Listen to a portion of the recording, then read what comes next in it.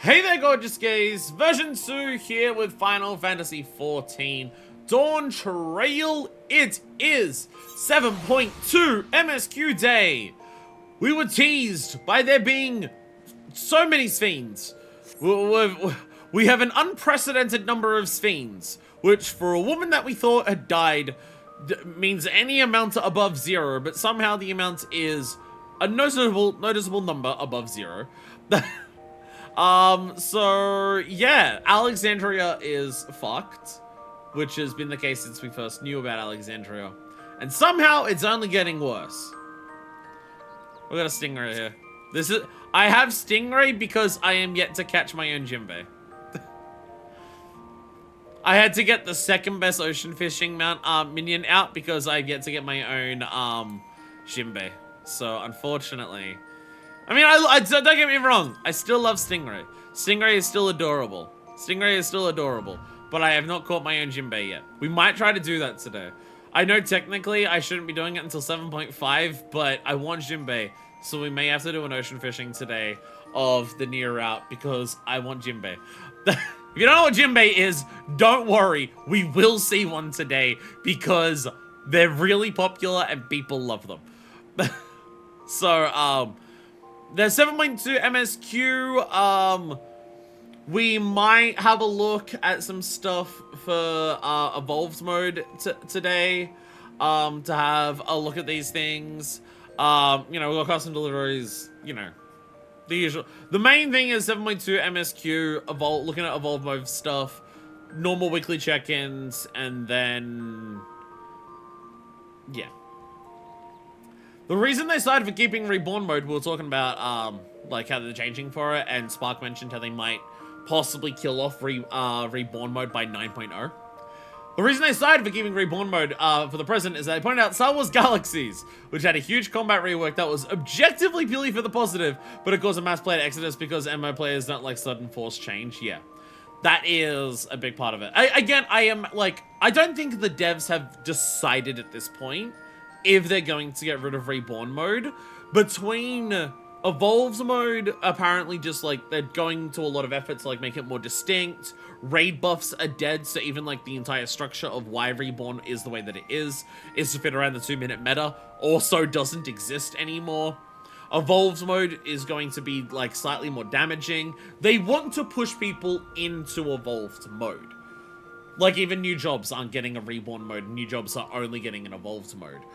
I imagine what it's going to be is they're going to try to push people into Evolved mode when they see the statistics that they'll have on their back end of how many people choose Evolved mode and how many people stick with Reborn mode. See if the raiding scene sticks with mainly Reborn mode or Evolved mode or anything. That will be their decision on what to do with Reborn mode in the future. I don't think they've decided yet, but I think their aim is to push people into Evolved mode to see if Reborn is even necessary in the future.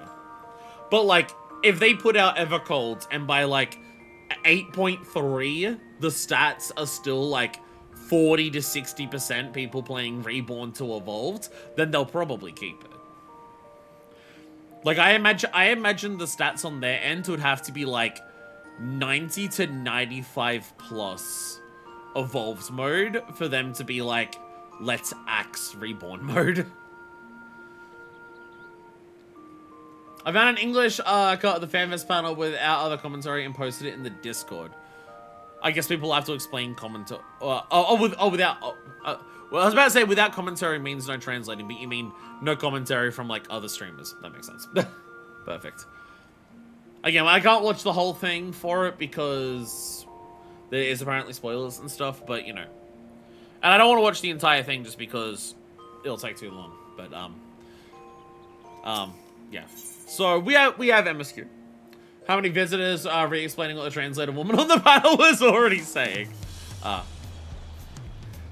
fact, Sphene means wedge in Greek. Hey, Artesia. I do not see a Jinbei with you. Let's go to the market board. Let's see if we can find a Jinbei. Look, that's why she wears wedges. let's go down to the Bayside Bevy and let's see if we can run into a Jinbei.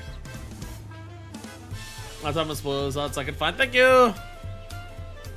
I mean, you can teleport there if you want, but I like taking in the sights of Toral. Frame rate seems bad, but I don't know why. There's not that many people here. There's one! I knew it, of course. Jinbei! Jinbei! It's the Junior Jinbei! A few days ago, Final Fantasy XIV added the most popular minion they've ever added to the entire game. It is Junior Jinbei! It is a baby whale shark. Is there another one? Oh my god, there's another one? Oh my god, there's another one. They added the most popular minion that they've ever added to the game. It is the Junior Jinbei. It is a whale shark, and it is fucking adorable. It is so good. I love it so much, and so does everyone else. Look at it! Look at it! Look at it! Look at it smile! Look at it! Look at all of its dots! Look at it go! Halagondo Mandragora. I have seen that. And also, if we pet the Jinbei. Ah! If we pet the Jinbei, it goes. Yeah, these are incredibly popular. People, this is part of the new ocean fishing route that was added. I believe they have Thavner now, for ocean fishing, and this is just a random catch you get in it. They're going for a couple mil at the moment. They're going for a couple mil at the moment. And yeah. Yeah. You can see the new hunt changes. I did not realize there was hunt changes. Selling Torali gem vouchers. What's the new change? I've not noticed anything here. There's hunt changes? I mean, these two are always here. I've been saving up for Brachiosaur. It's 7.5 so we can buy purples. Oh! Oh! This is the glaze for Bygone, yeah. Okay. So in 7, because Bygone is the highest home gear that we'll ever get in Dawntrail. It's the equivalent of like,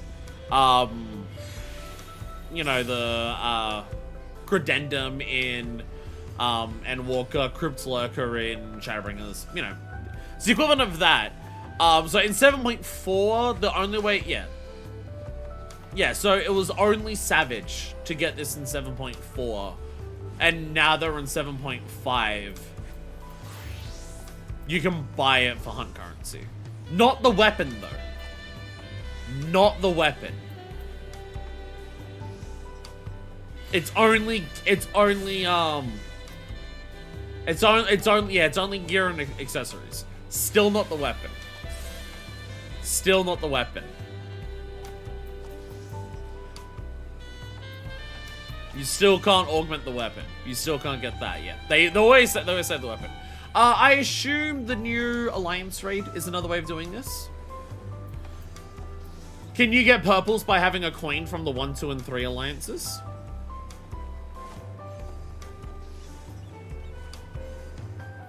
Yeah, okay, yeah. It's funny that all of these systems are going to be here now, and then the next expansion, they won't exist. Well, they may exist, but they won't be the only... If they do exist in the future expansions, which we don't know exactly at this point, there'll also be other options. As I say, seems to be critical about Final Fantasy XIV. If it's about the gearing system, then especially so, because they're literally aware that they want that it should be changed, and they're planning on changing it in the next expansion. Oh no, Bygone is weird. Can also augment Courtly Lover, but we can explain that later. Yes, if you because that's technically better in slot than Bygone if you Pentamilter, I believe, technically. I imagine they might keep Poetics just because how many old systems rely on Poetics. Like, how do you do Mandeville weapons if they get rid of Poetics? Poetics might still exist for old expansions. I think augmented crafted stuff you can meld more. Yeah. Well, because any tome stuff, like I can show you on this, any tome stuff is advanced melding forbidden, so you can only meld one or two onto them. But you can pentameld anything crafted. And I'm guessing the idea is crafted is technically better if only if it's pentamelted. Augmented Quality Lover, not augmented Bygone Brass, the new Alliance Red gear is all the same item level. Also, augmented Bygone is higher than augmented Curtly Lover. Okay. Okay. This patch was boss tier 2 or after? I believe it's 7.25. Sure, it turns out being ugly is not incredibly ugly if you die at something other than lime green and canary yellow. Yes, they have also added Sphene's glamour to the mug shop. But we're not seeing that many. I've only seen like 1 or 2 people wear it at this stage. It's not been like the most popular thing. But you know what glam is super popular this week? There's the guy next to me.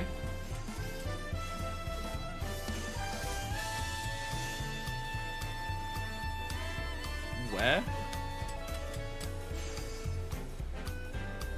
I'm not, okay, I was about to say. I'm not seeing anyone there. No yellow weapon augment from Alliance rates though.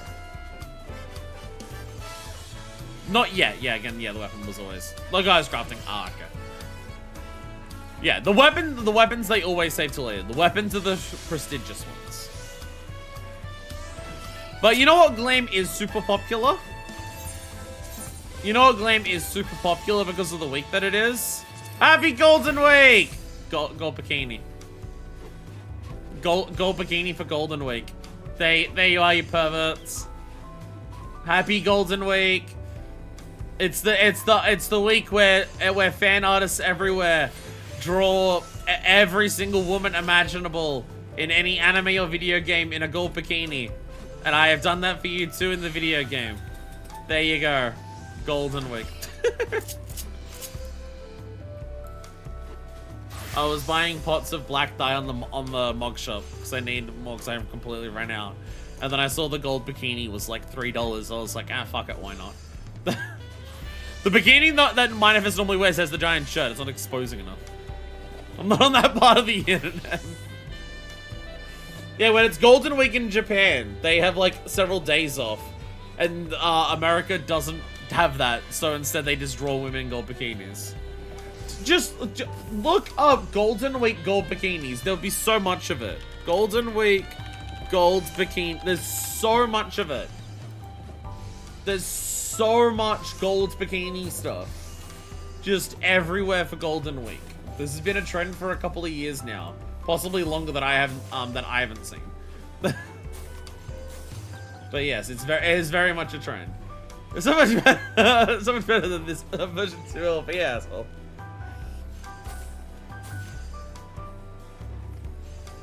Oh, also Golden Week, I have a gold drink here. It's an Aldi energy drink. No sugar mango.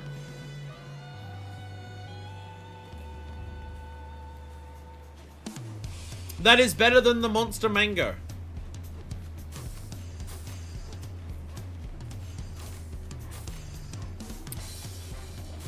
That's straight up fruitier than the Monster Mango Loco. That's a straight up better. I have one energy drink, I'm gonna have to pay spray for me. That was also a lot cheaper. Anyway, should we do some MSQ?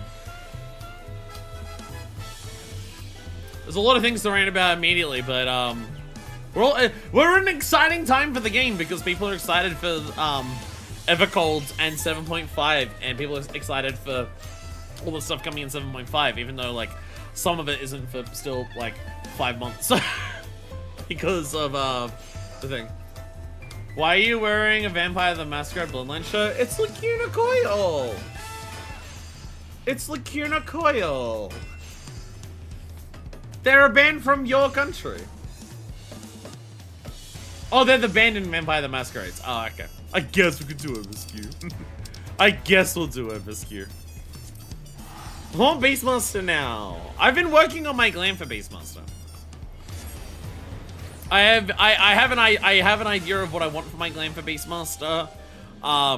It is actually, by the way, in the game, like data-wise. Hey, look, here's Beastmaster, by the way. Here's Beastmaster. The data for it's in the game now. So there's Beastmaster. It is indeed. Yeah, well, Unicorn posted very prominently in your room in that game. Hell yeah. It has been confirmed. We can see it in the logo, and apparently people have like looked into the data for it in the game. It is indeed like the Bosnian Beastmasters. It is like Lion. It is indeed a shield and axe, which is pretty cool. Apparently, it just uses the actual paladin shields. It doesn't have its own type of shields. You can just glam any paladin, or I guess technically conjurer and thaumaturge shields over it that you want. Apparently that is confirmed from people looking into the game. Bad! Fuck you, Twitch, for wanting me to give my ID just to watch this. Thank you, VPNs. Twitch is doing that? Twitch is an ID verification platform as well? I didn't realize that. Interesting, because like Discord has that for me living in Australia, but I don't have that yet for Twitch. Hello, Beard. What the fuck, Twitch? You can see what they can equip via the market board. Oh. Oh. That's how people work it out. Okay. That's okay. I don't think countries that are asses about it. But that's the thing, is like Australia's asses about it. But I've not been asked by Twitch yet for that. I've been asked by Discord, to which I haven't given it. And what Discord does and doesn't let me see, based on the fact that I haven't age verified, is odd. There's some stuff where it's just like, oh yeah, no, it's totally fine for non-age verification to see that, but the one directly next to it, no, that one we're gonna blur. Probably because they mark your streams as mature. Could be that. It could be because I am literally a streamer. Well, I guess they'd have my bank account details because they literally pay me. I mean, like, Twitch literally pays me. They have my bank account details. I guess that it would count as verification.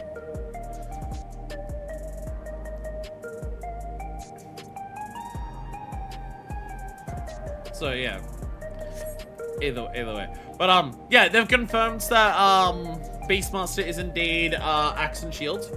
So I've been working on like, oh, this would be a good paladin shield for it. It's Cryptolurker. Been working on other glams for Beastmaster. So the moment that Beastmaster comes out, I'm gonna take that level 1 gear and I'm gonna glam it instantly. It's gonna be awesome. Okay, age verify, even if your account's like 20 years old, who knows at these websites? It is very confusing. Daddy Amazon adding a few zeros into his account from Aussie streamers. Yeah, a few zeros and not many other numbers because, anyways, let's go over to the Nexus Arcade. UK legislation's unclear if credit card's sufficient or if passport with driver's license is the only acceptable route. I mean, I literally don't have a driver's license because I can't drive. So most just say give photo. I mean, I have a photo ID, I don't have a driver's license, so I hope that would be enough. But also, but I don't have to give it because fuck you. Also that.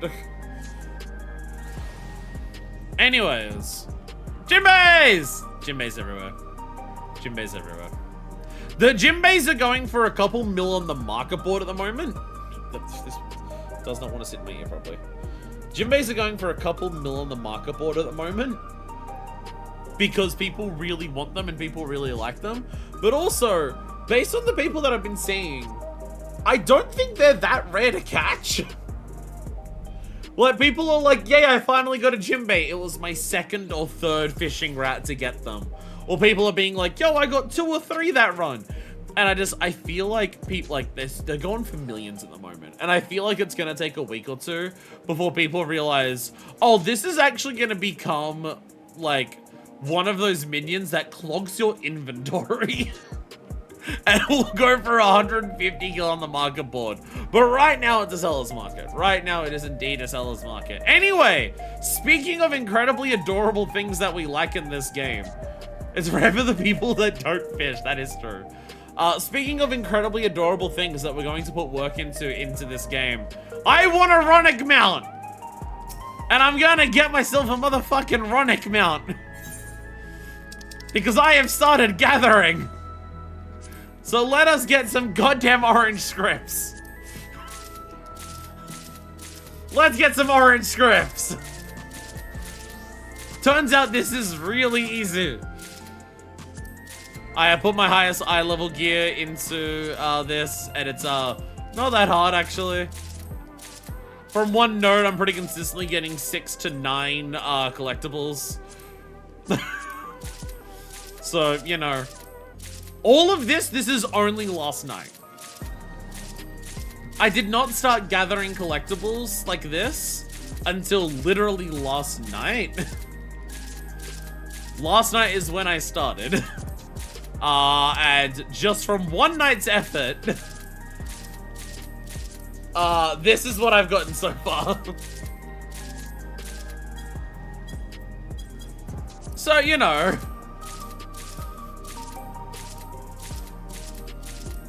This wasn't even that hard. It's not hard, it's just tedious. Well, what I've realized is that going around and gathering stuff like this, and then we go over to Splendor's vendors. No, sorry, I gotta go super exchange. So we go over to the materials. Let's get another couple mount tokens. I have realized that gathering stuff like this is the perfect thing to do while waiting for queues to pop. No button to hand over everything? No, sadly not. But that, like, one night's effort, that's another 4. One night's effort, that's another 4 mount tokens. I'll take that. Are you okay? This was not the... That's a lot of items. It's not that bad. There is a node that appears in the game roughly every, what, 3.5 minutes? Oh no, probably a little longer than that. How long's an hour? An hour's like roughly 3 minutes. It appears every like in-game 2 hours or so. So it's something like that. So like roughly every 2 hours or so. Every 2 hours or so in-game. 2 minutes 55 is an hour. So, but yeah, basically every roughly 6 minutes a node will spawn. And from that node, I can get 6 to 9 depending on RNG. Bare minimum 6. Usually 1 or 2 more. Sometimes a little even more than that. If luck is really liking me. These are not sticking in my ear today. It's really annoying me. It's because my ears are disgusting and the way they're sitting in there is not good. But yeah, so yeah. Turns out while you're just waiting for queues to pop, really easy to just do that. Fates are another thing you can do while waiting for queues to pop, but depending on what job you're doing, it makes doing fates a lot harder. Dawntrail fates, I've noticed, definitely favor tanks. Prior expansions, like 2 or 3 enemies would spawn at a time. So some of them could be faster for DPS, for just like single, doing single target stuff. But Dawntrail fates are very frequently like 5 to 8 at once. So tanking is way easier. So if I'm like queuing as a DPS for something, depending on the fates that spawn, it might be a bit annoying to do it as that. So instead I can just go gathering. Every expansion favors Pictos, that is true. Although the mentor was part of your code. Unfortunately, I'm not doing a Sphene Everywhere cosplay, so the mentor is not attached to me, I'm sorry. And now my inventory is clean. Anyway, let's go to Neonstein and actually do MSQ. Solo DPSing fates are often best tackled 1 mob at a time. Well, again, it depends, because, unless you picked it. Again, it's more so just, like, dependent on the fate. Hey! What's up? Hello? Hello? Also, hi, Aaronville, I guess, as well. Because if, like, solo targeting one enemy at a time is faster than a tank hitting 3 things at a time. But is solo targeting enemies 1 at a time faster than a tank hitting 7 enemies at a time? Probably not. Probably not. And Dawntrail definitely seems to have way more fates where the amount of mobs that are in the fates scale up to 5, 6, 7, sometimes more. Endwalker was pretty consistent. Most fates that had multiple mobs, it was 4 at a time. It was pretty consistent from a lot of Endwalker. And then in Shadowbringers, it kind of alternated between 3 or 5. Sometimes even only 2. We'll bring Viper and don't think about it since you have Endless Cleaves. Yeah, Viper does help a lot. Viper does help a lot just because this Uncalled Furies hit a lot of things. This hits everything. And then this is also just pretty good, yeah. And then you do that, you combine it with Bloodbath and you have your Chocobo ready, and you're basically a pseudo tank anyway. You're basically a pseudo tank anyways. Anyways, now that we're an hour into the stream, let's begin the MSQ. A glimmer of the past. Crowd wishes to catch up on recent events.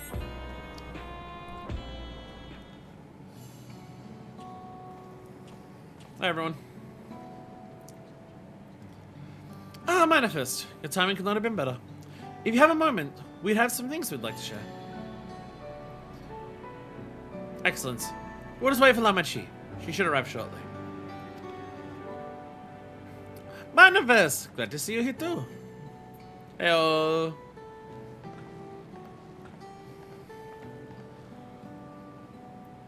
Not that I'm not gonna watch it. Because there's no way the arguments are in good faith in any capacity whatsoever. But I've had it recommended to me a couple of times in my videos lately. Even when I click ignore this channel, it still keeps showing up because YouTube doesn't like you blocking channels. I keep seeing this video. Why are we being surveilled? It's because it's a small room. We can't put the camera down unless it clips to the wall. There's this video that keeps popping up. And like, the title and thumbnail, the video is trying to imply that originally Dawntrail never had Wooklamart.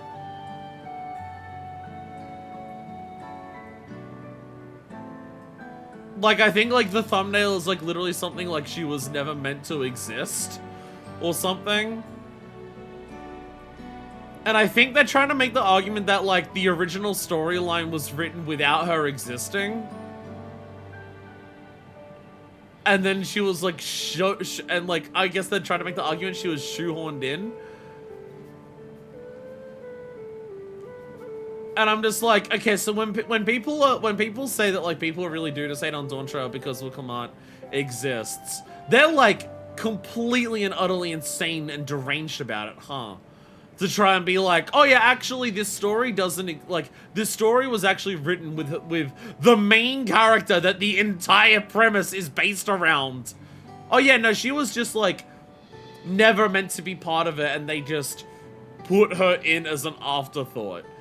The character who, like, the entire storyline, like, sequence of events and thematic through line revolves around. Oh yeah, she was an afterthought and was never meant to be there. They added her later because of woke. Like, it's just, like, okay, so when people are, like, weird about Dawntrail, they're completely and utterly fucking deranged. Okay. Okay. And speak of the devil, let's catch each other up, shall we? Right. I'll go first if nobody minds. I've been back in Toria alone and spoke with Connor. I told him all about the records left behind by Galuja's mother, as well as Sphene's reappearance. Ah, yes, the records of Galuja's mother. The stuff that we showed Galuja that definitely won't be a point of therapy for many, many years to come. I'm sure that kid will be doing so great having seen that. We decided that I should remain in the dome until things settle down more. The way these people treat that 8-year-old is terrifying. But while I'm Guruja's guardian, I'm also a foreign ruler. I'll have to take care not to appear as though I'm meddling in Alexandrian politics. That's all from me. Baku Jar Jar has, like, another world that he's teleporting to. Story seems kind of phoned in, but honestly, I've replayed Juno a couple of times, in the last couple of days especially, since the stream, and I'm more positive on the Alliance raid since then. I was totally right, by the way. The Archangels fight is a lot better when you have tanks who don't just run around the entire arena and, like, lead all of the ads really far, like, all the bosses really far away from each other. So it becomes really hard to tell what the other bosses are doing because your tank has dragged one of the Archangels to the other side of the fucking arena, so you can't even see what the other ones are doing. And when you have tanks who actually know what they're doing, including yourself, where you keep them as a close-knit group, so you can still fight yours, but you can still see what the others are doing to get ready for their turn. So it turns out the fight's a lot better when you can do that. Turns out the fight is way better when you can actually not have to, like, do the fucking beep lap marker thing to try and catch up to your target to hit. So I don't think it's the best, but, like, I also redid Thalia this morning, and dear fucking God. God, it can be so much worse. Thalia's the one I'm the most positive on of the Animal ones. Go, we science love meddling with foreign affairs. It's practically our jobs. Lamanchi, didn't you literally hire us to come in meddle with foreign affairs? Lamanchi, I exist here because you asked me to come and meddle in the foreign affairs that were about the Dawn Servant of Taral.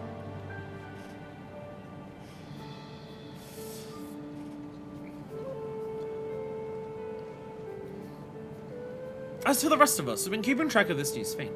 She has been making regular appearances before the people. Oh, shout out, sorry, I'm gonna interrupt stories so much here. This is why I auto-advance voice cutscenes now. I got a magazine in at work about Jonathan Bailey. And it was like, the essential guide to Jonathan Bailey. The man that teenage girls will fawn over until they realize he's gay. We got in a magazine about him at work, and the first thing I thought was, I swear to God, if you don't include Grahatia in this book, I'm going to not even put you on display. I'm not going to let people buy it if you don't at least mention Grahatia. I know by numbers it may not be his most popular character ever, because some of the other stuff that Jonathan Bailey's been in has been, like, really, really popular.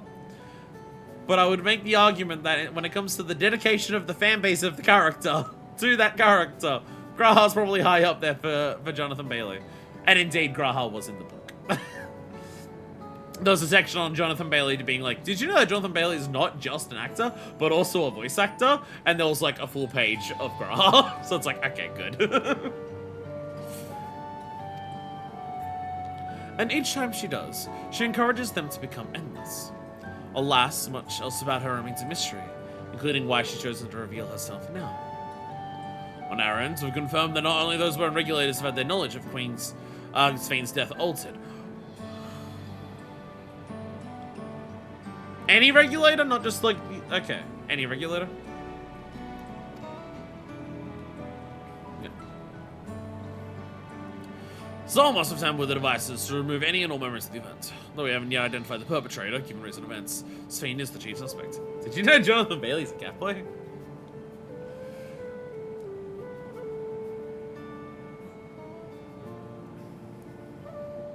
I wonder if there's, like, people at Square who regret having Jonathan Bailey be Graha. Just because there's no way he doesn't cost more. There's no way he doesn't cost more to voice his character than the other actors in the game.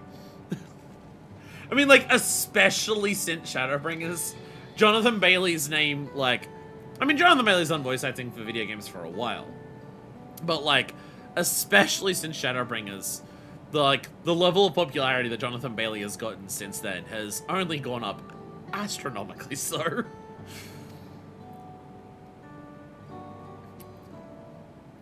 he does love the role. I have seen interviews where it's like he really enjoys the role. I've seen him say where it's like he really enjoys playing Graha because he loves that. If he likes the role, he might not want to charge higher rate for it. I've heard that happening with VAs who are fond of their roles. I've heard him specifically say that one reason that he likes voicing for 14 is because of the way 14's written. Anyone who plays any amount of 14 notices characters talk in this game not in the way that people talk in the worlds. Syntax, syntax is different. The types of words that you use are different. There's a lot of things where, like, it's obviously English, but it is very clearly, you know, to sell the fantasy of the fantasy worlds. They have their own sentence structure, their own syntax, their own grammar, their own preferred words for certain things. And I've heard that's like a big part of the reason that he that's like part of the reason why he likes doing it. He's like when like sitting down to voice him, it's like it's like you really get transported into this world because the way that people talk is so different. His boyfriend's a big fan of the game. I mean, if I was playing 14 and my boyfriend got to be the character that Graha is in the game, you know what? I'd probably play a lot of the fucking game too. Many believe that the Queen of Reason is alive and well, and remember her funeral as a memorial for those lost in the attack. Needless to say, this has proven confusing for those with more accurate recollections. We'll carry on with the investigation. I'll head to Earth and Sky now and coordinate with our people there. Right, hold your T5 since cutscene started. I've been interrupting it with magazines. There's one other matter. The highlight of this gathering, you might say. We'd like you to meet a certain someone. By all means. Where's this person now? Okay, so she's just here. We're not going through any, like, oh shit, here's the introduction. She's just already here. Okay. We're doing this immediately. In the break room. She is unwell and Yashol and Alice have been tending to her. They'll be able to explain things. I want to see how she's doing, so I'll come too.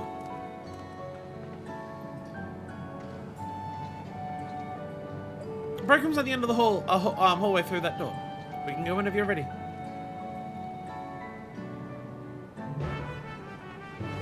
Right, just instantly. It's not like we're standing here and then we realize that Yashola and Shell are at the door with someone. It's just like, no, that is already here.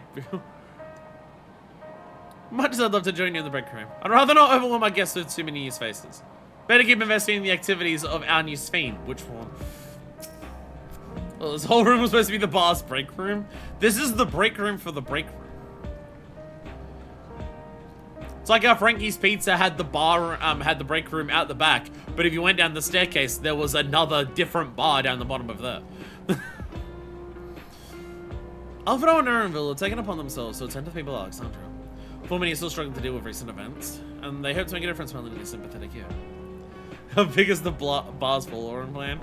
Look, sometimes you get access to a place where you're gonna open up shop, and then you realize that it comes with way, way, way more rooms than you realized. But with Thanjeet, about half the party got knocked off from the first knockback. Thanjeet's a pretty good name for it. I don't think I've heard it be called Thanjeet before. Alright, here we go.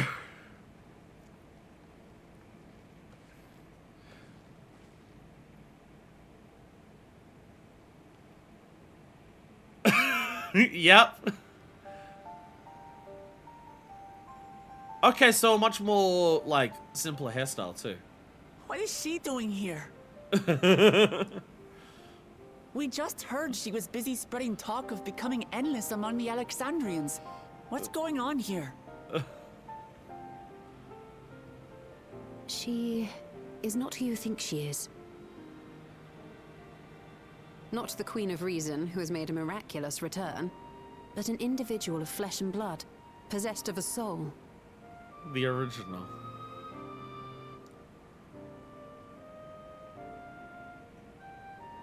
We chanced upon her in living memory, but she collapsed before we could exchange words. We decided to bring her here for now. Her body was suffused with lightning ether, which caused a debilitating paralysis. Ishtola reached out and informed me of her condition, and I came with a portsy as fast as I could. We're now waiting to see if the treatment was effective. Again, we need to get a lot of porksies Judging just by to her treat, appearance, like, the circumstances of our encounter, the- and her extreme 11 ethereal problem aspect, everywhere. I am all but certain that she is the one from whom the Endless Sphene was created. The original Queen Sphene of Alexandria. And she was in stasis. What? But how can that be possible? The real Sphene died of illness 4 centuries ago. I don't think she died. I died. Whatever do you mean? Oh, this is gonna be confusing. I am not dead. I'm not. What is this place? She's not even gonna recognize Alexandria. Where is everyone? Otis and Zelenia. And who are you people? They did it. They preserved the coins in Sphene Alexandria dungeon. Calm down. We mean you no harm.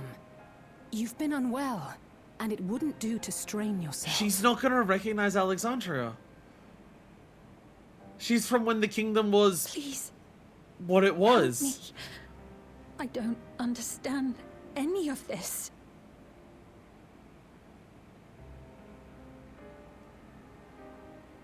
Of course.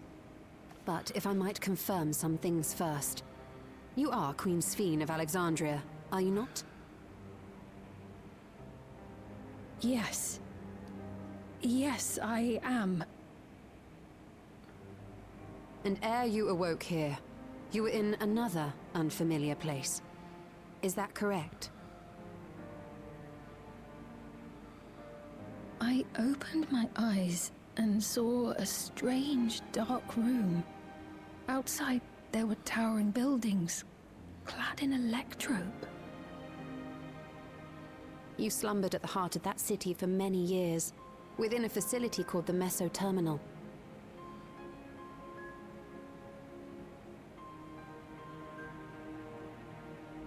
Many years. Many things have come to pass during that time, some of which you may find upsetting. Are you sure you wish to learn of them?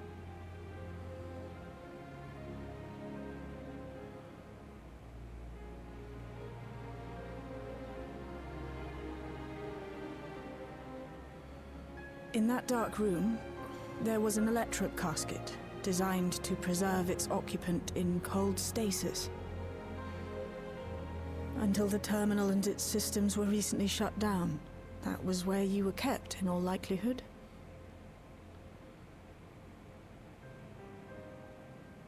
Since the time of the Old Kingdom, for 4 centuries. Yeah. Do you speak true? Yeah. I've been asleep for that long. 400 years. The thing is, based on the Sphene that we knew, we know how much Sphene cares about the kingdom and her people and everything like Our that. records say that Queen Sphene succumbed to the rampant lightning energies unleashed during the storm surge. But it seems the truth is rather different. So for her to awaken and the entire kingdom that she knew is gone. It's so far into the future. Oh, Jesus. The giant baby deer eyes. Yeah, yeah.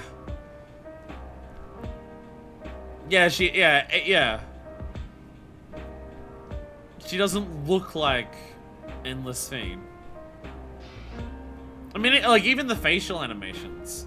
Because Endless Sphene was so smiley, so diplomatic. With, like, you know, the pushes towards anger with, you know, the various events that happen towards the end of Dawntrail.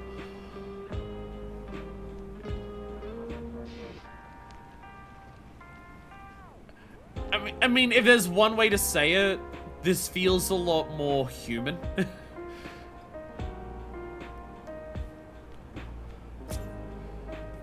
Like, feels like, you know, certain parts of Endless Sphene being the way that she was in terms of acting. Like, you know, can feel like some of it is, you know, forced upon her by the way she was created. Kind of thing. Oh, daughters, two of you are here. What can I do? The original Queen Sphene. We'll tell her what she wants to know. Then we'll decide to what we need to do. We turned up our chamber when we searched the Meso Terminal. Safe to say none of us anticipated this development. The treatment may have been effective, but the road ahead for her remains uncertain. To wake up alone in a distant future, soon by no choice of your own. Can hardly blame her for acting as she did.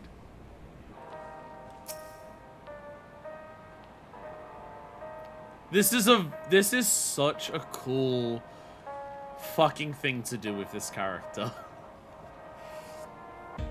This is such a cool fucking thing to do with this character.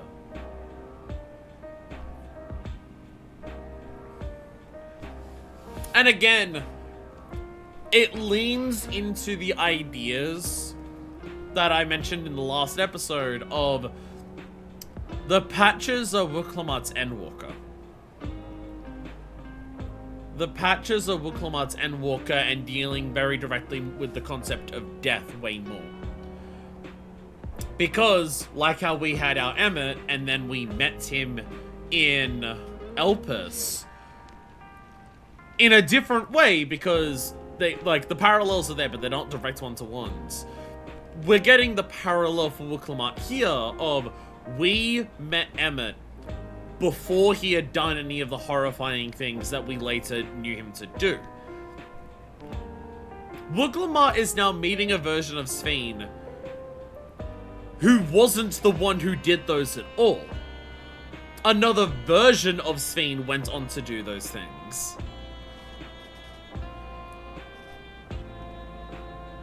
And, like, we're gonna have to tell this Sphene about that happening. Emmett and Sphene free character development / trauma. I do not believe that you are lying. So please, tell me everything that has happened. Everything. Very well. But let us do so with care, lest we cause you undue strain. Now, well, I should like more of us to assist. It isn't practical to gather everyone. So I'll summon Graha, Tia, and Krau for now.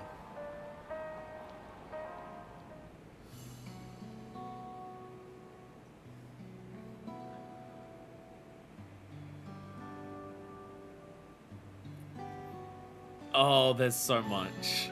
Oh, there's so much to tell.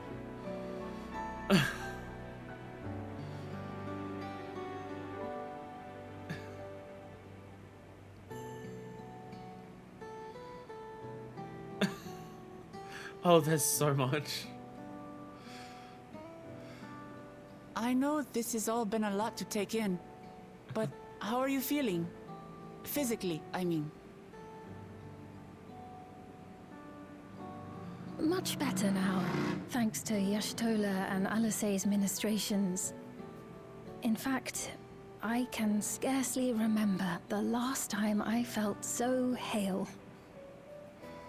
You know these people got ancients, one of them had a pet bird. I know not how to repay them, not only for coming to my aid, but for telling me about my kingdom besides.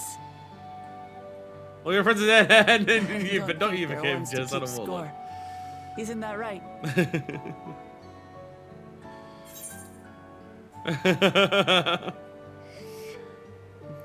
Stoller is the motherly sort. She didn't hear that from me. She's known those two for a long time.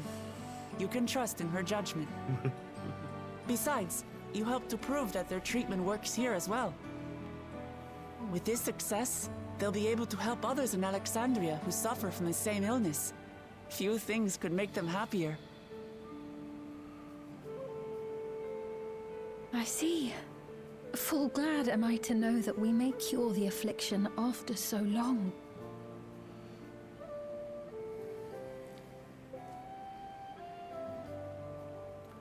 So how are you handling So everything? very long. Yeah.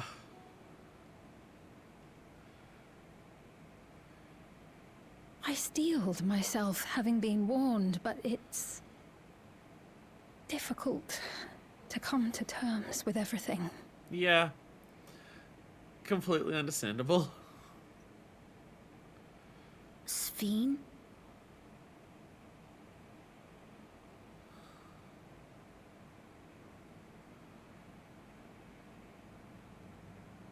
Maybe going out and seeing it would help.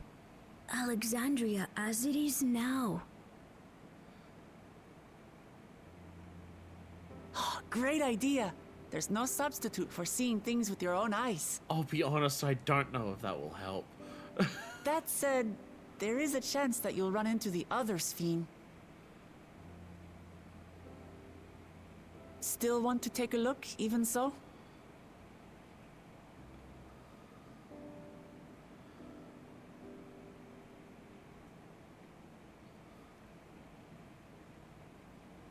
It would be a lie to say I do not feel anxious, but I wish to walk among the people, to hear their voices and learn about their realm.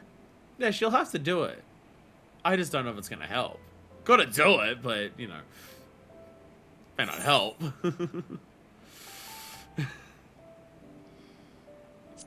We go together! Sorry. Just reminded of Truly, someone. I would be honored. Then allow us to show you the sights. Thank you, Wuklamot.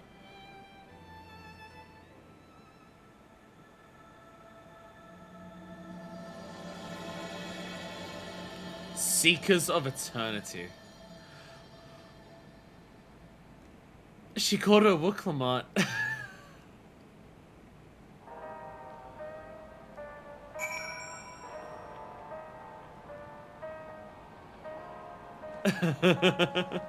She calls her Wuklamot.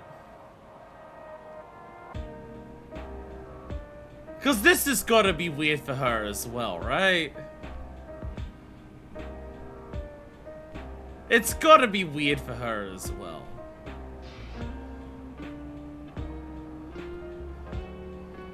Like, she tried so hard to try and create a better, like, conclusion with Endless Fiend than what we did. And tried so hard to understand her. And now her, but not her, still in front of her. Who has no memories of that, any of that, and just, oh. Oh no, my problematic crush is alive, but not the same person. Come on, we'll give Sphene the Grand Tour. See, with this development, between the ending of Dawntrail and this development, I am now... I'm now understanding, oh, this is why the toxic Yuri shippers love this so much. That's what... The Wuxin Yuri is alive and not as toxic. Yeah, I, like, for Yuri lovers who love their Yuri storylines to be complicated as fuck, yeah, this is a gold mine. The other one immediately latched onto Lamachi invasively while this one's getting to know her at her own pace. Sphene asked me not to call her by a title.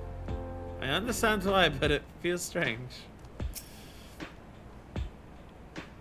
Thank you as well, Manifest, for your kindness. The Endless Fiend. You knew her, did you not? It may take time for both of us to come to terms with this situation, myself especially, but I recognize that I must. I may still be here, but the world I knew is gone. So the difference between Endless Fiend barreling through boundaries like a bull through a trash shop versus the slow burn friendship with this one. So crunchy, so delicious.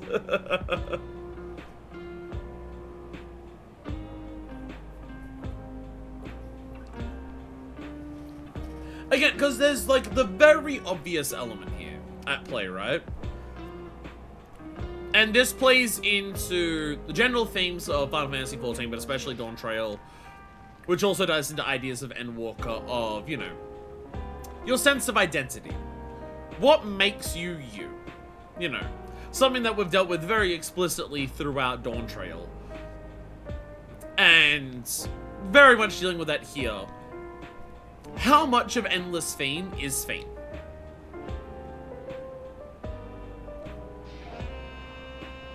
How much would this Sphene do the same things that Endless Sphene did if she had existed during that passage of time, during all the events that had happened to it, for all of that? How much of Endless Sphene is influenced by the fact that she was literally created by preservation? And as Sphene existing, how do you reconcile the concepts of this other you who existed, knowing all of this? And, you know, it's good shit. It's tasty shit. Endless Sphene without Sphene is Queen Eternal. And it's just... ooh. Memories of a bygone age. Sphene is eager to see the new Alexandria. Before heading out, I should put on more suitable attire. There's a modern outfit among the items Shell has prepared for me, I believe. If you would wait outside, I should need only a moment. Alright, take your time. And also, I'm not going to question preservation.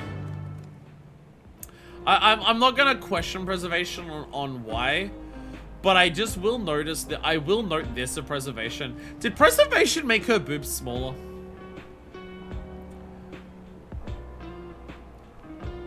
When preservation brought her back as Endless Sphene, did they make her boobs smaller?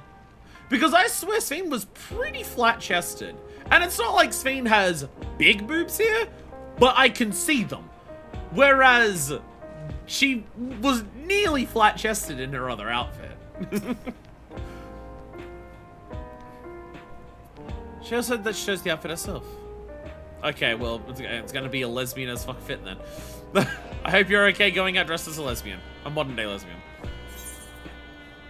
You can see them because she isn't wearing an LCD screen on her chest. Yeah, I guess the last one, yeah, it could be compressing it, so yeah. I mean, the game, like, in general does that with clothes. If you, like, you can not change the breast size of your character, and depending on the clothes that you put on, it can, like, constrict them or push them out. That is definitely noticeable. Like, Minifist's chest doesn't stand out as much on some clothes compared to others. Yeah. It's also textured lace, which obscures boobage. Might be that, yeah. Yeah, the other one, yeah, it was close to a corset, I guess, yeah. Charlotte and Alice left for the government sector. They want to discuss how to go about treating this afflicted with lightning. Admirable. Don't know how they keep going without so much as a short break. I haven't gone outside in a while. Understandable. She had the crypt in my mother's records, so I've been spending a lot of time reading them. I'm only getting more and more traumatized by the second. Dragon's Phane's dress, and it does shrink the boobs a bit. Oh, okay. I mean, if there's gonna be a character, it's gonna be noticeable, and it's going to be breasts boobily Averill. It is going to be the Vieira with like bust size 100. That if you put on Sphene's dress and it shrinks, it will be noticeable there. The heart neckline's a bit ill-fitting and creates the illusion of a smaller chest. Okay. Even if she can walk, she's still far from fully recovered. But I've taken out to push her too hard. It was just noticeable because, like, I noticed I'm seeing a chest on Sphene. And that's just like, I thought she didn't have one. I thought she had none, and I'm seeing any, and I'm just like, okay.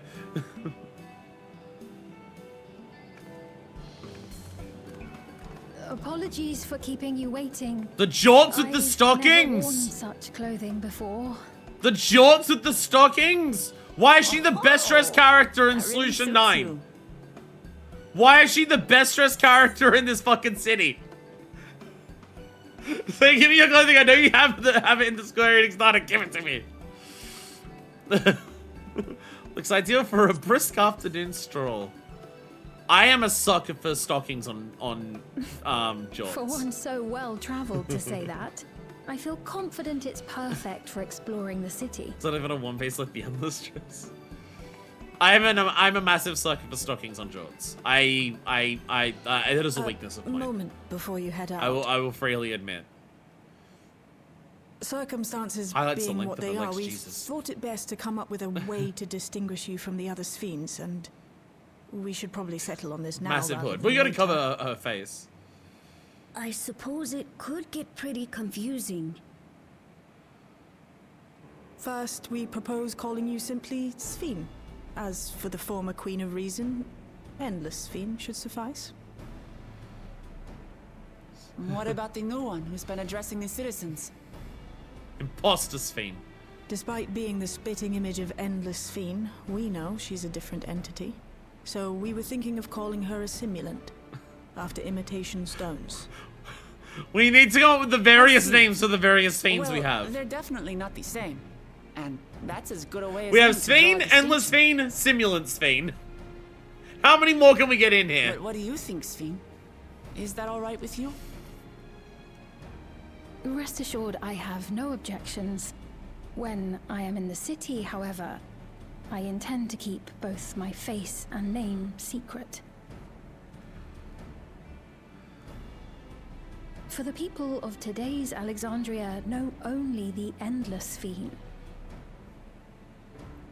We're sorry to subject you to such ignominy. No, I myself would rather not invite complications, so it is quite all right. Thank you for your concern, Shale. Secret. Let us be off then. I am in your capable hands. That you are. First, we'll head to the entrance of Solution 9. Sphincognito? Good idea. We should start from scanning Port 9. I'll do my best to explain things. Sphere. The muted yellow and the abundance of neutrals. Really loving the color story between her and Endless Sphene.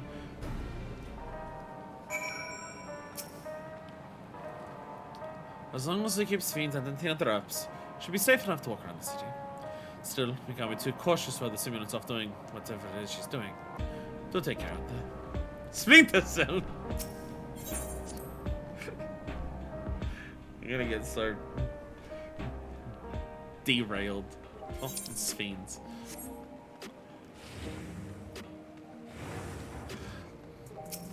This is immediately like so fucking, oh, you saw an opportunity to do like the most interesting thing you could with this character, and fucking Christ, you went for it. Makes me very happy. Makes me very happy to immediately see that.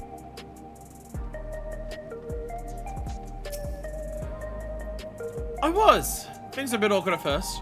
She's still so young after all. But before long, we were talking up a storm. Had so much fun, just like old times. Are you, Terrell? You've been to Toriola? You able to meet your friend? Okay, yeah. Instant stick. Jesus. Hey, she's got the hood on! She's got the hood on!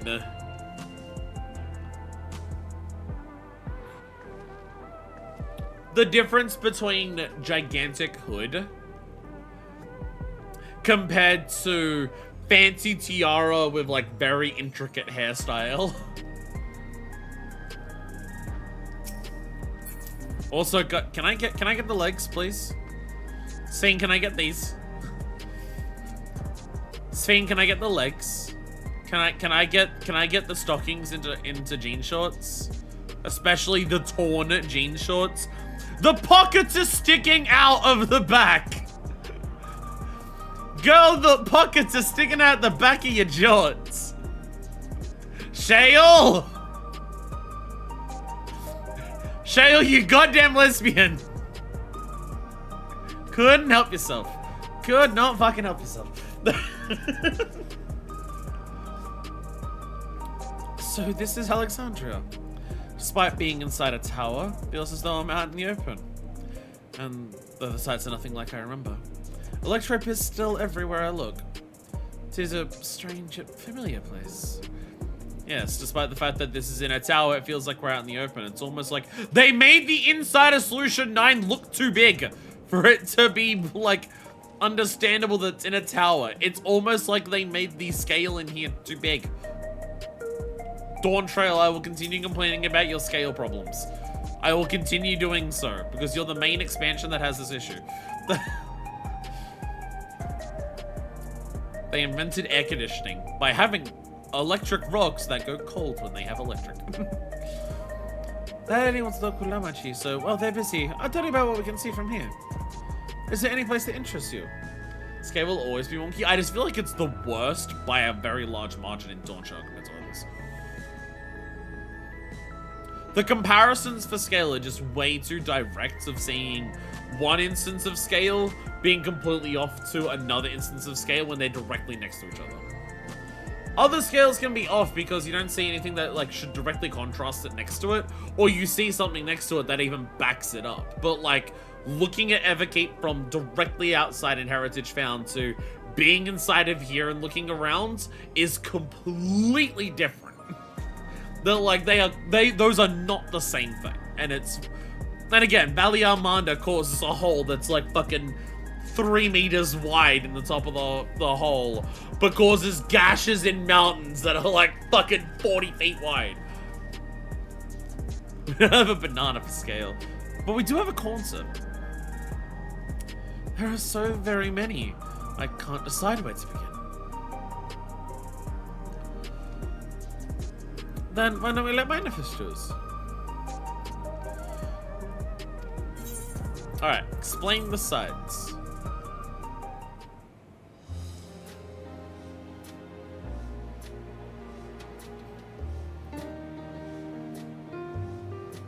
There's so much.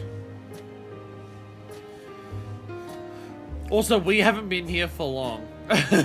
Also, we haven't been here for long, you know, but like in general anyways, so like this is Look Lamont.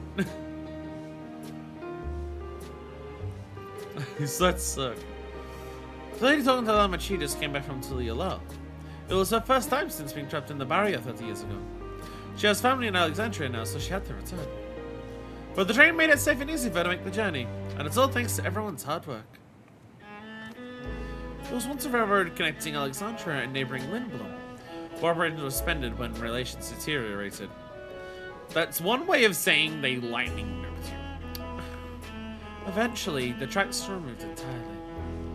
To see that a railroad now connects us to our new neighbors, is gratifying. Yeah, once we killed the warlord, everyone else was just like, my bad, and everyone else was just like, I guess we'll forgive him. Especially considering that our history began with war, with Alexandria the aggressor. We continue to strive for peace, Tulila's leaders have shown great magnanimity. I can't help but be moved. She's even like acknowledging, like, we went to war with you, and now you're just chill? Sarama, you're too chill. maybe you're too chill.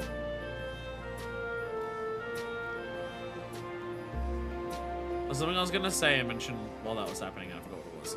Oh, I believe I mentioned this. I believe I mentioned this in another stream.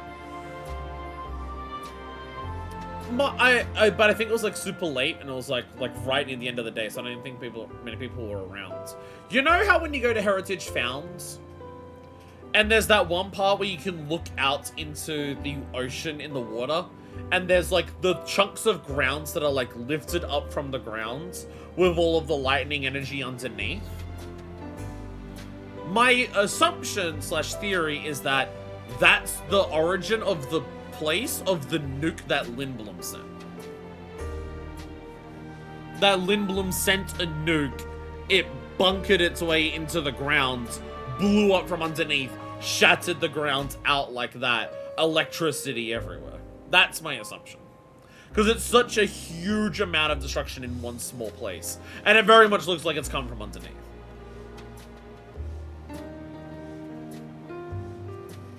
So I very much get the idea that that's, like, the order of events. Nexus Arcade. There are lots of different shops at the Nexus Arcade, selling everything you need. It's always full of people out doing their shopping. The Endless Sphene gave Manifest and Lamachia a tour of the place. I remember watching them from a distance. We hit the MREs. The castle town I knew had a main thoroughfare that was lined with shops. Whenever I visited, the citizens would come and speak with me about matters great and small. Just like that lady is doing now with her client.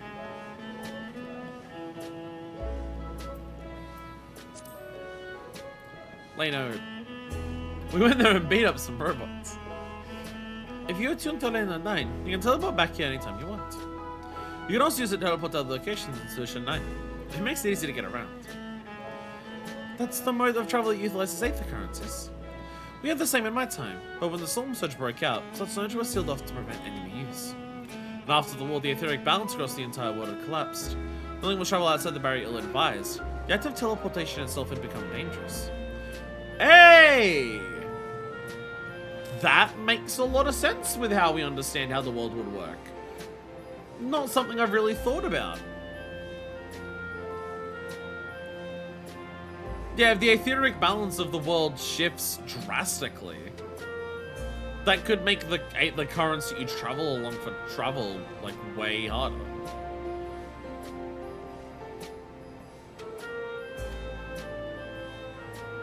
Does hardly see them available again, and for the use of what I know.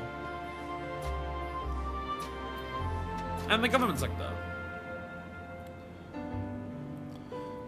In the government sector, there's a counter where citizens can get matched to jobs. There's also a soul exchange, but no one goes there much these days, since there aren't many souls in circulation.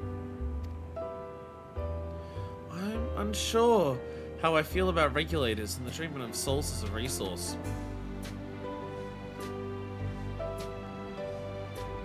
Okay, the original queen is saying this.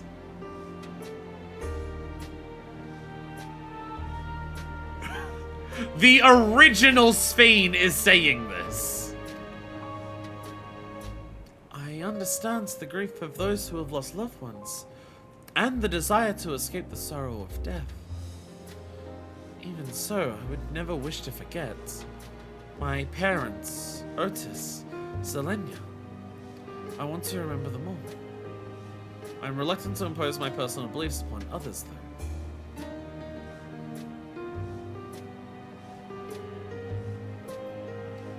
It very much feels like we're not going to force Alexandria to change its ways. It feels like what they're setting up for is we're not gonna force Alexandria to change its ways outside of just imposing like what you think onto other people is bad, even though again this is just like the morals are in place and we know how the world works. It also may not just be effective to just tell them otherwise, but it very much feels like we are building up to, for Alexandria to keep existing, they're gonna have to confront it themselves. Like, we're already seeing problems happening with memories being tampered. We're already hearing about souls are just running out, and if they, you know, decide imperialism is in fact actually bad, they will just get to a point where there is no spares left. Thanks for your help, Manifest.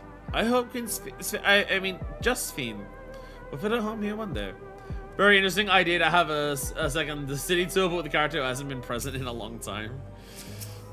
Here's, like, we were here to just, like, here's what it's like for the first time, and now we're here where it's like, here's how it's changed. The show of spying stars between faint gaps in the clouds is absent here. But there's a fine thing to be sheltered from the thunder and rain. Sorry about that. I got a little carried away with the conversation. It's alright. Manifest and I told her about the places we could see from here. Really? That's great. Right then. Why don't we stroll through the residential sector and stop at Mosaic? We can take a break there.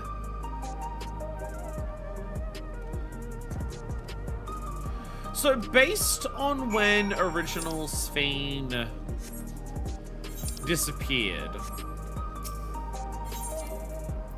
Like, based on when original Sphene, you know, got put into stasis as a result of being sick.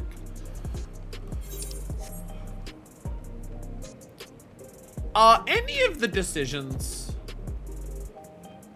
that results in, like, the imperialism and colonialism of Alexandria are, like, any of it on Sphene's hands?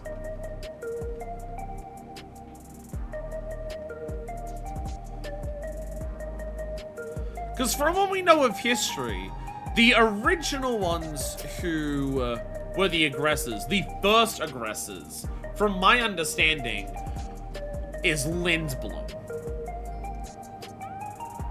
From what we've heard, Lindblom were the original aggressor nation to other nations, like at the start of like when the storms were happening and everything. But Alexandria very much overtook that role and started expanding to capture as much Electrope as it can. Again, they talk about how rare Electrope is as a resource and how all of these wars were fought over the scarcity of Electrope. And then you look at Alexandria, where every possible fucking thing is made of Electrope. They clearly extracted way the fuck more than they needed. We know the Alexandrian side, so we can say that is true. Lindblom, as far as we can tell, doesn't fucking exist anymore, so...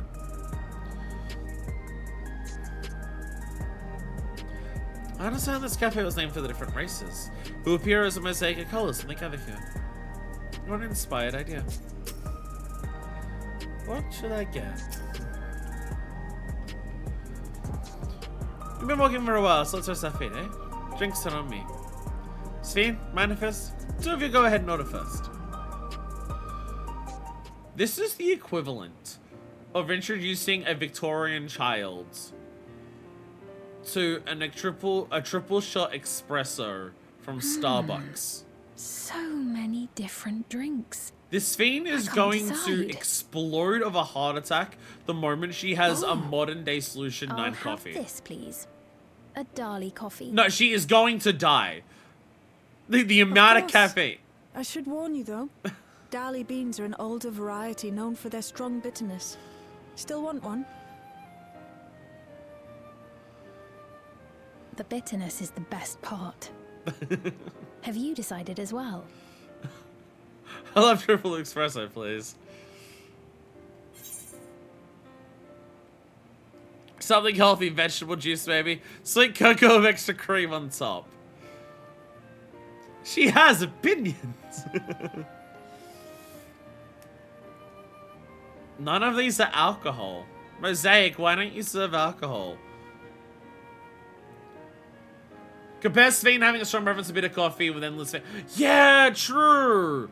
True, when we asked her, like, her favorite food after we had those ones, she had no idea how to answer. Yeah, the individuality of Sphene are being erased to make endless Sphene. Like the culture of Alexandria being erased over time to become what it is. It's almost like within a system that extracts everything that it can from others and commodifies every aspect of life down to the very essence of life itself, that everyone in a part of that system has everything taken out of them, including even the queen herself. She also literally couldn't eat because the Squid Games robots don't have a mouth. I mean, out of all of these options for Manifest to have, so the Manifest would be against coffee, so I'm against coffee. I don't want fucking coffee. Go for a sweet. Go for a sweet. go for a sweet chocolate. I understand completely. The allure of something None of these are sweet alcohol, can so often be too strong to resist. none of these are alcohol, so we'll go with something sweet. I'll have your drinks ready in a moment.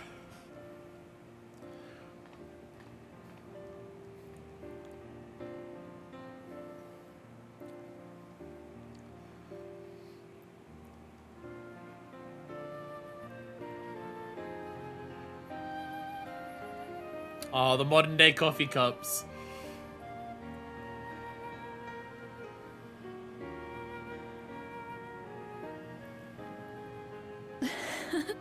they're certainly well liked. It's a wonderful feeling, spending time with the people.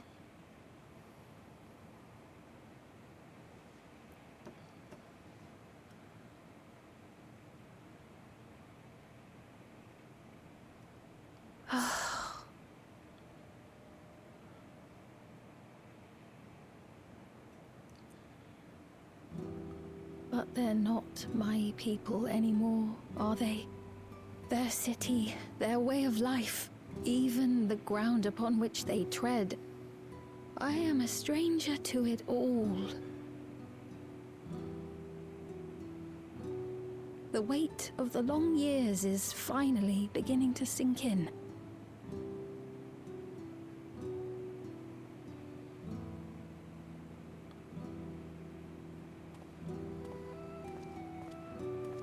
Your Majesty, is that you? Well, I'm sorry to disappoint, but I am not Queen Sphene, though I'm often told we look alike.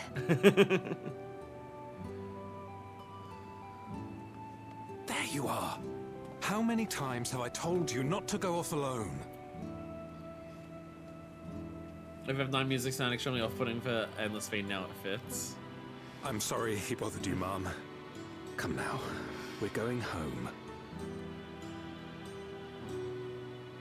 Like, Sphene is disconnected from this era of Alexandria. Bye! Not Queen Sphene! So her having music that sounds like it would fit more in place with Yesterlands. I do not know that boy, nor does he know me. No one does. Another harsh reminder that I have no place here.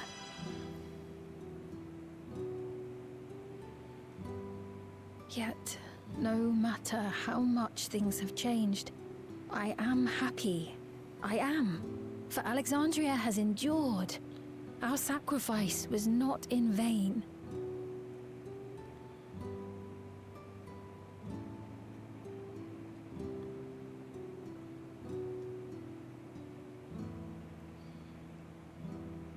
Even so, I cannot help but feel lonely.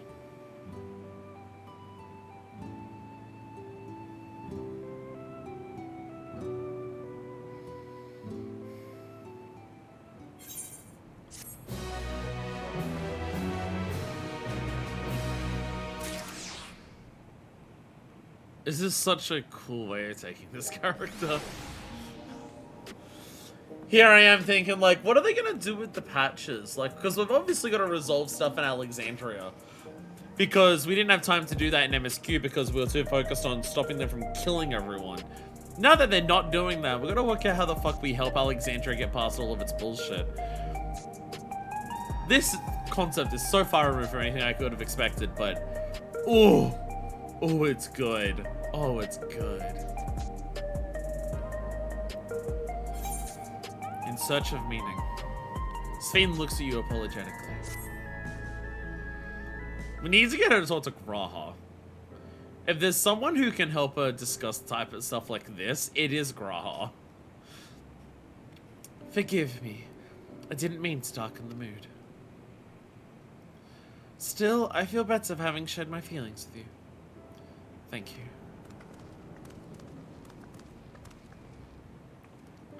I'm sorry I'm not being much of a guy.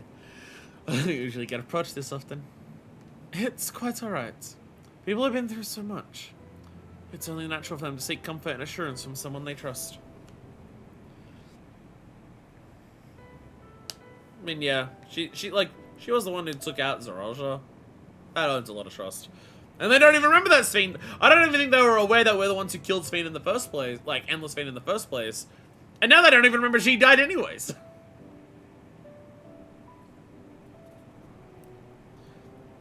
Graha lived those years while she slept through them. Well, it's also like the concept of like, what does it mean to like have a people? What does it mean to be like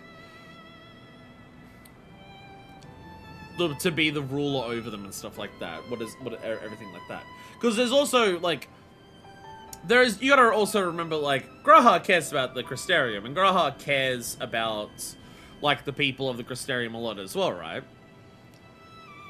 But you also gotta remember, Graha goes into that expecting he will be killed by the ultimate end result of his plans. He also goes into it not being of the first. Like, in many ways, Graha is not connected to the people of the Crystarium outside of the actions that he's made for it. His plans didn't necessarily involve the Crystarium. It involved the Umbral Calamity and the Source and the Warrior of Light. And he never came from the first, he just arrived there. But he came to care for the people of the Crystarium through his actions of, you know, being there and caring for them. So there's, like, elements of that can absolutely, like, line up with, like, not exactly what Sphene's feeling right now, but, you know. He's a 130-year-old man stuffed inside a young body on a different world from the people he nurtured, the displacement of it, yeah. Like, because for Wooklamart's grown up in Tyrell her whole life. She's been part of the people of Tyrell her whole life.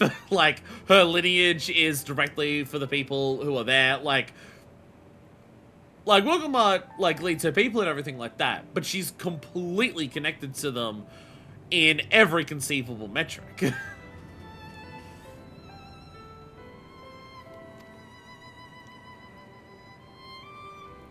I mean, it would be similar for, like, Galuljar. It would also be similar for Galuljar for Sphene, in terms of, like, Galuljar, by, like, the way of, like, the laws, is, like, meant to be the next ruler of here, but, like, he's grown up here, but he's, like, ruler because his dad was the ruler, and his dad had no fucking interest in actually ruling the place. Pardon me. And his dad was part of the reason that a lot of fucking problems happened to it. Besides, I was able to relax with a delicious cup of coffee and have a lovely chat with Manifest. I appreciate your understanding. Right then, where to next? We can take a look inside the Nexus Arcade, but we can probably wait for when we actually need something. In that case, let's head back to the recreation zone. There's plenty to see on Turuvia. You can come watch me fight in the Arcadion. Coming to you next episode of the Final Fantasy XIV playthrough. Ah! Pet, pet, pet, pet, pet, pet, pet, pet, pet, pet, pet, pet, pet.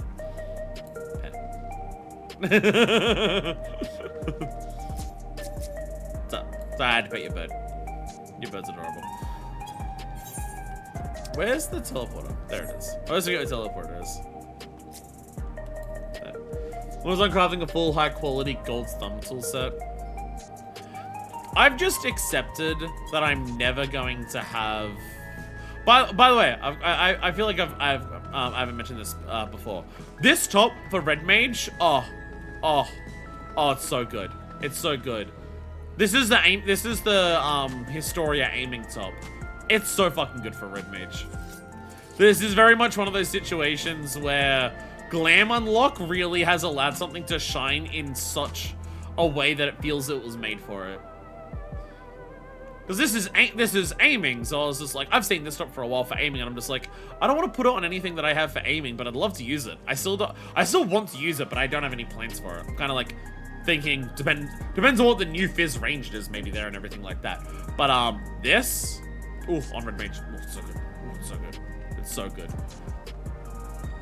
There's just certain things where now that the job unlock has been, like, you just put that onto a job it couldn't be on before, and oh wow, it suits it so well. It's like, how was it not made for that role in the first place? And that is absolutely one of them. I think I've seen one or two other people as well rock that same top for Red Mage. It just works so well. Trivia. A preface, I ran this story for the second time ever literally yesterday, so I come to you with unspoiled and fresh eyes. I now officially know as much as you. I am no longer allowed in spoiler chat. Oh, well, there we go. Hey. So you've not done point 3 yet? Trying to say mean things in crosswords, spoiler chat. They're a cool person. There is always a part of me that wonders how much people talk about me in spoiler chat, where it's like, it's not necessarily that people are talking about spoilers, but how much are people talking about me in spoiler chat? Not even done Arcadian on 2. Oh, damn. Like, very, very... Somehow, out of all people, you're the person who I'm now on the same type of content with, and Deku's the one who's, like, pulled ahead. Considering I started at the same time as Deku. But yeah, I do sometimes wonder, it's just like, I wonder if after certain streams, people go into the spoiler chat to just be like, what the fuck was Fire's problem today? I do wonder that. Sorry, as part of my skin here, it's been like really irritating me. It's like sticking out on my pinky. Every time I move my hand, it like rubs it against it, and it's really annoying me. I must get rid of it. Was loving you Giga prediction brain and speculating what you'll like or not. Yeah, but I'm thinking of like different playthroughs. This is a good playthrough of mine. Like, I wonder how much people were shit talking me while I was playing FF7. Based on how some people reacted to certain things I was doing during FF7, I bet some people were shit talking me in the spoiler channel for that. Because the way that some people reacted to certain things in that, I feel like they got themselves worked up about certain things before they said things that they did. I said because it's a reference, but then it'll probably be better as maiming than aiming, so shrug. What was with this patch? Maybe it was all my friends quitting, but I lost steam about halfway through and went straight back to Endwalker. I mean, a lot of it is also, all of these patches I imagine are going to be primarily in Alexandria, a place I know that you also have issues with. That one person who left, that doesn't narrow it down. He was this way when we arrived. I mean, if you're talking about the person who left because of 14, no, I don't think that. If you're talking about the person who used to be here for 14 streams who left, no, they left because they kept talking about how they loved all of these people on a right-wing website, and then started spreading conspiracy theories in my chat about how evil unions are, and I told them to stop. And then they went off at me in DMs about how I was abusing them because of that. The person who left because of 7, I would not be surprised if they were talking shit about me in the spoiler chats, because their reaction felt like it came very much out of nowhere. So I have to wonder if they were talking shit about me behind my back and getting themselves worked up to be ready to react that strongly. I do have to wonder, because it felt very out of nowhere. Me trying to have an opinion and me being constantly told, well, actually your opinion's wrong because other people think differently, and being told that over and over again. So I snap back with a slightly harsh response, and then being told that, oh, this is coming out of nowhere, and I'm like, okay. I feel like you've got yourself worked up over this playthrough outside of this because you've not been like this until today. Hey, you alright? And yay, crafting complete! So do you now have like, a different glamour for every crafter? Is that what all of this work has been towards? Because I've kind of just accepted that all of mine are going to have the same glams until, Jesus. I've kind of accepted that all of my crafters are going to have the same glam until they give us new glam plates. I've kind of accepted that. Pardon me. Do you want to know? Not crafting ones, just gathering ones. Do you know how much I've accepted it? I now have the same glamour on all of my gatherers, including my fisher. I was getting really sick of it, so they're now all the exact same on me. I made a glamour for my crafters that I could make, that I think could work for all of them, including fisher. And it's just the Wayfarer top, basically. So now even all of my gatherers are the same, because I was sick of, like, I want them both to be best in slot. Well, not best in slot, but I want them both to be best, like, now that I'm actually, you know, getting the collectibles, the slight difference between the second best script and the best script is enough that it warrants this. Knowing to lose outfits while on the time the road circuit. So yeah, I've now got this for my gatherers. So I did bite the bullet on that. He looks pale. We need to find a place for him to rest. Thank you. Some more way to attend to some business. When the memory of being killed here came flooding back. The danger is past, I know, but the terror lingers.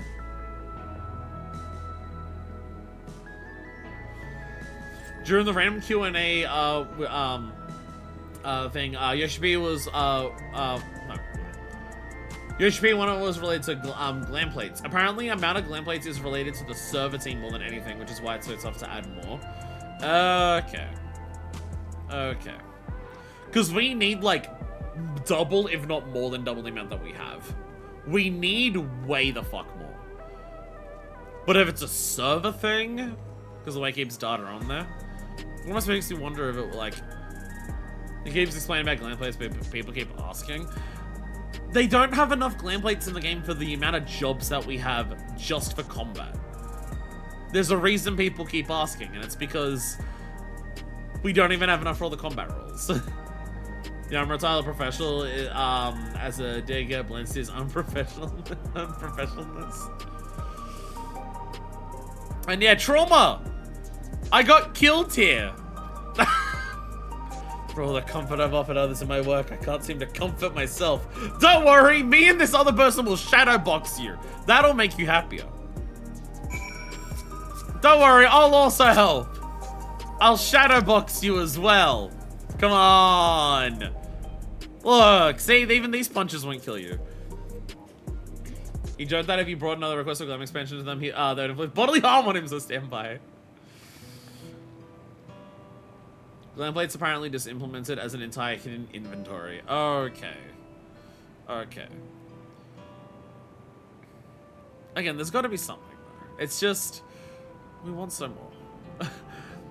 Like again, it's the fact that like having all of the extras for like all of the extra like crafters and gatherers, that'd be nice, but I can understand that. But like we don't even have enough for all the jobs. And we really should have enough for at least the jobs. Yo, is that a Rianjay shot? The random ass whenever male Elzin is on screen. Thank you. I feel better already. Your encouragement was exactly what I needed. Where are my matters? My name is Malachite, and I am an usher. An usher? They're the ones who came to those that long to live, right? But given everything that's happened, I expect your duties have changed. That's correct. We no longer attend to the dying. It is only after they have passed away in their family's care that we convey their remains to a government storage facility. A storage facility? What for? It looks like a real jet. They have like two faces. Give him a break. Henceforth, we must inter the deceased. But as specifics are undecided, the bodies must be kept in cold storage for the time being. I mean,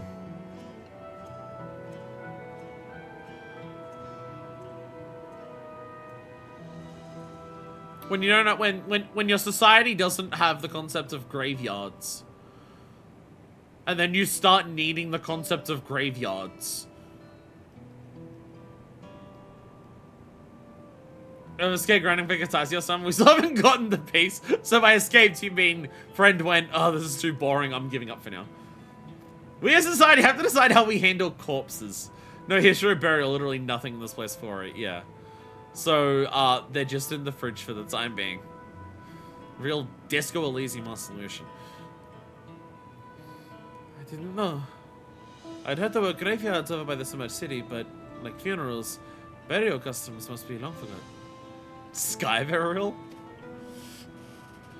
Did you have usher duties? If so, we could help. I'm actually here in official capacity, so I'm loath to trouble you further, but since you've asked, I shall explain why I've come. Who's on your bird who just want a chest piece? I've taken to delivering the personal effects of the departed to their families. Even though their memories have been entrusted to the cloud, I still remember where they once lived. The rule was to dispose of any belongings, so anything else was strictly forbidden.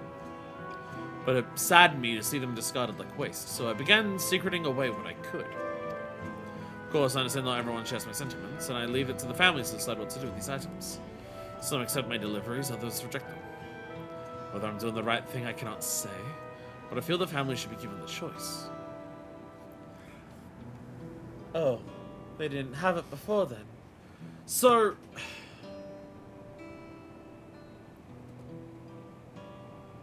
Still congested. Fitting his Amazon delivery system for my warehouse of dead bodies. So, even before we came in and started doing what we were doing, there were people here who were just like, I'm not entirely comfortable with the facts that we just completely forget everyone who died.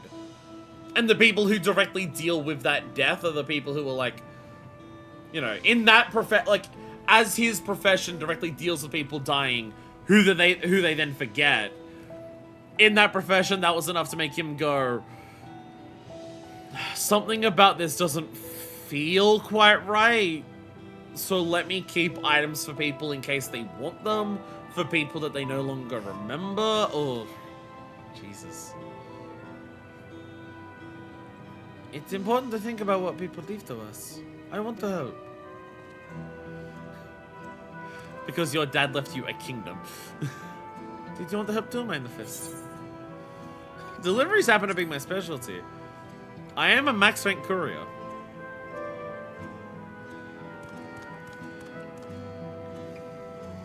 Truly grateful. There are 4 items to be delivered here in the recreation zone. I'll leave them in your care.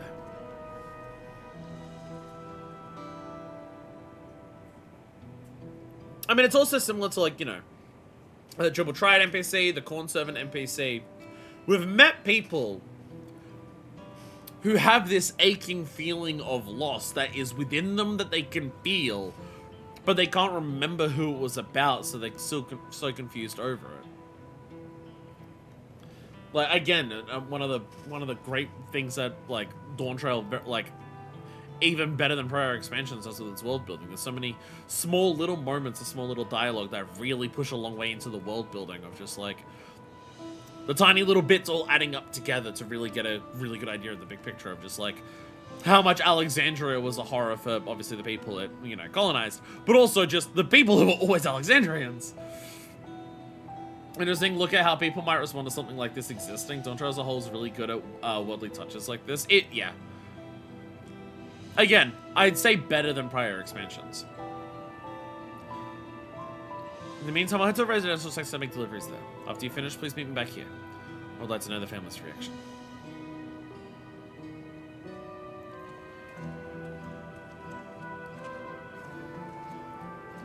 You know, there have been people in Tolialal who had similar episodes due to the trauma of the siege. Would you mind about Marachite? Just keep an eye on it. Only if you get a hand of those deliveries without me, of course. It's fine, it's fine. I'm sure he'll be happy for the company.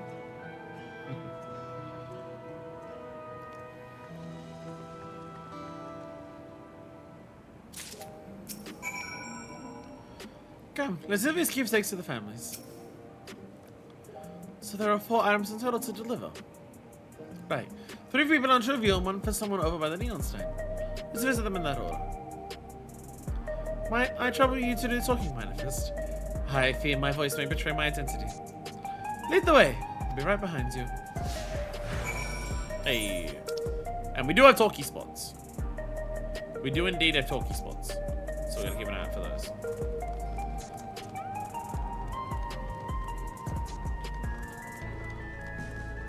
This place is so fucked. This place is so fucked. Just in so many ways. Like, Alexandria is fucked for what it does to others. Alexandria is fucked for what it does to the people within it. Like, it's just, it's everything.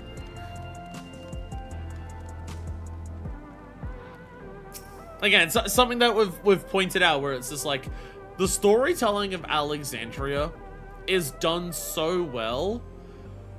And the biggest evidence for that is how much it makes me uncomfortable to be here.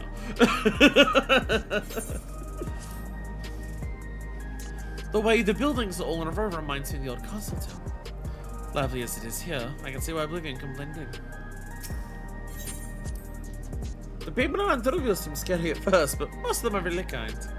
When I see someone pass out the street now, I worry if they'll be alright. Hello there, energetic citizen. Is there something you need?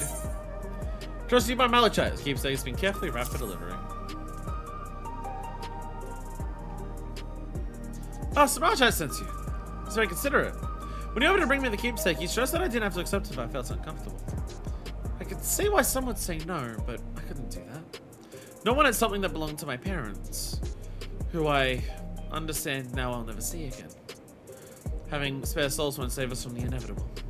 That's always been the case, but now I found myself wondering about this and that. Like, how much longer I can afford to muck around with my brothers. But I won't bore you with my ramblings. Thanks for bringing me the keepsake, and give my regards to Malachite.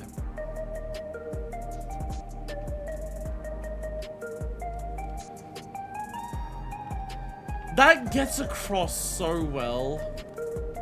Are you a thaumaturge by any chance? I'm a black mage. Oh, do you? Oh, you mean the? Oh, you mean the Cocos? You mean the Cocos?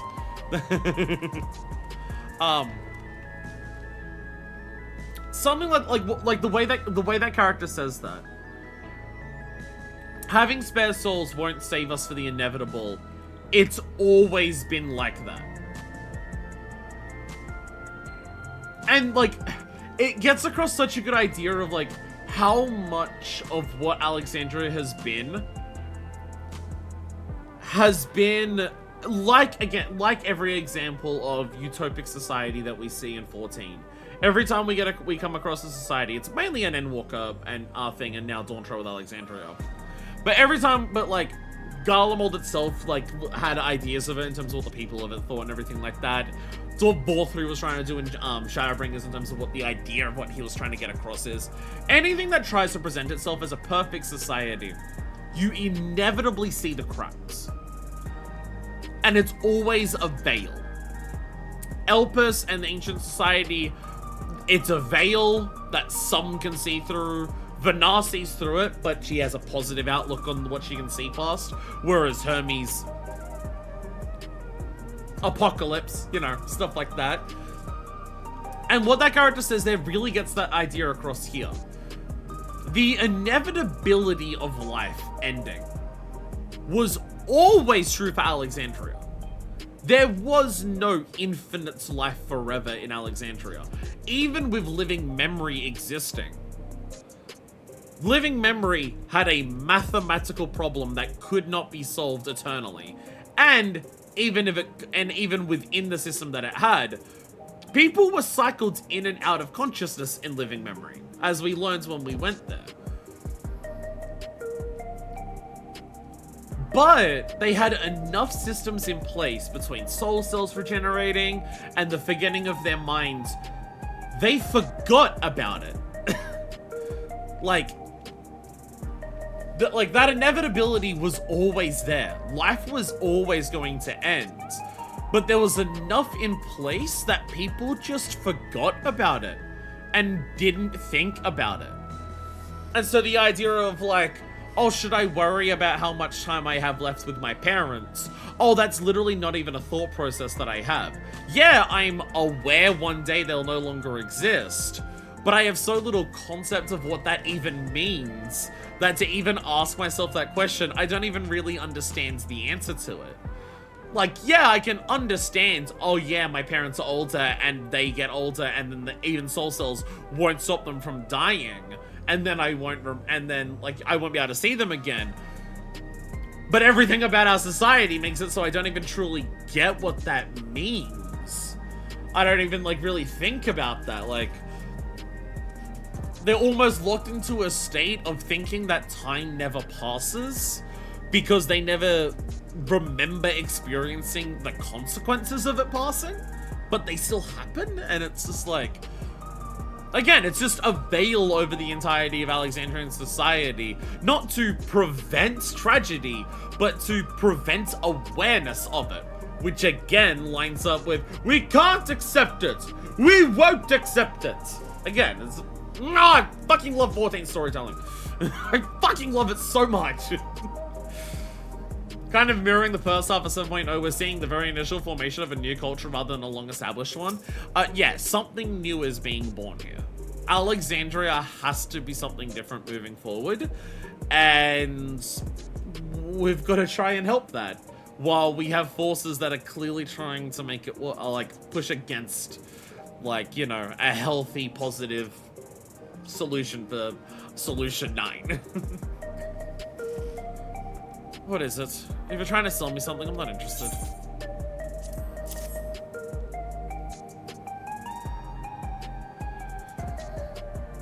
Oh, you brought the keepsake. Thank you. I've been looking forward to this, hoping that it might help me remember. But no such luck, it seems. The owner is dead, and they'll never become one of these endless Queen Sphene tells us about. It's a sad thought. Even so, I'm not sure I want to become endless myself. They're made by putting your memories into a new body made of aether. Doesn't that mean you yourself still have to die first? The thought of not having to worry about souls was appealing, so I was happy to receive a Neo regulator. Oh, you've got one. Yeah, she's got one. But I've only had doubts since then. Queen Sphene herself recommends it. I want to believe that all will be well, but still. Sorry, I need to clear my head.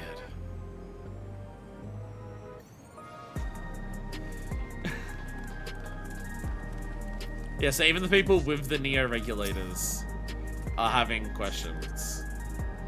Like, oh, hello. Don't know you.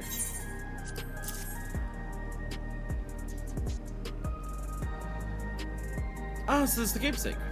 Truth be told, I've been wavering as to whether or not I should accept it. I mean, it belonged to someone that died. It got me thinking about what we did to Tulia Lal. I didn't even know we'd killed so many of their people. Not until the funeral. What if they decide to retaliate? Lamachi, Wukramat would never do that. She and everyone in Tulia Lal know that my father was to blame for the attack, not the Alexandrian people. Oh, dear, I'm sorry. I didn't mean to make you speak ill of your father. It's just, I can't stop worrying about death, and hearing that they're running out of Neo regulators makes it worse. I don't know what to do anymore. That's everyone on tour of you. Let's go to Neon's time. Like, it really is almost like Alexandria has been kept in a childlike state when it comes to death. Like, yeah, you can have a young kid be told what death is. And you can have a young kid be told that if someone dies, it means you don't see them again.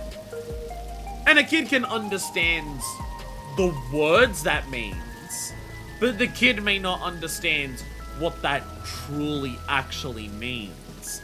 And then the kid one day actually realizes what death is. And then they start panicking about it because, oh no, baby's first existential crisis. I'd argue Alexandria has been kept in a childlike state about everything. Yeah, that's fair. That's fair. Death is the most definitive fact of life. That is, you could just put that as that is that's the tagline of Endwalker. But don't be sad about it though. Well, not don't be sad about it, but don't forego life because of it. Kind of. It not existing affects anything and everything. Yeah. Again, the idea of just oh, my parents are getting older, I only have so much time with them. Ah, whatever. That can happen later. Oh, I'm getting older and maybe I should stop bumming around with my friends as much. Maybe I should focus on doing something productive. Nah, it's alright, can happen later. There's always later because there is no end. I mean, yeah, there's an end, but there is no end. It's so fucked having this storyline after the Void. Having the Void be so many people are willing to condemn others to horrors so they can finally fucking die because they're so sick of living in the horrible conditions they have. And then we come to Alexandria and it's Jesus Christ. Like, you've got fucking Golbez over here being like, I will free us from the wheel! And then you got the people in Alexandria being like, actually, the wheel's pretty nice. I'm quite liking being in this wheel. It's pretty cool. Don't be sad about it. If you're sad, you turn into a monster. Oh, Endwalker. So you can purchase beverages from these machines. That's wonderful. Voice player technology should be developed for the benefits of the people. You'd like to meet Sid. The Esperance wheel. I'm not smart enough to know what you're referencing. I'm sad. Gernard's favorite energy tonic is a special formula. I like the ones they sell here. I wanted to try one, but Cher wouldn't let me. It's because your heart would explode if you had one. Your heart would explode if you had one. Oh, I'm going over this way.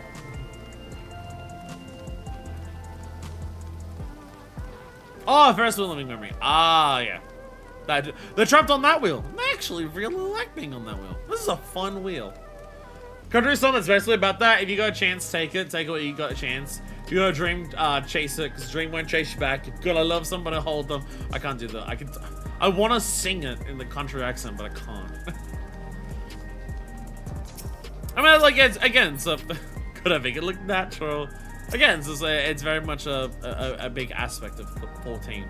It's why when people say why is Dawntrail treading the same ground as previous expansions and stuff like that? Why is it like covering so many ideas? And it's like it's almost like Final Fantasy 14 has a thematic core to it that every expansion has explored in different ways.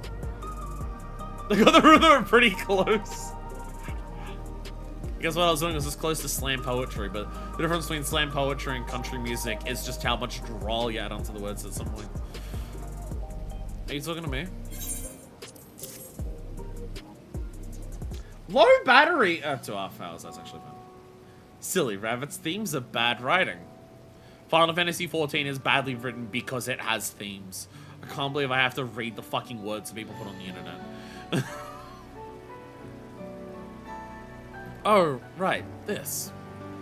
I can't say it stirs any memories, but it does feel familiar somehow. You know, you look familiar yourself. Where do I know you from? Ah, of course. Oh, this is the guy that we saw who was complaining about this when we first heard about the Arcadion. Themes and memes. Yeah, real games are about memes. Look, they set up plots and pay them off. So predictable. I have literally heard people say that about 14 as well. I mean, to be fair, that's just the thing that people complain about in general nowadays. People, like, will legitimately say a story is bad if you can predict the ending of the story based on what happens before it. And it's gotten so fucked up that even writers believe this. I know there's multiple TV shows where this has happened to, and I know we've bitched about it before, but it's so infuriating just how our culture treats the art form of art in general, of just like, people write TV show, people write like foreshadowing and like hints and clues as to how the season will progress. Fanbase, even if it's only some of them, use that information to accurately predict where the show's going. Writers get really mad that people predicted how the show was going to end, rewrite the ending to some bullshit that no one predicted.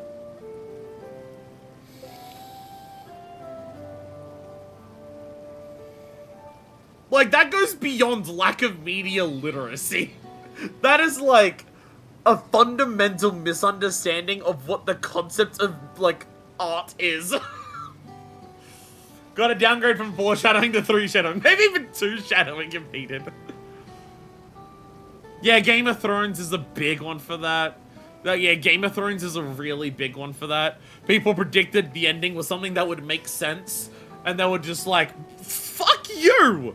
We'll make it not make sense then. Ah! Let's ruin our entire TV show to have possibly one of the biggest TV events that has ever fucking existed shit itself so spectacularly that it now has no cultural footmark on society as a whole.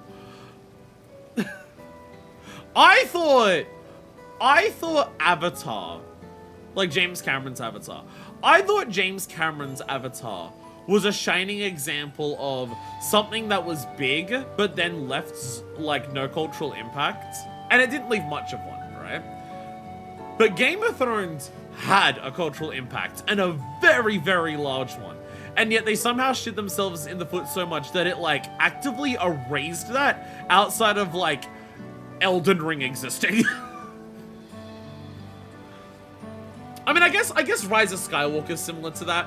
Rise of Skywalker shit the bed so hard that, like, Star Wars is no longer the cultural touchstone that it used to be because Rise of Skywalker was just that fucking horrible.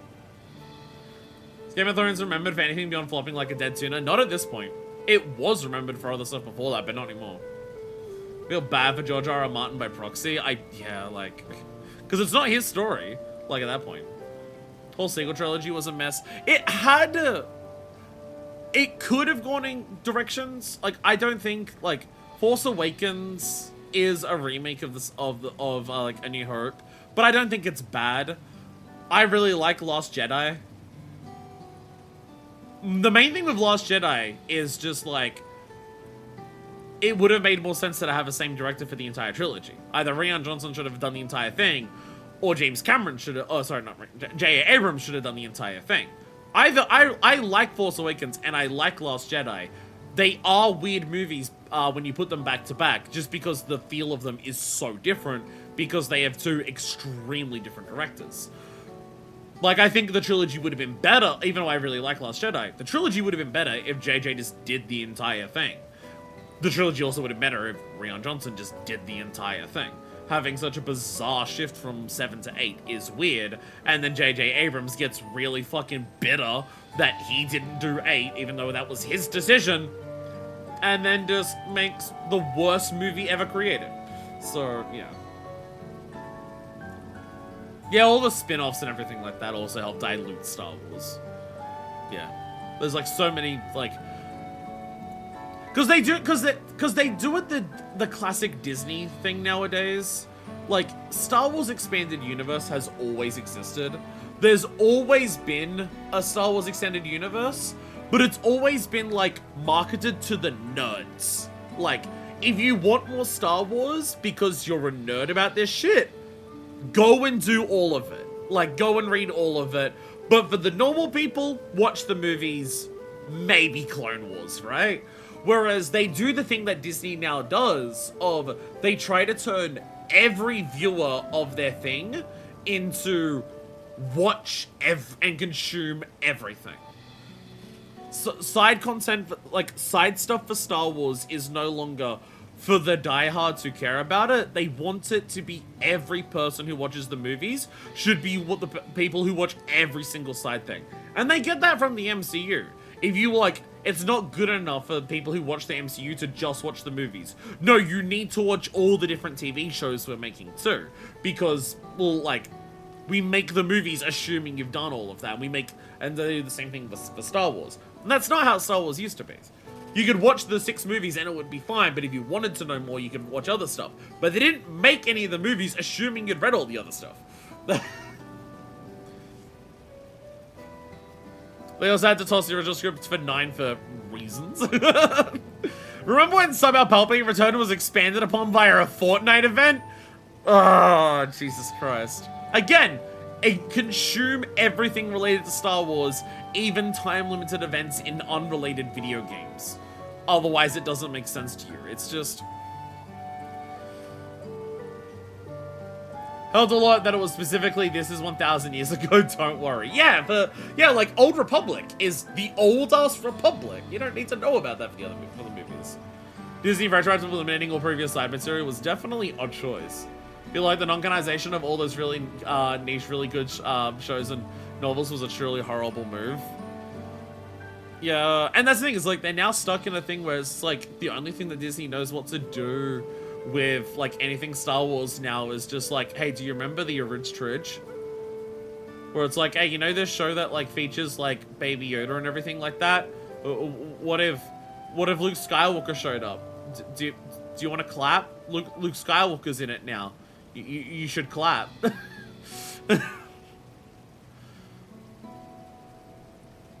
Anyways, Arcadion, man. Arcadion, man. Sorry, as you can possibly tell, I get slightly incensed about the state of current media. Like, particularly Western media. Western media has it so much fucking worse. But yeah. It's amazing how fucking garbage it is. Not even a fan of Star Wars, a fan. I feel like the decline of the series from the outside looking in, it's dire. Well, the thing is, like, I was never a diehard Star Wars fan. Sorry, teenager. I was never a diehard Star Wars fan, but I liked Star Wars, you know. Like, oh, a new movie comes out, I'll see it, like, the week that it comes out. The Lego Star Wars games, hell yeah, I'll get onto those. I quite enjoy doing all of those. Oh, like, friends are doing, like, a Star Wars themed, like, get-together. Oh, shit, yeah, I'll come and join along for that, you know. Like, you know, interested in the series and everything like that. And, you know, would choose to engage with it for, like, extra stuff and everything like that. And then it's just... I was getting back into it with 7 and 8. Again, I still think 7 and 8 both hold up. 8 I really like, but I also agree that it feels bizarre to come from 7 to 8. Like, again, if the entire thing was Rian Johnson or J.J. Abrams, I think that would have been the correct thing. But I also think 7's a good movie. I do not think The Force Awakens is a bad movie. I think it's a good movie. It is a little repetitive of A New Hope, but I think it does enough twists on A New Hope to be at least interesting. Some of it's a little too similar. The Starkiller base is like, okay, that is just Death Star again. But, you know, there's enough twists on the formula. You know, you have, like, you know, you have, what's his name?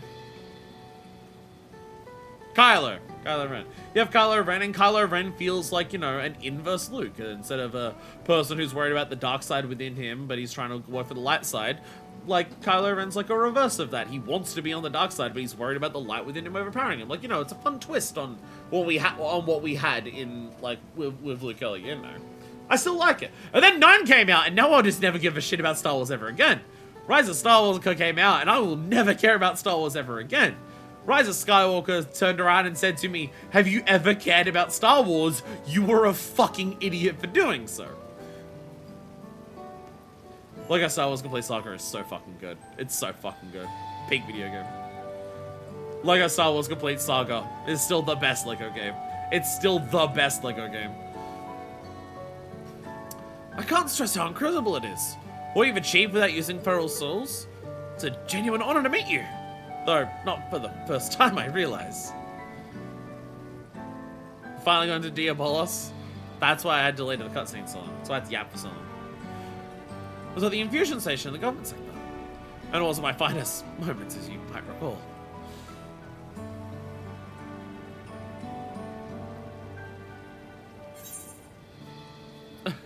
You're the one who yelled at Sphene to her face. You're a Kenyan fighter who was desperate for souls. That's right. I'm sorry you had to see me like that. Anyway. Seeing as we're meeting properly now, my name's Lathander. I used to fight in the Arcadion, but not anymore. I took Queen Sphene's words to heart and found a new job, where I can put my knowledge of physical conditioning to use. As you know, lots of people were badly hurt when the mechanical soldiers malfunctioned. And I've been assisting with their rehabilitation. It's not something I ever imagined myself doing, but here we are. Not many people can help others like you, Ken. It's great I think it's great what you're doing. Thanks. It's encouraging to hear that.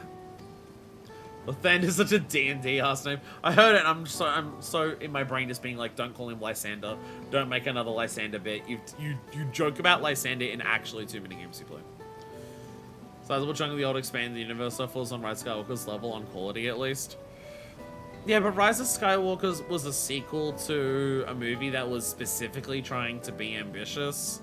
And Rise of Skywalker was an incredibly large, massive, big budget movie who the director used it as an excuse to basically subtweet how much he didn't like the previous director for making the previous movie, even though it was his choice to not make it. So because of all of that added together, Rise of Skywalker is the worst movie ever made, because it is the movie, like, it may not be the worst in terms of quality, but it is absolutely the worst in terms of how much it shits on the concept of art. Rise of Skywalker is actively anti-art in so many ways that it is, like, actively shameful as a thing that exists. What kind of his Arcadian name have been? Well, what barrel soul did he have? We didn't hear about that. The older you absolutely ditched on the original trilogy, the whole thing was basically a tiny inept irrelevant sideshow. Oh, okay. There's this fellow who has to learn how to walk all over again. Becoming endless would solve his problems, but he's determined to overcome them the hard way, with the body he's got. Same they gave me a newfound appreciation for my own body. It's a gift from my parents. A sturdy thing that survived the arena, and they take bad care of it. Instead of going into the arena and turning into a feral animal and then getting inflicted with ultra necrozma. I'm the only blue-skulled Hoopago besides my father. How much he once told me that. I don't know how my father felt about it. Bad! And there are times that it hurts to think about the things we share. How did your father feel about being the only blue-skulled Hoopago? Not positively, let's say that. Let's just phrase it as not positively. Still, I don't want to lose that. Even if I could look the same as Endless, I would never throw away this body. Most people would find it hard to do so, I imagine. Just the thought makes me feel uncomfortable about the whole becoming Endless event. Ready to get back to work. It was nice talking to you. And thanks for the delivery. That is so fucking loud. That's the point of fountains. So there is no quietness. It's their function.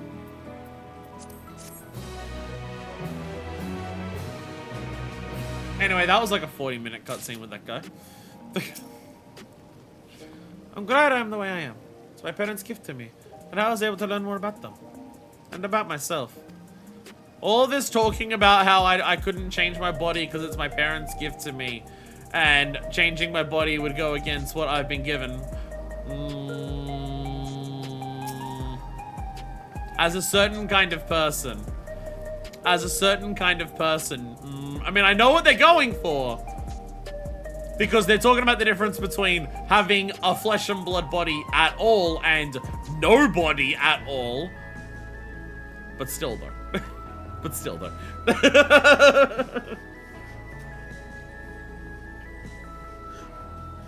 Do we need food rant about for Star Wars? Yeah, it's called telling me to shut the fuck up because I shouldn't rant about Star Wars because it only makes me angry. A jewel shattered. Sphene is eager to tell Malachite of his success. I believe that takes care of the deliveries. Thank you for taking charge, Manifest. From what I've seen and heard, it's plain the people held their queen in high regard, and the simulants had exploited their love and admiration to win over so very many. Come, let us report to Malachite. They should be back at the Northwood Recreation Zone. Your body's gift from your parents is a common cultural notion in Asia, if I recall correctly.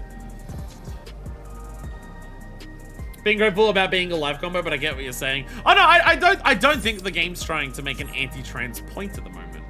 I don't think the game's trying to make an anti-trans point. I don't think that. It's just, you know, the attachment to the body that was given to me by my parents may not be as strong for different reasons. Is there a return window on that guy?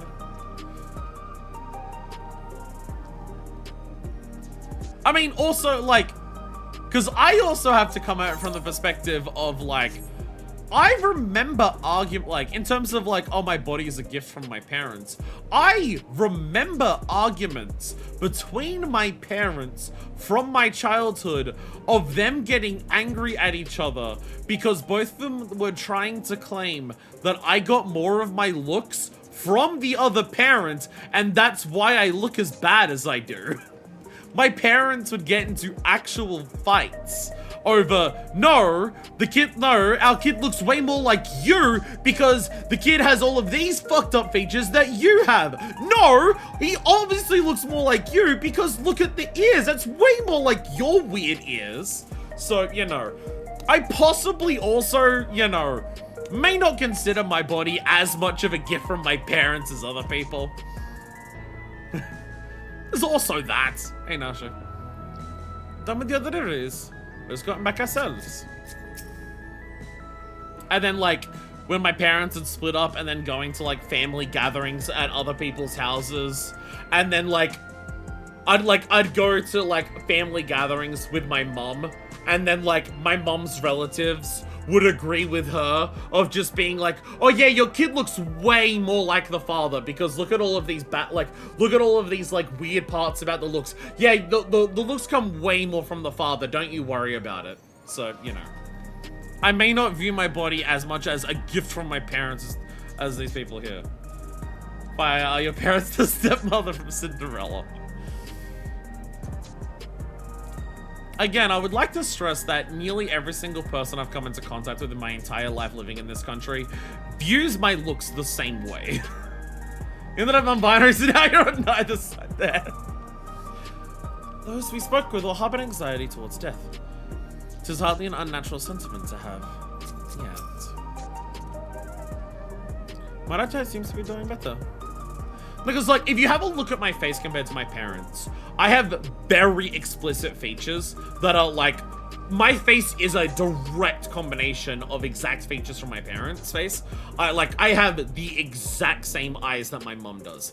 I have the exact same mouth that my mum does. I have the exact same chin that my mouth does, that my mum does. I have the exact same ears, nose, and forehead and cheekbones as my father. You can see that combination very direct. It is very, very explicit, like, even to tiny little details. There's a lot of direct similarities for different parts. So yeah, like, my parents would literally get into fights. Just being like, no, the kid looks way more like you because the kid has your nose and ears, and your nose and ears are weird and fucked up, and that's why the kid looks like that. No, look at the lips, look at the eyes. That comes from you. That's why the kid gets picked on for being ugly. Like, you know. You know. And then just, like, people in general, like, in every other part of my life are just like, well, I don't know which parts of you come from which parent, but all of them are fucked up and bad looking, so, you know, that's why you're ugly. To be honest, I've never really been on that whole father's eyes, mother's nose things, even directly looking at children next to parents. It's pretty explicit for me. It really is. It really is. There's, like, very, very, there's a very particular way that my ears point up here, and then, like, my earlobes are disconnected down here, that are the exact same way that my dad is. My eyes are green with a blue ring around the outside and red dots on the inside. Every part of that detail lines up exactly with my mum, to the point of how many red dots are in my eye and where they are. Like, they're very exact. It is kind of bizarre. It is kind of bizarre. But in my mum's defense, my eyes are my best feature, and I definitely get that from my mother. So I know what the fuck my dad was talking about. The one good thing about this entire thing that I've got going on here, well, my hair now, but I go to a stut, but, you know, I pay a lot of money for that, so it's kind of cheating. But, like, the one good thing about all of this is my eyes, and you can't even see it on camera because you can't see the color of my eyes on camera because of how bright the light is and how small my face is on the camera, but don't worry about it. My eyes are my one good feature, and I definitely get that from my mum, so I don't know what the fuck my dad was talking about in that regard.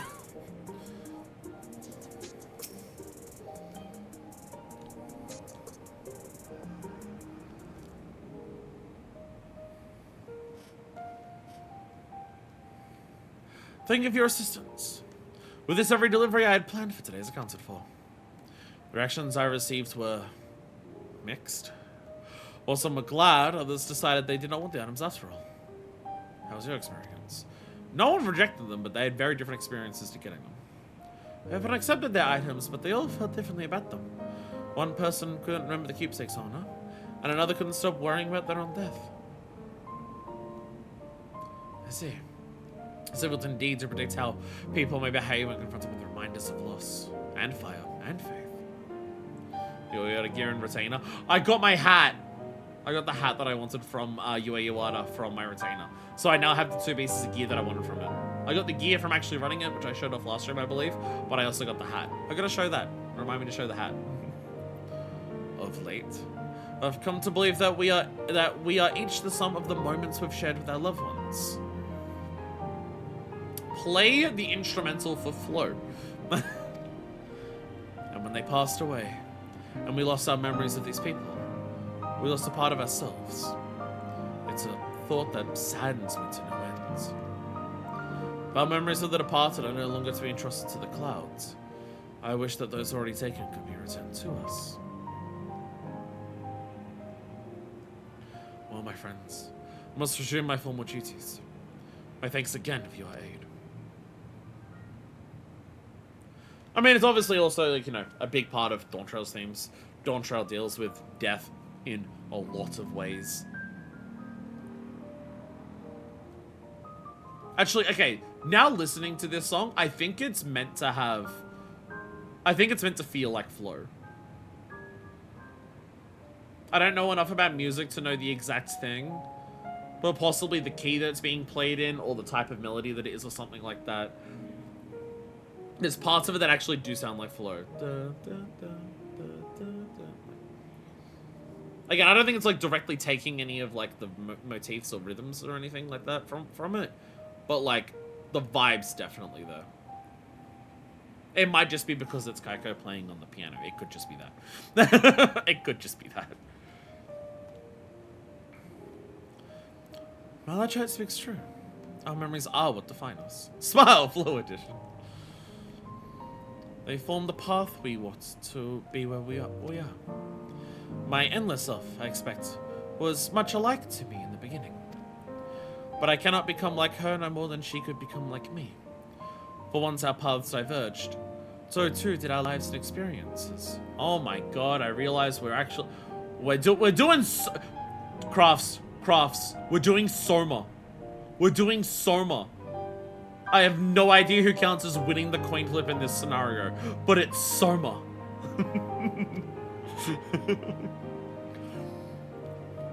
That's true. It's Soma! It's Soma! God, Soma's so fucking good.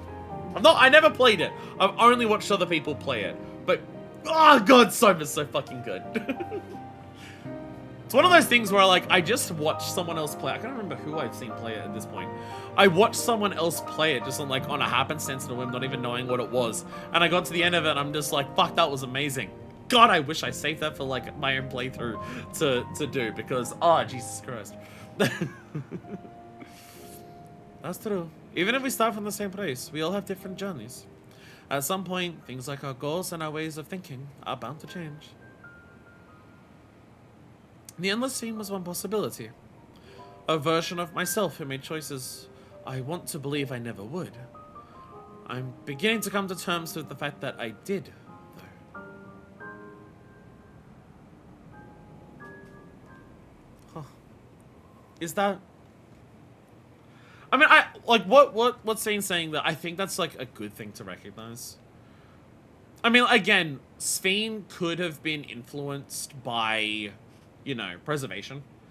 Like, she was, like, recreated. Like, they literally could have programmed her to be different and everything like that.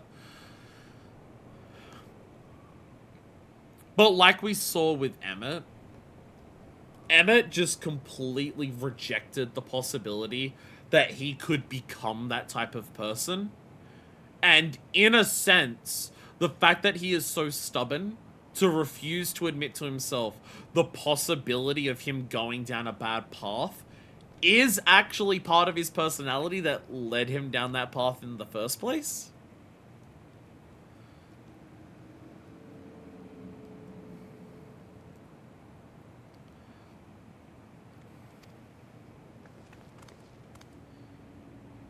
Oh no. Oh no, she knows that she's here. The simulant. Oh no. Oh, they're aware that Sphene's here. She was looking straight at us. If I didn't know better, I'd say she wanted us to follow her. I have a bad feeling about this. We might not have a chance to figure out what she's up to. We're going after her, right?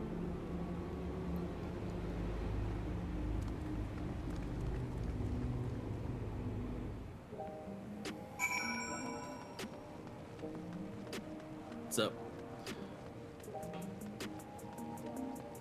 What's that?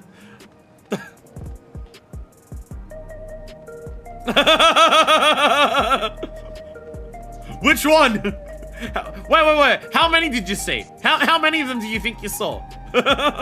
How many did you think you saw? Don't worry, I'm now realizing me asking that question sounds weird. It's my first time seeing the simulant. Thought she was smiling. Something about her scared me.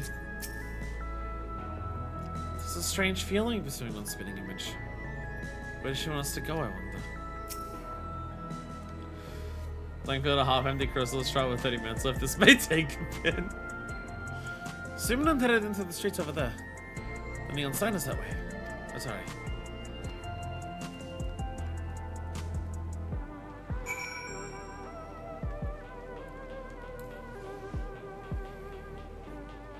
Again, I assume they're aware that Sphene's here. It's not just that they're looking at us specifically.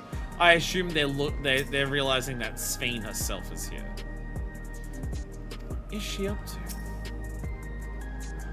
I don't like this. Did we lose her?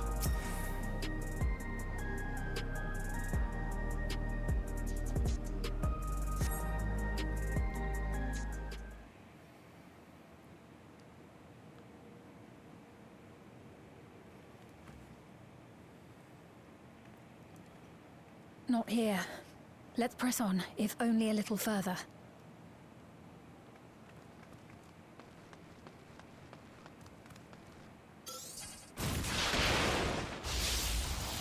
Huh? Fucking hell! Someone wants us dead? Hey, are you alright? Holy fuck! The entire city's power? So she didn't die. Vexing, but expected. What the fuck? That was about the strongest bolt we can produce within Everkeep. What now? We obtain more precise measurements. Narrow the range of variables to avoid unnecessary trial and error. That is the most expeditious course of action.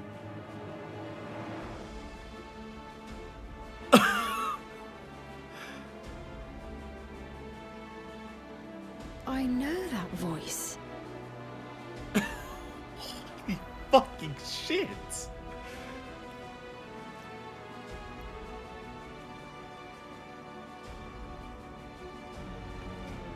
You there! Yes, you! We have important business with you. We left something in your keeping. The key to interdimensional fusion. You will kindly return it to us, yes? You just shocked me with the entire city's worth of electricity, and I took a knee. You can't make me fucking do shit. As far as monster killers go, draining the city of power and precision strike us is pretty high up on the fucking list. Rare villain competency moment. Just try to fucking evaporate us instead of throwing hands. And we now learn why people normally don't try this. Because it still doesn't fucking work. But, wow. You know what? If I was against the Warrior of Light, lightning bolt out of nowhere with as much fucking energy as is possible to generate, with no warning and not even, like, bringing yourself up in the first place. Yeah, that'll do it. That's a good idea.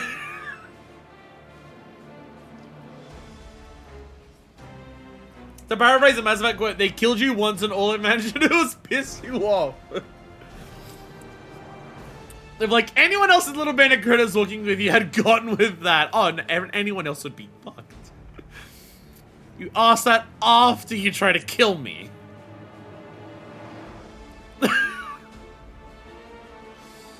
Now that you mention it, the other way around may have been more appropriate. If I had the key, I wouldn't need to be cruel and turn away so many people.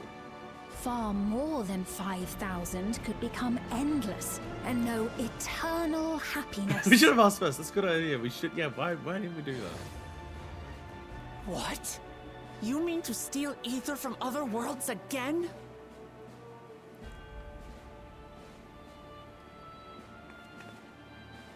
All is for the sake of his experiments.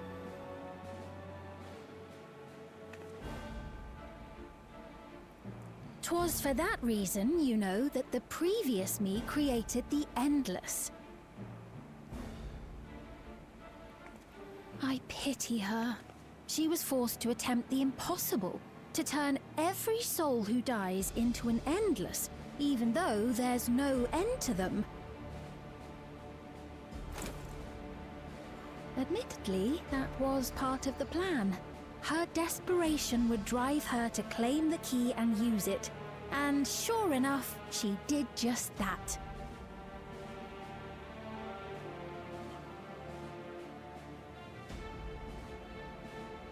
I know you had a soft spot for her, Lamachi.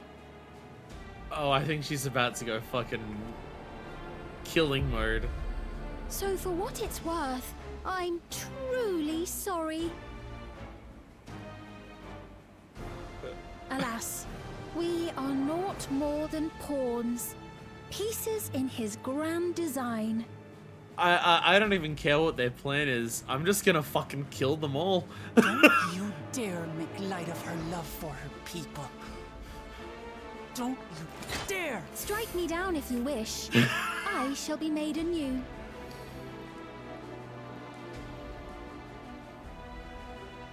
And I doubt many would look kindly upon the vow of resolve of Tuliolol if she attacked a neighboring queen, and not for the first time. Would you be willing to accept the repercussions? I'm going to kill all of them so fucking hard. Damn you!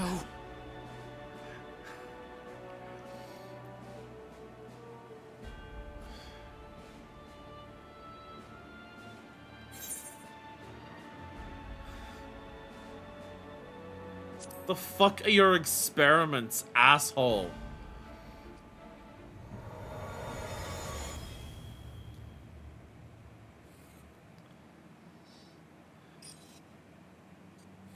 I assume this is someone off reservation then.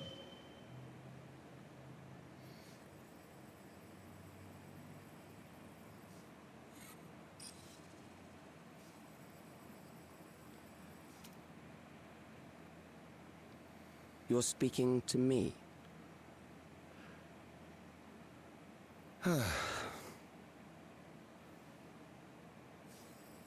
Our goal is to usher in the next phase of mankind's evolution. Since time immemorial, life has used death to facilitate adaptation in an ever-changing environment. The old and infirm are weeded out, allowing the species to thrive. Generational succession. This has been our survival strategy. Yet, this strategy has long since reached its practical limit. It is outdated. It relies on progeny, which gives rise to unchecked population growth. Resources become scarce, invariably leading to conflict. Okay, you're one of these All the while, assholes. death is ever present and robs our species of untold potential. Where man now stands in his evolution, bodies of flesh no longer make sense. What we must strive for next is carefully managed, eternal preservation.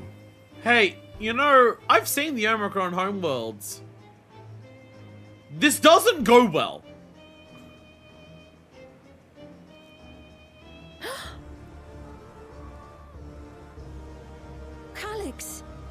You're Calyx, aren't you? You know him? Turn the fashion and muscular solution on Sphene gives a pretty logical endpoint. The young genius who had mastered electrope technology.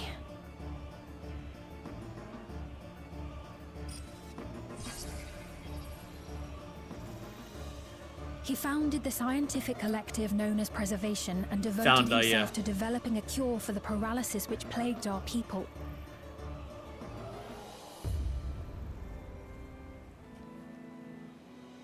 I assume this Calyx is endless. Then. Not stasis. Calyx! You always had your gaze set upon the future, and I know you do now. But I beg you, do not deceive the people of Alexandria. Do not manipulate them with this imitation forged from my memories. Well, how rude. Yet, whatever you may say, I'm the one whom the people regard as queen. You may have worn the crown for a few years, but now you are no one. Just a frail, fleshy version of me that could die at any moment. The kingdom has no use for such as you.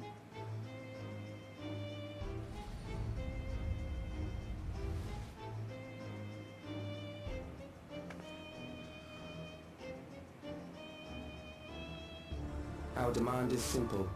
Surrender the key. Refusal will necessitate consequences. What consequences? Bro, your ultimate attack just failed. What consequences? What consequences? So it's been a while since we've had such a strong villain established scene. Wow. And also, in keeping in line with Zorolja, completely unlike any villain this game has had so far.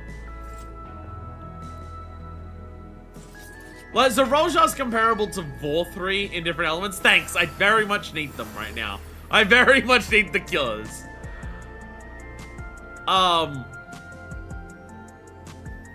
Zorolja has comparisons to Vor3, in terms of, like, desires, goals, and everything like that. Just, you know, personality's completely different. There's nothing like Calyx.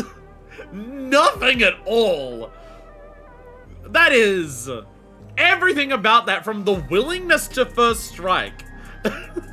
From the willingness to first strike like that, to everything about the way that he acts and talks, to goals as well. Like, okay. Okay. Like, the introduction of Elidibus for the patch villain was incredibly well done, because it turned this character of Elidibus, who you had dunked on so many times before. Oh, let me just do this. I didn't realize I had this on there. Let me just do this so I don't get people in my people in trouble. so I don't get people in trouble. Like, Elidibus' introduction in 5.2 was so fantastic because it completely flipped the script on what you thought about Elidibus.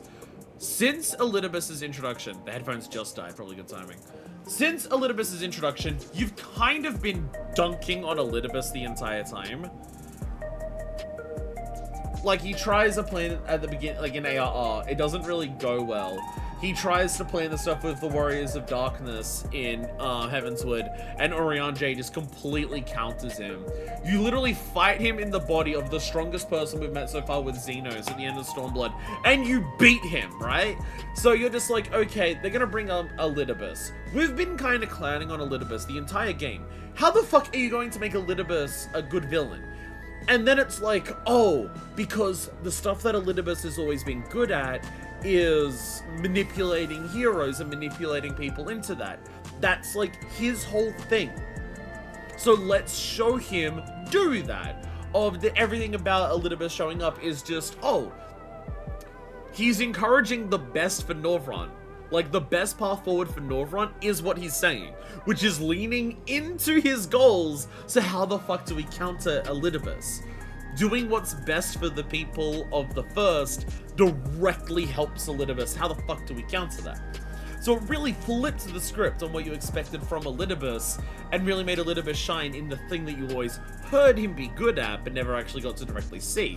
And then it's like, oh, this is why Arpad originally fell for his plans. This is why Anukulhai and Silva originally fell for his plans, because he's so fucking good at this. Oh, this makes a lot of sense now. This is just, there's nothing like this in the game so far. There is nothing like this guy in the game so far. Everything about that was like, so, what the fuck? His whole, this is purely about scientific study and mathematical optimization of the human species, is very unique among JRPGs I've played. Well, things like that idea, the idea of like, the human species needs to evolve, the human species needs to be better and everything like that. That's a JRPG trope, but like, more in the, I am stifled by this vessel of flesh. Like, that's literally Emmett Selk's deal as well. The idea that he hates how people are now because they're sundered. Unfuckable Twink is now allowed.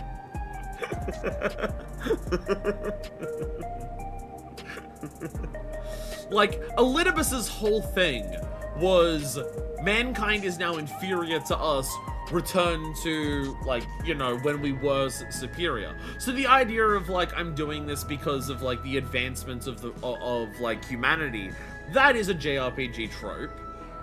But not in this cold, calculating, scientific way. His anti-death stance being, it's valuable and works, but I can do better, is horrifying and compelling. Of course, the logical endpoint of Dawntrail is a fucking AI tech, bro. I want to put him so bad. Who put the Redditor in charge? Square Enix's finest minds have worked hard and successfully developed the world's most unfuckable twink. Holy shit.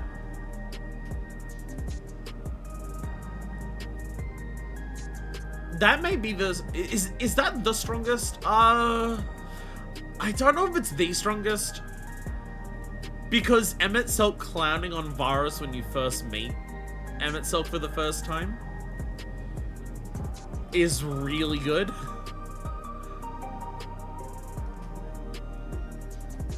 But also you have to include the fact that the literal introduction to him as a villain in any capacity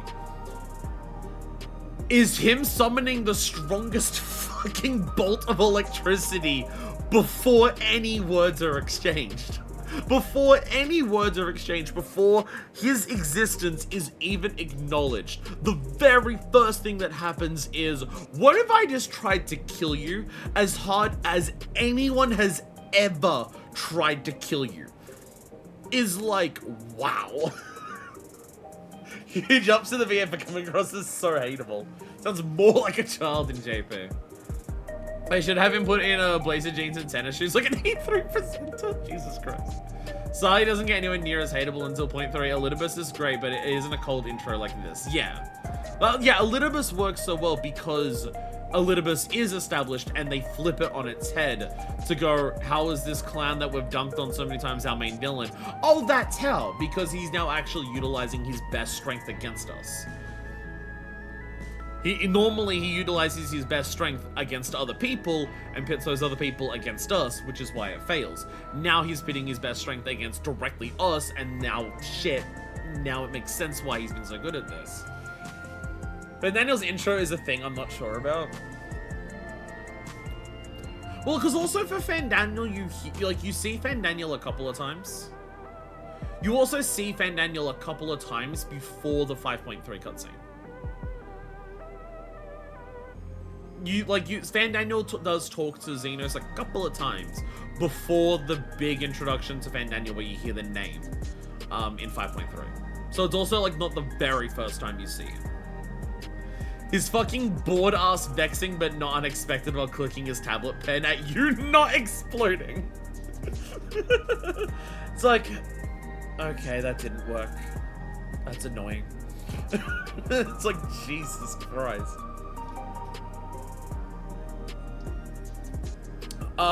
Incredibly strong. Incredibly fucking strong introduction. Holy shit. Wow. Augmented calling love is getting nice, but no longer has my crafted by name on it. Aww. I guess, yeah, because it's augmented. That's just a turn-in from a vendor, so you don't actually get to see that it's made by you anymore. I was gonna say something, I completely forgot what it was. This is also the introduction of a patch villain, where it's kind of like he's actually always been the villain. To some extent. Yeah. Something. Because, like, Elidibus showing up. Yeah, Elidibus is like an Ascian and he's always been one of the problems of the Ascians. But, like, the first is fucked up because of Emmett. The first is fucked up because it was Emmett's plan on the first to do what he was doing. It's Emmett's fault the way that the first is the way that it is. And so, like, Elidibus shows up because you've gotten too out of hand, he needs to deal with you now. Kind of thing. Asahi shows up to just escalate what had already been there. Like, very much Xenos slash Mara slash Gaius are the reasons that, like, Stormblood is a problem to begin with. Nidhogg is the villain again. I guess just Nidhogg again in 3.3, which is one of the weaker aspects of 3.3. 3.3 is really good, but the fact that it is just Nidhogg again does take away some of that energy from it, of just like, who is the main villain of the, like, it becomes way less about the villain and more so about, like, rescuing a Sinian, obviously, which is, like, literally the point that you make to Icefilger about why Icefilger should help you, not so you can defeat Nidhogg, but so you can save the Sinian and everything like that.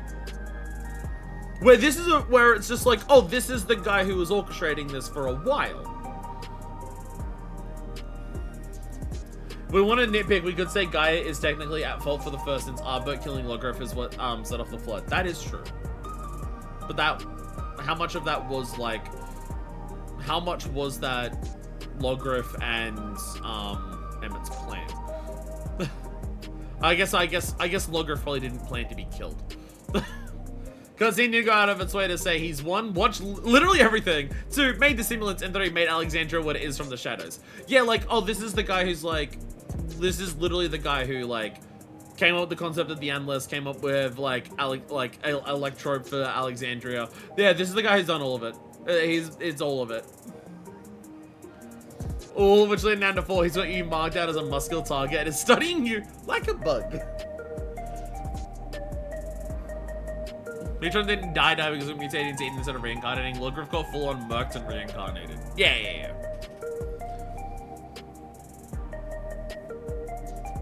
Logrif completely died and returned to the live stream. Metron became Eden.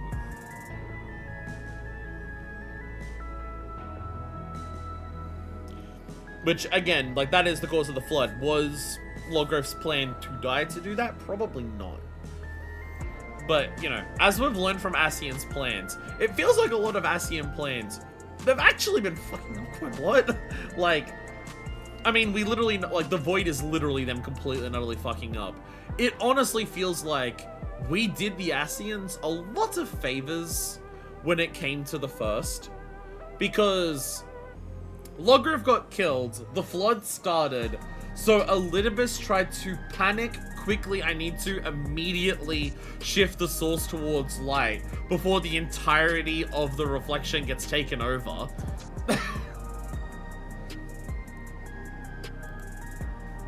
Like, the flood of light starts, they realize that was not part of the plan. Fuck, we need to shift the source to light now. Warriors of Darkness, go and do that. It needs to happen now, because the flood is actively destroying the first. Again. Fucking shit.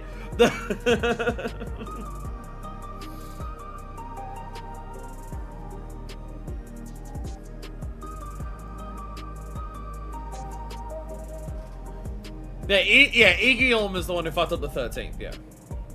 What's up, Timbit? And now she's dead. It's why Iggyom had to be on a leash with La Habrea. Because Iggyom fucked up. Iggyom fucked up and ruins the void, so now she's on a leash with La Habrea. There's a lot of names there. There is. And we're also talking about stuff that's from like 10 plus years ago. There's a lot of names. I mainly remember Logrif being the one that's responsible for light on the first, just because I can hear the name Logrif in Emmett's voice. The reason I remember Gabrielle is because he haunts my trial roulette sometimes. Well, how many have we not met?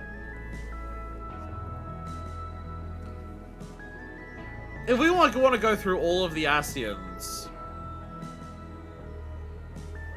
you've obviously got, like, out of the 13, it's, you know, La Habrea, Emmett, Selk, Elidibus, because, you know, they're the Unsundered. You have Logrif and Metron.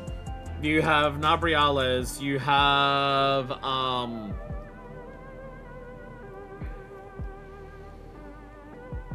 I forget the names. Ultima, Delafon, Pastra, and Halmerud. Because one of them is also Eureka, right? Like, one of the names that we've dealt with is Eureka, right? Because one of them is Eureka. My brain wants to say Emeraloth or something.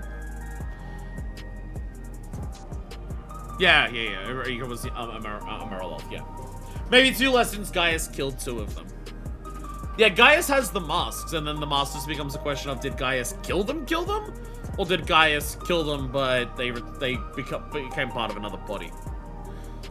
I think I remember someone saying that devs confirmed that the ones that Gaius killed did actually die. I think I remember someone saying that a dev confirms that, yes, the mask that he has, yeah. Like, I think a dev confirms, yes, Gaius did kill the ones that he has the masks of. Maybe 2 lessons, yeah. Pashra was in the post-AR cutscene. Did we do anything with him? The hidden ultimate Ascian share.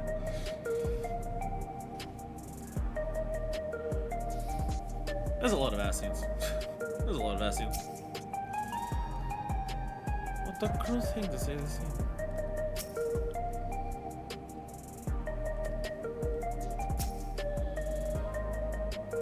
Are you alright, Manifest?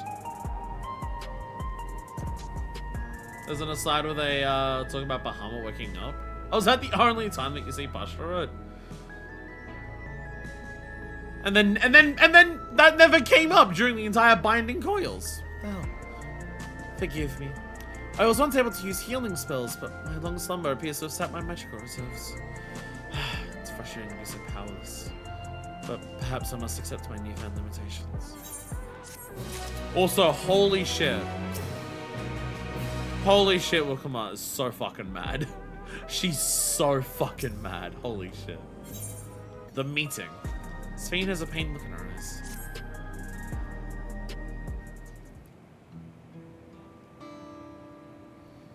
Oh, also, by the way, talking about power scaling us. Like, we've been power scaled in terms of what we can kill, because, like, we literally flew to the edge of existence to defeat the, you know, incarnation of despair. So, like, in terms of our strength at attacking, it's been pretty established, like, how strong we get. in terms of how unkillable we are, like, it didn't even knock us out. We took a knee. It's not like we were shocked and then woke up later. Can we power scale that lightning bolt against Endsinger? I guess Endsinger was literally throwing planets at each other. Endsinger does have the whole increased Dynamis levels thing. That is true. That is true. We were way stronger there because Dynamis. But probably both in terms of what we can survive and how much we can dish out. Alexandria has no need for Queen Sphene. It's the Queen of Reason, my endless counterpart that they love. Or if Light stubs her toe. I actually have too many canonical survival fates, a lot of mod by it, but that's gameplay mechanics / gameplay flair. Yeah, in terms of survival stuff, most combat is explained by we're really good at dodging. We don't get hit that much. Like, the main thing in terms of, like, the main thing is, like, the difference in concentravity. It's like 3 damage decks that are aware of. The main thing that we see, like, because it's like, it's one of the examples of Stormblood using gameplay to tell story, which Stormblood is particularly good at. Other expansions do it well, but like what Stormblood does with storytelling with gameplay mechanics when it comes to Xenos, between the 3 fights you have against Xenos in the game and then also the fight you have against Xenos as Elidibus in the solo duty at the end. They do a lot with that. But like, the first time concentravity hits you, it like nearly kills you, knocks you onto the ground, you're completely fucked. In the second fight, it knocks you to the ground but doesn't do anywhere near as much damage. By the third fight, it's literally like a low damage raid wide.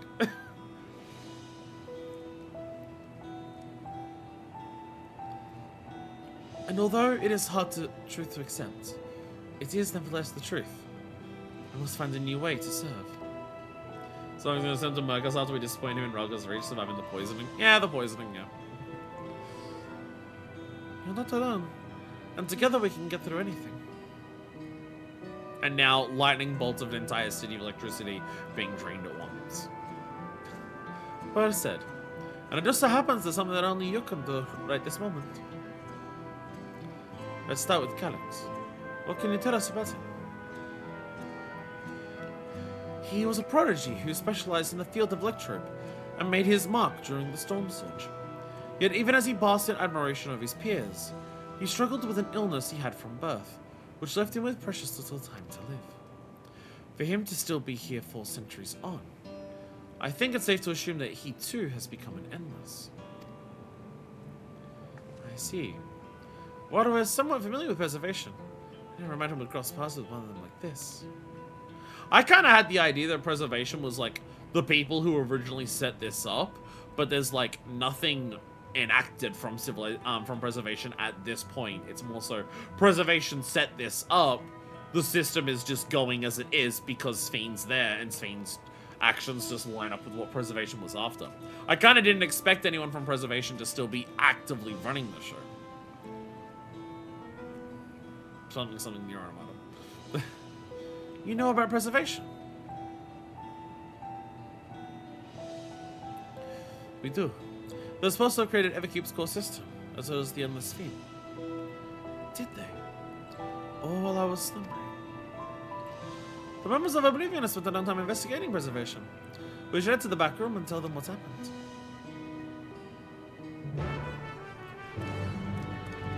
Again, it kind of does turn Calyx into like, oh, he's literally the main villain of the entirety of fucking Dawntrail. It kind of does turn him into the main villain of the entire expansion. Motherfucker's been responsible for why Alexandria's been like this the entire fucking time. The warlord behind the warlord.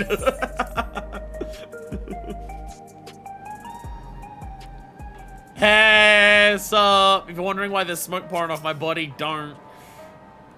We heard about the ambush. You seem to have weathered it well, but try to avoid straining yourself, do you hear me? Don't worry too much. Person can't even be struck by lightning bolts that are significantly more powerful than normal lightning bolts these days without people worrying about them. The sign may yield some clues. Are you feeling alright? I'm fine. I don't even have a debuff. We've given the others a summary, but we can wait on the details if we need some time to rest. I think the girl's parents want members of preservation. It's okay to let the girl help resist the electricity. It all got channeled into my swords, and then I just did a skyward strike. So, preservation has revealed itself at last.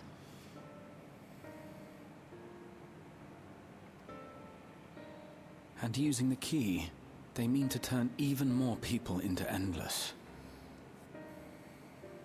It seems safe to assume that they too intend to steal ether from the other reflections. But unlike the previous Sphene, they have no intention of saving everyone.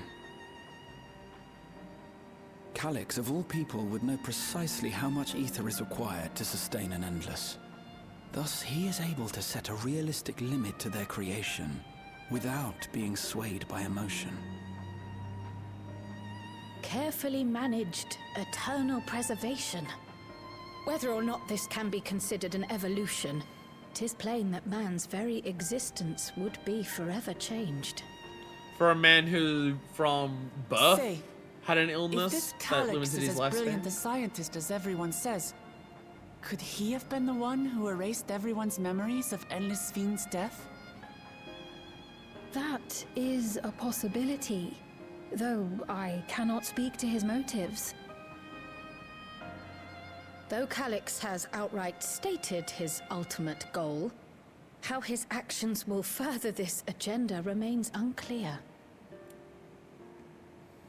That said, we have seen how anxiety towards death continues to spread amongst Alexandrians.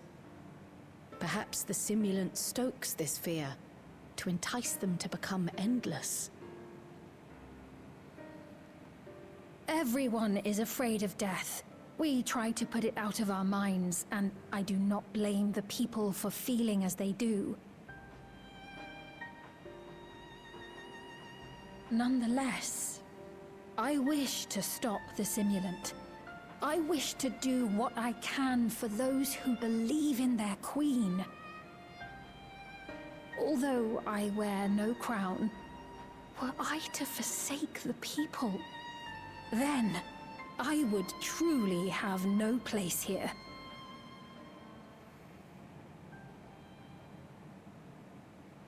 I don't know if this will help in that endeavor, but I've found something interesting. When I analyzed the sign that Calyx appeared on, I was able to determine the source of transmission. I traced it back to a terminal used only by preservation, located in the Foundation sector. Foundation sector? That came up in my mother's records, didn't it? It's where the old castle was hidden. Everkeep was built atop the castle of the former kingdom. Access to the immediate area, the Foundation sector, is highly restricted, with map data accordingly classified. So like the castle that we saw in like the Yesterland one? Or like the actual Alexandria dungeon? Like the huge thing, yeah. That's what all was built around The old when we saw castle it. is inside this tower. Yeah, when we got to the end of it in the last stage, it had stuff around it. They were literally building Everkeep around it. To conceal a terminal, I must say. Having existed since the storm surge, they would be familiar with the castle's layout. Surveillance camera But I POV always wonder, there as I signify Calyx would watching someone this. so versed in electrope, such as Calyx, be so careless as to leave a trail? I expect he intended for us to find the Because he wants us to go there. It may be a trap, but it's our only lead. What do you think, my friend? Well, it's hard to feel personally in danger, given how much I've survived. I think a little revenge is in order. Try to kill me, I'm gonna fuck you up. That it is. While safe, we cannot allow his offense to go unanswered. This is it, board eating Pokemon watching us do our daily society quest. I'll bump on the same on bus this that I course said of I wrote. action, I'll work on getting you access to the Foundation sector. Sit tight for now. Such an establishing fucking moment for a reveal. I'm like, holy shit. Please, let me come with you. I may not possess any special skills, but I know the castle better than any. So please.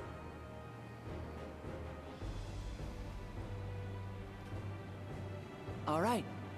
If that's what you want, then we go together. The rest We of us will gotta- take point and secure the way, and we'll count on you to guide us in the castle.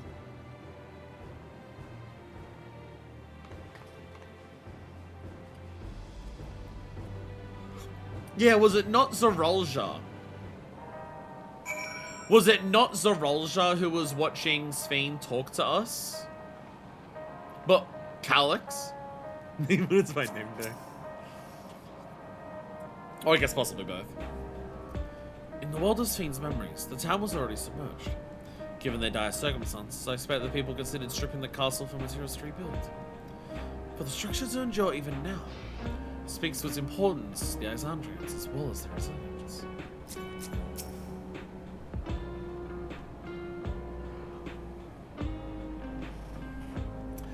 Calyx determines how many people will become endless, but leaves the choice of who in the hands of the people.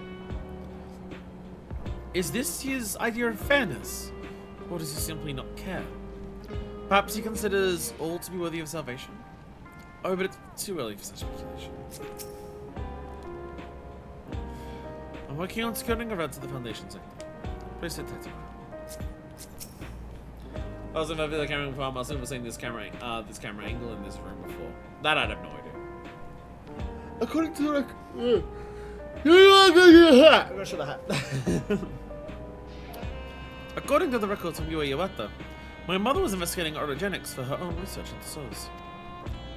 I was about data for orogenics in the records, and that's how we learned about the castle and the Foundation sector. Ah. At last we have a plan. Let's make it count. Thank you for allowing me to accompany you. It may take time for me to find my place in this new Alexandria, but I will. Slowly but surely.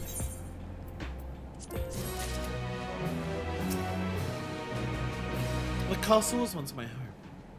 I should do my utmost to be of use in this mission.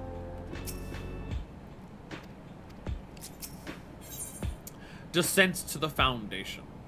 Shell is eager to get on with it. Right. I believe I put out a viable route to the Foundation sector. As we don't have much information on the area, I'll come along and gather geographic data on site. You can leave the navigating to me. I'll stay behind this time, but let me know if there's anything I can do to help. Oblivion is fortunate to have a capable adapter like you, Gulja. No matter what the future holds, your knowledge of Electrope is bound to serve you well. When we get to the point where the dungeon is, like, well, at the dungeon we've unlocked it, that's when I'll have a break and walk around to wake myself up a little bit. Like, should I have a second one as quickly, or should I save that for later when I crash even harder? I'll probably save it for later. With your dependable support here, we may embark on our mission. Come, let's head to the lift in the government sector.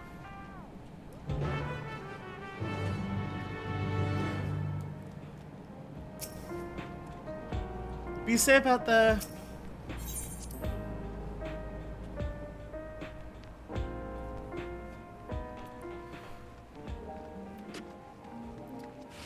I know I've asked the question before.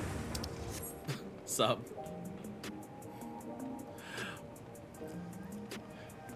Me when I put my rubbish bag in the rubbish bin on the night of its collection, but I forgot to do so last week, so my rubbish bag is twice as full as it normally would be, and so it's overflowing the lid of the garbage can. So I have to stand on top of it and try to compress the lid down so it can actually close the bin properly. Fucking nailed it. Nailed it so fucking hard.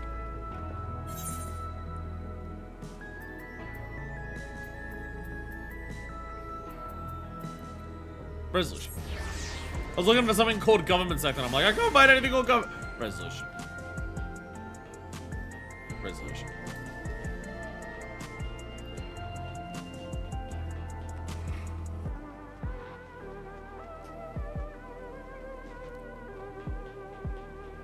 But yeah, I know I've asked this question before I got distracted. So, where is she? What? Don't know. Trying to find her ourselves. Which one do you mean? Sorry. Canuck's so pretty. Jesus. But yeah, like I've asked before.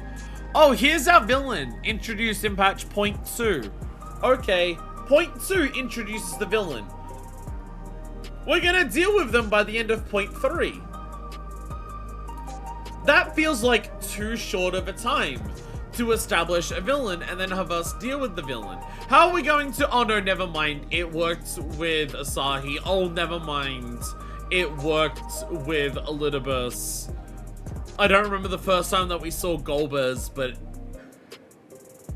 He didn't get any more patches. Golbez wasn't only in 2, but not much more. I realized I've been in the wrong instance of Diabolos this entire time. No. Yeah, we're in multiple instances of Solution 9. From here, we head to the very bottom of Everkeep. I can't help but feel nervous returning there after so long.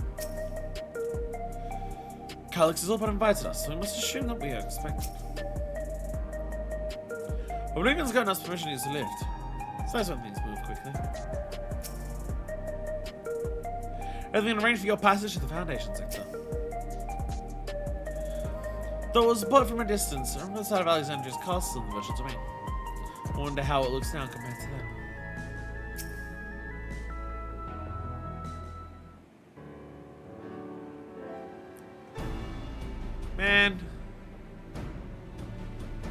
Man. We had avoided it for so long.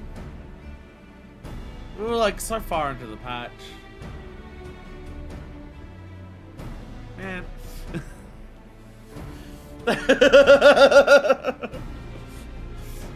There's no direct lift to the Foundation sector, so we'll have to transfer to another on the way. If we take the wrong lift, we'll end up in the wrong sector, so be sure to follow her instructions. Hunger strike at the Square Enix office. According to T-Sheljar's records, the tower is divided into inner and outer sections with orogenics. Castle at the heart of the inner sector. So upon arriving at the Foundation sector, we need to make our way inwards.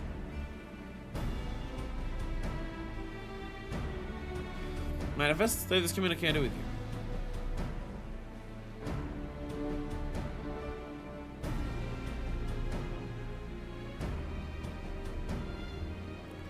To modify the track your coordinates. So I'll be guiding you as I collect data. Yeah, but see Calyx trying for Calyx says I had to compensate. Yo, the music for Calyx, holy shit. Holy shit. Sounds like we're all set. Let's get going.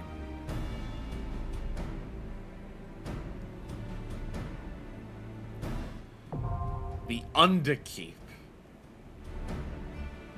The Underkeep. Badass name. Alright. I need you all to fight to the death. Everyone, fight to the death for my amusement, for my entertainment. I think we once again have too many for the dungeon. Fight to the death. Decide who will dungeon. I'm going to the bathroom. And I'm having no say in this time. It's like that game from the Beast game. You're all locked in a room and you have to decide who gets eliminated by whatever means you want. So in accurate Beast game mode, you have to make it take 20 hours and have no incentives either way to hurry up or anything.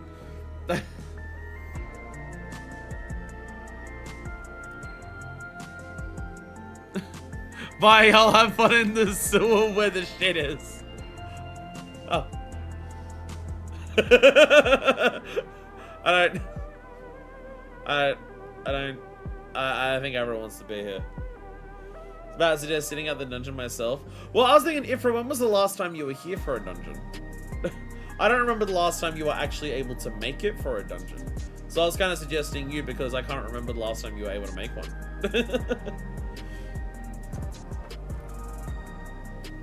Amarilla's not going in there. But I'm going to the bathroom first. And y'all can fight to the death. and I will be back, and everyone will be dead, and then I won't have enough to go into the dungeon with. Which I think is a really good plan. I don't much care for this. No, but look, Yui Iwata was so good. Oh, I will show that. Sorry, before I forget. I will show that. So, you know how I got I got the top for Yui Iwata, and it was really good and sexy. And now I just need the mist, I always forget mist something, boots for this. I got this Yui Iwata top. It's really good. It's on my summoner now, and it's fucking sexy as hell, and I love it. It's so good. I love it. I got my hat. I didn't even get Mistwake. That's all. I didn't even get the hat from fucking running.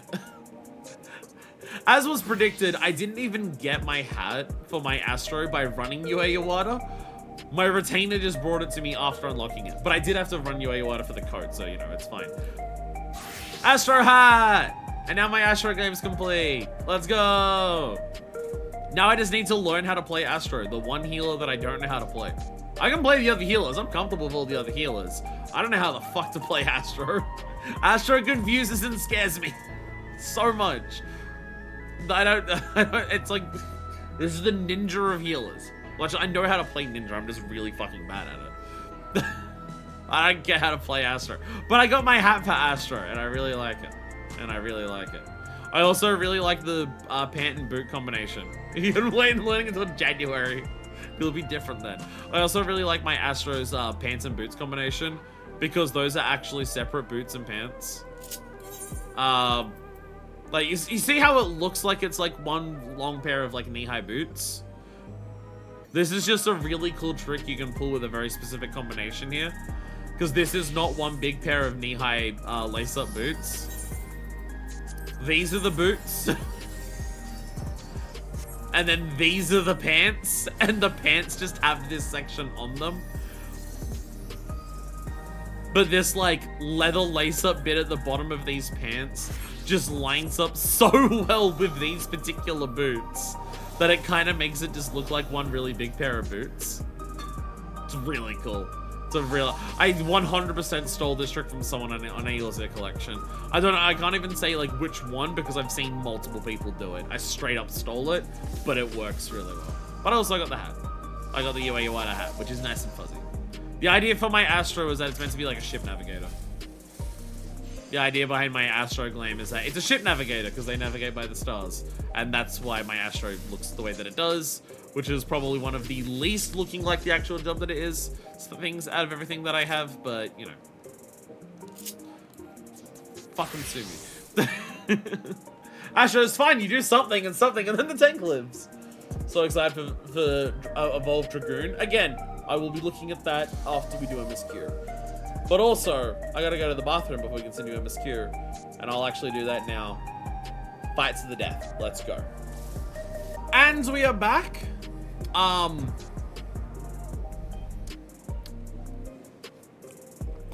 So the idea of people fighting to their death for my amusement, to decide who goes into the dungeon,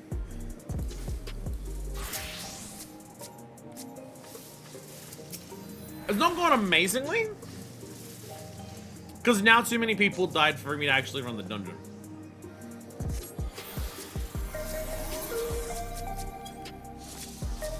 So there's some issues here.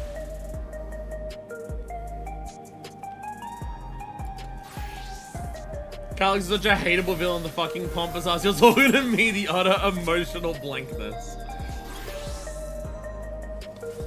The man is so hated that the famously fanfiction obsessed 14 community has a grand total of 29 fanfics that even mention his name, not a single one is gay for him. I was like, why not the exact instance? I remember the Alliance Raiders there.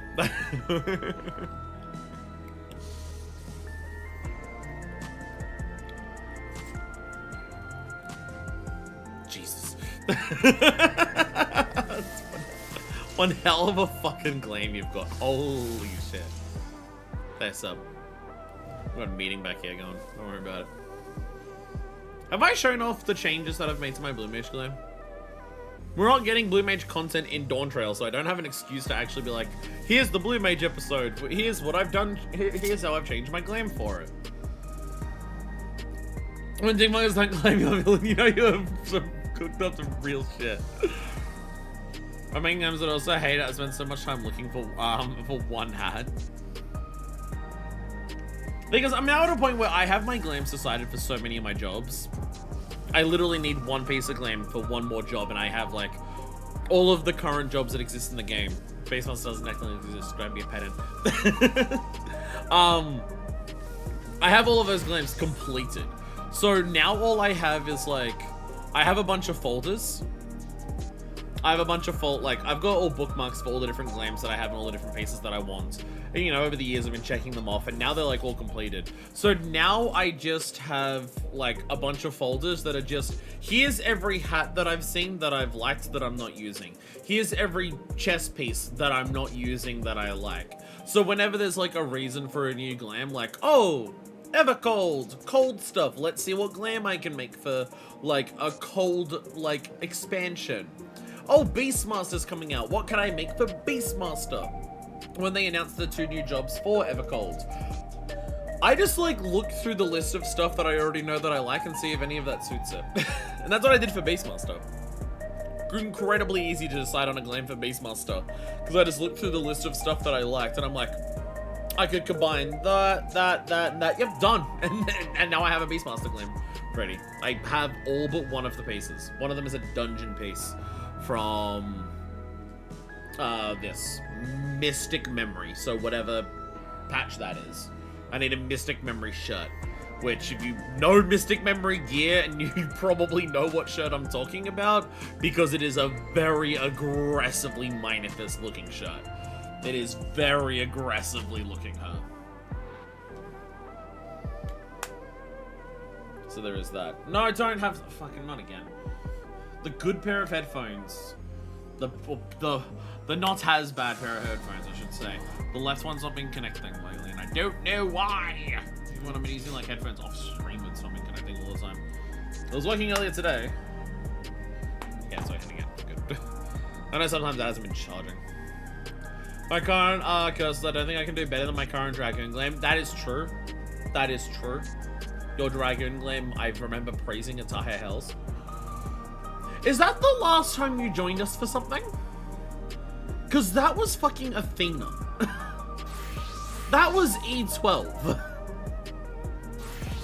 That was E12. That might be the last time you joined us. Jesus Christ, bunny girl. Jesus Christ, bunny girl with the 2B leggings. Still got the 2B leggings on.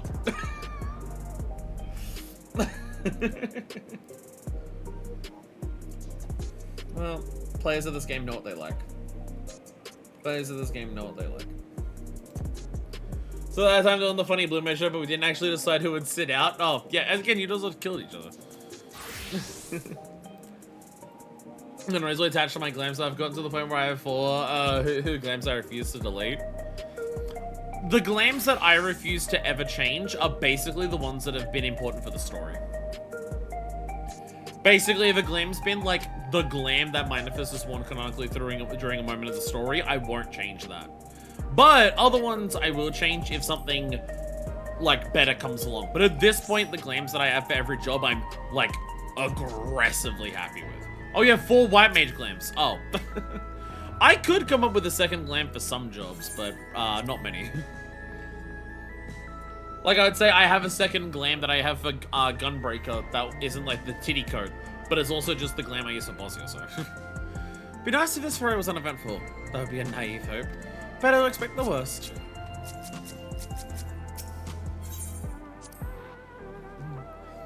Oh, hey, Horatio. Calyx used the people's love for Sphene to further his own schemes. We can't allow him to do this any longer. Whatever it takes, we'll find and stop him. I guess there's gonna be also a trial, so I guess if anyone's skipping out the dungeon, you're not gone for long. Though we are taking a risk, the far greater would be to wait. This time, we'll just take the battle to Calyx. 4 Wyoming glams are just hoarding plates. Alright, well, Ifra's here. Okay, that is one hell of a healer glam. We got 2 red mages over there with the same fucking swords. We have 2 red mages over here with the same fucking swords.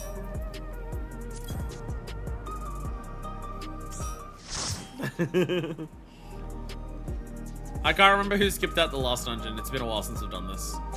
Who? Who left this here? I'm sorry, but this is a trip hazard slash possible, like, spike on the bottom of the foot hazard. Who didn't clean up their toys? Okay, I think the toy didn't clean up itself, actually. So, never mind. Never mind. I guess I won't be angry at anyone then. Anyway. Whose D4 is that? Alright. Mine. Gotta remember to mine. The Underkeep. In the waning days of the Old Kingdom, the people of Alexandria sought a way to survive as their homes sank beneath the earth. They built a towering structure that enveloped the royal castle itself, and as the long years came and went, Everkeep grew to soaring heights. Yet some whisper that the castle has withstood the ravages of time, and in the city's foundation endures a symbol of a bygone glory. From within those time-worn depths, Calyx sends his transmissions, and you must delve into Alexandria's past to ascertain their source. Alright. New dungeon at mid-eye level, let's go! Where I play DPS, so the responsibility is not even on me that much.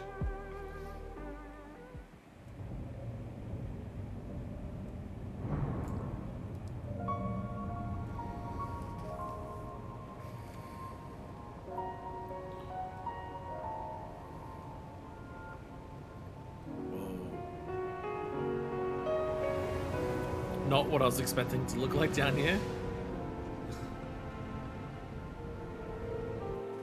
One hell of a music track for it. So is there... There are beasts ahead of you. They must have gotten in and made themselves at home. Something, the sands of time? Building up down here in the long-forgotten place. Shale voiceover.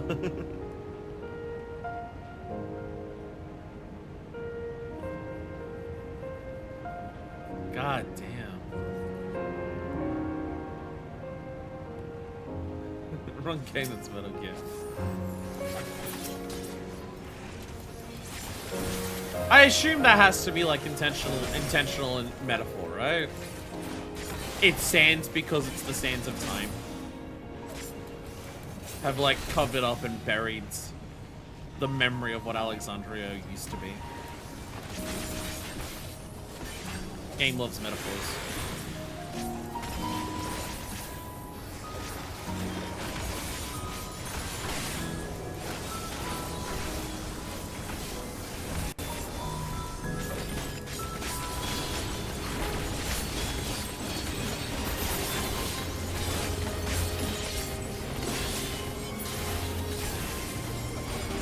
Ooh, the music.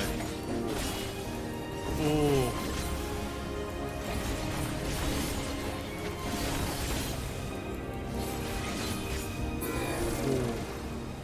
There should be an access hatch nearby that leads inside. Look for an opening. Ooh. Ooh. Good song.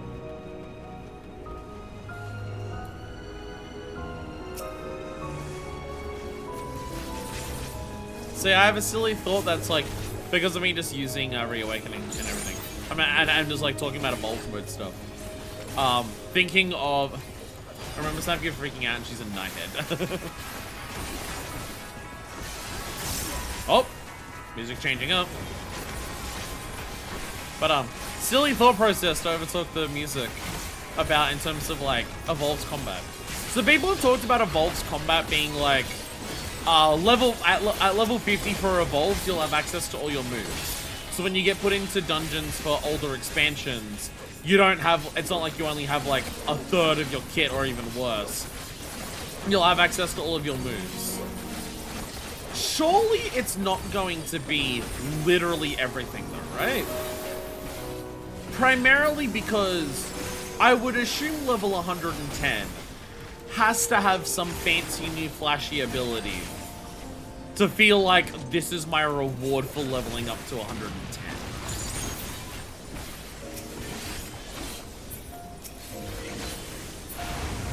So like, for I'm detecting something big. You'll have to deal with it to continue on. Jargons. Okay, yeah, like the sands of time are literally flooding the entire place. Yeah.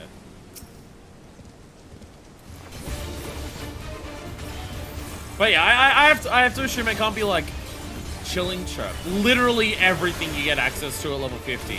Because then there's no like big cool new thing you get to do for leveling up your job.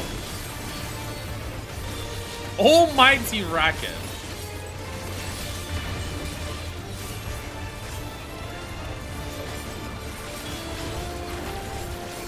This arena feels tiny. Yo! Yo!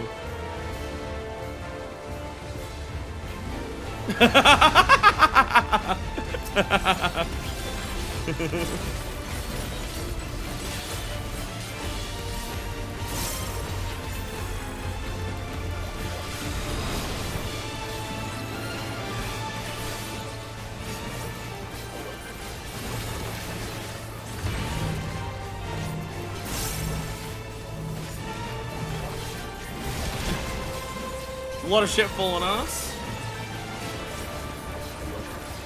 Oh no, we have a dead healer. Earth Song! That was one of my predictions for an expansion title.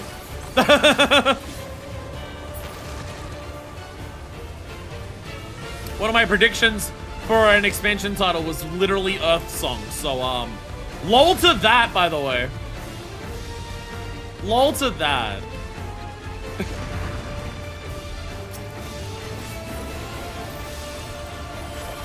Oh, fuck. Oh, my right there. Fuck. Whoops.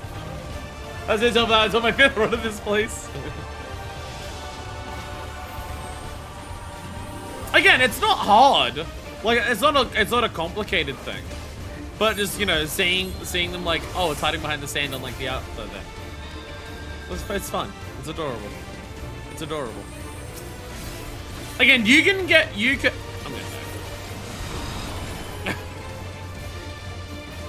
You can get away with a mechanic that isn't that hard if the selling of it is really fun. If selling the mechanic is really fun by just like visuals or like personality or anything like that, you can get away with a mechanic not being hard. It's why Pre-Shay is fun in Juno, despite the fact that she's not that complicated, other than just listening to how many wait for it. Because listening to her shout wait for it is fun.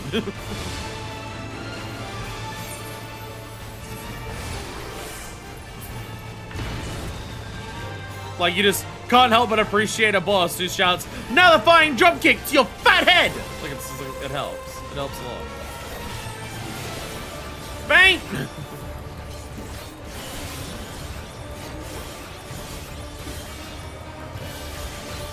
It's amazing how much unavoidable damage, like, mid-eye level really deals by this by Dawntrail. But even just completely unavoidable damage, just like, oof. Ooh.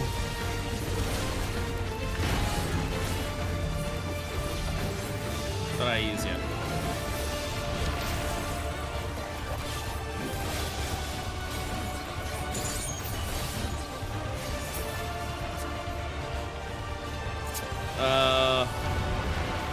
Oh.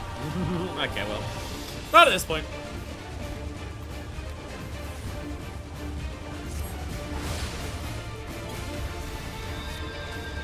So opposing combo additions will be okay, but not more buttons after 50. Again, yeah, it's more so about like, there's gotta be some incentive to get to max level that isn't just like, oh, you're now at max level. There's gotta be some cool new thing your character looks like they're doing. Too busy healing, notice the unmarked half cleaves. Yeah, no, I got hit by one or two of those too. Yeah, I got hit by one or two of those as well. They're fast. They are fast. The cast bar for Almighty Racket, no. Was it Almighty Racket that was the... Was Almighty Racket the raid weight? Or the half rune?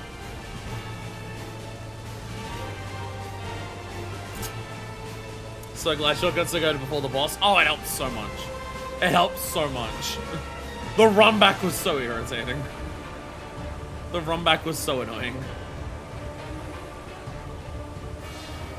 Again, this is why eye level scaling bothers me so much for how, like, loose it is. I don't expect, like, my roulettes to be like this. But the difference between this and what you get in a roulette where you can get hit by, like, 5 things and it doesn't matter is a little extreme. Yeah, always in front of the laugh room, so you just gotta stick on its ass.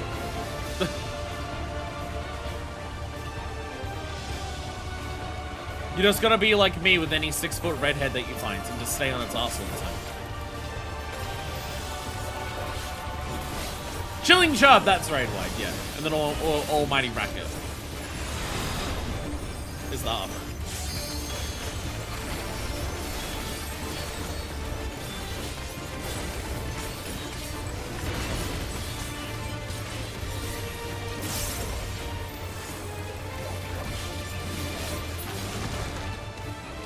And then you do this. Again, this is so fun.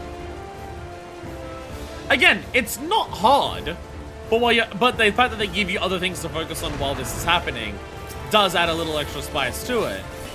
And just like, it's visually fun to see it crawl around, going upside down, and then jumping out at you. It's fun. It's not hard to solve, but it helps like sell the idea of like what the boss is doing and how much of a like little skittery little thing it is. It helps a lot.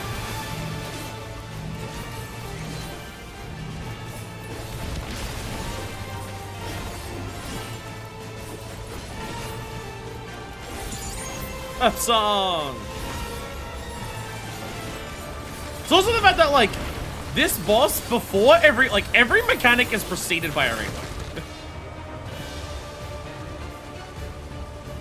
Like it's not just the boss has mechanics that are raid wide, it's the boss has mechanics that are mechanics. Every mechanic the boss does like starts with a raid wide. Like it starts the grand explosions there, but that starts with a raid wide. Constant pressure from glaives and AoEs also means that recovering from deaths is non-trivial. Yeah.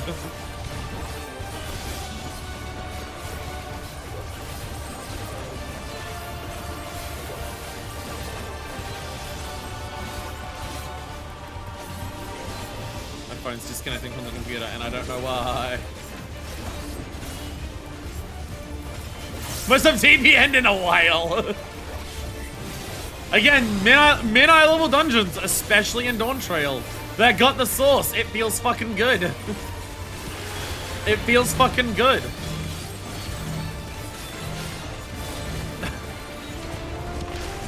None of you overlapped, I don't think you did, but it's a little concerning. That's, again, like, this is the start of a mechanic, but it starts with a raid wide. A fucking nasty one, by the way. You notice that raid wide, which is not even like the strict, oh, this is just a raid wide for the sake of a raid wide. That's, oh, I'm fucked. Oh, no. The raid wide is doing like half my health. That's like the start of another mechanic. Like just the mechanic is about to start. You're down to half of your health. That's fucking wild. The beginning of Earthsong took me down to half. All helps remove my shields and bits off. That takes a single second of inattention. So this is where, like, I can do healer for, like, normal stuff here. Healer for, like, mid-eye level, you need to know which is your best heal for what type of situation. And that is, I'm nowhere near as good at. Whoa. Whoa, it's the castle. Yo. I love the,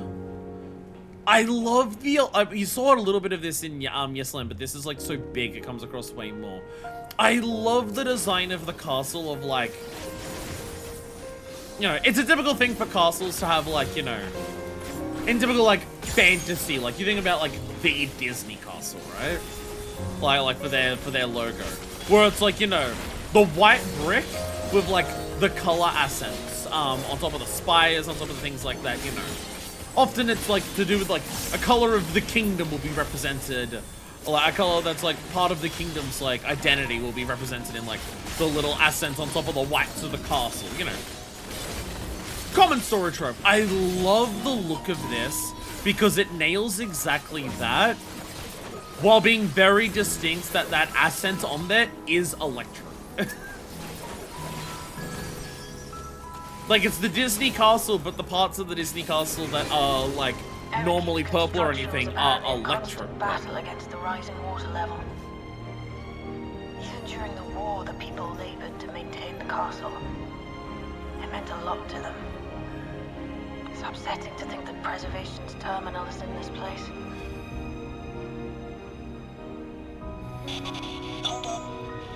Oh my. Usually score for anything else, like, yeah, no big spires or endless parapets. I mean, you can also like see how much it's been damaged over time as well. But like, it's not even just like, oh, those are accents like built on the outside. You can see by the broken spire. No, that entire spire is Electro. Internet died when I missed. We died once to the ant, but we lives now. And the light's coming from somewhere up there. Oh Jesus! Super fun, happy slide! Whee!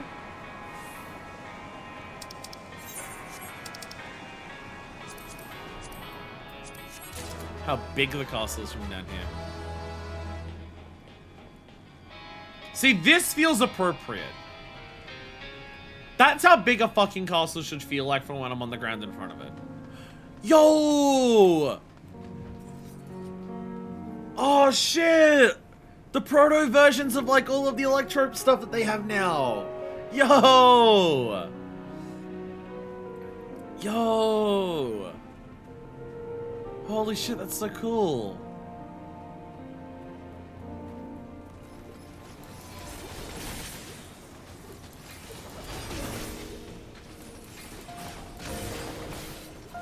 That's so sick. Oh. That's just mean to put one like right there. We can now put all this. We can now put all of this stuff in the armoire. All dungeon gear from 7.0 onwards can go in the armoire as of 7.5. So now it's a case of I want it all so I can try to collect it all. My retain is helping me with it a little bit as well.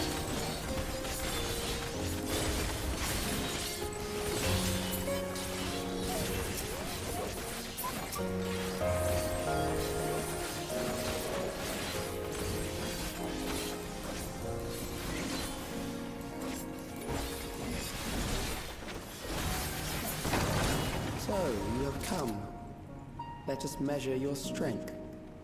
Soldier S0.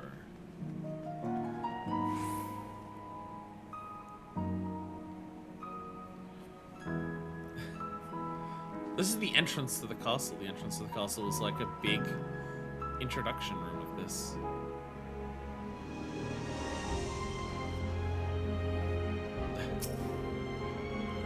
Follow the soldier S0.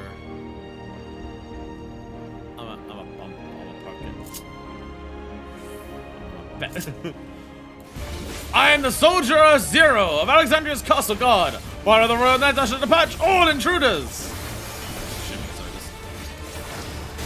Not for any lore reason, just because it's fun. Because I like Otis. Don't worry, I have faint. I saved him because I have faint. Because I am a viper, and I contribute to the party with my mitigation known as faint. Releasing limiters, initiating mobile combat maneuvers. Sector by sector.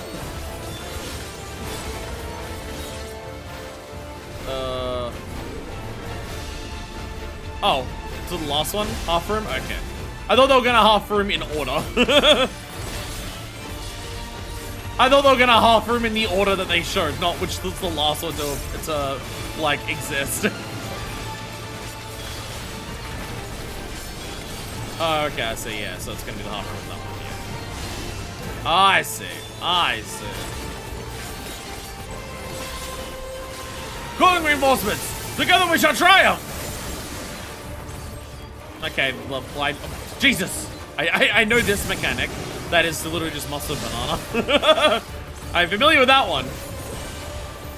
The shitloads of bravers afterwards. That's new. The shitload of ravers on all 4 party members. That's a new one after that. Sector by sector. Oh, so you can see it's on the left, like beneath you. So they're all on the left. Okay, yeah.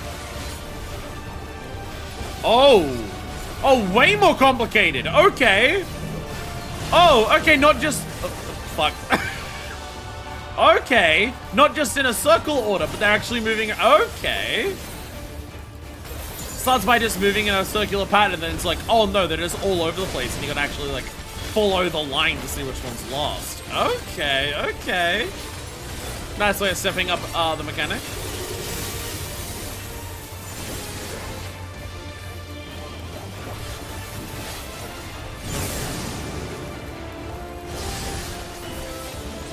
Don't give him much room to work for that.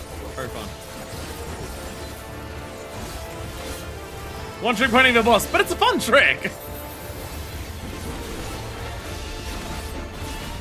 Very rough fight people who aren't great with non-standard tells. Yeah, it's type of stuff that we've seen in other fights, but like if you don't do like again, like mustard banana stuff. Like I know that because I run Orbon a lot, but like if you don't run Orbon, you may not recognize that. Yo, cool S! Not quite. Not quite.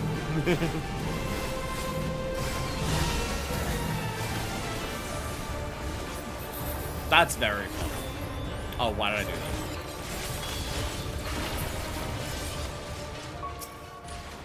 That's very fun.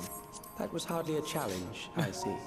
The step up are just like, oh, okay, it's a half room, you just follow to the one which one's gonna disappear last. You press on. And then changing the shape of that. Very fun.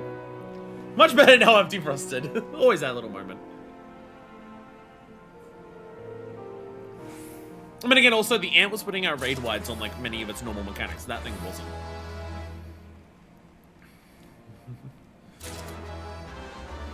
Got laser cannons, laser rods. Oh. Oh.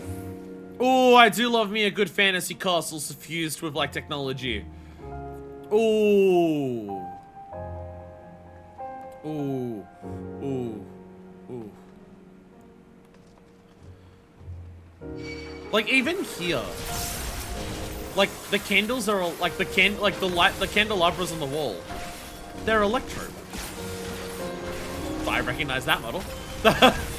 Welcome back, Delabrum. Welcome back, Delabrum Knights. This is Screaming Zero for FF9 fans. Oh, I imagine this is like directly a castle from FF9 then. Those are just Bosnia. They literally are just Bosnia Knights. I think I'm remembering how to dungeon tank as a Dark Knight. I'll be honest, I'm not good at that. I understand Dark Knight's mitts, like, for bosses a lot. I don't quite get how to Dark Knight mitt on, like, mob-tools. Like, for Gunbreaker Warrior, super simple. It's super simple. I totally get how to, like, mitt, for pulls. I don't quite get it for Dark Knight. I always feel like I'm not doing it properly. I always feel like I'm using the wrong type of things, or possibly just over relying on TBN. TBN's very good, but yeah. Don't for Dark Knight for raids dungeons are usually Warrior. Yeah, I super get it for like yeah. Wanted to change it up. That's the way we go about it. Oh, look at all the concept art. Although some of it, I don't know how much of it's concept art and how much of it is like literally screenshots from the Alexandria dungeon we did.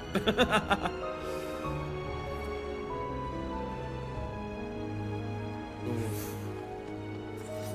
Oh, it's pretty. These are just Bosnia Knights. We're trying to take an Evercold off tank into older dungeons like this. That's what Reborn mode's for, I guess. if you're desperate for it.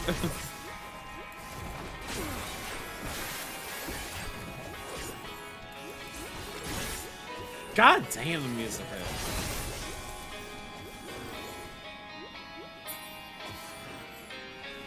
I love how much of this dungeon, like...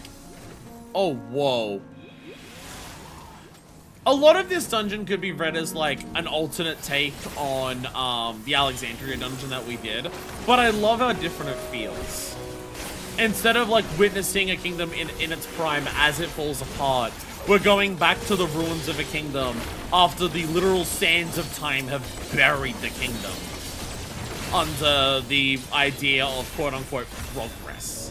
Interrupt on Bobs, you love to see it. What's the thing that the Archangel says?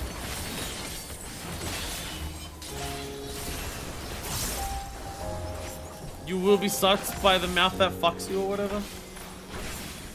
Because you gotta interrupt him or party wipe? Those things anytime I start to group every time. Again, I'm assuming that's why it's sand. I'm assuming the beginning is showing the sands literally burying the castle as a metaphor for the sands of time passing. I assume that's like very deliberate. But I have something that may test you yet. Do we have... I love this place's aesthetic so much. I appreciate how different it feels to like other fantasy castles that we've seen. Like this doesn't feel like this feels different to like Grand Cosmos, right? Grand Cosmos was like the Fairy Kingdom, like castle. And it feels very different to that. It feels very different to that. Press X to duck, Alex.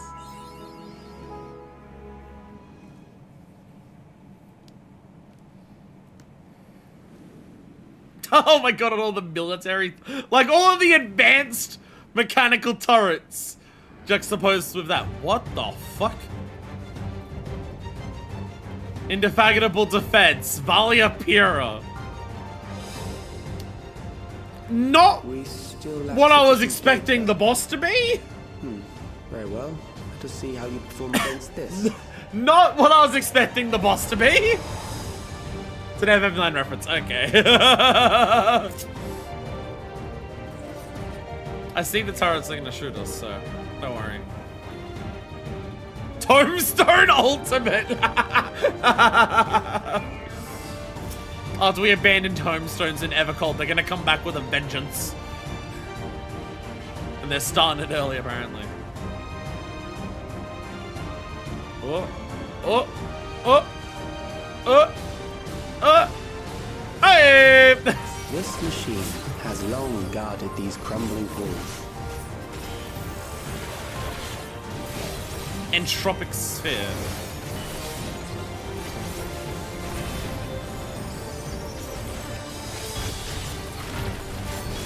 How will you handle this?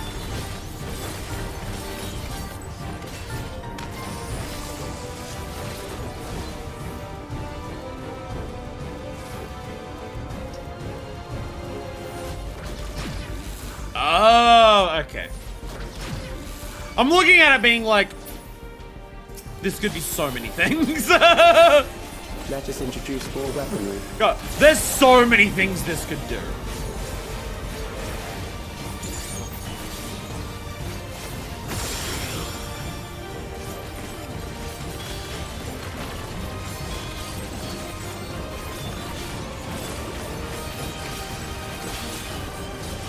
Oh my god, it's the fucking growing AoE mechanic again. Let us see what this means.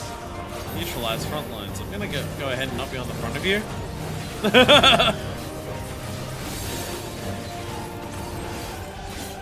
Perhaps a new approach to assess your adaptability.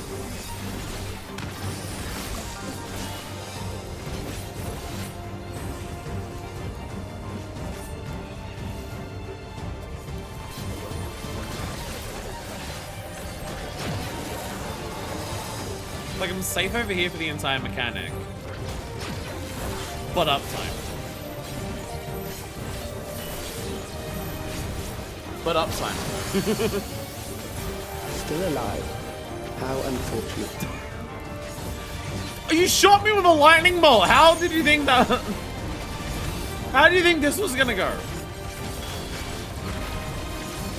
For you to die here, it would save me trouble later.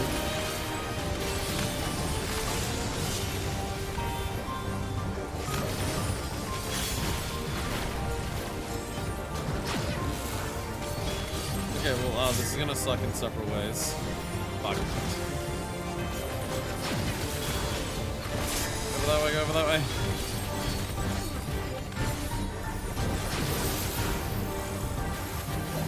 Front lines. Okay, we're behind it. We're behind it. It's fine. It's fine. It's fine.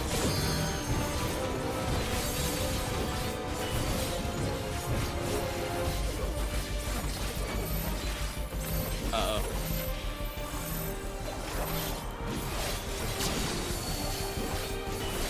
I'm beginning to understand how you were able to defeat Queen Eternal. Ah, can we both fit here? Not really. Not really. Is there enough room for everyone on that? Like, what the fuck?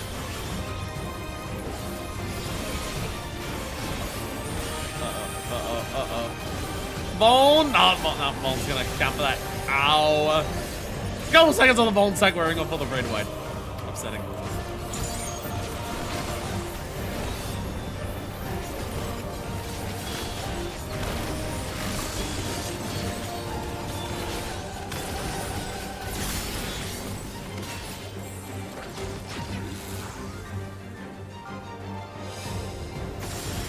Here, quickly.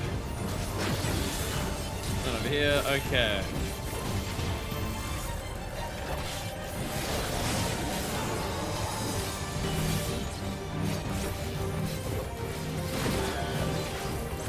I appreciate that it's doing like multiple things at once without like a prelude. Like neutralized front lines have been hitting us with the like targeted AoE since the beginning of like the mechanic.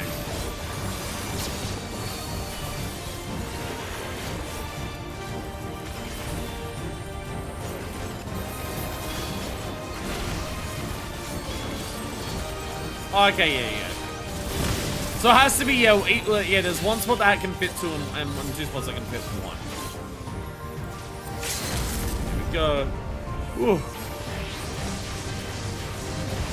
Bam! There we go. Ooh. The line mechanic really tripped me up. Well, the line mechanic tripped me up with the cannons going at the same time. To proceed with an analysis. I was just trying to like work out what order things are going to transpire in. Knowing what each of the individual things, not hard. Trying to work out what order of events is going to be was the hard part there. Because it's like, okay, will this thing hit like the cross pattern before the like the line ones go off? Like trying to work out like the order of events. The first thing that I've had to do all expansion. Oh yeah, if you didn't Living Dead that stack marker, we would have died so fucking hard. Holy shit.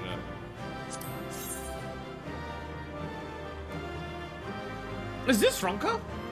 Now that I'm seeing this coat, is this a Ronka recolor? It feels Ronka, but I don't know. Oh, Lost Allegan. I knew I'd seen it before.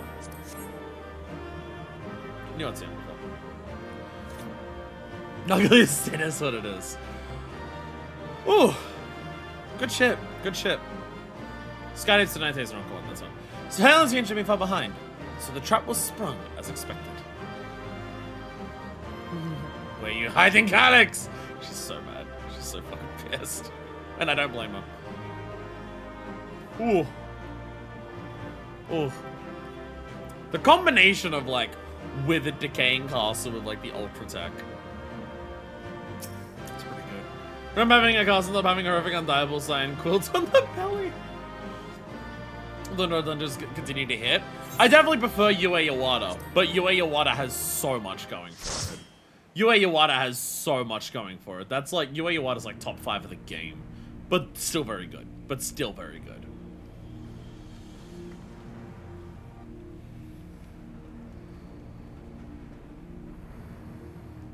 Calyx was measuring our strength. Is that why he contrived to lead us here? Surely he knows how strong I am. It looks like we've cleared away the machines and beasts.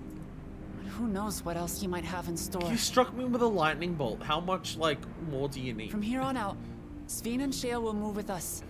Let's find that terminal. Stay alert for more threats.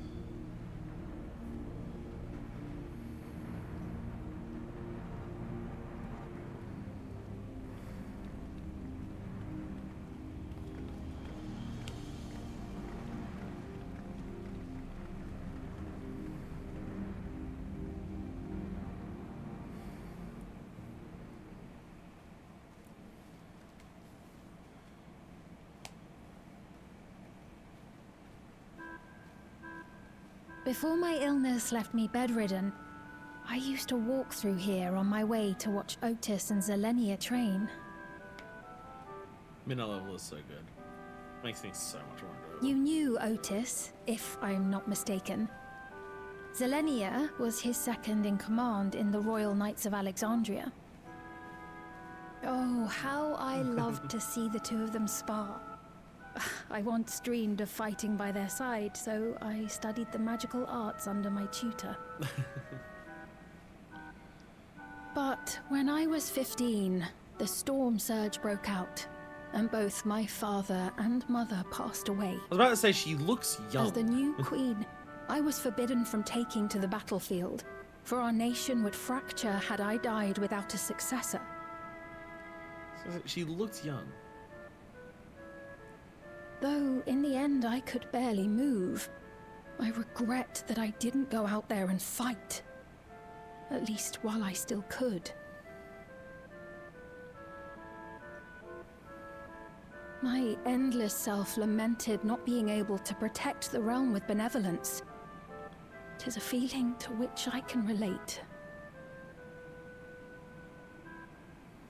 Sphene. Ah, forgive me. 'Twas not my intent to darken the mood. Come, let us press on.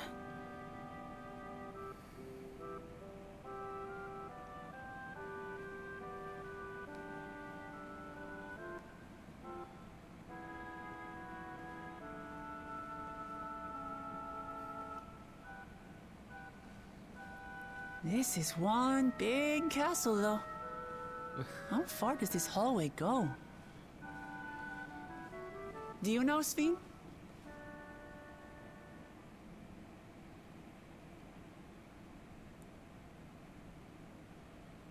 Uh-oh.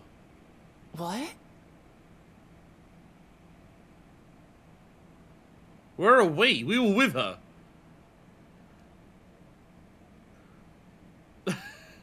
Shit, we DC'd. What? What happened?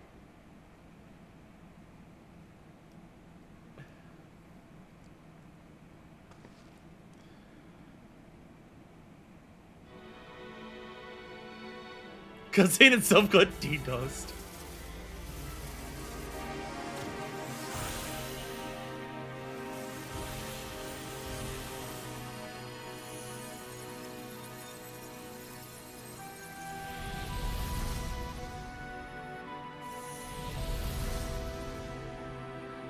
It's the type of shit they use in Living Memory.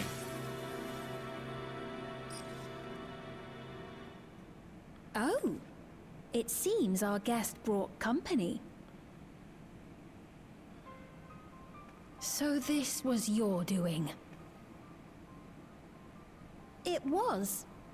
We installed a teleporter that is triggered by the presence of the key, you see? So Sphene's the guest, not us, yeah. Ah, I'm afraid etheric transmissions cannot penetrate the walls of the throne room. It will take your friends a good while to find you.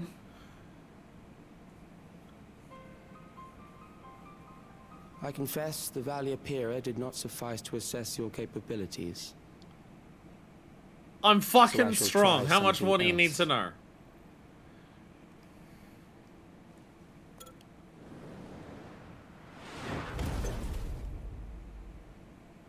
You are free to use anything at your disposal. The better you fight, the more accurate my data. Attaining a precise... Badass measure of robot your Lady strength, Knight! That is the most expeditious way. To reclaim the key to which you so stubbornly cling. Ah, noble Zelenia, dashing as ever. These villains mean to do us harm. Strike them down, I bid you. What? This machine is Zelenia. Indeed it is. We couldn't preserve her memories while she lived, so she has been reconstructed from our recollections of her.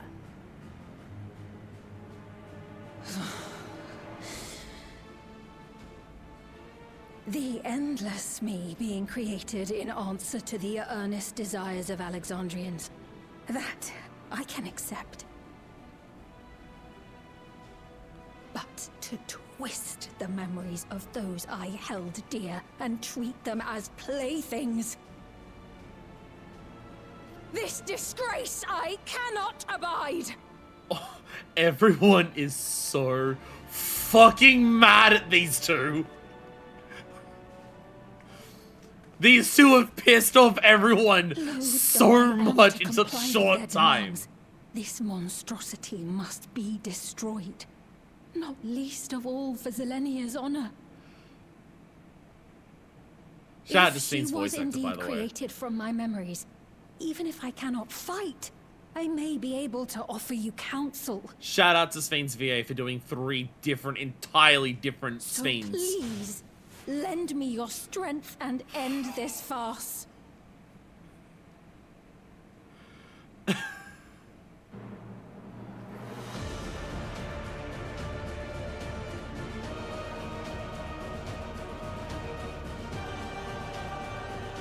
Alright, here we fucking go. Anything at my disposal, huh?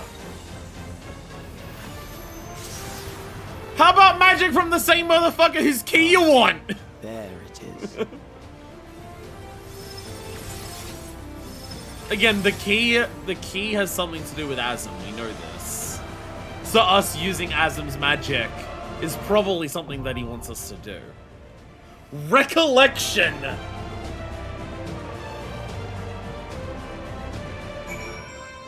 Me when I fall for a hook, line, and sinker. What do you mean by that? He wants us to use Azim's magic. Because he wants us to know what the key does when it's under someone who has Azim there. Because the key definitely has something to do with Azim. We saw Azim's symbol on it when Queen Eternal invoked it. Is there a thing happening? Do we want to set one up, or is there... How many people have we got? How many extras do we have to join? We have an Artesia! We have an Avaril! We have Adentia! We have Horatio! Do we have everyone? Do we have enough? Yo! Let's go! Yo! Yo! Yo! Don't even need the fucking PF! Mizaroli wouldn't object to getting his hands on the Constellation Crystal either. Probably not. No. No. So I'm gonna switch to either tank or healer.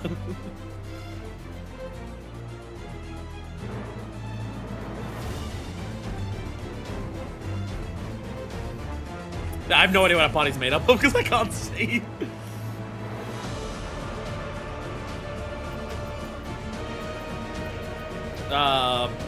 Okay, yeah, because we've got 2 tanks. We've got Ifra and Artesia. The tanks.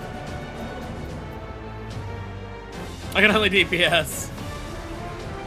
I can regen heal. I guess, yeah, Densha, you won't have as many jobs leveled up on Densha, the better Serena you. By the way...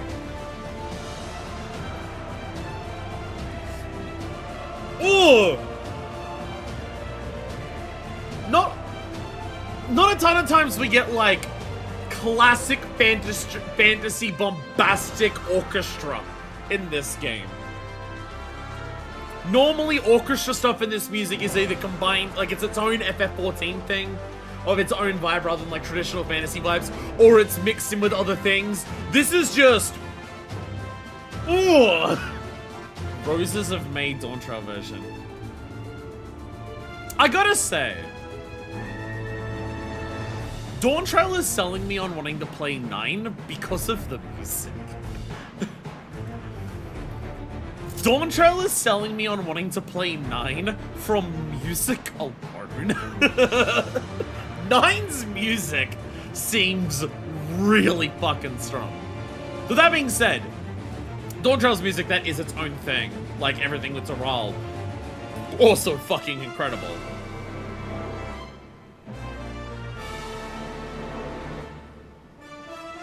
Oh man! Ooh!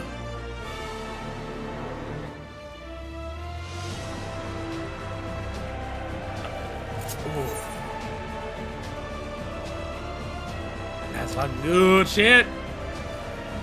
So yeah, we got Dark, we got a Sage. We have two res mages.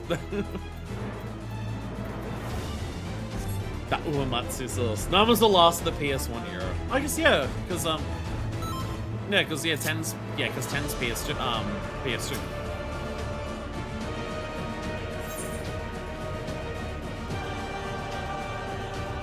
Recollection. We're still on you. Calix's trail has led you to Alexandria's castle and into a wicked trap. Seeking to take more precise measurements of your strength, Calix pits you against a mechanical guardian forged from Saint's memories of Selenia, the second in command of the Royal Knights. The Queen implores you to lay this affront to her dear friend's honor to rest.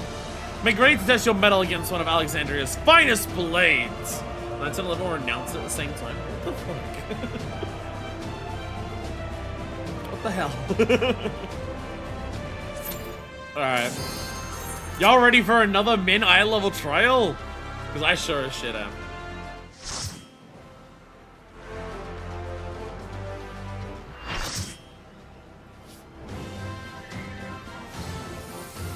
Living but knowing being FS past, living the present, living being the future. Ah, okay. Yeah, because 11's the first ever mode. Queen's Knight Zelenia. I am Zelenia Triantaphili, Royal Knight of Alexandria, and sworn blade of Her Majesty the Queen. Ooh.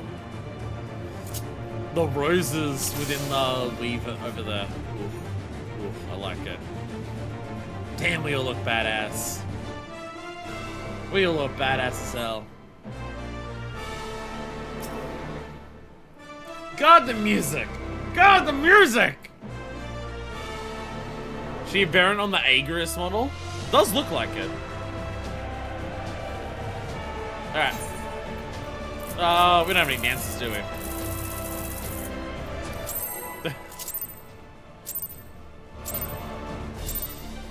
Upon my blade, I swear, no harm shall come to Her Highness. You will not defile Zelenia's memory any longer. Alexandrian Thunder.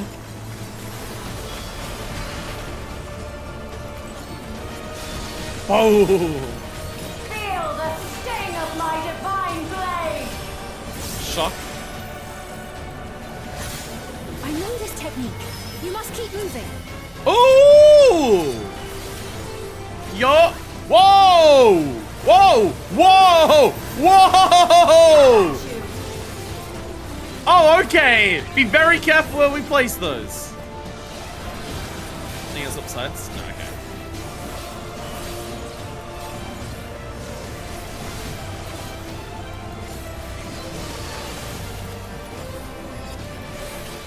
Simple it out.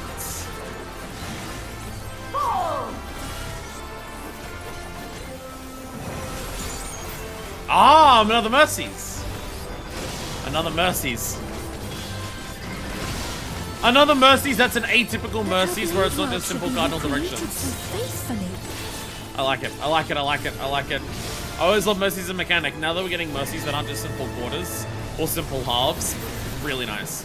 I will suffer none to threaten Alexandria. Okay, I see.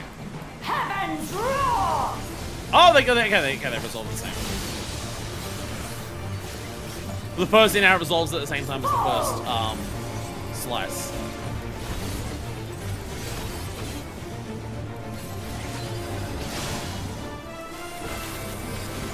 Have care. Zelenia was capable of much, much more. I will show you the soul of a royal knight. Ooh.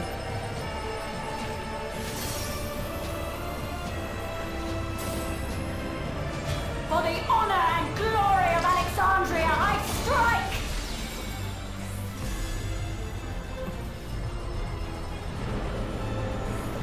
A rose field?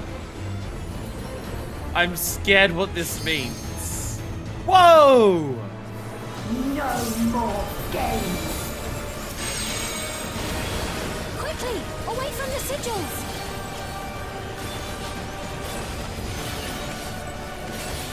The sigils channel magic. Be on your guard. Oh, I see. So that if an AoE hits where it is, it does the entire cone. Okay. Time even to fear my wrath.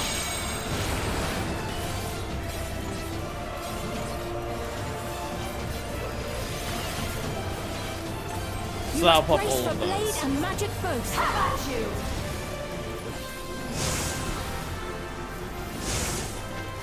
Okay. One spot was safe for all of that. I feel like that's not gonna last.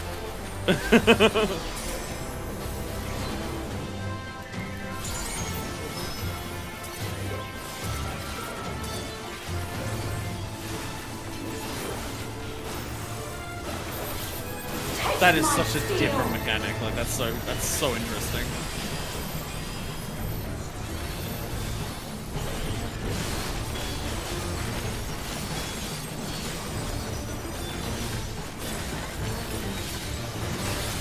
There is no escape. Roseblood Bloom. Yo, I can't believe the devs are like such a massive fan of Hololive that they actually gave Herb her an entire ass fucking boss fight.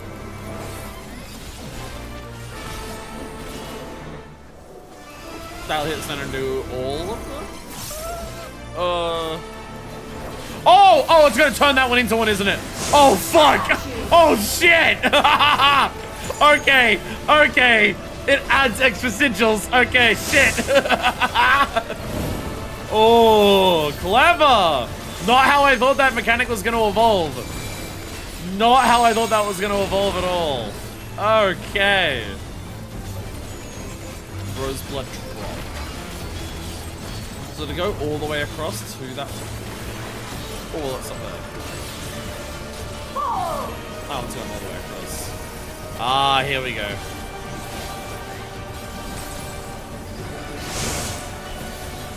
And then move into the... This is merely a reconstruction. And yet... Move into the rose panel, yeah. They were gonna do that, yeah. I see. I see. Pledged my life to the kingdom. That rose panel mechanic on the ground there seems really interesting. I really like it. How about you? Power break. No, come on, we're okay. Oh, there's so many of those. My resolve shall never waver. The mechanics in this fight, for what I'm seeing, of just like conceptually what they are. This is like the most I've wanted to do an extreme because of what the normal is in a long time. I want to see how this, I want to see this escalate. I want to see how fucked this gets when this escalates. Okay, if it's going across, would it stop? Oh, it's going to that side, okay.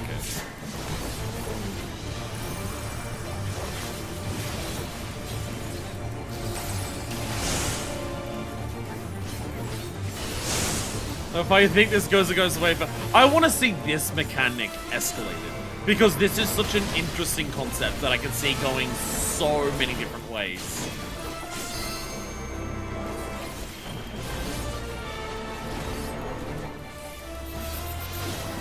Will even those activate the roses? No, okay. How about you? Power break on the right side, thankfully. Top 5 in the game is an evolution of the normal mode for me. Oh, I want to try it so bad. I want to try it so bad. Nice. Remembering the first, yeah.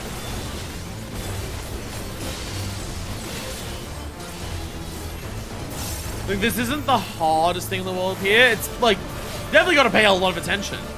Not the hardest thing, but like the concept is so That's right. Zelenia was always there to protect me.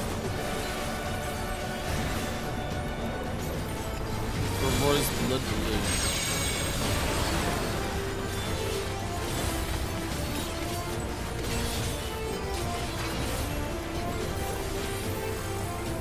Like, oh, the drop's going to this side. Shit.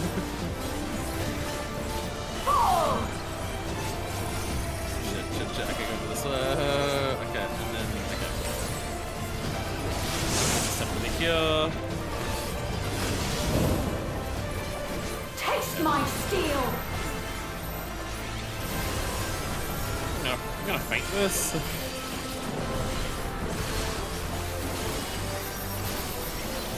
Ooh. We made it. We're good. Rage and royal!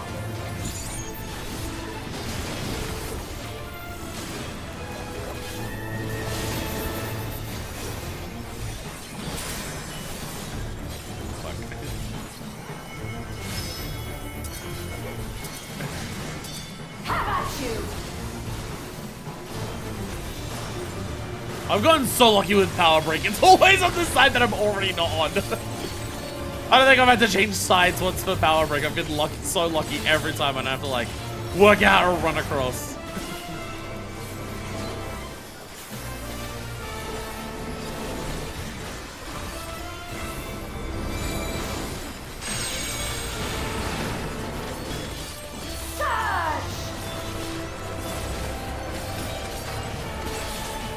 So where does that go? That's it, okay.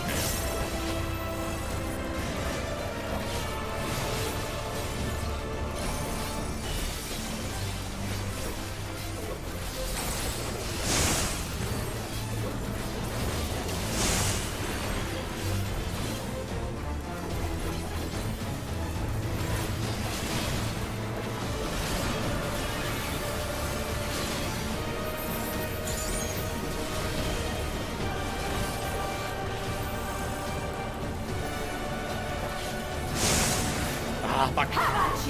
Slightly over too far. Trying to greet it. Ate shit for it.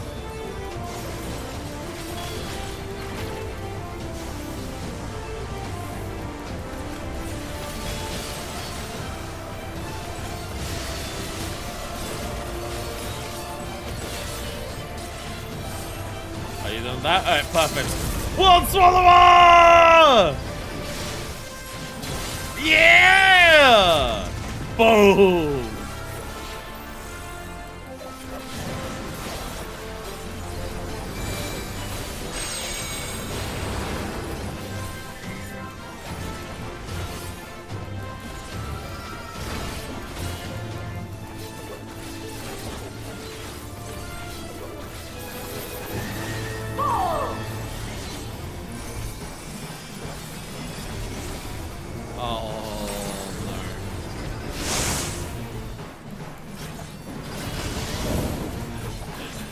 I just panicked and I'm like, I don't know how to avoid all of the attacks, and if I try to avoid all of them, I'm probably gonna eat shit. So I'm just gonna make sure I only get hit once. Ooh. Ooh. Not the hardest thing in the world. Queen, I have failed. But really interesting. Not the hardest thing in the world, but just like conceptually really awesome. I really want to experience that on Extreme, though. I want to see that mechanic ramped the fuck up. I really want to see what that does when it ramps it the hell up. Because conceptually, that's some of my favorite stuff that I've seen a trial do. Top 5 in the game is an evolution of the normal mode for me. Sword knocking against fighters, rip colorblind people, lesson not learned from P3 Phoenix, that have high contrast humanity, you don't see Jack. Yeah, when it comes to the reds and oranges, they may not have learned. Thank you for keeping me from harm.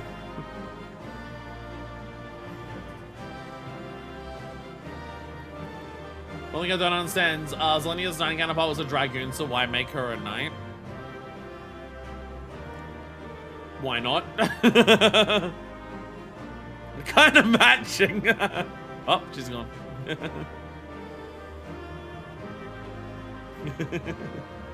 Dark red indicators on a red-purple floor, yeah. I mean, her poses there were very much like she's a knight, but her poses and everything were very much like Dark Knight, like from the game.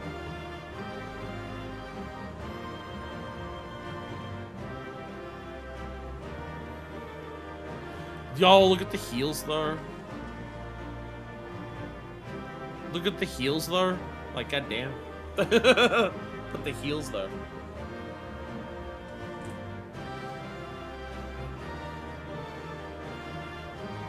When are we getting those?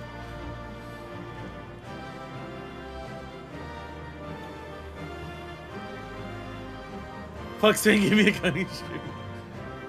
Holy lighting, dark in this incarnation. Man, just sitting in between that. Just having a chill in the middle. The EX weapons. I mean, if they're rose themed, you know I'm gonna be a slut for them. If the weapons are rose themed, then you know on a personal level I'm gonna love that shit. Roses aren't exactly Minifest thing, but they're very much mine. Oh, we can't go G-pose on the throne? I'll tell you, this is bullshit. I'm pretty sure you're prying your testicles that.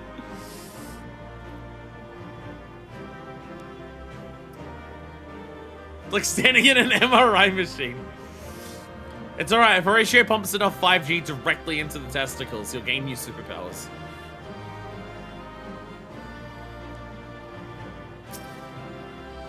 Rose theme perfect match for Red Mage. Yeah! Yeah! I feel like that has to, like, they have to make sure the Red Mage weapon for this is really fucking good. You want a day one Savage? Oh, yeah, to farm this fight for weapons, so a lot of people have been matching. Nice. Spider-Man works. Spider-Man got his testicles filled with 5G, and that's how he became a superhero. Did you get what you needed? I did. Though these figures will complicate matters. What, have you worked out that it is hard to kill me? Is that so? Well, if we are done here, then I shall end the transmission. Why did you make this Sphene so fucking creepy, Calyx? Why'd you have to make this Sphene so creepy? If you have no scruples about thus defiling the memories of Zelenia, then there is no way we will ever see eye to eye. Our characters have gotten so fucking mad at these two. To be entrusted with the cherished memories of Alexandrians. I, for one, have no wish to employ the fruits of my research in this manner. It is a waste of time and effort. But since I relinquished my flesh long ago, I must resort to every conceivable method, so long as the hero insists on keeping the key.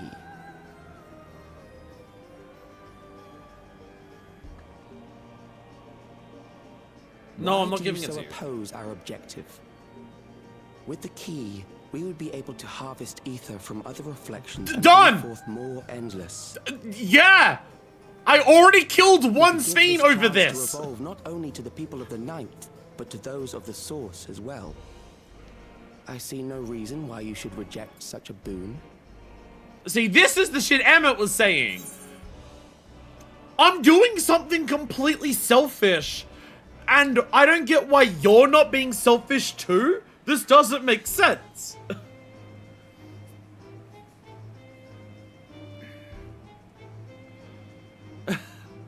I'm logically correct. What are you fighting against me? Yeah, it's the same shit with Emma, where Emmett's just like, the rejoining would only help the Source. You're of the Source. Why are you complaining? I don't know, because I have this fucking thing called empathy, you dipshit. You lay a finger on the reflections. I will fucking murder you. How about that? How miserly you are. Who's colonized Mars by destroying the planet now? Unless you're willing to compromise, you won't be able to save anyone or anything. I don't know.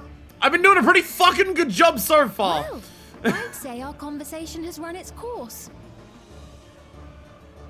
Ultimately, what you oh, it's the think 9th Final is Fantasy 9 by the way, immaterial, surprise. for the seeds we've sown have already quickened. The people have glimpsed hope in transcending death, and they can ill turn away from it. And thus does my role come to an end. The rest I leave in your capable hands, Calyx. It doesn't deserve a cool theme. As a token of gratitude for consenting to my tests, I leave you with a gift. Be sure to take it with you.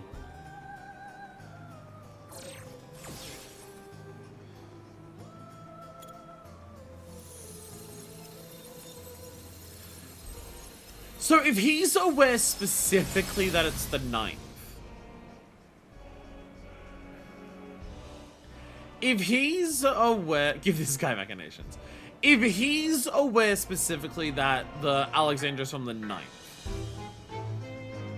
if he's aware that specifically, is it a case of A, their science into preservation science into the key and everything like that, they knew exactly which one it was? Or did preservation have some hand in making the storm surge happen, aka was preservation and Calyx working with Ascians and they heard the source and the 9th specifically from the Ascians? Because even if you're aware of the difference between the specific reflections, the source is a very specific word for the source.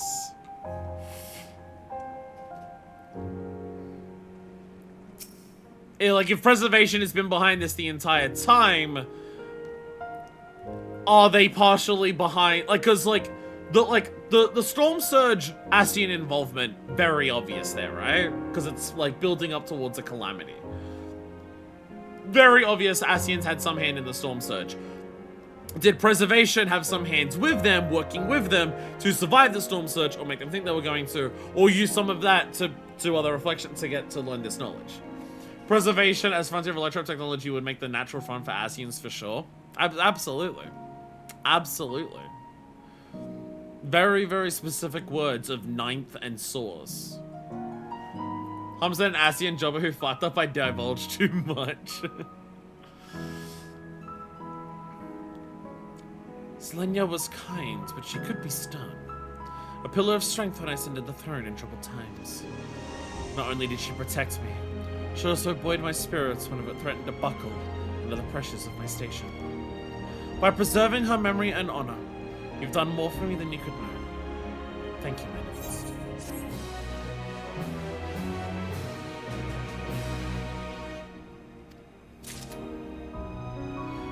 And also room back to actual reality. Shared paths. Sphene stands in silence. Kind of let them get away from them, and now Alexandra's been marauding across worlds. Selenia, it pains me to think that you're gone too. This would have happened with Thordon too if we weren't there to stop Thordon. Thordon stopped La Habrea.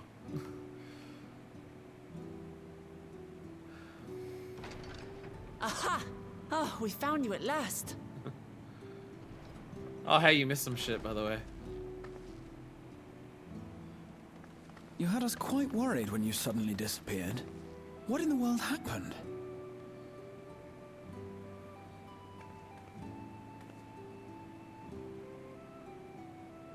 Then preservation's objective is indeed what Calyx claimed. But for them to know about the source and the shards, and to refer to theirs as the 9th, that raises some questions. It sure fucking does. Indeed. But for now, I'm just glad the two of you are safe. It sure fucking does, Skryl. Oh, right. While we were scouring the castle for you, we came upon a room that looked like a library. Hey, question, what were those Hassian names that we hadn't By learning encountered about and the dealt with yet? Alexandria of old, we may gain valuable insights into preservation. Might we take a number of books with us? So books still remain. Of course. You are welcome to any that may be of use. If you don't mind, could we take a look around here first? I'm especially curious about the area over by the throne.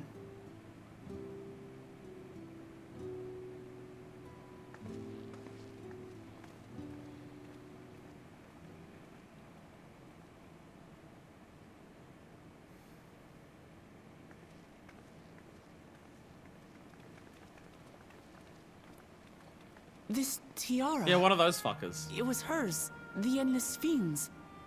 What's it doing here? It's a type of regulator, I believe. It contains the data of the Endless Sphene's memories. Calyx likely used it to create the simulant. Which means that as long as the tiara is in our keeping, we shouldn't need to deal with any more simulants.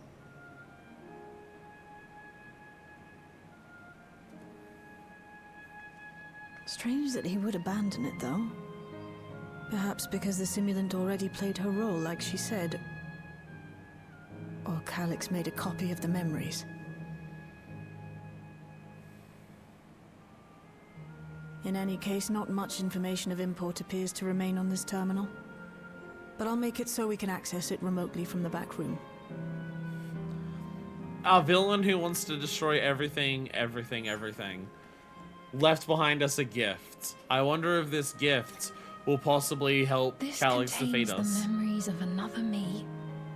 The tale of her journey as Queen of Alexandria.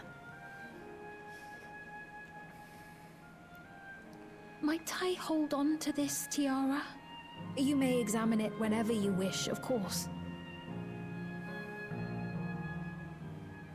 It would be for the best, I think. Does that work for you, Shale? No objections from me.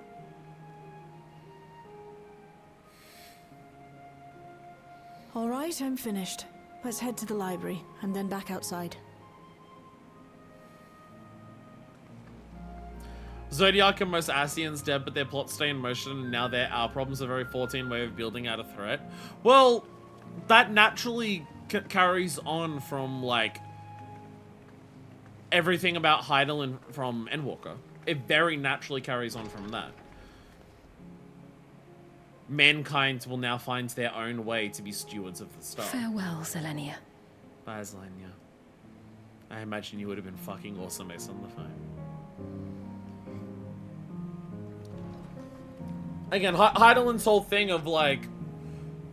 Hydaelyn / Vanar's whole thing was, like...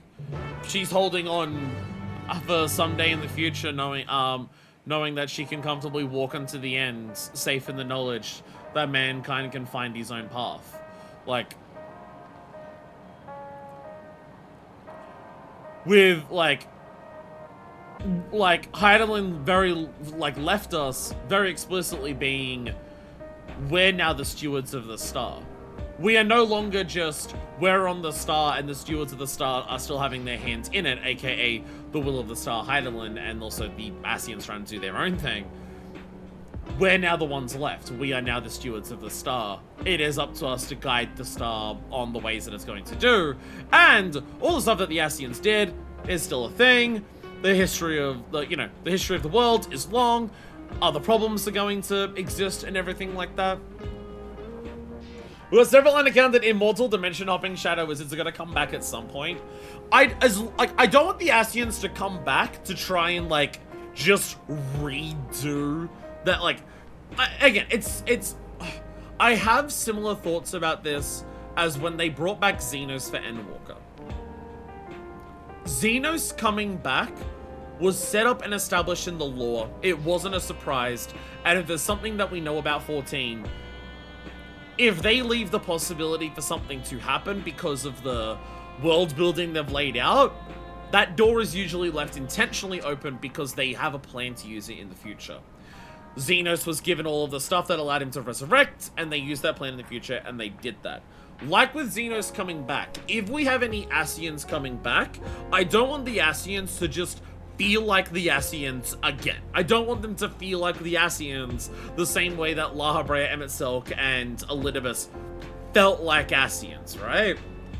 I don't want that. It's like when we brought back Xenos. Are we going to bring back Xenos and have Xenos just literally retread his Stormblood arc again? Or are we going to do something different with him? And we very much did something different with him. Hell, even after we dealt with all the Asians in Shadowbringers, they brought back an Asian who was a very different Asian to the previous ones with Vandaniel. Like, bringing back the Asians is inevitable because we have not dealt with them all. And, again, if they leave the door open for Asian involvement, it's because they want the door to be open to use that door later. It all comes down to, if you're going to do it, you need to do something new with it. You gotta do something new with it that it doesn't just feel like we're bringing back the Asians because we want a major threat. It has to be, why weren't these Ascians involved in any of the plans before? Why haven't they tried to do anything before?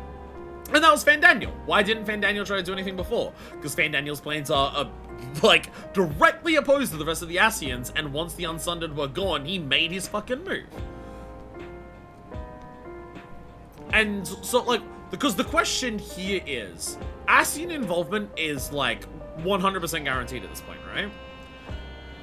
Ascian involvement in terms of just, like, you know, preservation goes back far enough that they could have had their hand in the Storm Surge or were warned by the Ascians about the Storm Surge, to, like, as a plot for the Ascians or anything like that. But also, the very specific terms of the Ninth and the Source come from the Ascians. Even if you're able to learn about the difference between reflections between worlds and work out that your thing is a reflection from another, it's fairly Ascian words to work out that exact knowledge, right?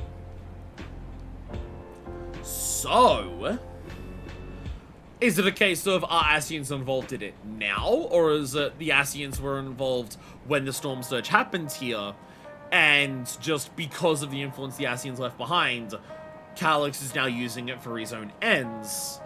A la what Thordarn was planning of doing, of working with the Ascians and then fucking them off and working against them. Which he successfully did by killing La Habrea, but then we stopped him. Because that was also Varus's plan. Varus's plan was, I'm going to work with the Ascians until we're strong enough to counter them. Didn't go well for him, but that was his plan. So is it like, is an Ascian working with Calix right now as part of this? Or is it they were working with him in the past, preservation has outlived what the Ascians' plans are here, and he's just using knowledge that he gained from the Ascians for his own ends? We don't know. We don't know. But yeah, my main thing is, like, I have no issues with that, with Ascians coming back. I have no issues with that because they've set it up in the lore and the world building of the story. It'd be bizarre if we never heard from any of them ever again. I just, if Ascians come back, which again, I assume would happen, I don't want it to feel like we're just rehashing what the Ascians did before. But typically when we bring stuff back, it doesn't feel like that. When we brought back Xenos, it didn't feel like we were doing Stormblood Xenos again. Fandaniel didn't feel like Ascians again. Even with how explicit Dawntrail has been, like, going through ideas of prior expansions. Like, as I've mentioned, Dawntrail is very explicitly meant to be Wuklamart, like, one aspect of Dawntrail is very explicitly Wuklamart's journey through all of the, like, types of expansions that the Warrior of Light has done answers, right? She does her own ARR, Heavensward Stormblood, Shadowbringers, and the patches are very much her Endwalker because of how much it revolves around the themes of death, right? But none of Wuklamart's journeys through any of those feel identical to what we did. They're fresh new takes on similar concepts. Her ARR isn't explore the realm because there's a shadowy plot and everything like that. She's trying to win a competition to become elected a leader. Her Stormblood, her Xenos is not like some random super powerful obsessed dude who can only get her through by fighting you. It's her direct brother who has just constantly failed to keep up with Wuklamart in the Rite of Succession, and is now bitter and wants to overtake that. Her Emmet is Sphene, and the amount of differences between Emmet and Sphene, like, the different, like, I compare Living Memory to Armorot, but, like, Armorot is a long-forgotten city at the bottom of the ocean that has, like, gotten a paint job of a man who's fading and losing everything that is connected to him. Living Memory is fucking Disneyland, right? So even Dawntrail is so directly, like, following similar ideas to previous expansions. They're still twisted up in very unique, interesting ways. And so if Ascians come back, I just want it to be that. I don't want it to be like, oh, the Ascians were secretly never defeated. The Ascians have got a new super secret plan to try and, like, take over the world and, like, recreate Zodiac, and the Ascians that are showing up have the exact same goals that, like, the initial Ascians had. You just secretly didn't get them all and everything like that, and we're just here to do it again. Like, I don't want that, right? And I feel like 14 is above that. I feel like 14 would be above that. If an Ascian's involved now, their motives have to be vastly different to what we had before. I doubt Ascians are actively in the split. It feels like something that slipped out of their control. Otherwise, Emmett wouldn't have pushed us towards it. Yeah. Yeah, because he directly told us to go seek out the golden cities of the New World. Which he said cities. But I guess golden cities could refer to both, you know, the bottom of the Sky Deep Cenote and Living Memory. Because again, Ascian plans slipping out of control. Like, the entirety of the Thirst is them fumbling that ball and us kind of saving it for them many times over. But also, the entirety of the Void is that, and La Habrea's plans with Thordan very nearly became that, except we killed Thordan like 5 seconds later. The Golden City and Allah would directly correlate to each other. That is true, yeah. He also said that, the South Sea Islands, which is Allah, which is, like, seemingly where the key was before it went to the ninth. The key seemed to be in Arlo, and then the Lala's there. Use that to go to the ninth, and then the key's on the ninth, and now it comes back here.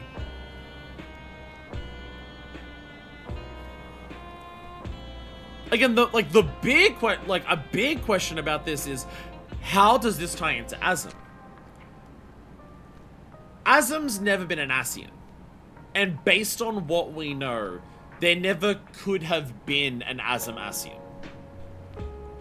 From what we understand, there never could have been an Azem Ascian. One, Emmett would be disgusted by the idea. But two, the Ascians are risen up into their ranks by the memories contained within the crystals. The Constellation Crystals. Azem's Constellation Crystal is explicitly stated to not contain memories. So you can't rise up an Azem Shard into being an Azem Ascian because there is no memories to do that. Also, Azem wasn't down with the plan in the first place, so even restoring those memories probably wouldn't do anything like that. So there is no Azem Ascian. So is this Azem planning stuff before the Sundering? Is this Azem planning ideas of what to do before the Sundering? Is this an Azem Shard after the Sundering who somehow also came onto, like, you know, the awareness of being an Azem Shard and everything like that, and did things to, like, fulfill the legacy of Azem, like the way that Emmett told us to fulfill the legacy of Azem as well and everything like that? Like Emmett very directly and explicitly states that as the bearer of Azem's crystal, it is our duty to explore and see the world.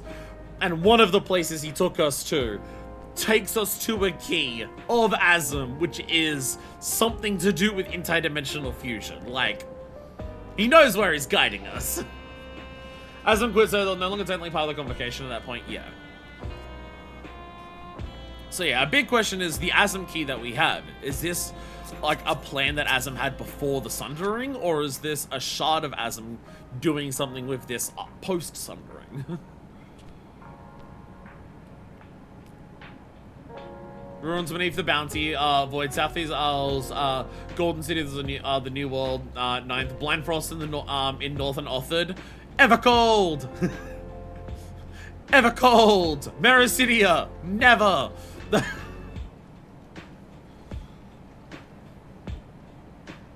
Literally made a joke in the Discord about how Blind Frost could be a name for an expansion, except the fact that we're already told that's the name of a location. So instead of Blind Frost, it's Evercold. Calyx seems to consider the reflections not but fields to be harvested for his ends. I do not make a habit of dismissing the assertions of others out of hand, but I cannot abide such callous disregard for life. Another thing that also, like, hints to Calyx's, like having Ascian involvement, again, he talks very much like Emmett in terms of, this benefits you. Why are you complaining? Rosie's been teasing saying, oh, I will never ever go there ever. It'll be the final expansion somehow. The interference made it impossible to locate you, and prevented link pearl transmissions besides. Apologies that we couldn't be there for the critical moments, but as usual, you've found a way to handle matters. Based on the geographic data I gathered, it seemed the intersection contained the castle served as a residential area during the early stages of the Everkeep's construction. The outer section was then added when they expanded the structure into its present-day shape. I expect the system to dry the earth was installed so that they could build a stable foundation on submerged lands. That's what it stands. I still think it's a metaphor for Sands of Time, but still. I'm glad everyone's safe. The endless scene was just a projected image outside living memory. So it's a bit of a surprise to see an actual item that belonged to her. On the way back, I asked Shadow why the tiara might have been in the throne room. She believes that it was being used to record Sphene's actions. There's no way to tell now whether or not it was with her knowledge.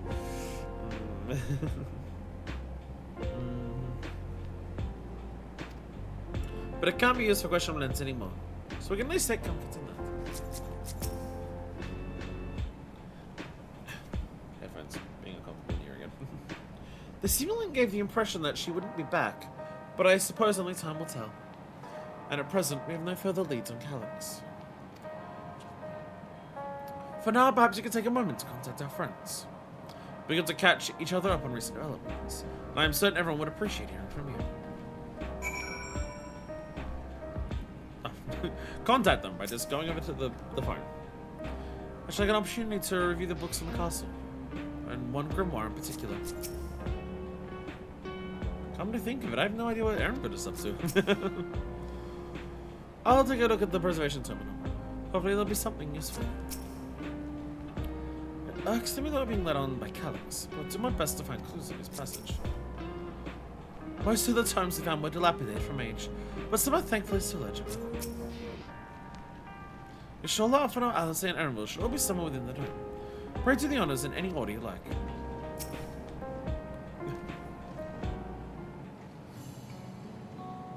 Group chat. Group chat. Group chat.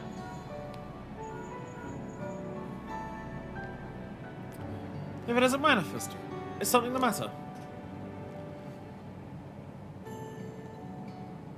So preservation is behind the recent intrigue. Doesn't surprise me. Glad to hear you're none the worse for your trials, though.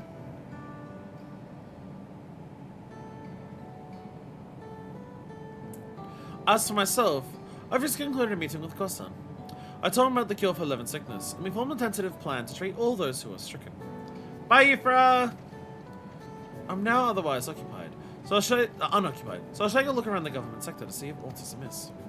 And if this Calyx is obsessed with the key, then I ought to begin studying it in earnest as well. Yeah, I've just been holding on to it. Do we want to, like, see what it does? I've kind of just had it on me. Do we want to, like, check it out, by the way? I'm holding on to this really cool chalice, and we've just kind of, like, accepted that I just have it. I've not really done it, like, looked at it. Ah, excellent timing, my friend. I had a mind to call you myself to see how you were faring. I only, like, died a little. Calyx. While something was obviously afoot, I couldn't imagine that such an individual would be involved. Just while you were able to prevent the simulant from sowing further uncertainty. That said, her absence may have consequences.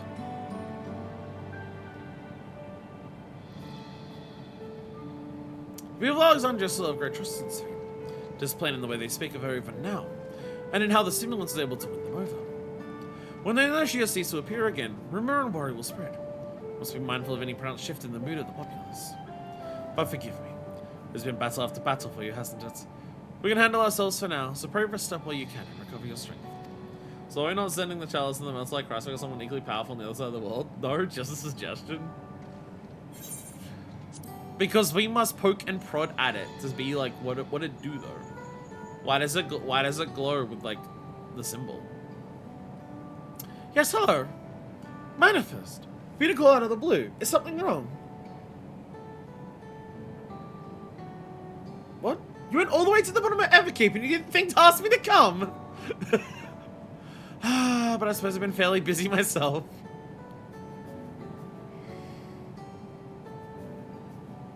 Oh, I believe we met this. This is the kid that we met. We say that we've received permission to begin administering the cure for living sickness to citizens. I'm actually due to visit a boy named Miles, it is, shortly. See how he's responding to his treatment. You've been before the match here, I believe. So if you should attend as well if you have time. I'm not sure the Endless cannot move beyond the dome to send that shit to Bosnia or something. He was taken to the person I was wearing guide hold the door. What the fuck is Calyx gonna do about that? Why not first? This is a surprise. I was looking about to go into trouble again. I see. Knowing you, I expect you to already be looking forward to the next obvious trap. Try not to overdo it.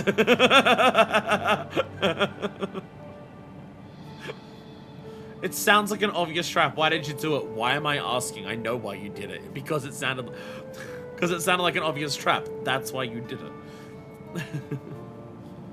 I'm in the outskirts at the moment. I've been hoping to see people with their work, and talking to those I meet to gauge their sentiments. It's been uneventful for the most part, but there was one notable development. Following recent events, some here stopped wearing regulators. This has led to a disparity in what people remember about the Queen's death, and an occasional episode of confusion. So the same for the Void, but it's the Void, sir. I'll be sure to let you know if there are any other changes. Well, to be fair, Zero and Golbez are on that shit now. We might get back to the Void and they've just fucking handled it. We might get back there and they've just dealt with it and it's fine now. Maybe when those two are put together, they're like really competent. We don't know.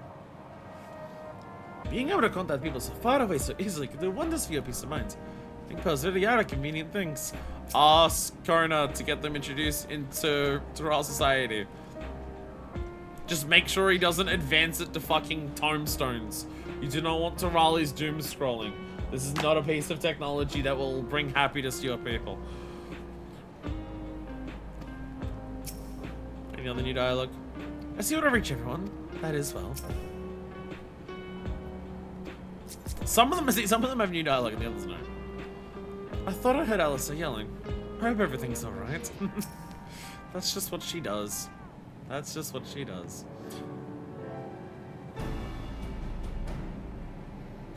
We're allowed to use different songs. We are allowed to use different songs. Invest in tombstones now! They're non-fungible! They will never deplete in value! What do the others have to say about me, I ask? They're doing things. They covered a lot, honestly. They finished hitting Maros? Then we have to go and visit him. Would you mind if I accompanied you? I understand he's afflicted with the self-same condition as I was, and I cannot help but worry for him. Of course, we don't mind at all. In the meantime, I shall take myself around Solution 9 and see how things are. I share Alfred's concern about the Queen's absence, and even setting that aside, the situation is not like to resolve itself for that while becoming endless remains an option. I have been meaning to visit some shops, so I shall join Crow. Darcy's wanted to buy some energy drinks, so I'll join her, I guess. While everyone's up and about, I'll try to pick up Calyx's trail. I'll see if I can dig up some information about the key for your shoulder as well. I'll help you. Seems we have things to do. Still, there's no telling what else Calyx might have planned, so please be careful, everyone. Be careful, he might lightning bolt someone else. Right, let's go to Minos' apartment. It's in residential radius 914, if I remember correctly. Get it? Final Fantasy 9 in Final Fantasy 14. Get them addicted and use the gear card and now get rid of them next expansion. Calyx is more clever than anyone has any right to be. I'll sniff him out somehow. Just leave it to me. Now, much you told me all about Minos. So he's around my age, but couldn't leave his bed. I'll meet him next time. Maybe we can be friends. Tombstones on the way of NFTs is pretty funny. Wait about Brooke looking for jobs at Sapphire Avenue Exchange. You know what? If we have a bit in Evercolds where they actually talk about Rowena's business struggling because the demand for tombstones has just massively gone down in recent times, Evercold wins best expansion. Evercold wins best expansion if they actually make it a plot beat that Rowena's struggling because tomestones are no longer in demand.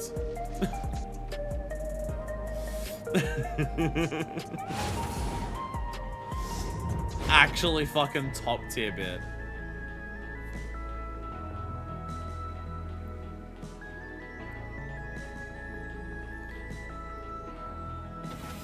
Here we go. Then I realized, what are we gonna do with Geralt?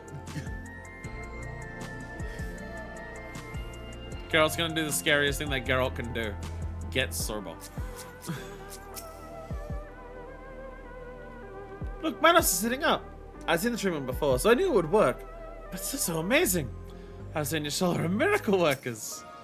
Geralt and Wayne both being out so they can finally get back together.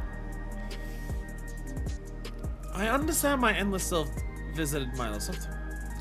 I'll keep quiet, so it's not to draw suspicion. It's good to see you again. And I'd like to know that you and LSA are friends. Just be very kind to us. There you are. Next time something is in the offing, you better remember to call on me. You've been part of enough trust dungeons. No. Hello. You came before. With Queen Sphene. I'm glad you came again.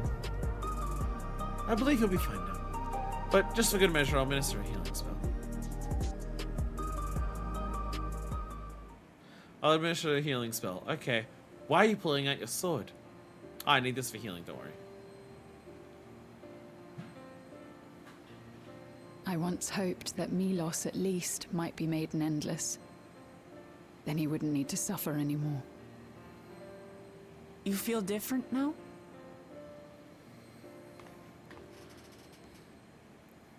Thanks to Alizé, Milos is on the road to recovery. He can grow up and live a normal life. Aww. And I want to be there with him every step of the way. To grow old with him as his mother and not something else.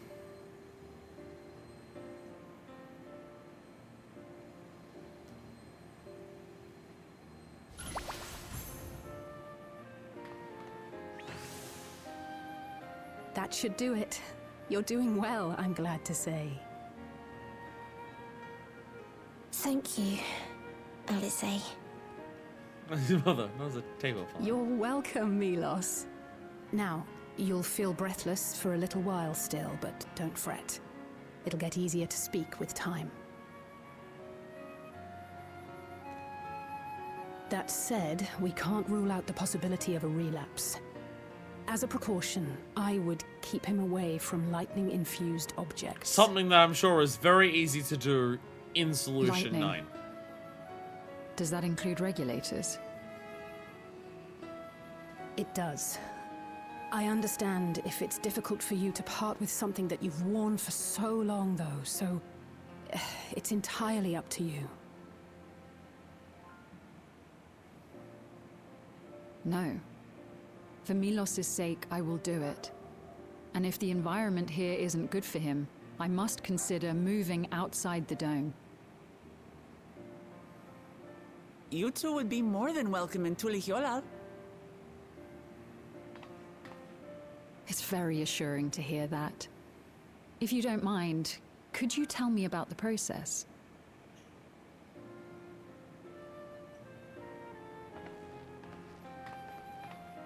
You got your I'm train? happy. I can talk again. That's about it. You got your train. That's it all. Before, Oh, and cross a really I big couldn't bridge. even thank my Then mother ta-da. for caring for me. But now we can talk lots. I can tell her that I'm happy. That I like it when she strokes my hair. Your mother is happy to talk to you as well, I'm sure. Queen Sphene always cheered me up. Always said that she would cure me. Today, I'll practice walking with Mother. And next time, I'll go and visit you.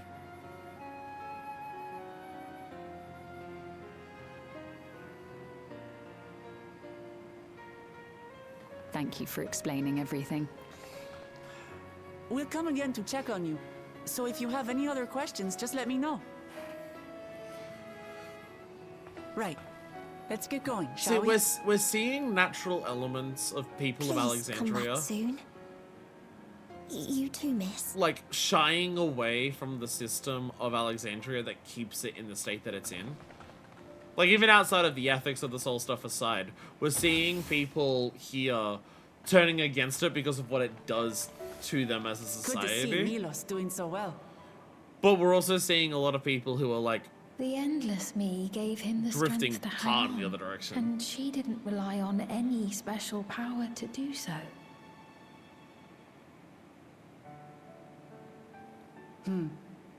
She wanted her people to be happy. Even though we had to fight, her love for them was very real. And it reached Milos. I wish to be there to watch him grow as well. To make my way beside the people of Alexandria. In the name of his evolution, Calyx has wrought much unease and misery, and I cannot condone his path. No, I shall forge ahead on a path of my own, one that honors the memory of my other self. Aww. Aww.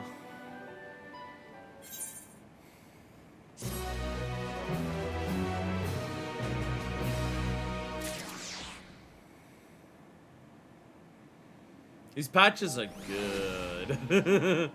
Patches be good. I wish the endless Sphene could have been here to see Milos. So I treated Milos with Angelo. Could not but think of Garbo and Harak. I wonder how they've been. Seekers of Eternity. Sphene is in higher spirits. Milos is a kind and brave boy. It did me well to see him. One day, I hope that I can speak with him about my other self.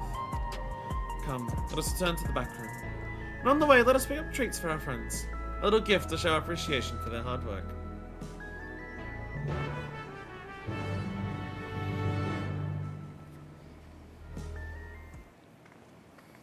Again, like, they did such a good job setting up the horrors of Alexandria in the base MSQ that being able to just, like, immerse ourselves in it for the patches is, like, really well done.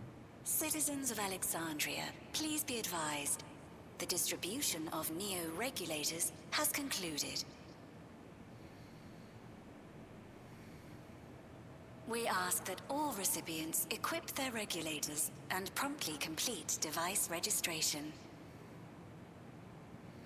I'm sure this will be fine. The evolution of our kind is at hand. Together we shall rise above death and bask in the infinite possibilities of eternal life.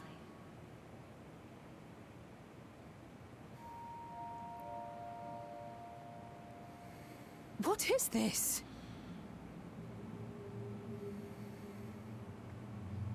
Evolution? What evolution? What I'm because I had a particular Regulators will administration. become endless, apparently. Sorry, I'm reading the EULA. It says that these neo-regulators will kill Don't us? you feel lucky? Don't look at me like that. Queen Sphene said there were only so many. I haven't registered mine yet. The more I thought about it, the more unsure I felt about becoming an Endless. Well, I registered right away. Anything to stop those terrible nightmares of being killed by mechanical soldiers.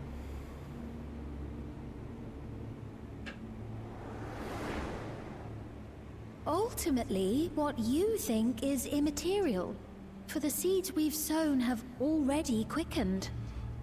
Uh-oh. So what's the goal people here have with glimpsed this? hope in transcending death, and they can ill turn away from it.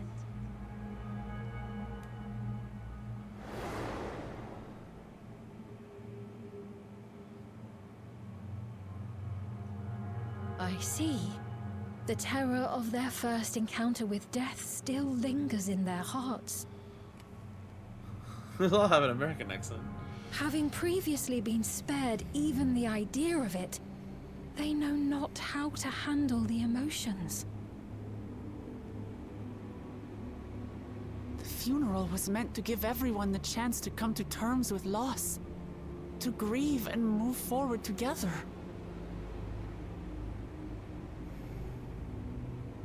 But everyone who was wearing a regulator had their memories of that moment erased. And to see those oblivious, happy souls, those who remembered must have wondered if it might not be better to be like them, to go back to a time when death didn't exist.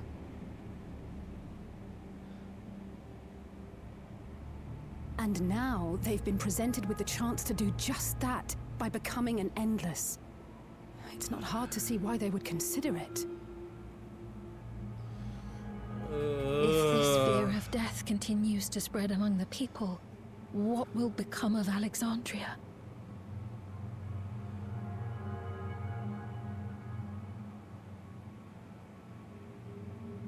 The gifts for our friends will have to wait. We should return to the back room at once.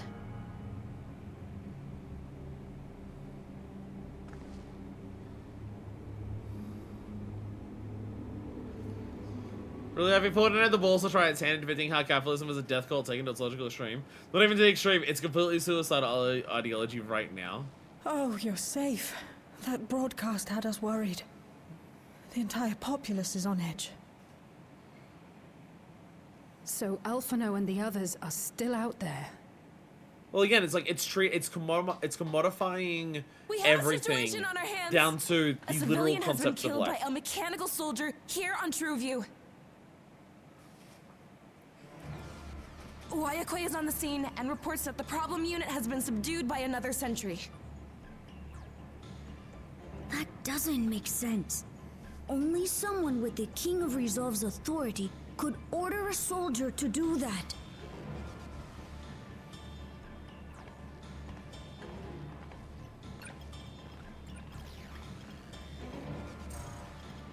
Not good. I tried to check the status of the authority but was blocked from the core system. Given recent developments, I'd wager that Calyx is responsible for this.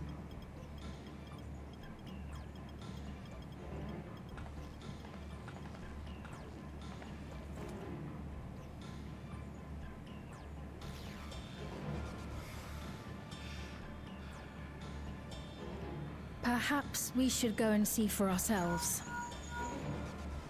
How much is the fear me. of death? There's been an incident in the outskirts. A mechanical soldier attacked a local resident. For no apparent reason. Uh-oh. Fortunately, several nearby hunters dealt with the rogue machine. So everyone is safe. But if other soldiers were to... Wait. Is that... Oh gods. More hostile sentries are bound for the settlement. I'll try to lure them away and then lose them somehow.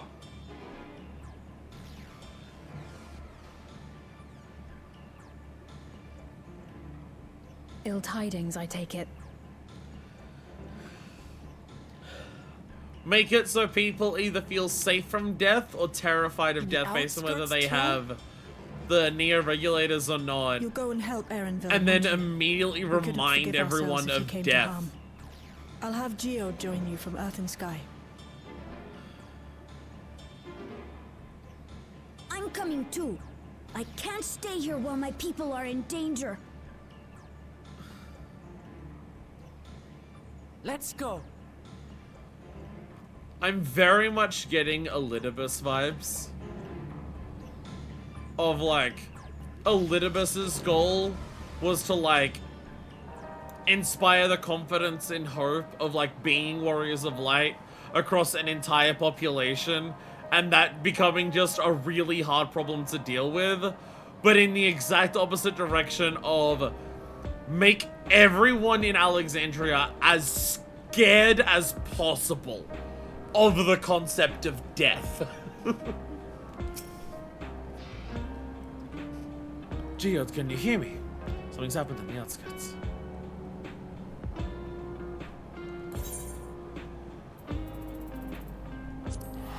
Like, just make it so everyone in Alexandria is as afraid as possible as death. And that just spiraling out of control.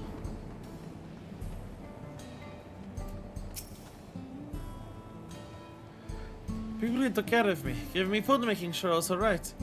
Can't bear to imagine the soldiers hurting them. That's Yaramil. I pray he hasn't come to harm. This is how it is outside. These clouds. Ah, never mind. Finding Yaramil is what matters now.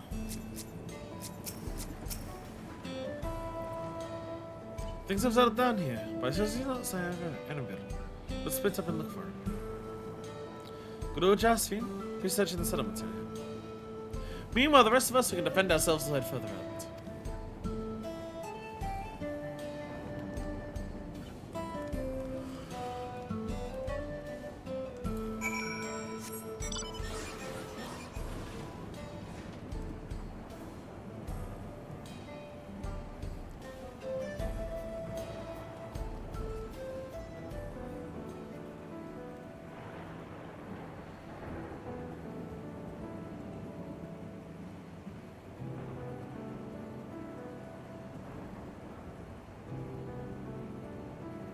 Oh shit. Oh shit. And now you all die!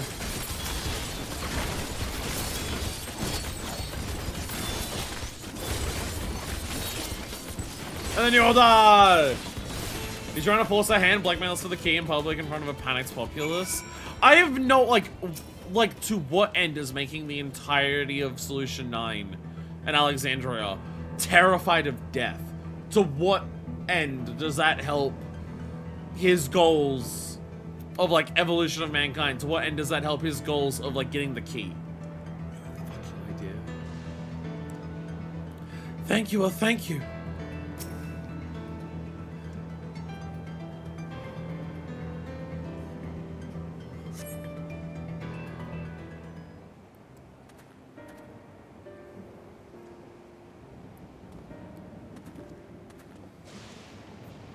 That was a cross call. My thanks. As I was leading the soldiers away, I caught sign of this poor fellow being pursued. I went to help, but I was rather out of my depth. We're lucky you found us when you did. Erenville, so glad you're safe. We were quite worried when we couldn't find you. We encamped the soldiers on the way. We encamped the soldiers on the way here. Most paid us no mind, but some turned out to be hostile. There's no way to tell until they set on you. The ones here also started us in the morning. By me paying attention, it could have ended badly. Hopefully the others were able to escape. We should return to the outskirts and take stock.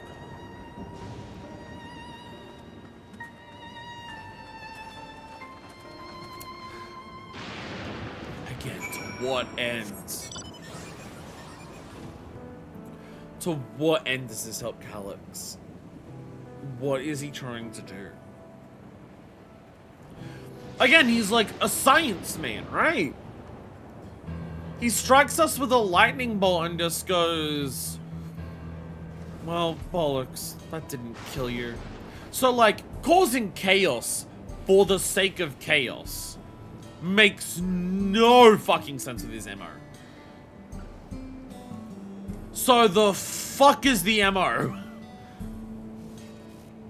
My car is gonna float my basement and rust my bowflex. To what end? No one thought that Galusha might have been mighty attacks. They'd never make soldiers do them harm. Even so, he felt responsible for the machine's actions. It is a misplaced burden, and I pray it not drives him to despair. Thank you, Magnificent, for protecting everyone. But you shouldn't have had to. None of this happened if I could control the soldiers. We responded to Shell's calls because we could. I tried keeping 9 soldiers nearby. Stupid one. Don't expect to see you again so soon. I'm gonna thank you again for your early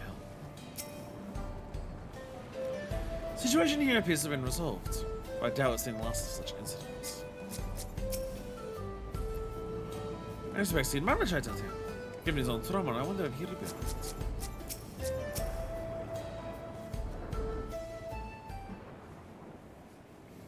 Right.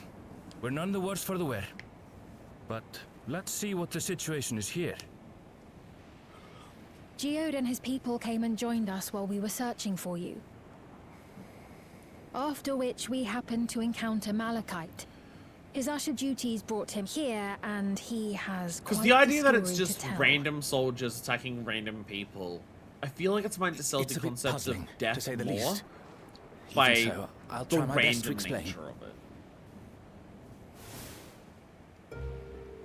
I was called to attend to the unfortunate soul slain by the mechanical soldier.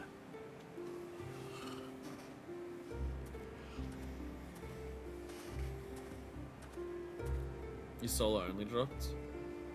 Is it the fish video? Or is he having yet another Yet, one? when I arrived, I found no body. Only a pile of dust, which the wind quickly scattered. Shit. They've got the meltdown perk. That means they have at least 90 in energy weapons. Confused, I questioned the residents, but none knew what had become of it. How odd. Did they remember the victim at least? They did. Their memories of the deceased weren't sent to the cloud, I don't believe. Yet, no body remained. If someone took it, surely they would have been noticed. With your permission, I shall return to the government sector for now. Please take care.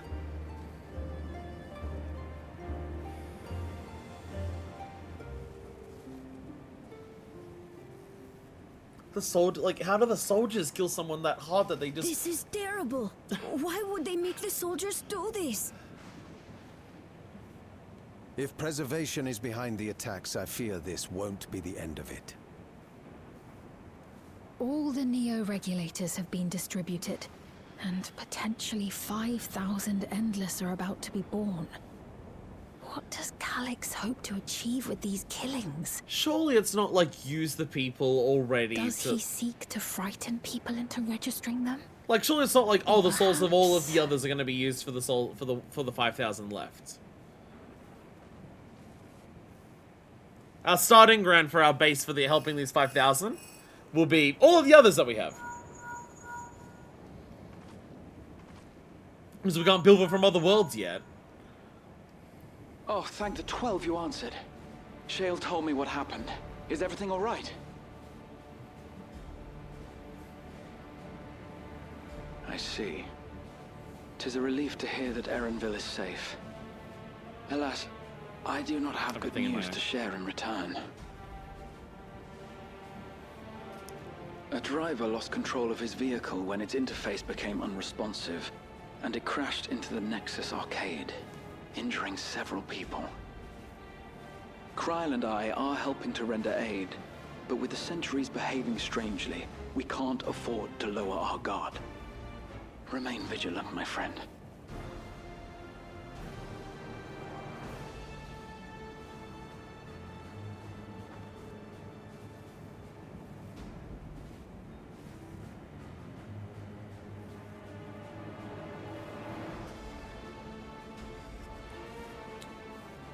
Again, like random I soldiers just received attacking word from random... the back room.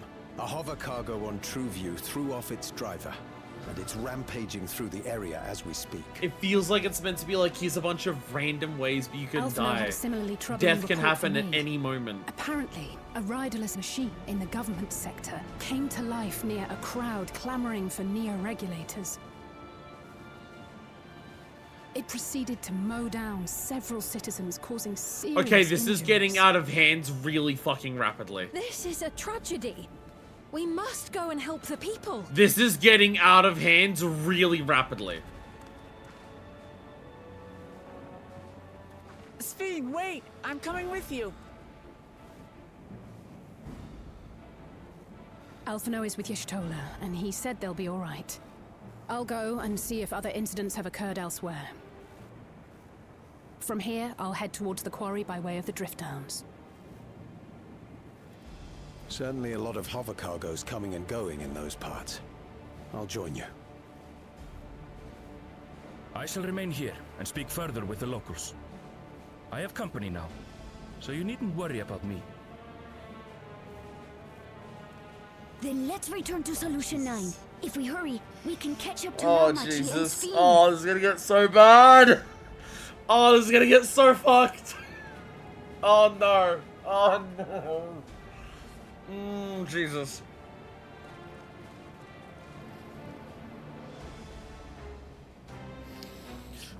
Oh, no.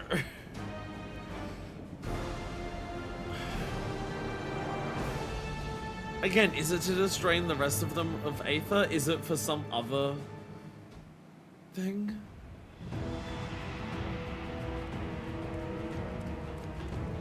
Not again. Not again.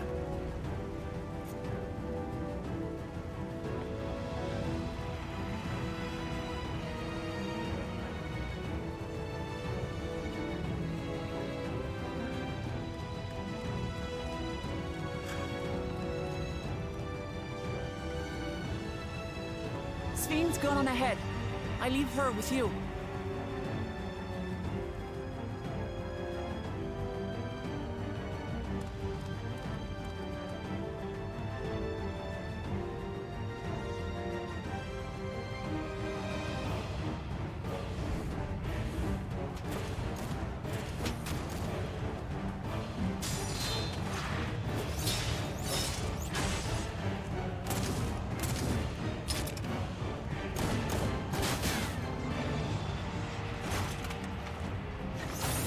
Yo! Yo! Lavender! Yo! Bloody Lavender. things have gone mad.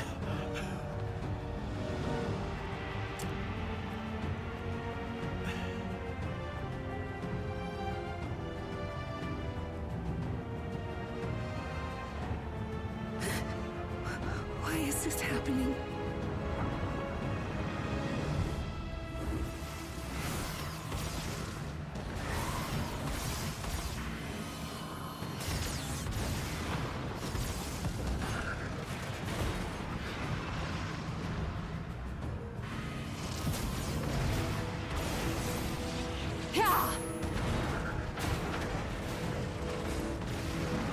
Surely there's a finite number of these things.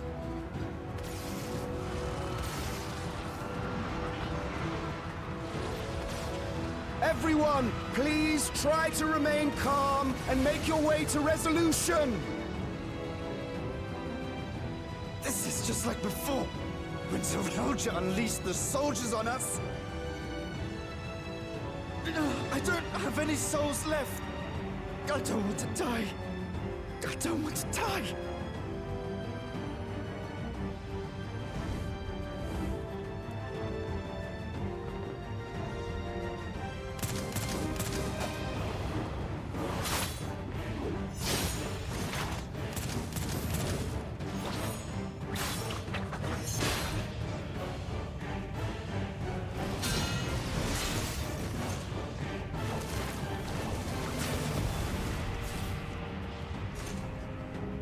No, you don't!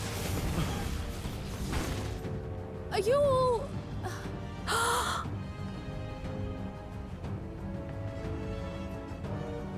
No! No! Why did you do that? Why? You can't just leave me alone like this!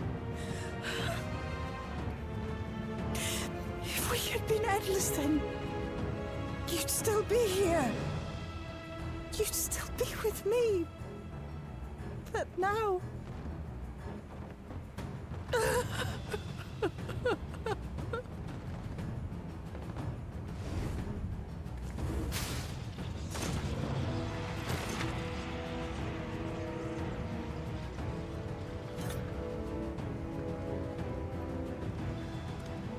Are you all right?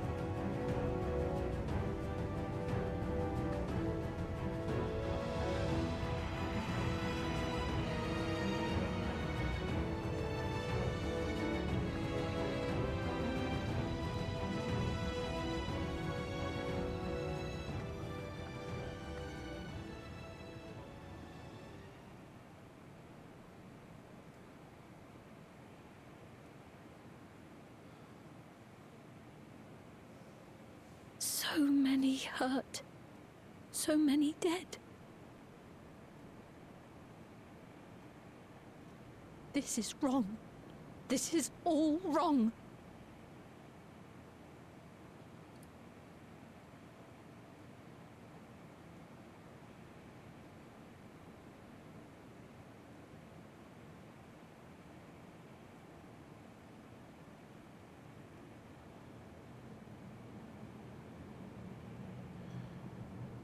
Fucking hell.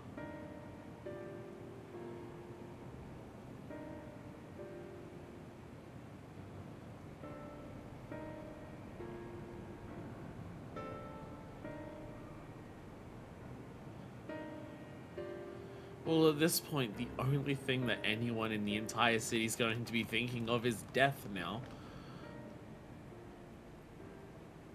Literally, the only thing that anyone's going to be thinking about at all now is the concept of death. Make people fucking afraid of it, you fucking succeeded. The shredder on the playground, the crypto fascist domestic terrorists are gonna feel the news. Like the 12-year-old unharmed. Tis small solace amidst this tragedy.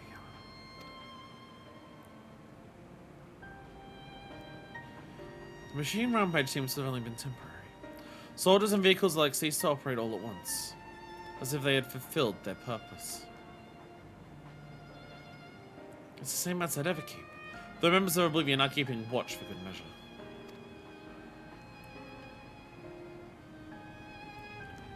The first attacks came shortly after the announcement that Neo regulators had run out. It can't have been a coincidence. I struggle to imagine that anyone but Calyx could gain control of the soldiers. This must have served his ends in some way. Good. Are you still without your authority? Since I'm no longer doing a long combat, this Syriac has plot armor.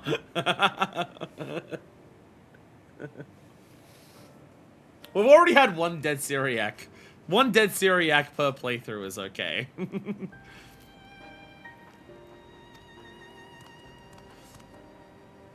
It's fine though. I'm in control again. We might have the opportunity to shut down the machines. There's no guarantee this won't happen again. Now much you just talked to Everkeep's administrators about that. They said it wasn't so simple. Mechanical soldiers don't only serve as guards. They also perform various vital tasks, like providing medical treatment and managing food production. If we shut them down, we'd struggle to render aid to the citizens, let alone restore their lives to normal.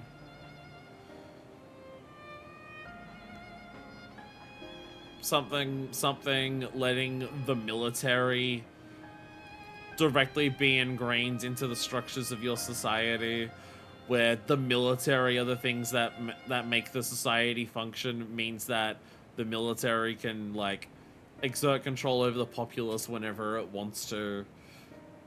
Because what are you gonna do? Get rid of us? This definitely.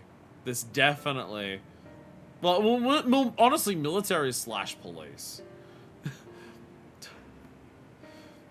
They're kind of like in Final Fantasy XIV, cops and police kind of functions in very similar roles. The people who act as cops to, like, you know, enact laws on the citizens are also usually the same people who end up being the defending armies when people come to invade. So.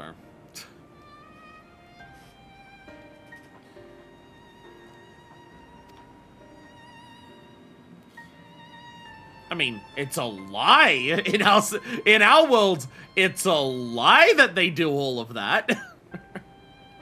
At least for the cops, it's a lie that they do all of that. I'm not going to talk enough about like how militarization of other countries works to know whether like how much like day-to-day infrastructure is controlled by the military. But in terms of the cops, the idea that the cops are like helping make sure things run smoothly is bullshit. But like, you know, it's what they say to be like, you can't. What are you gonna do? Defund us? Then how will your society function? Where what make it function?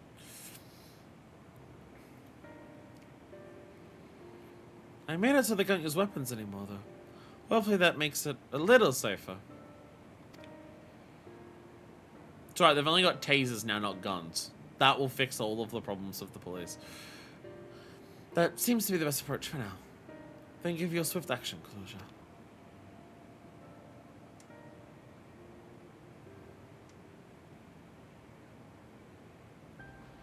This powerlessness.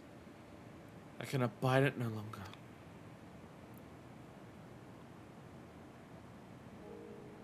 No matter how much hardship and loss, we could endure if there was but happiness at the end. Yet all I see now is suffering and misery. Yeah, it's not like this punch people being robots. Love they introduces juvenile hypermodern society to the use of sacrificial lambs to drive the plot. Cannot bear it. Like again, it lines up perfectly with the themes of, like, hey, you know this colonialist empire? You know what imperialist empires do once they're done enacting imperialism outwards to other nations? Do you know what they literally all invariably do? Direct that imperialism inwards. It's inevitable. It's the nature of imperialism slash colonialism slash fascism slash all of the horrible shit that nations can be, right? It's inevitable. Because the same ideology that drives it out is the same thing that turns itself inwards. Again, it lines up very much with all the themes of just all of the extraction from other people that Alexandria represents in what it is. It's not even for the benefit of the people of Alexandria, because all of those same horrible things just end up happening to Alexandrians. They steal the culture of the like Yasalani people. They also don't have a culture themselves. They get stripped into a stale shell of like protecting yourself from like anything that's happening, stuff like that. They have a massively they have a hyper military to extract things from other people, and then Zoraljar and now Calyx are doing that to their own people. It's very much lines up with all of that. I want to protect the people. For their happiness, I would do anything and everything. So please, please lend me your aid.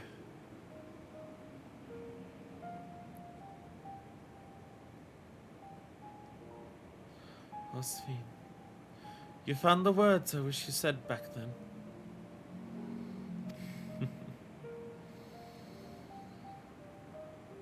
Our strength is yours, Sphene. Together, we'll get through this.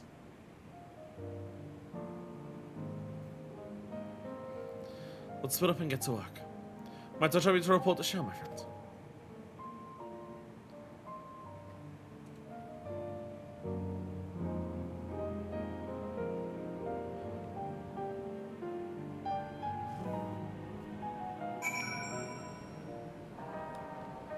Again, to what end? Like, how does this help goals? When I tried to use photos attending to the deceased, his trauma must make the work difficult, but he's determined to do what he can. It pains me that the people are made to suffer even more so. There's so much hardship and tragedy. But you and yours saved many lives. I cannot thank you enough. The hood's down. Couriers and cleaners are cleaning away the wrecks of vehicles and soldiers. It's the first step to getting things back to normal. It's been a trying day, but it seems the worst is behind us. What's the situation out there now? We'll quickly restore things to normal. Thank you. Yet while disarming soldiers is indeed prudent, it is far from comprehensive measure when vehicles can be commanded to inflict damage and sow chaos. It would say we would suffer consequences. I mean, if we gave him the key, the consequences would still be felt. It would just be to other reflections, not this one.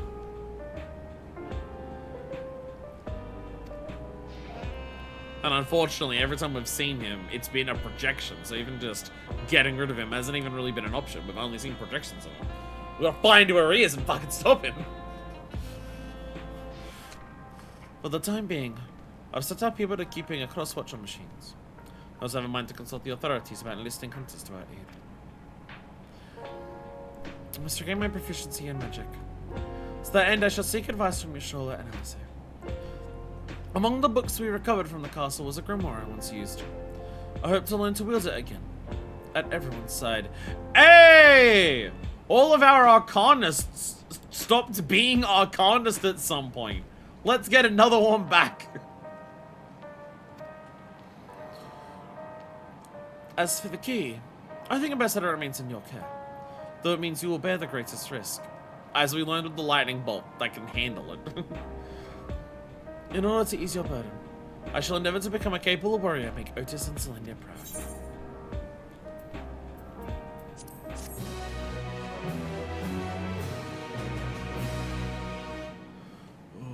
Well, it's once again that feeling of 0.2 patch leading into 0.3. What the fuck is going to happen next time? We haven't had this since 5.2 because the patches for 6. For the 6. Everything were so different.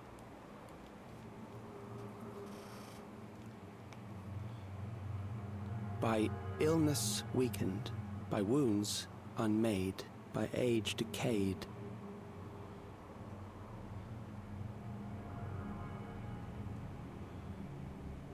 Such fragile flesh is worthless to us. I am stifled by this vessel of flesh!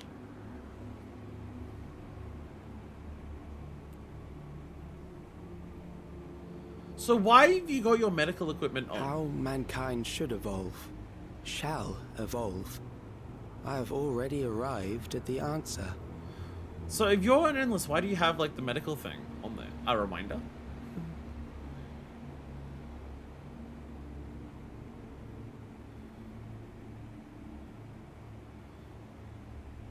The time is come to pose a new question.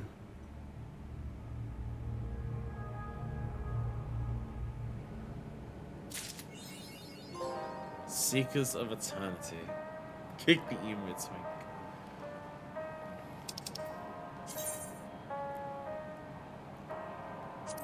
Seeker of Eternity.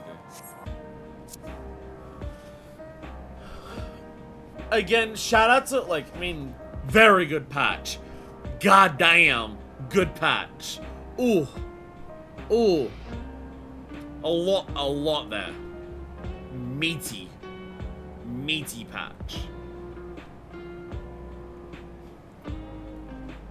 I feel like this is the first patch, like, again, I enjoy 7.1 and I like what 7.1 does. It feels a little rushed for some aspects of it, but I like what it does. Everything in this patch was like directly about like the new main threat and the new main villain and our new character of normal Sphene. Like, so often patches are defined. Well, we've experienced this in basically every expansion. Even Endwalker did it to a little bit of extent. Of patch MSQs are bouncing around between various progressing plot points.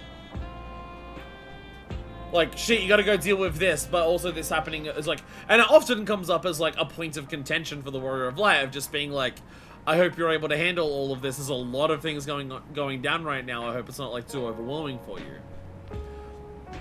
So we end up bouncing around to, like, patch MSQ is so frequently bouncing around to a lot of different things pretty rapidly.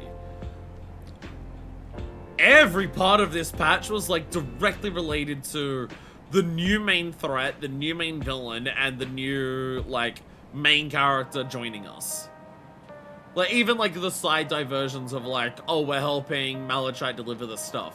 Is, like, that directly ties into about, like, Calix's plans about using the fear of death for something, right? Like, very, very meaty patch of just every little bit of it dedicated to that. We don't have to, like, No moments of like bouncing to Tulia to see like how a thing's progressing over there. No progressing to like, oh, let's go to like a different settlement like in Heritage Found to see how they're progressing there. Just no, the entire thing like based on here, establish this and focus on what this is doing. Because like even in Shadowbringers, it's part of like the similar thread, but they're not directly related to each other. You have like, oh, we're building up Elidibus as a threat, but at the same time, oh shit, the Scions are starting to fade from their bodies, and if they don't get back to the source soon, then they're like, they might lose that connection and they might die. They're like, it's both still main plot stuff, but like,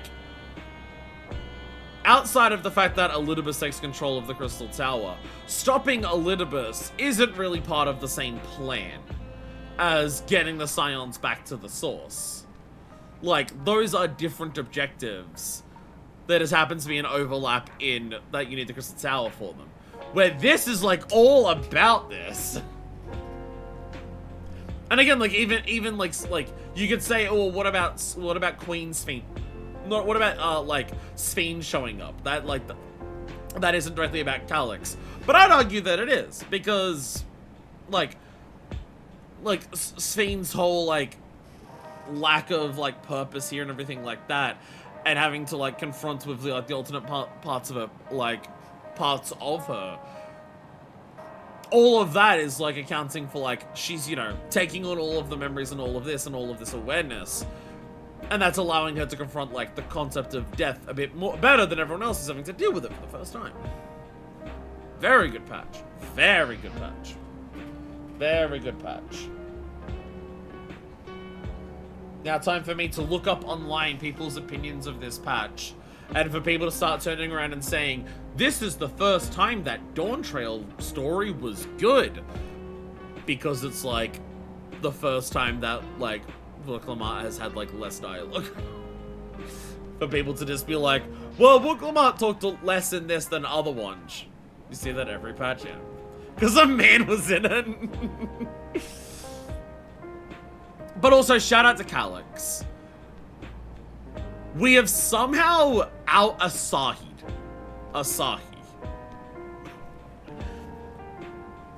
We have somehow out Asahi in terms of introduce a brand new villain and make you fucking hate them so quickly. We're gonna whole patch without a villain, but we have one now, so Dawntrail is so back.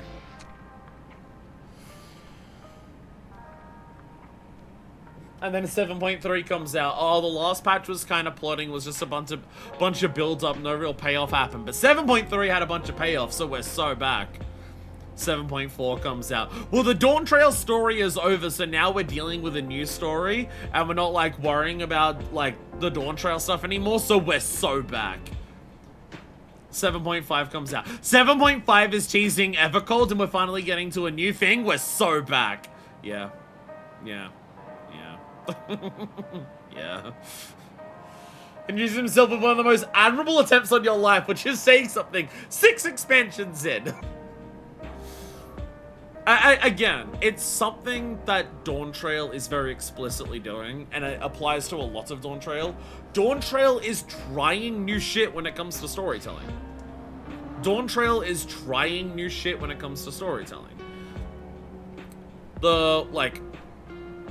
For as much as Dawntrail is still sticking to the classics of what 14 storytelling is good at, which it still is good at doing, it is also very explicitly trying to do new stuff. What about a story in it? Like, what about doing storylines that have to do with like the whole cyberpunk stuff that we're going on and investigating, you know, the horrors of what cyberpunk represents and everything like that? What about a story of, you know, what about a character going through like a warrior, like an ARR Warrior of Light journey, but we actually try to tell a story about that character as opposed to just like kind of like it just happens to the Warrior of Light in a Rome Reborn? What about Zorolja as a character who doesn't tell you what he thinks, and you need to like to understand Zorolja as a character, understand his responses or lack thereof in cutscenes and see how other characters treat him, rather than Zorolja just giving you a monologue of what his beliefs are? For as interesting and new as Calyx is also another villain who has given us a monologue of what his plans and opinions are. But also, Calyx's demeanor, attitude, methods, completely new.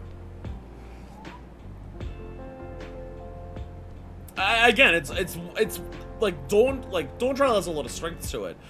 I think a big part of Dawntrail's strengths is keeping it familiar. It still feels like Final Fantasy XIV. All the stuff that 14 does well is still very much here, but also it definitely feels like it's trying to take the most swings at trying to change up how they do those things as well compared to prior expansions. And it's very well done. It's very well done.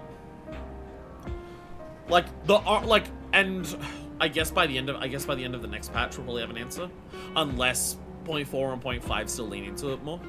But if 0.3 is going to be like quote unquote Dawntrail epilogue, the only thing that I'm worried about is they've dug themselves too much into a corner for Alexandria. My main worry is I worry that they've dug themselves too much into a corner with Alexandria. I think they've made Alexandria so fucked up, so horrifying, and needing so many things that need, like, changing about the place for it to no longer be that for the people living in it, or for the people who are their neighbors and stuff like that, that I don't know if they can actually address it all. And I don't know if they're willing to address it all, because we do constantly have characters turning around and saying, we don't want to oppose our opinions on it too much. It's getting into grinding territory, but the only solution is to tear it down, really. Like, and the thing is, like, because the biggest thing, because we've had it before in previous expansions, of like establishing that the place has a desire to change and giving us some look into it's making a genuine effort into it is enough. We don't need to see the nitty-gritty details, right? Like, Ishgard says we want to change, and we see stuff in 3.1 about just like, okay, they're having a slightly more... they're still having, you know, high-class and low-class people, but they're moving towards a slightly more democratic version of feudalism. Okay, it's effort, right? We see it in Al Amigo of just like, okay, let's get all the people together and discuss what we want Al Amigo to be.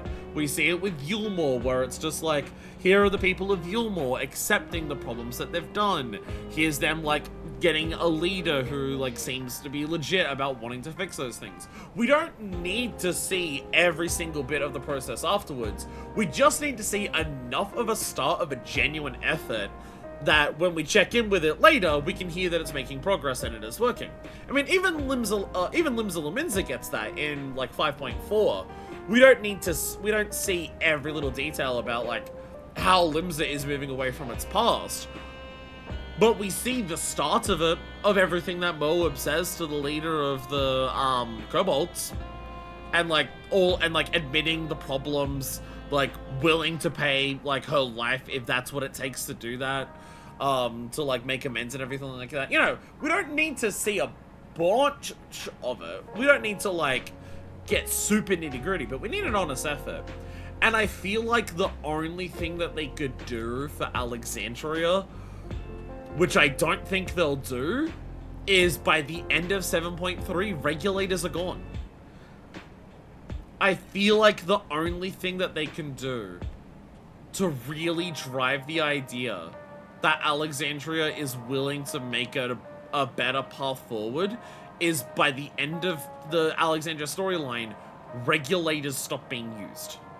I think that's it.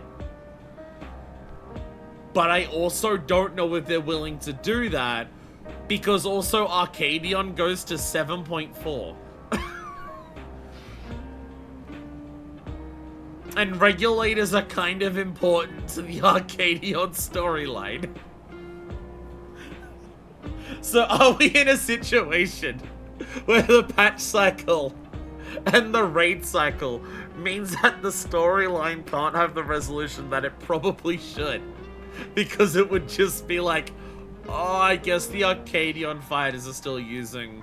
It's feral souls, not normal souls, so like, we considered that was fine until we don't by the end of it. Like, uh-oh.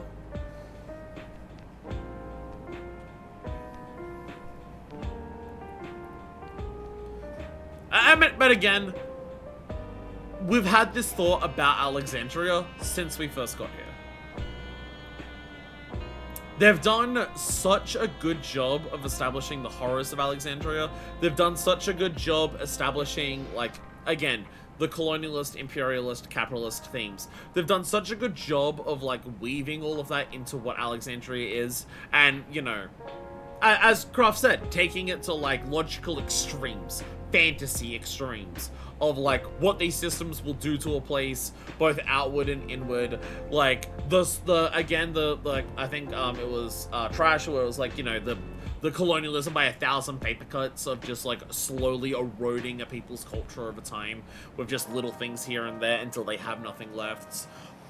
The little lines of dialogue that we get with people here about just like the whole idea that we're trying, like we're erasing their memories for their good and everything like that. But people start feeling hollow and empty because they don't have these memories that are integral to their lives at the sake of like saving them from feeling any pain and stuff like that.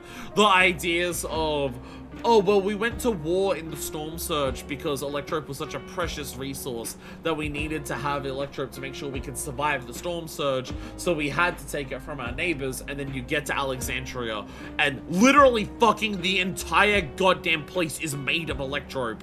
They're using it for like such blase casual shit. This thing that was such a precious resource, they had to like go to war with other countries over it. And you know, the obvious comparisons to, we need oil so desperately to like make our countries run, and then we waste oil on the most frivolous plastic things in everyday use, where it's like, let's have like so much plastic wrapped around a plastic thing inside of another plastic thing so it can go all the way to a shop so a person can get it, open it, take the one thing out, and then throw it away, right?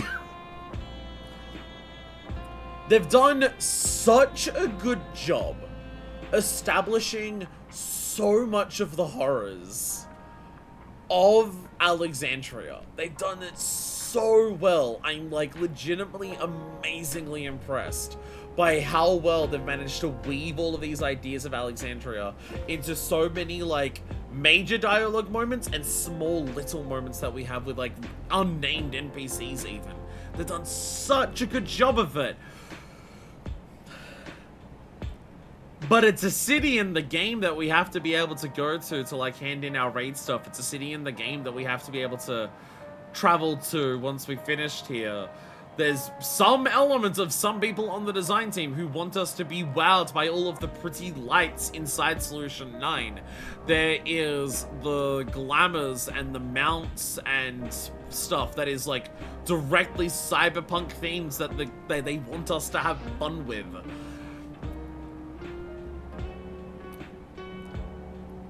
That it's like, they cannot possibly resolve Solution 9 in the extreme way that it needs resolving, because it's too woven into just being part of the gameplay of the game, and they've had a little too much of their own medicine and kind of bought in a little too much to, but look how cool the cyberpunk is though. That, yeah. I'm kind of coming into it being like, I don't think I'm going to be satisfied with where the game leaves Alexandria. I don't like, and I've thought that since we've entered Solution 9. Since the first time we came into Solution 9, and they wanted us to be wow and amazed by how good the incredibly artificial food was. Like, here's all of this incredibly artificial food that's making a mockery of all the farming efforts that are going on outside.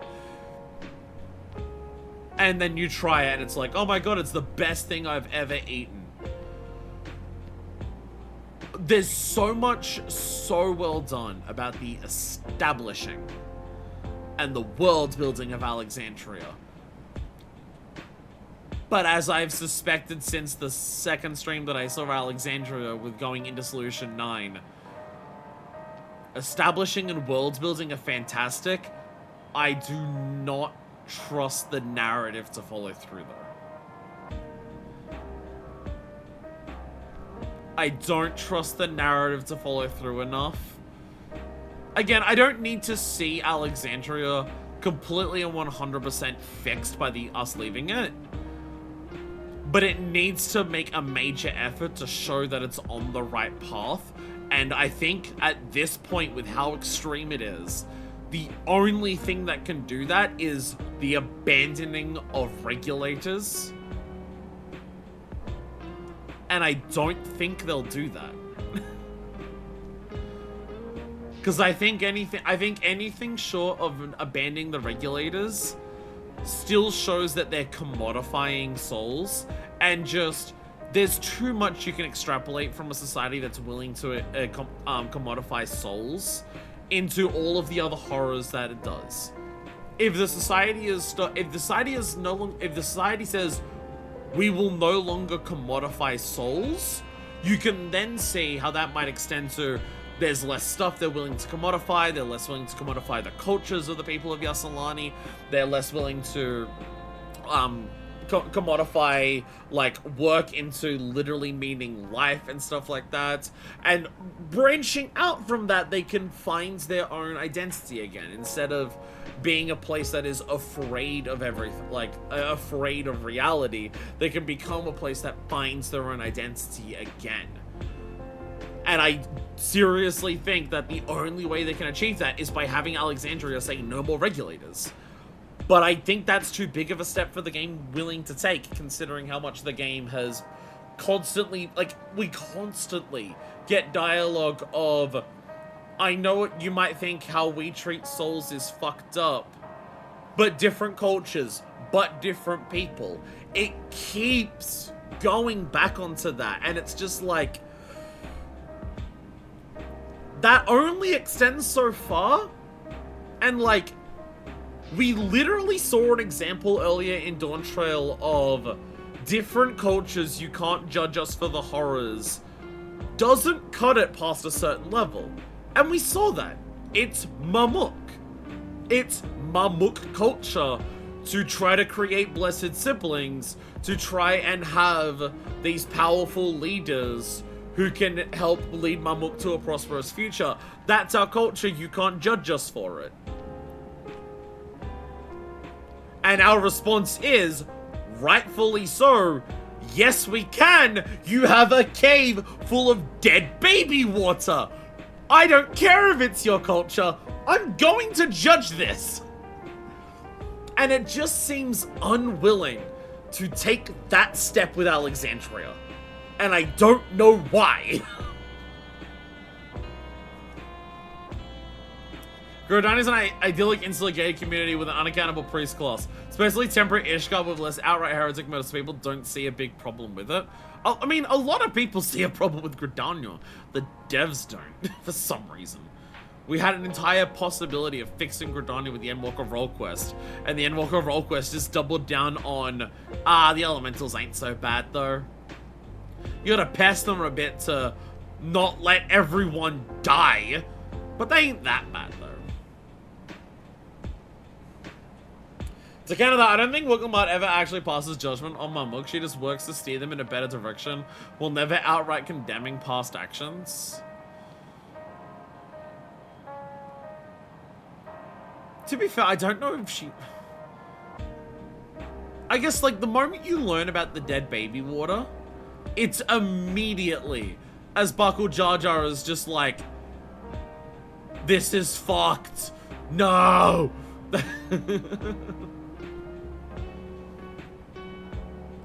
And again, there is an element of Mamuk where it's just like, Wuklamart wants to understand, why did Mamuk arrive at this conclusion?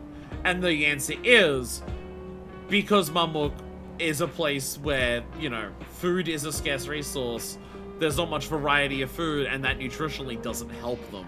So Mamuk wants to expand its land so it has access to more food resources, because eating nothing but bananas is not the greatest thing for them. So again, there is the element of Wuklamart in a very Warrior of Light way, being like, okay, the horrors are taking place here. Why have they arrived at those horrors? If we undo the reason they need to do the horrors, can we remove the need for the horrors to exist? She never says this is the right choice. The conclusion she lands on is, I understand how this happened, here's how we can do it differently. But I still don't think it's choosing, but it still isn't going that far with Alexandria. It's not like they're killing babies, they're just choosing to have a womanly non-viable offspring for a chance at a super baby.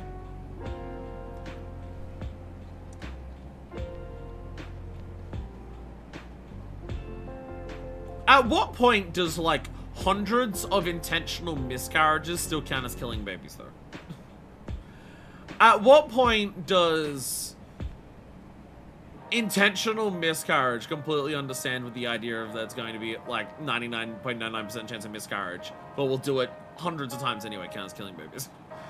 Let's get out of it, I'm gonna die badly tomorrow. Bye, Crofts. Again, I don't think the game seems unwilling to take Alexandria to task as much as Mamuk does. Regardless of the specifics of how much they take Mamuk to task and everything like that, it still feels like the game comes down on, we need to help Mamuk move past this a lot more than it ever is willing to for Alexandria. Again, we have a patch to change that. It might be that they're waiting for the end of it, for the end of the patch, like the patch stories around Alexandria to address that. It's possible. I don't have confidence in it at this point because of how, like, much they keep approaching the line and then backing off.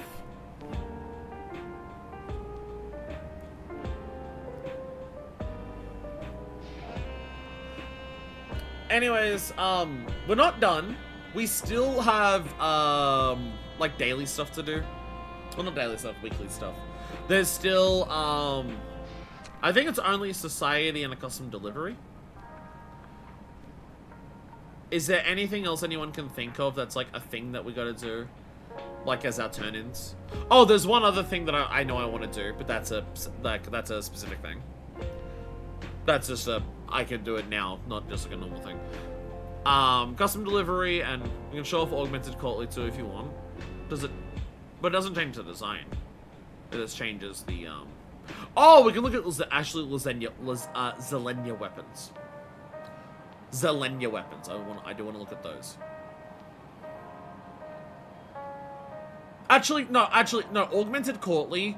Show me that because I don't understand the process. Again, it won't matter in expansion. But I understand the process of augmenting tome armor, and I do see that. I was trying to work out how to augment crafted stuff, and I could not work that out. So we can actually, yeah, we can look at that because of the process of it. I was a bit confused by it. Tome stuff I now understand. Tome stuff I understand how to augment that. But the crafted stuff I was a bit confused by. So checking in on that, checking in on Zelenia weapons, checking in on society and custom delivery, which we have one each of. The one other thing I want to check in on, we'll do all of that. Before that, if you want to do it before that, we can have a look at that. We can show off some of the stuff for the evolved combat. I don't want to watch like the entire fucking video. I don't want to watch the how long is this video? If I just like open it up here, I don't want. Oh, okay, 37 minutes is way shorter than I thought. 37 minutes is actually a lot shorter. I thought this was like a 2 to 3 hour presentation on this. That is actually a lot shorter. Basically, step 1, turn in crafted gear for certificates. Step 2, turn in certificates and ring brought with tombstone for augmented gear. Again, if I see it in a shop, I'll actually be able to process it. Reading words like that, I can't do. I need to see like the in-game process. This is how my brain works. And by that, I mean really bad memory. There's also the yellow 7.2, but we can do that later with other stuff. I kind of figured like yellow 7.2 would be like alongside the raid stuff. Alongside like raid stuff. Lab presentation included tech issues and also introduction and some anecdotes. Ah, okay. Well, yeah. If we want to like have a look at the evolve stuff, I'm very curious like what they mean by evolve stuff. Because I just hear evolved, I hear new ideas, less buttons, no 2-minute meta. Although I think they're getting rid of the 2-minute meta in Reborn mode as well, because I think they're entirely abandoning raid buffs. So that's gone in all of that as well. So yeah. We'll have a look at that first, and then we'll do all of the other stuff in the game that we're going to check in on. Which shouldn't be like majorly long for any of those individual things, but you know, a few different things to do. Because we already had a look at, oh, there is ocean fishing, but technically I should wait until the patch for that. But technically Jinbei though. But technically Jinbei though. So there was also that. So a story about how this was Mr. Prime's first time leaving Japan. They accidentally left him behind after landing because they're also used to speeding through customs. No! No! Poor Mr. Prime. No, I've not done any Ruby Route stuff. I never did Kugane fishing. No. No, I've not touched Kugane fishing either. I think we completely missed that when we did the Endwalker patches. I think we completely missed doing Kugane fishing. Whoops. Anyway, so we'll do all of those things. First things first, I'm going to the bathroom. And I'm also going to grab a second energy drink. This wasn't an energy drink. The other one was. So I'm going to grab a second energy drink after I go to the bathroom. The issue with ocean fishing is it'd be on a real life timer. Yeah. Yeah. Yeah. Is ocean fishing in 2 minutes or an hour and 2 minutes? I forget which one's odd hours and which one's even hours. And also, like, daylight savings changed recently in Australia, so it swapped them, and I already forgot. Either way, I'm going to go to the bathroom, and then we'll come back, and we'll have a look at some evolved combat, and then do all the other things that I said we're going to do. We shall be back! And we are back. We've all had our fills of toast sandwiches. It's very delicious. We are also here with another Aldi energy drink. Peach flavor! Not actually, like, I like the mango monster. I quite like the mango monster. I do think this one's better. I don't like the peach monster. I don't know what it is about it. I normally love peach flavored shit. Peach flavored iced teas, mwah, give me that. Peach flavored chewing gums, hell yeah. Peach flavored ice cream, oh, scarf it down. Nom nom nom nom nom nom nom. But for some reason, the peach monster, the peachy keen, I think they call it, I'm not a fan of it. So I'm curious how this version of it tastes.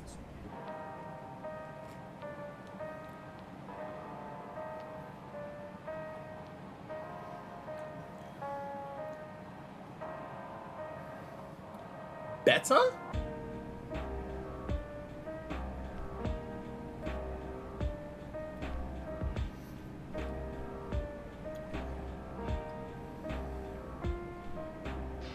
It's definitely closer to peach flavoring. Not like the flavor of an actual peach, but like, you know, if you have like peach chewing gum, that flavor of peach, this is closer to that flavor than the monster peachy keen. But when I think of a peach drink, my brain always goes to peach iced tea.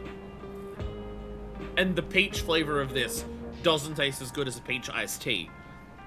And also with the peach iced tea, you get the flavor of peach and the flavor of the iced tea.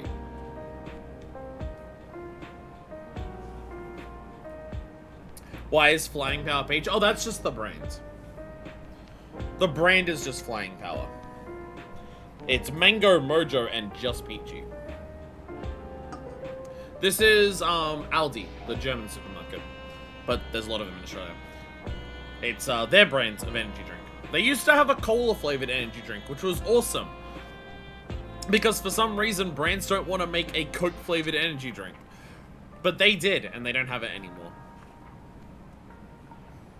They also have a pine lime, which I quite like, but they don't make them in the big-ass cans. At least I don't find them in the big-ass cans. It makes me sad. Makes me sad. Anyways, enough of my continuous trend of turning my Final Fantasy XIV series into like a reaction series of energy drinks, which I do a lot of the time. Who wants to see more React content to FanFest stuff, like super far after the FanFest has happened, so people like aren't looking out for new people to react to it anymore? That's you right now. That's you going. We'll swap over to this. Hey, I made all the things correct. I wasn't sure if I actually did that. It's keynote! It's keynote time! I have no idea how loud the keynote's gonna be. I will turn off the game audio. There we go. So yeah, this thing is 37 minutes long. Versions of LP is my favorite energy drink review, and Tila's channel that just happens to use 14 for background footage. So yeah, this is 37 minutes long. I don't know if we want to watch all 37 minutes of it. I don't know. What time frames am I not allowed to watch? While this is on screen, it's a bit harder for me to... Actually, no, it's not. Oh, that's gonna be looking into it now. First 14 to 33 seconds. I'll just close my eyes. And then again, like, towards the end, apparently. But yeah. So if I just click this and we just listen. Oh, Jesus Christ!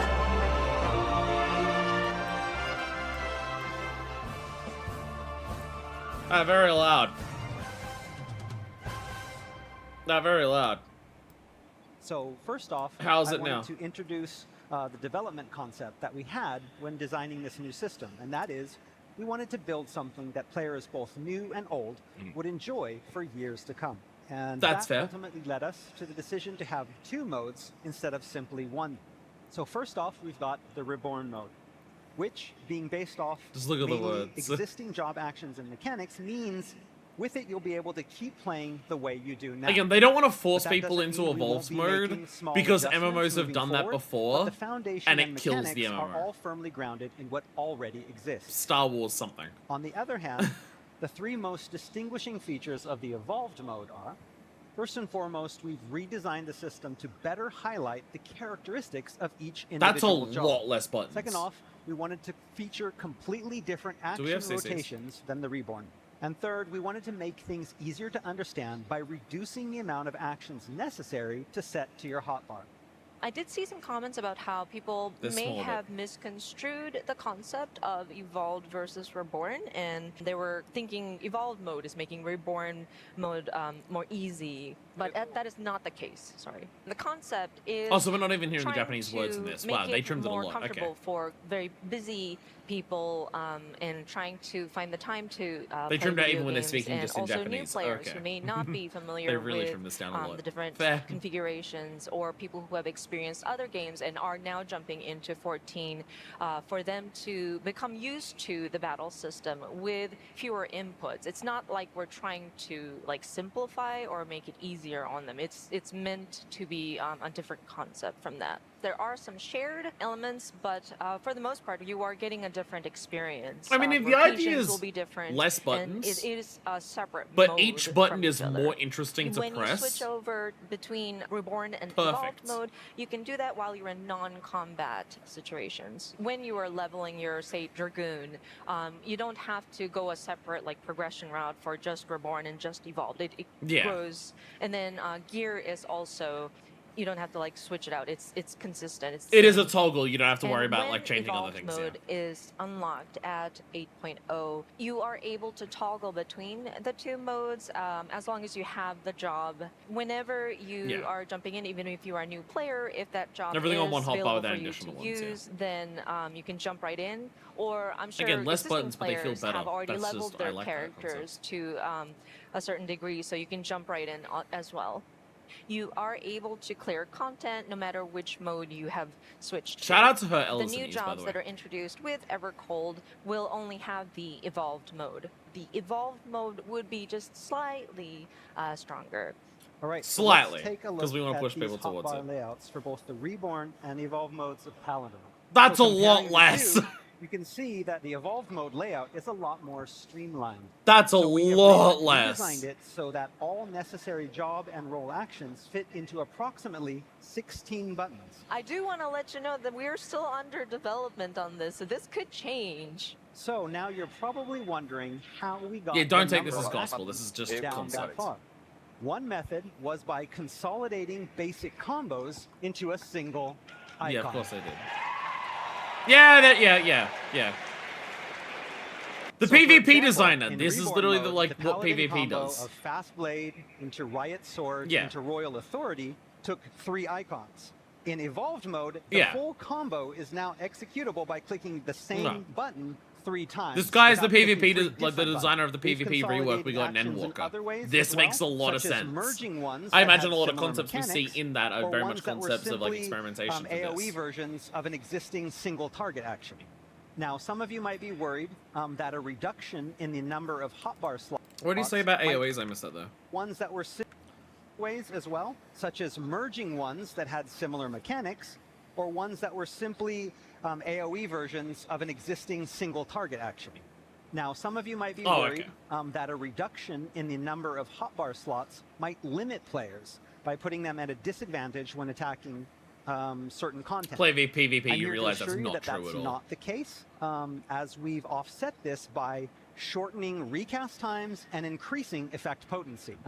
So, for example, in Reborn mode, Paladins will continue to have the option to use the action Bulwark.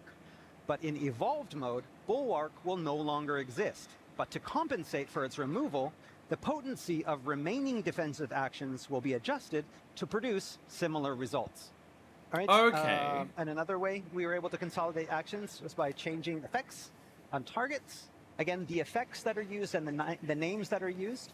And in Reborn and Evolved, we have these different actions, and we've been taking these and we're going to split them into completely different things. Things that were the same, we've split. Things that were similar, we've put together. So another unique way we were able to consolidate actions was by changing their effects based Having on less to the pace targets. out might So be in a other words, thing, take but the action being how introduced in frequently Evolved do you mode, just not use Divine all the stuff that you have Justice. now? So depending on whether you're using it on an enemy or an ally, its resulting effect. Oh, will change that's a either really Holy good. Spirit Oh, that's or clemency. good. Then we have actions like Cover and Okay. Shield Bash. And these are both actions that are limited in their scope of use, but they are very Okay. characteristic to the Paladin job. So just like Divine Justice, similar setups for these actions are planned, Context with sensitive. the actions dynamically That- yielding different effects based on the target or other conditions. Context sensitive We'll also be actions. making adjustments Okay, to that's role yeah. actions in Evolved mode as well. Those absolutely required to clear certain battles will remain untouched, but those that we've determined can be consolidated or removed altogether will be. Shirk and Provoke. Tanks is that Provoke and Shirk will be consolidated into a single action known as Scales of Enmity. If you use this Scales of Enmity on an enemy, it will inflict Provoke. If you use it Okay, on a yeah. party member, That it will that invoke helps Shirk. a lot. Yeah. Now, some of you may be thinking that with this kind of consolidation, that in cases where you would normally use both of these actions in succession, that you won't be able to do that anymore. To alleviate this potential problem and make sure that players will be able to use both of these as they always have, we'll be giving Scales of Enmity 2 charges to use however you wish. Another example of attack action being changed is that Low Blow will be phased out and its stun effect added to the remaining action Interject.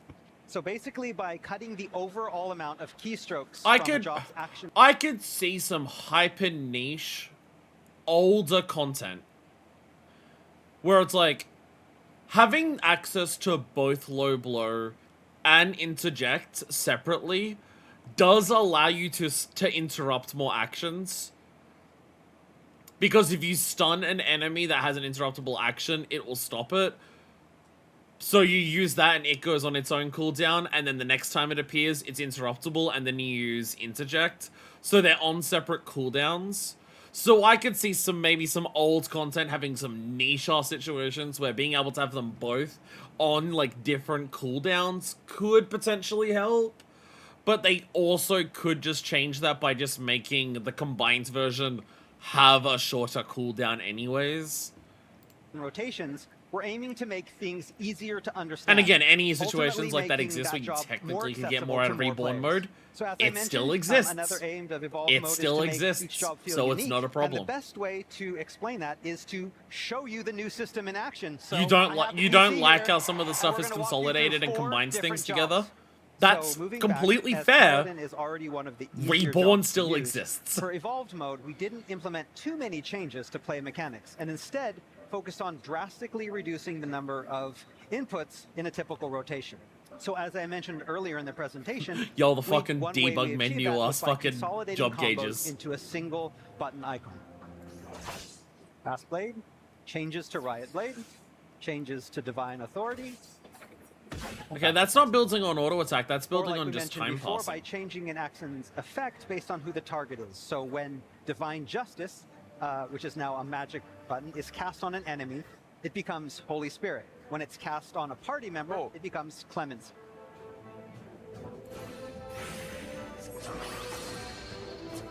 Now the same button. Skydown skipped over, but they mentioned this is super early build, so job gauges for these images are not finished. Yeah, that's what I like about it. I like that you can see that it's... And again, even anything like this. Oh, this is building like 2 different baths, 2 different stacks on those. That could easily change. We are still 8 months out. We are 8 months out. Don't take this as gospel. This is a concept. Shouldn't they have a macro command to do the mode swap? Then I can put Reborn mode on my relic weapon sets and evolved on the main ones. Well, they say you can switch it anytime out of combat, so I guess, yeah, can you use a macro to change it out of combat? Of course, the blade combo following Imperator has also been consolidated into one of those updating icon buttons. Oh, of course, yeah.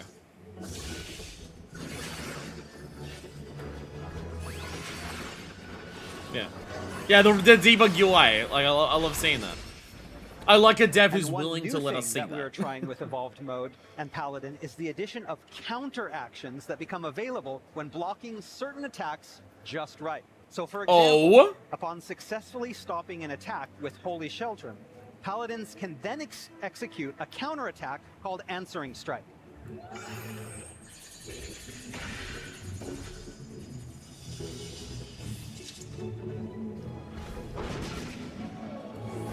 Oh, and you straight up get like a new action. Okay. And if Paladins execute Holy Sheltrum right before an attack lands, then that counter is transformed into an even more potent version of itself called Satisfaction. Oh? Wait.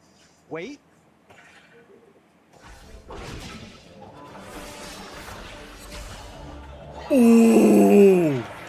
Ooh, that's okay. Another look at all these okay in battle, and keep your eyes open. You might see some other new actions as well. You don't get no satisfaction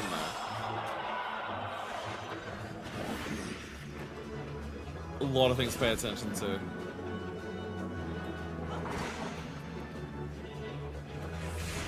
Shield lob and shield bash. Based on range. Okay, yeah, that makes sense, yeah. We didn't just want to simply remove actions though, and as an extension, remove the things that you could do in battle. We wanted to keep things interesting and fun, so we retained what we thought would keep those things interesting. So for example, Clemency and Cover are not actions that are used that much in battle, but when used properly, they can be a lot of fun. So we used the aforementioned consolidation techniques to make sure that they remained. Oh! Okay! Okay!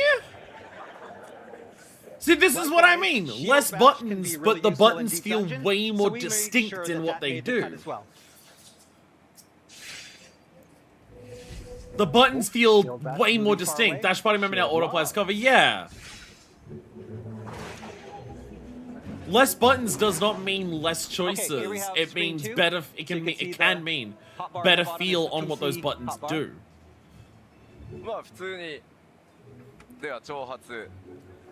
Instead of just, oh, press this button, it does damage. Press this other button, it also does damage. Press this button, it does It reduces damage. Press this other button, it also reduces damage. And You press a Shirk, button and you as know can it will tell, do like a specific does- kind of thing. It's not altered, but then it recognizes what you're trying to do.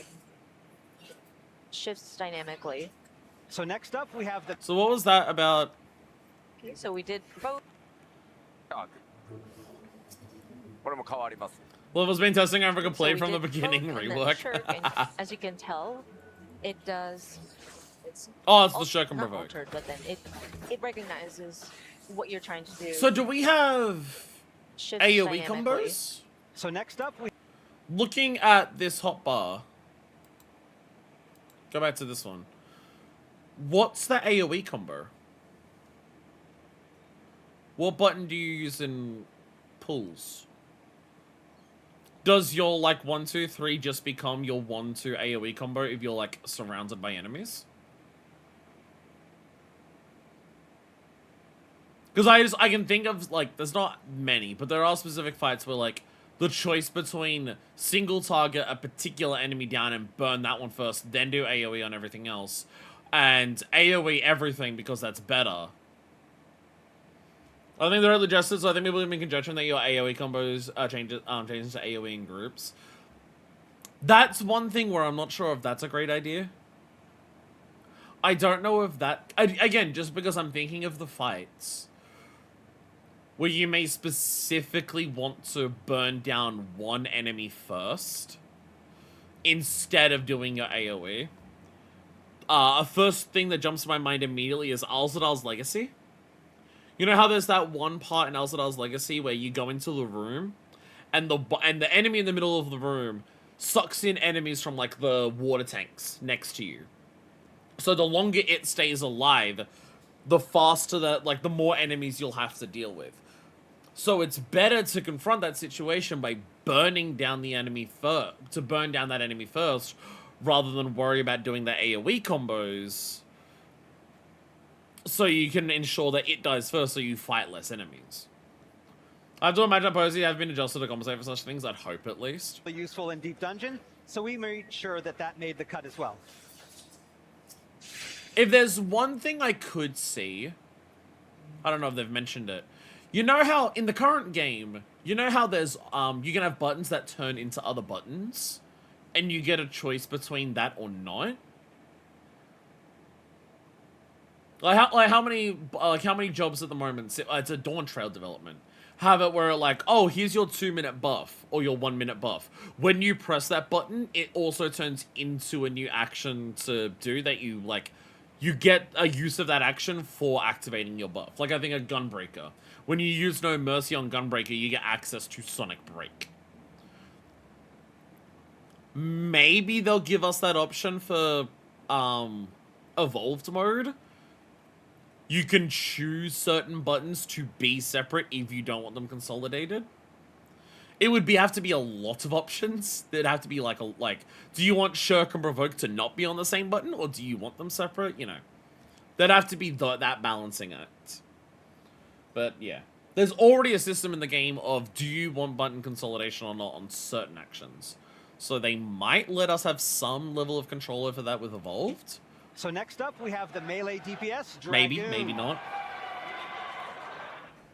So compared to Again, Reborn mode, Evolve mode... The biggest thing about this, which is the great thing that Reborn mode exists, the answer to any of these questions about what about insert niche scenario here, is that if I don't like Evolved mode's answer, the answer is just play Reborn mode. That is what's really good about this, is that any potential thing I could come up with, but miss, what about this? The answer can just be, yeah, play Reborn mode then. If you care, play Reborn mode. They're not taking it away from you. For the Dragoon, changes are very significant, with job action mechanics being almost completely different than the Reborn mode. Yeah, so that's a very different job gauge. You'll see stacks of Dragon's Bane gauge. So that's a very different gauge. Gradually fill over time when engaged in battle. These stacks are then spent to execute powerful direction-based weapon skills.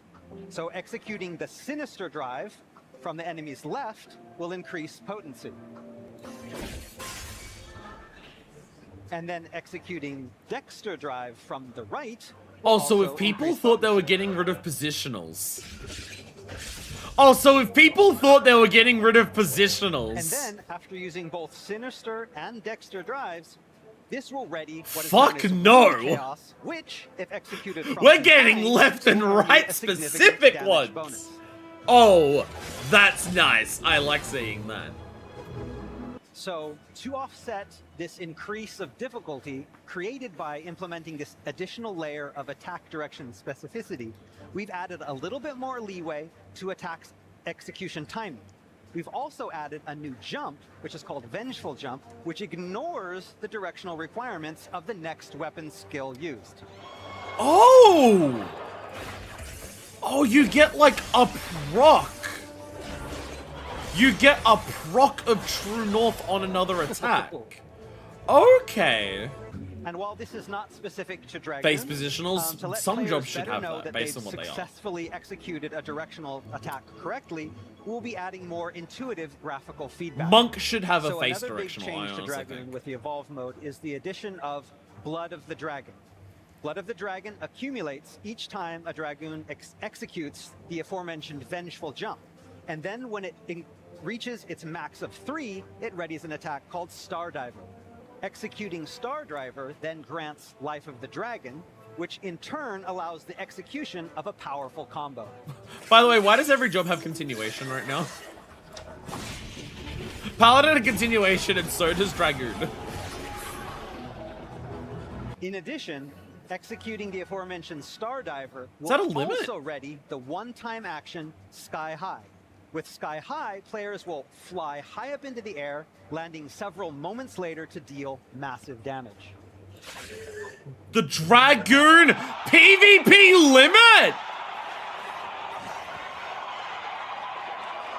Oh, we want to talk about jobs feeling different? So Sky High was You want to designed talk about to be jobs like a feeling legacy different and Final leaning into Fantasy the jump ability. identity So while of the airborne, job? we originally wanted players to be temporarily immune to all enemy attacks. But we soon realized that we couldn't go quite that far. If Yeah, we fair. made players completely immune to all attacks, that would kind of mess with a lot of the boss battle mechanics. So damage reduction won't be a full 100%. But we are looking to have it reduced significantly. So I said it won't be 100%, but currently our internal number that we have is 90% reduction of damage. That's Now, fucking that may still wild. change depending on how tests go. But that said, going a little overboard in this case is a lot more fun, isn't it? Yeah? Okay. All right, so let's... We want to talk about your job feeling like your job.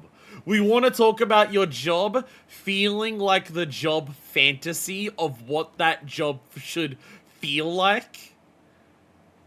Giving Dragoons an attack where they disappear for several seconds, take shitloads less damage, and then land with a gigantic dive.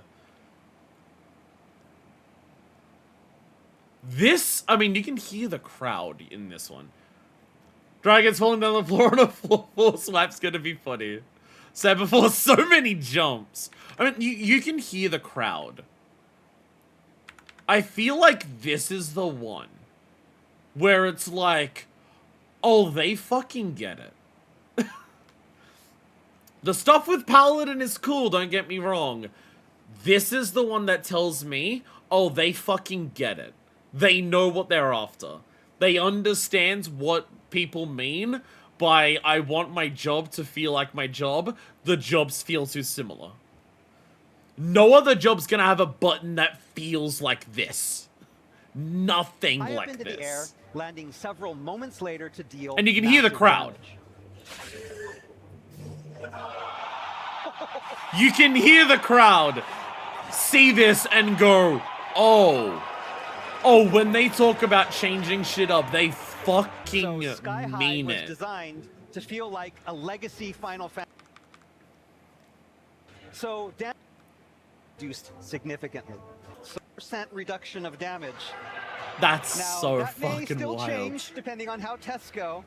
But that said, going a little overboard in this case is a lot more fun, isn't it? Yeah? All right, so let's take one more look. Current jump just feels like fancy animation range text, so this is cool. Yeah, exactly, yeah. Dragoon's jumps don't feel like jumps. Dawntrail even got rid of some of the jumps that are actively gap closes. God damn. They said during the Dawntrail FanFest that they were looking to diversify jobs for 8.0, but I think most players didn't take that seriously considering the direction of the game at the time. This is the case of they needed the time to cook. This is very much a case of... This is addressing criticisms the game was receiving during Endwalker. But because these criticisms started showing themselves during Endwalker and during its patches, they needed time to cook. This is not a system you hear like criticisms about and bust out in a year for Dawntrail's release. It is too major of a rework to release in the middle of the patches of Dawntrail. This is cook and get it right.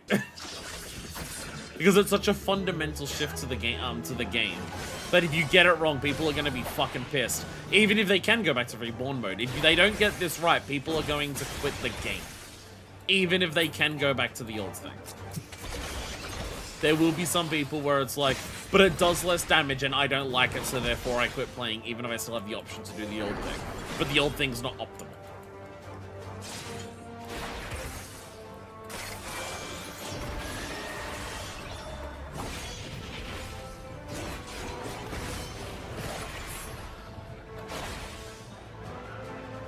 That is so fucking sick. That's so fucking sick.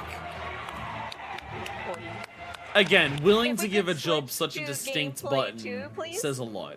It says a lot. Like, if every job gets some shit that feels like that, I mean, that's like it's like Paladin having the counter. Which, yeah, Paladin has a shield. It should have a fucking counter. Paladin should be able to take a hit to the shield and immediately attack back.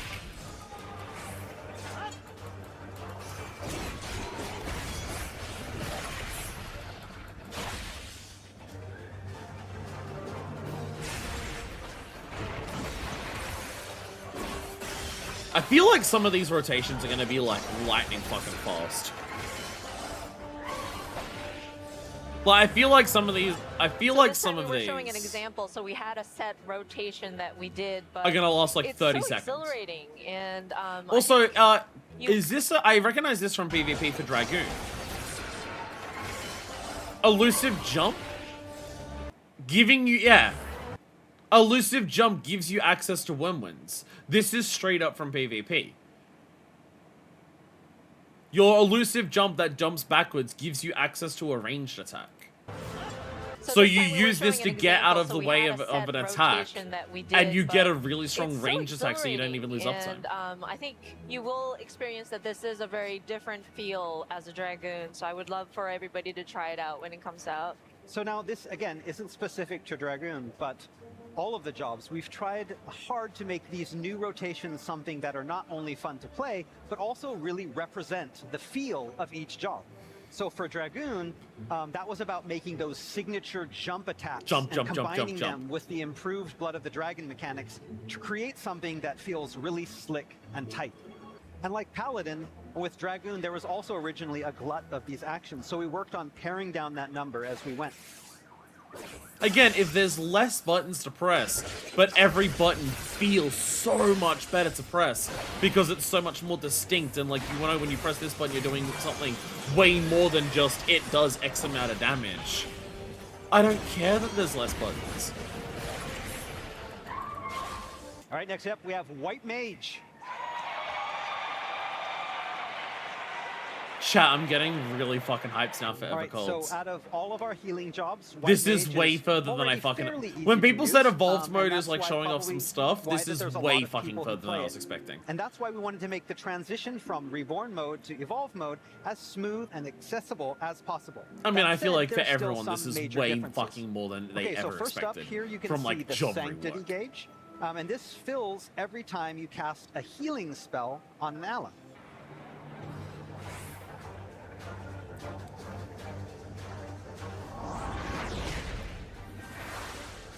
High Cure.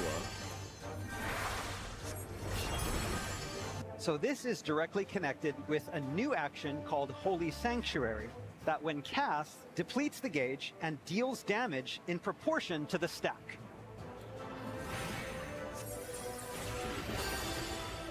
So it's kind of like a Flatus Misery So and Blood basically, Lilies. the thinking behind the implementation But of not this on is just to specifically prevent Lilies. the inevitable DPS loss that occurs when using global cooldown healing spells. So this becomes especially relevant in some of the more high-level content, where a lot of times white mages are asked to ignore global cooldown healing magics to make sure that parties don't fail their DPS checks. So we want healing to be a healer's main priority, so this new feature is meant to do just that. So to supplement to that, of course, there will be cast time involved, but by casting a global cooldown heal, you will still be able to attack. And so it's kind of like a heal plus have DPS, and that's how we will You're a have it for the healer. evolved mode.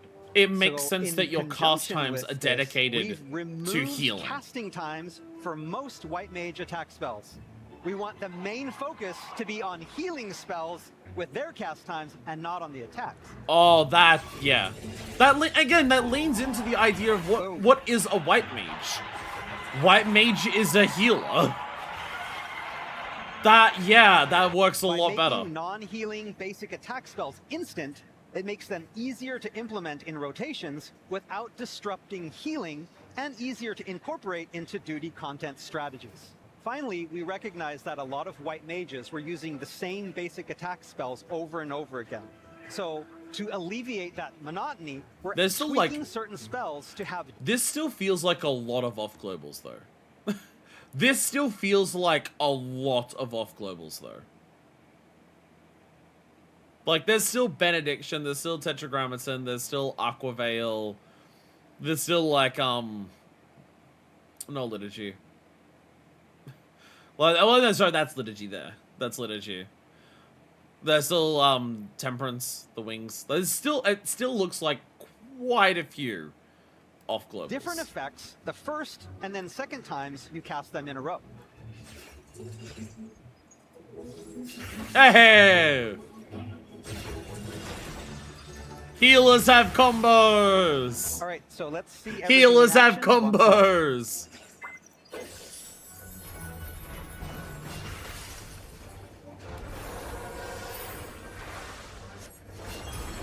No cure, 1, 2, 3, no Medica. There's still a lot of off-globals. I think that might still be too many off-globals. And so we've tweaked a lot of different things. That still may be too many off-globals. There's still a lot. Than before. There's For still example, a lot. Consolidating Divine Benison and Aquaveil into a single action and then adding charges to this. Ah, okay, yeah. With Temperance, to make it easier to use, we've added an extra effect to increase movement speed after casting Temperance. Oh, that's nice. Off-globals are going to become white mages niches healer compared to the other the three. removal of cast times for basic attack magic and the changes to the global cooldown for healing magic to ensure DPS doesn't drop should help make it easier for first-time healers to get a better grasp of the job. Gives you so if you've never wings. played a healer before, now is a great time to start. Again, if they For want sure, you and to with spend White more of your Mage, cast I times know a lot of actually players, healing, use still the feel like White there might be Mage, too and many so we off-globals. wanted to make it simple, but Turn we some of have those listened to off-globals the into feedback that we had casts. received, That so just that give you the we stacks have of damage a stuff. job that heals but also can attack.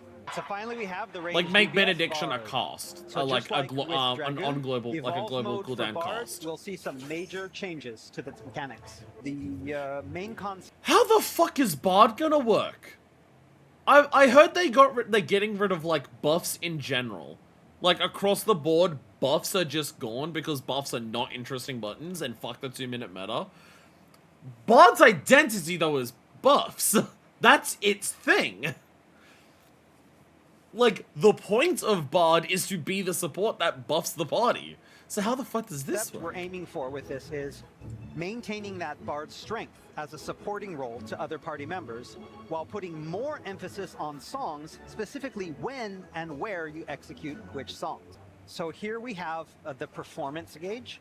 This bar is consumed to cast Mage's Ballad, Army's Paean, and the Wanderer's Minuet. Oh, so okay. Each of these songs grants the parties a buff. Regen for the Ballad, increased movement speed for the Paean, and Barrier for the Minuet. And songs can be sung in any order in order to best match what is currently going on in battle. So also, singing these songs will ready powerful weapon skills that will allow for a variety of different playstyles. Okay. For example, fucking after expedience singing on Mage's Bard. Ballad, it opens up a damage over time attack, something that bards are already known for.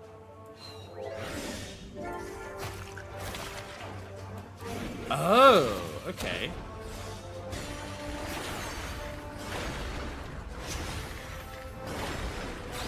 Oh, there's like literally 2 buttons that are like Singing Army's song-specific Paean buttons. Okay, will yeah. open up a speedy multi-hit combo.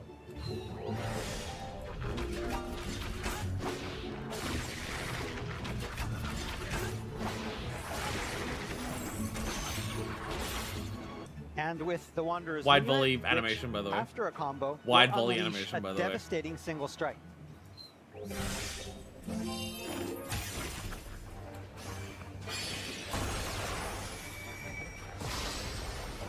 Yes!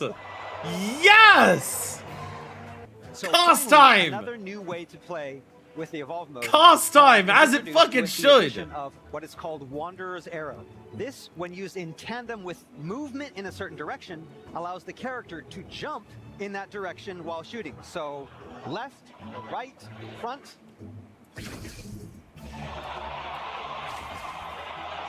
Oh, the Archer fantasy.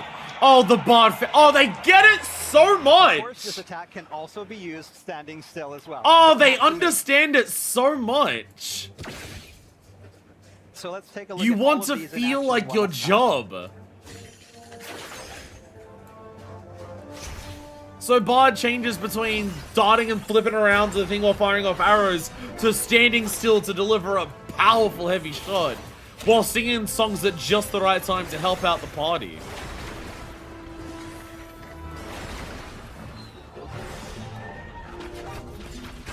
Chat, they get it so fucking hard.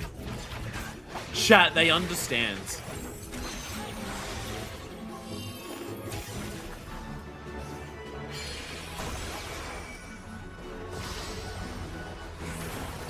Oh my god. Hey, Rainy Uncle's still there. We're singing all your songs. So we wanted to give bards that feeling that they're truly supporting their party while also making bow play as smooth and slick as possible. So the basic rotations aren't that complex, but we wanted to allow players the freedom to adjust those rotations based on the duty that they're tackling, making it a lot deeper than it appears on the surface. So with the Bard in its evolved mode, as you can see, the rotations aren't like a set, like a static, or like it's not predetermined. You can choose which song you want to sing at which timing, depending on the trial or depending on the battle content Bardic or inspiration duty is straight that up you're on me. tackling. And I feel that it really brings out the characteristic of the Bard, and so it's really interesting to play. Gives the player a lot of freedom. I'm not sure if this got them included, but they mentioned that specific support jobs will keep their buffing power. Shouldn't Evolve Dance will also be keeping some of its buffs. You can't have, like, they've got Bard songs that are supporting here, but they're supporting in terms of, like, movement, healing, and shields, which makes sense. That's, yeah. You can't have Dancer exist without buffing a party member. The whole concept of Dancer is Dance Partner. It can't, but also Dance Partner's okay, because Dance Partner isn't like a 2-minute meta. Dance Partner is just a buff that you maintain over the entire thing, where every now and then also some other buttons will also buff it, like, for a little bit extra. And you can just have that. Freedom to kind of play the way they want to play rather than following a fixed rotation that we've decided for you. Yeah, and of course, I have tested it out myself, and again, yeah, with the freedom of the rotations that you can Gonna change Reborn come jobs up to the with, 2-minute meta and gone. similar to I mean, that is the also, Dragoon, like, yeah. It's really The 2-minute something meta's that gone for Reborn Tamaki jobs, was so that's very going to change that as particular well. About again, the concept of developing this evolve mode is that we wanted to give freedom to players. We didn't want them to feel that they were forced to use a static rotation every single time. We wanted to give them more freedom to decide when they would use certain attacks and adapt those to the changing battles. Again, that summarizes exactly why less buttons can actually be more interesting. Exactly what they just said emphasizes why less buttons can be more interesting. If you have less buttons, but every single one of them does something very specific, as opposed to you have a lot of buttons that do a lot of very similar things, instead of like press all of the buttons in the correct order for maximum amount of damage, it's press the button that makes sense for the situation based on what's happening in the fight. And I feel like Dawntrail boss design, from what I've seen, I don't know about Savage and stuff where the 2-minute meta and like intense DPS check still applies. I feel like there's been a number of fights in Dawntrail in normal content that kind of say, fuck you, don't worry about the 2-minute meta anyways. Focus on what the fight is and respond accordingly as much as they can while the 2-minute meta is still an active part of jobs. I feel like there's enough fights in Dawntrail where they're already trying to shift away from the design of like, don't let the fight be constrained by the strictness of the 2-minute meta. Fuck it. Again, I don't know about Savage. I don't know how much Savage sticks to that and everything like that. Once again, I did want to reiterate, we are still in development. Because from my understanding, and also from what I've seen just in normal content, Endwalker is rigid to the 2-minute meta. Like 2-minute meta for that is intensely rigid, very, very strict. Fights are very explicitly designed around the 2-minute meta. People clown on current summoner immediately, not without reason. Part of what I love about the job is that the freedom for order you do the summons in is the boss moving around a lot for mechanics. Save Garroter for now. Do you need to close distance? Go Ifrit Dash. Remember to keep that around for the job's evolved version. Well, that's the thing is like, what Summoner got in Endwalker is really good. Summoner's evolution in Endwalker is really fucking sick. Because you have Ifrit, long ass cast times, but it gains a dash now. You have Garuda, instant cast times, but one really long cast time that you also want to make sure the boss is going to stay there for because it puts a puddle on the ground. And then you have Titan, which is a shitload of off globals, so make sure you don't need to do anything else because you're weaving off globals between every single attack. So what Summoner got in Endwalker was a really cool system for Summoner. It's just that we got to Dawntrail and all it got was a recolor of a Bahamut. And it functions the fucking same, I'm sorry, outside of Lux Solaris. So what's coming up, might just want to listen for a bit. I can listen. A few jobs. I'd like to touch upon some of the changes that we're making to the entire battle system in general to accommodate these two modes. And here are some of the changes that we'll see with the launch of Evercold. So first off, we'll be removing most synergy actions from both modes. Next, we'll be adjusting the levels at which actions are acquired. This is what I've heard, yeah. And finally, for Evolve mode, we'll be defining two and also different specialties, main and off tanks for the tank role. I've seen people doom about that. Each in detail, I've already seen people doomer about this. And I'll be honest, the people that I see doom about this are just people who feels like their ego's been insulted that their favorite tank's not a main tank. The people that I've seen bitch about this, it feels like it's just a blow to their ego to go, but my tank's a main tank. That's all it feels like, I'll be honest. I'll be completely honest.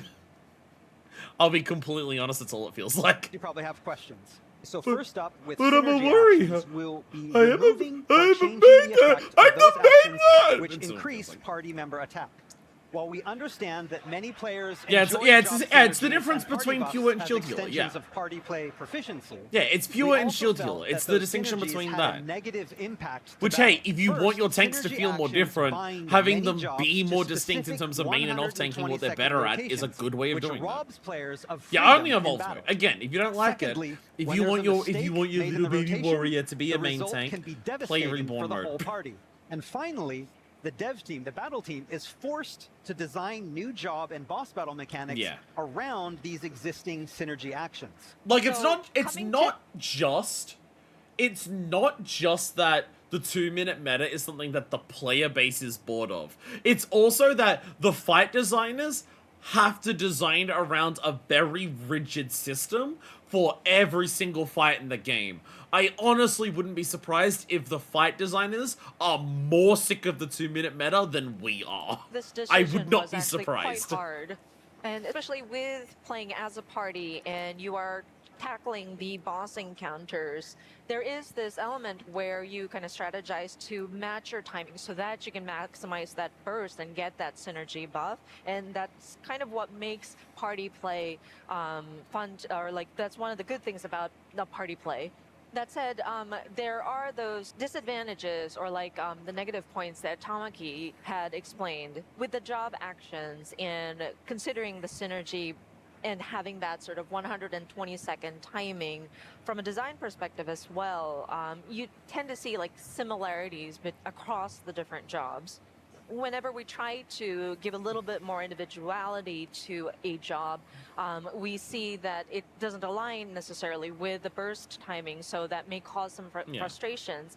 But at the same time, if we try to match that, then players start to ask about, well, I want to see more individuality in the different jobs. And it's been a struggle for a very long time. And so when the boss fight starts, okay, everybody charges in, then they're all ready to go, and you're striking the enemy as if you're striking a striking dummy. And you go through that 120 seconds, 2 minutes, you give it your all, and then you have to wait, and you have to charge again. Basically, yeah, it's talking about the boss is like, well, I'm gonna kill you, I'm gonna kill you. Now I'm just gonna wait here while you hit me for a while. Yeah, let's sit here. And so because of that, Cough, Endwalker raids, kind of cough, inevitable cough. that we kind of get a little repetitive. It's in so obvious in Endwalker raids. It's so fucking obvious in Endwalker raids. I like the Pandemonium raids, don't get me wrong. It's obvious in those.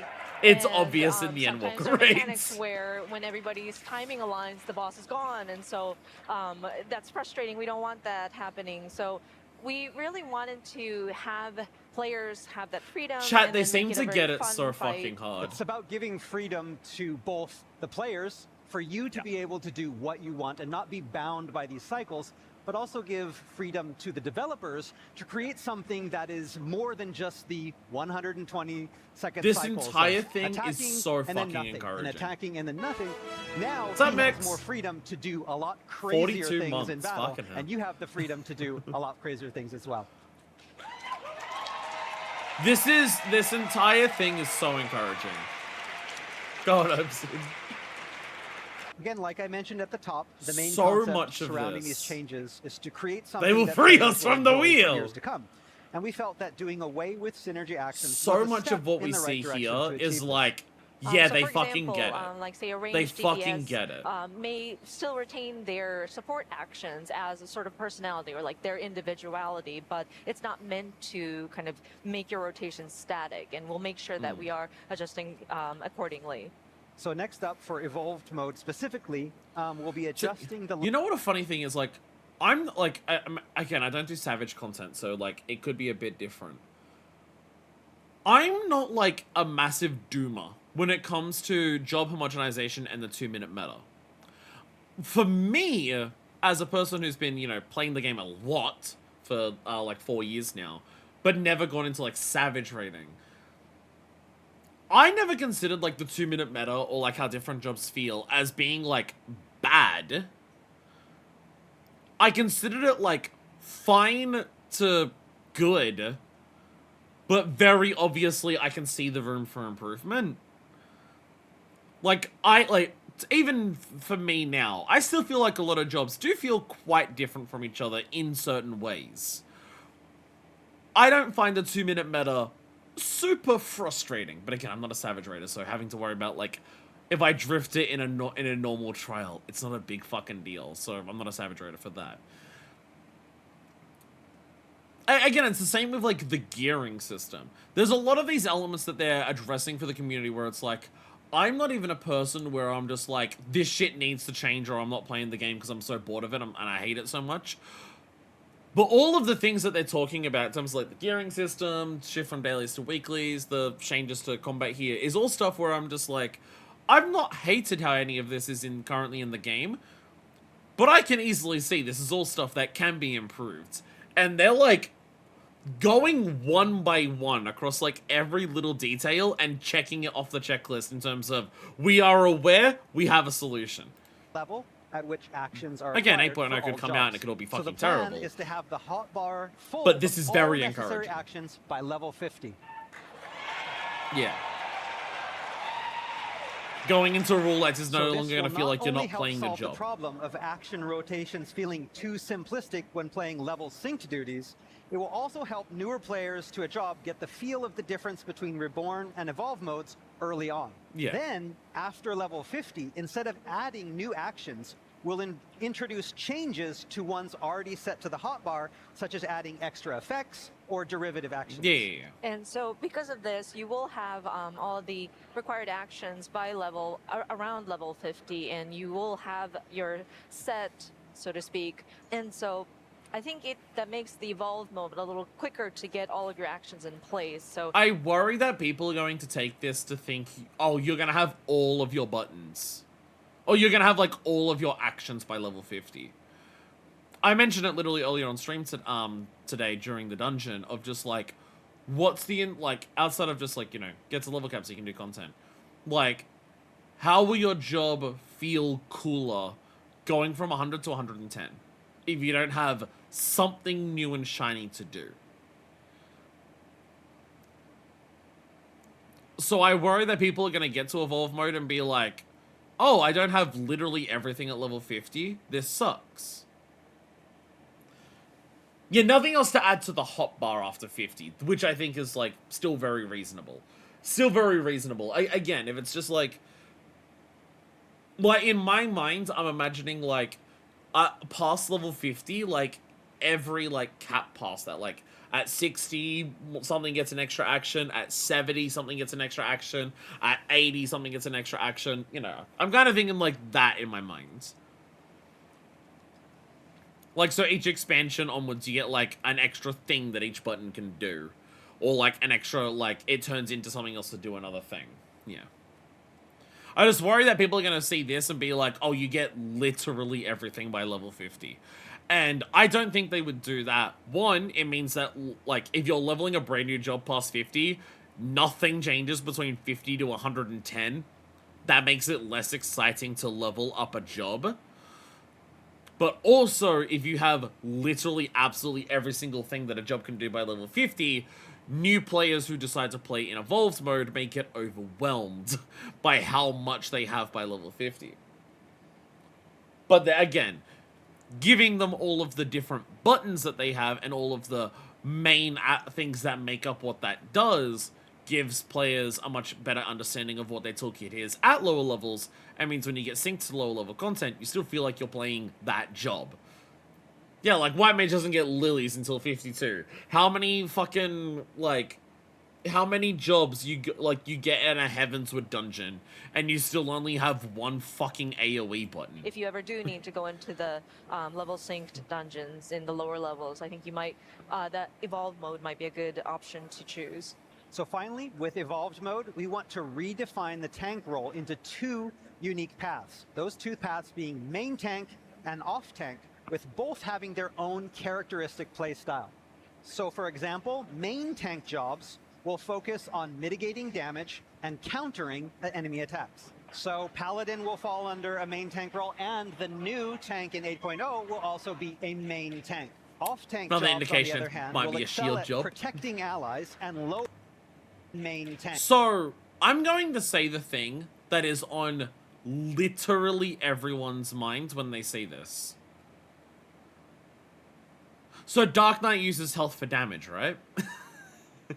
I'm going to say what literally everyone thinks of when they say that Dark Knight's an off-tank. So Dark Knight can use its health to deal damage, right? That's what everyone is going to think when they say this. Every single person is going to say Dark Knight can use health to do damage. Even, again, because you can still do it, like, if you get a dungeon. So whether they'll do that or not, who knows, but it's like, again, you want to talk about the job fantasy. Yoshibi's show says, guess who's backsides? Saw someone that the new tank is going to be Marshall because Eminem. Again, and what does a Marshall use as, like, what does a Marshall use as their tool? A megaphone. So you have megaphone combined with where do you fight Ridderton? You fight him on Cape Westwind. Marshall with a megaphone combined with a cape. It's Kate Sith from Final Fantasy VII. But also, as my other guest said, guess who's back?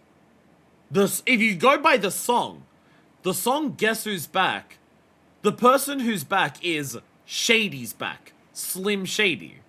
It's not, Eminem's not back in the song. Marshall Mathers isn't back in the song. In the actual song Guess Who's Back, the person who's back is Slim Shady. The persona that, you know, the evil persona of Eminem.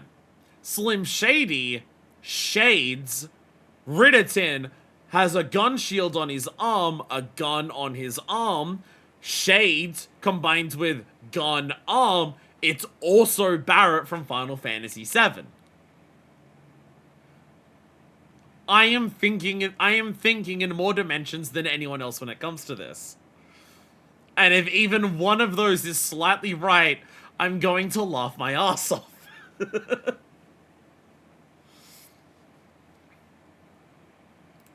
Off-tank jobs, on the other So hand, will... I see a lot of people just say, oh, so the new job is double gun shields. And I'm just like, that feels too obvious.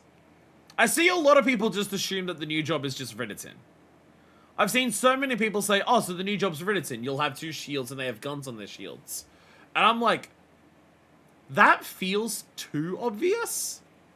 If the job was just straight up the exact same weapons that Ridderton uses, that would feel bizarre.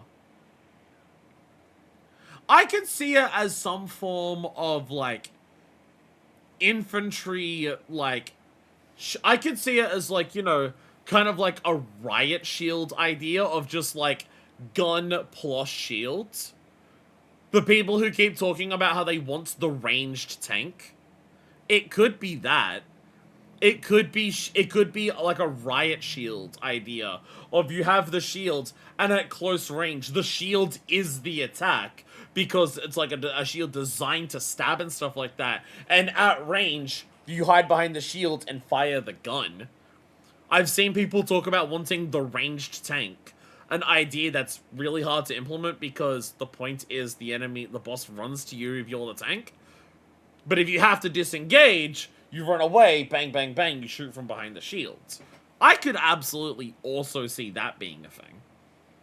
I could absolutely see that being a concept. Protecting allies and lowering enemy attack, taking on more of a support role. Again, if they're talking about it's focusing on, it is the main tank and it's focusing on countering, and the other one's paladin, shield just makes sense. And while most so it's shield content, plus 1. It's going to be designed to be able to be cleared without having to worry too much about which type of tank you have in your party. High-end content, such as Savage and Ultimate parties, these parties will be able to clear these duties far more efficiently by taking advantage of both the main and off roles. That makes sense. So we've significantly reduced the number of button presses for Evolve mode and the number of icons in an effort to make it easier to learn and grasp. As a result, it shouldn't take that long for players to grasp the new playstyle for Chat, each of can these Evercodes jobs. come out already? So hopefully this will open up more avenues for players to choose different jobs for different duties. Maybe in Chat, one, can you'll want Evercodes to play come out Dragoon. already? Maybe in a different duty, I'm sick you'll of want to waiting. play I want Bard, Evercodes to come and out. that will better suit you. This mode will give you the freedom to branch out. So today we were only able to show 4 jobs, which might be limited in number, I am but so I feel that we were able to curious show how what the these fuck Gunbreaker's jobs gonna be with will Evolved. feel differently in the Evolved mode. What on of course, earth today, is Tamaki Gunbreaker went through and when it comes to explained how our Evolved? battle system is going to be updated moving forward. Tamaki is Because very I'm really responsible for curious this what they concept, but I consider the think it job also identity includes, of a all of us, Gunbreaker that is. work on the battle elements, me included, having this main concept. Since A Realm Reborn, for 13 years, we've continued to update and make adjustments to this game. Because the fantasy With, of all Gunbreaker this, in the universe of 14 foundation is underneath us, we're looking defense to bring via in more offense. new players, but then also to bring Like the literal enjoyment to those concept of a people who are Gunbreaker in wanting more universe excitement, is and the best for way to stop people the to enemy from continue attacking playing you for a is long to time rush and up have and that hit them freedom. With each first. encounter, try to experiment different strategies and different sort The of opponent's approaches guns to them. can't flank your As such, infantry we would if love you your run up support, and destroy the for our fucking battle gun. system team, our battle combat team, Off-tank and Eagle's the developers offensive back, tank. back home. So can we get a few closing words from you, Tamaki?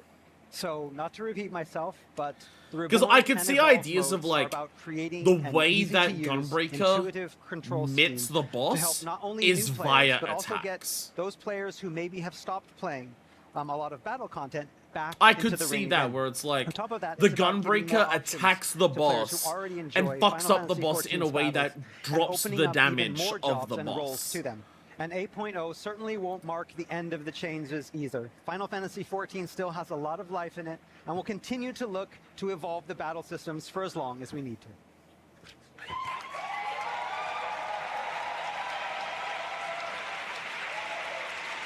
You did it. You filtered. You've done your first dev panel at a fan festival. How do you feel? At first, I thought I'd be really nervous, but thanks to Yoshida-san and Koji next to me, I was able to relax. So thank you so much for having me. Thank you so much. So I know it's something that people don't. I know it's something that people say the devs of 14 don't do enough, but when you compare it to other games, yeah, they fucking do. It is really nice to see devs be so open about how they're how they're thinking about their game, how they're working on the game, their responses to the feedback of the game, what it feels like to make the game, and stuff like that. It's really nice to see that. It's really nice to see that it's like, oh yeah, these are like the people working on it, and these are the people who like, this is their thoughts about what's happening as they're like working on this and stuff like that. I really appreciate it. Like, I've seen some people talk about how the devs of 14 are so goddamn secretive. Why don't they tell us more? And it's just like, compared to most games that exist, what are you talking about? 14 devs are like, you can come up with like indie games, right? Where it's like a couple of developers who are posting screenshots every day of like every minute thing that they're adding to the game, right? But in terms of like the major big budget video game space, they're pretty open in terms of like showing a lot of stuff, and especially this one, like especially like again from what I've heard, like this show, like the going into the nitty gritty and the details of like what their plans are for stuff is way more in this than prior fanfests, and that's really awesome to see. I will echo a sentiment that I've already seen people say about, like, the ideas they have for 8.0 and the changes. I'll echo the sentiment that I've seen a lot of people already say.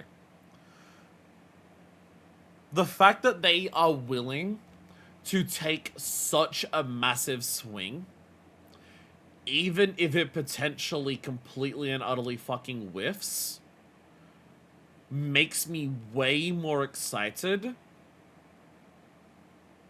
than them playing it safe and doing the same old thing that they've always done. The sheer willingness to take the chance makes me excited. And again, based on everything that I just saw there, I think they get it. I think they're pretty in tune with, like, the ideas that a lot of people think about when they, like, when people in good faith, which, to be fair, is rare in the 14 community, but when people in good faith talk about wanting changes to the 2-minute meta, to wanting jobs to feel more individual, to feel more like they are fulfilling the fantasy of what that job is. When people talk about, like, being burnt out by, you know, the daily grind and the tombstone grind. When people in good faith talk about those things, all of this feels like a very honest response to that, and being like, we understand why you feel this way. We get it. We want to do something that will truly take it in a different direction to get away from that. I will very much say, here's your game audio back. I will very much say, like, you know, the willingness to change, like, weekly progression and stuff that I already had seen from the last keynote, that already made me excited for Evercold. And hearing about Evolved Mode as a concept and some of the ideas behind Evolved Mode, I already liked. I did not realize how hard they were going. I did not expect the ideas that they were going to be presenting to be anywhere near as hardcore as what they are showing. Seeing Dragoon actually jump into the sky for several seconds and take less damage while it's in the sky to come slamming the fuck down afterwards is not something I thought I'd see in PvE in this game. I did not think I would see a paladin be like, activate the shields right before you get hit for a big ass parry.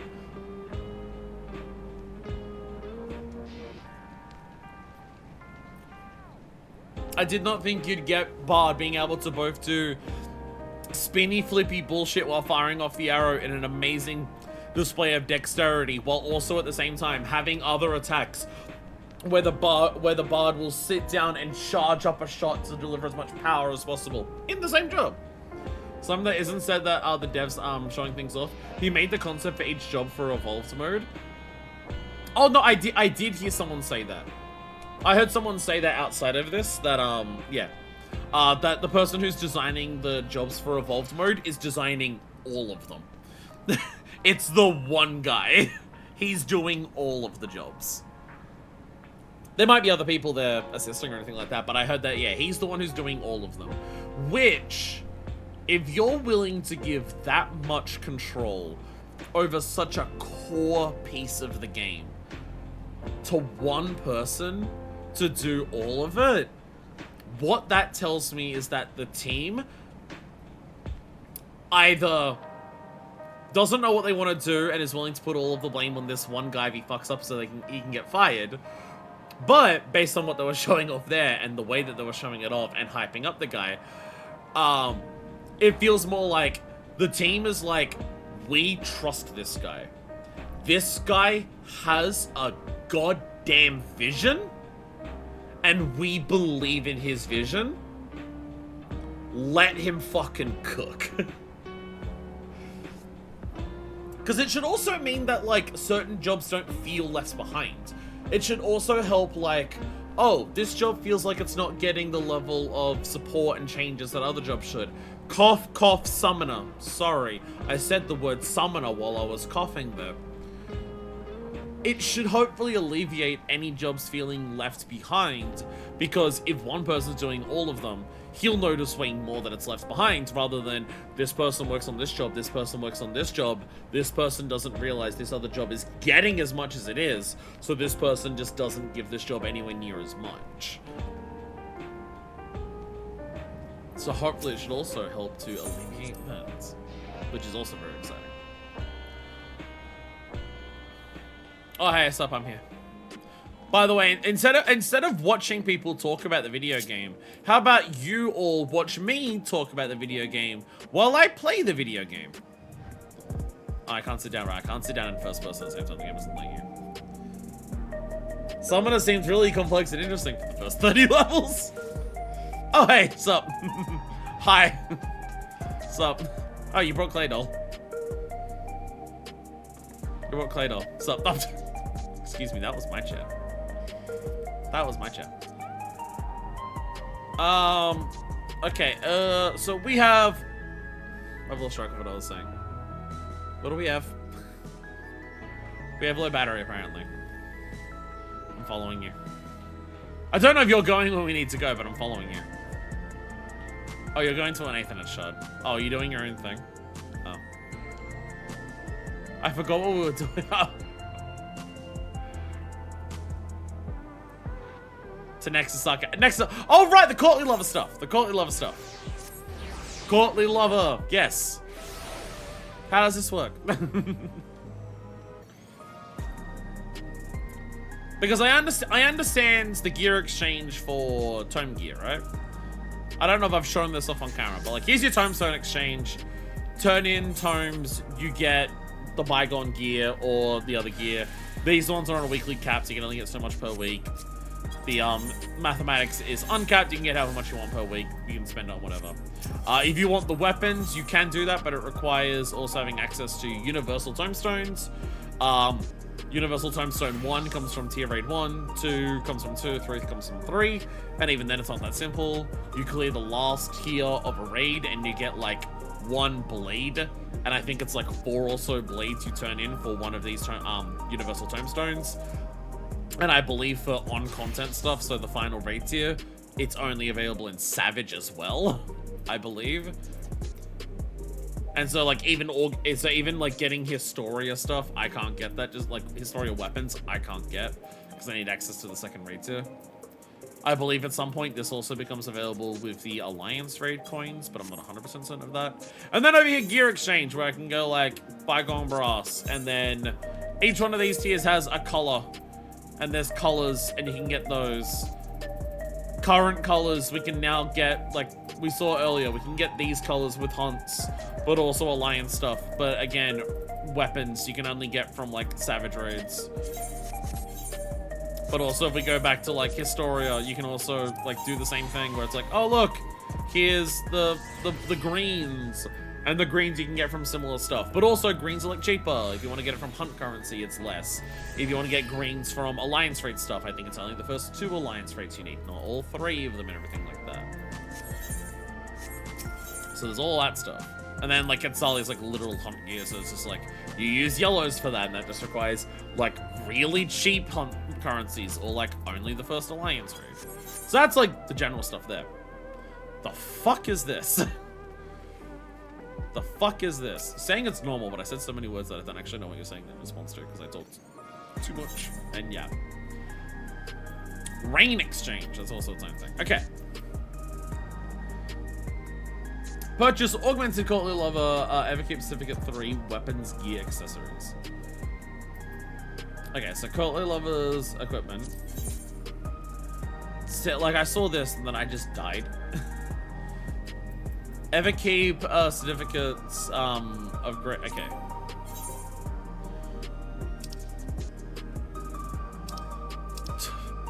Do you see why this confused me? Because this is like a different menu entirely. Okay. So if you make a Courtly Lover sword, like a weapon, you can like that's paladins. It's gonna be different. When we have a look at like Gunbreakers. So Courtly Lover Gunbreaker, you make one of these, you turn it in for 5 certificates. If you make it high quality, it turns in for 17. Okay.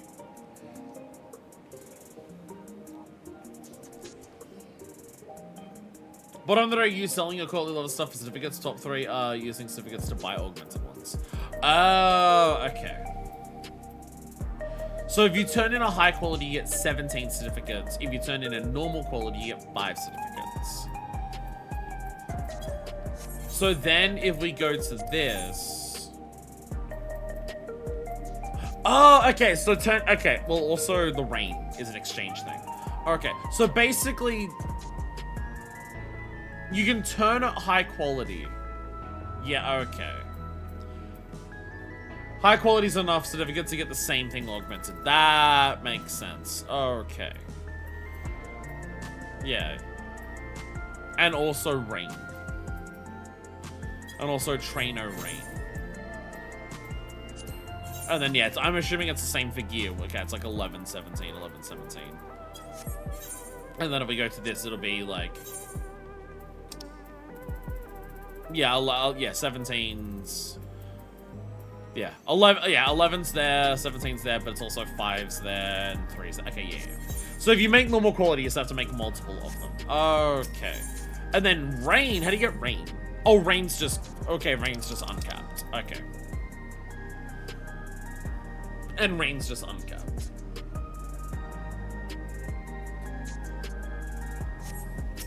So if you're purchasing this... Oh, actually, go back to this. Do you need the weapon again?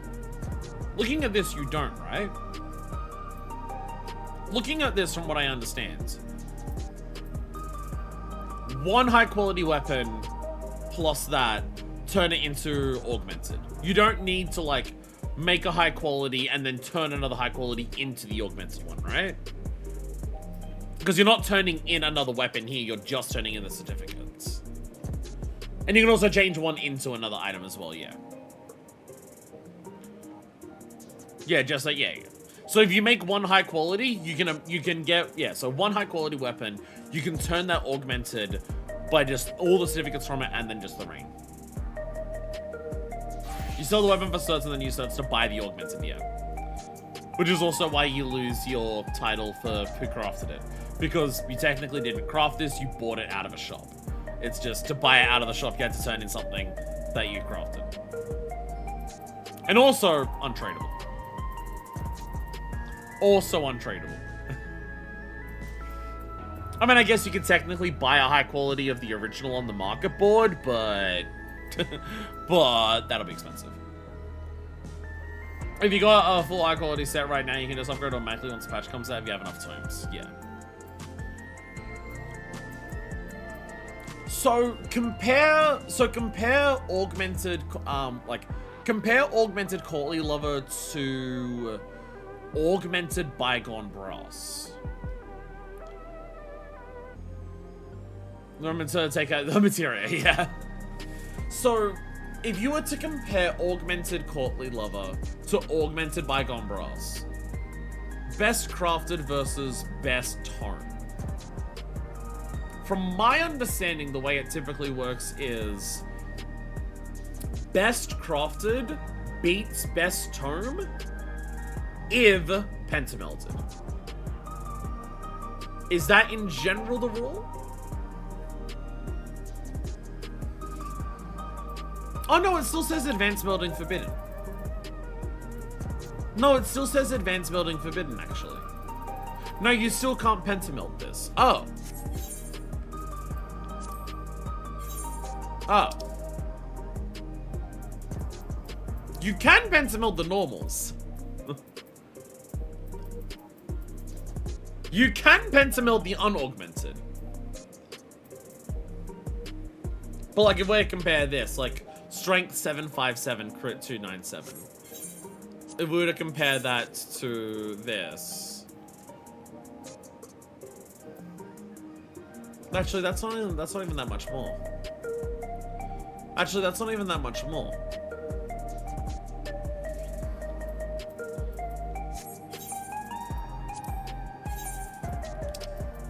Like high quality here. Oh, the strength's up by more. Sorry. Crit is not up by much. But strength's up by like 50. Strength went above 800, I believe. Crit went just above 300. So the crit didn't go up by that much, but the strength went up by quite a lot. Like 50. It's 2 extra weapon damage, that's pretty big. Oh, yeah, I keep forgetting weapon damage is a thing. I keep forgetting weapon damage is a thing, yeah. So yeah, 153 weapon damage compared to 155. Yeah, two extra weapon damage, yeah.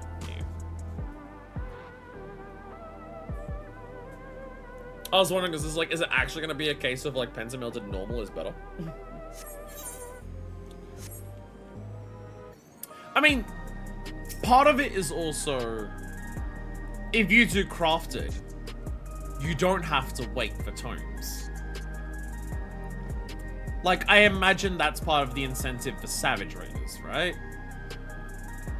even if the tome stuff is technically best in slot over crafted, even augmented crafted, you can get the crafted stuff the moment the raid tier drops.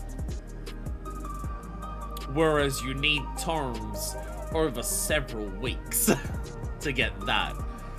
So maybe like on day of, or like just before Savage comes out, because Savage comes out like a week later, you can get the crafted stuff, and as the weeks go on, as you just completely and utterly fail to prog because your healers just absolutely keep fucking forgetting their clock spots, and you keep being stuck on like M5S for weeks and weeks on end, as you slowly go through, you will slowly be able to get better gear by getting better tome gear to increase your chances.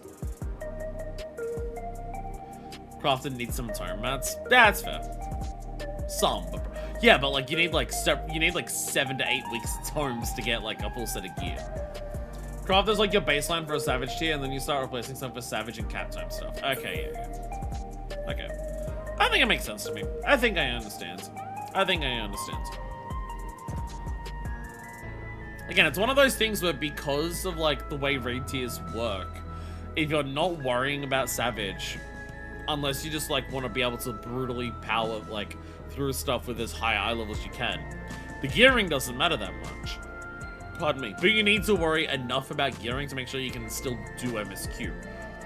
So you can still do the next patch when it comes out with the dungeon and the trial for it.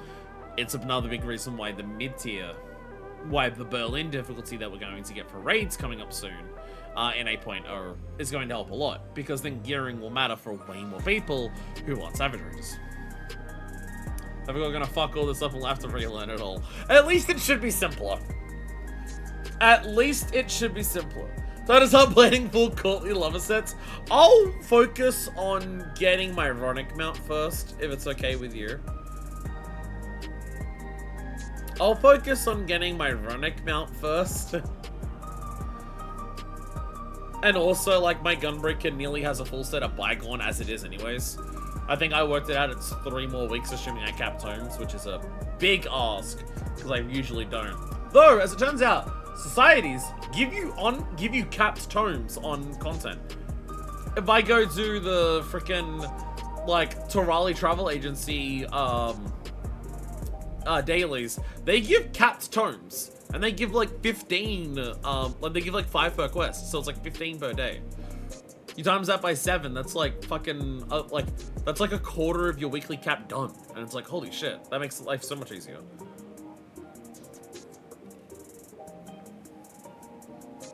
Oh yeah, also hunt trains, yeah. Hunt trains are also ridiculous, but I don't live in a time zone where I can participate in them, and I'm not part of any of the Discords yet because spoilers.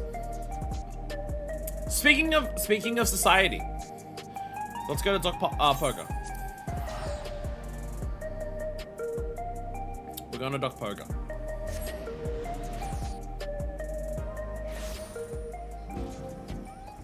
Doc Pogo. I've done the thing that I usually do. I've done the thing that I usually do. I have 3 to turn in here. Just waiting for it, ready for it. Don't look at my leave quests. I'll get to it one day. I'll get to leave quests one day. I've got so much time spent doing other things and so many times doing, like, in life, both in life and in game, that I keep forgetting to focus on leaves. Doc Pog. Pog, Doc Bikini. A tentative first tour. You spy a determined glint in the blue's eyes. Manifest. So good to see you again. Thanks to you, the Torali Travel Agency is almost ready to open for business. Though truth be told, we've already taken our first booking. And so soon after we start promoting our services until the lull, I've been handing out flyers nearly every fucking day, and it took you this long to get 1 booking? A momentous occasion indeed. Our first customers at Sarah named Sia. Apparently always for the Wing of Reflection in the capital. Traveling by alpaca, and should arrive any moment now. Hey, join me in giving him a warm cosmic welcome. Quite a few lures and up here, but I'll check for the entrance when I'm done. Something funny that society quests do, because they're all repeatable. I don't know if the older expansions did it. I think I've noticed it at least in Shadowbringers, but maybe Endwalker. I can't remember if early ones did it. You'll have like a society quest here that's like go to Okali and hand out flyers to like let people know about this. And so the first time you do that, you hand out the flyers and people are like, oh, you got a travel agency going. That sounds nice. And then you do, and then because they're society quests and you repeat them, you repeat the quest again and you go to the same NPCs and hand them the same travel voucher. But nowadays they're aware that it's a repeat of a quest, so you hand them that and they just go, oh, you're back with another like pamphlet for the travel agency. I handed this to one of my friends and they seem to really like it. I'll make sure to give this one to someone else.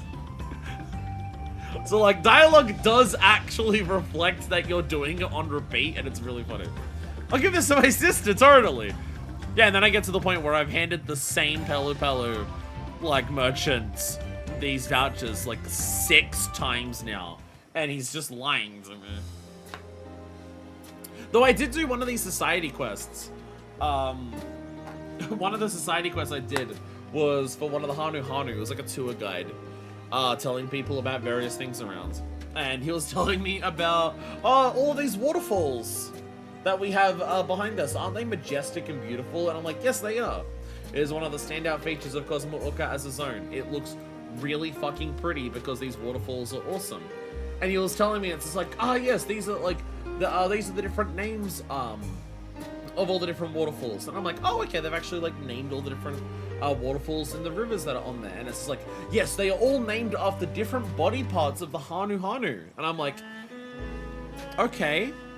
And he's like, yes, back when the Yokoi had like kind of occupied everywhere and like did their own colonizing, the Yokoi used to tear the Hanu Hanu into pieces and they would choose individual rivers. And it's like, in this river we chucked all the wings, and in this river we chucked all the feet, and in this river we chucked all of the beaks of the Hanu Hanu that we tore to shreds.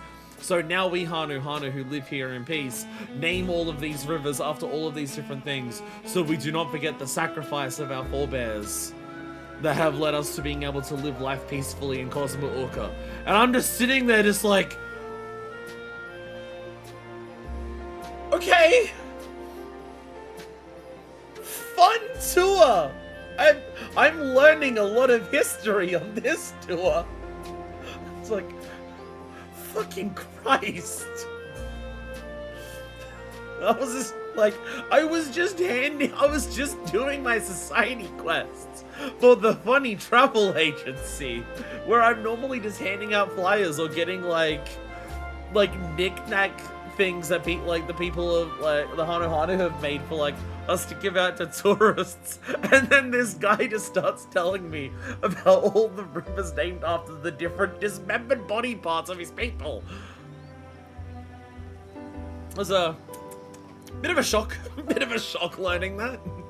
It's like, okay, 14. I forgot sometimes you just give me fucked up lore. And there's also already been some society quests where people are just like, isn't it like a little weird that you're just opening up a travel agency here? Isn't the point of isn't like historically the point of a travel agency here to just be like, hey, come and have a look at our culture and like pretend that like you're enlightened by taking part in our culture, that you're thinking to yourself that you're superior then, but you're learning all the native mysticism from this, and now you're like a much better person for something Cosmo Canyon and FF7. And we've already had like dialogue in some of the society quests of just being like, oh no, that's not what we're doing. We just genuinely care about sharing our like our culture and our heritage. But it's nice that you're asking the locals whether you are doing that or not, and making sure you're not. So that's good. I'm like, okay. Another case of Final Fantasy XIV doing something where it's like, isn't this typically problematic if you do it the way that you're doing it? And then there's some dialogue to be like, don't worry, it's for good this time. And it's like, okay, it's fine then. Normal historical tour in previously colonized nations. And this is where the Spaniards called us dogs and shot all of us. Yeah.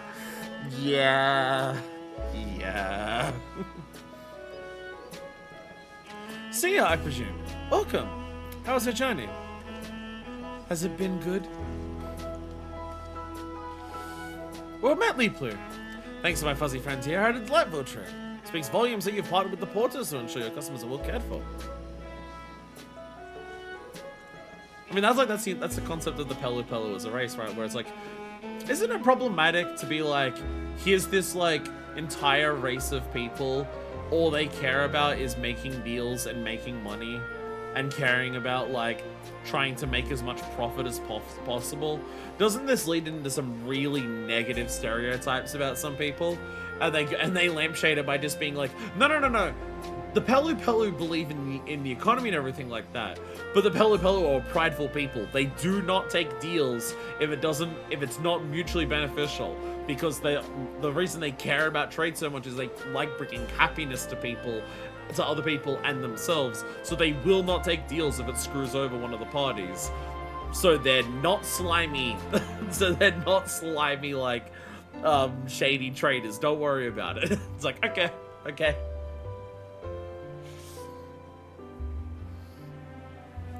What a spectacular place this is. The journey alone has raised my expectations. Such breathtaking views. I mean, yeah, Cosmorca is one of the prettiest fucking zones in the entire game. This is one of those wild things where you get to Cosmorca and you realize this is one of the best looking zones in the entire fucking game. And then somehow the next zone is fucking Yuck-Tell, and you're like, I don't even know which one is better, but they're both so good. And then you get to Shaloni, and then people are just like, I love Arizona, and then they love Shaloni. I've always longed to explore Yuck-Tell, but I lacked the courage to take that first step. So how do you eventually play? I couldn't believe my luck. I look forward to seeing what you've got in store for me. You won't soon forget your time here. That's a Terali travel agency guarantee. Well, without further ado, let's get you registered. If you get to reception, I'll be with you shortly.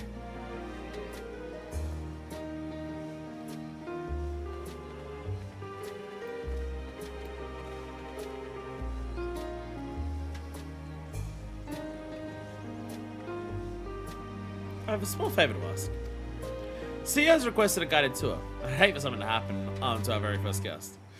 Having you keep an eye on things would take the weight off my mind. May I impose upon you to accompany CEO and his guy as they explore the local area? Right, we are in a rainforest and sometimes there are dangers. Excellent. Well, I better go and deal with the paperwork. Come and find me when you're ready. The dangers, like the 3 or 4 different fates I've done in this area that involve bandits attached to the local caravan. They now deserve to be murdered.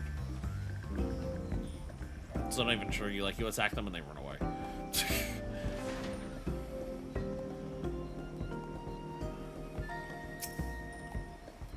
Apparently, too, is specifically tied to customers' requests.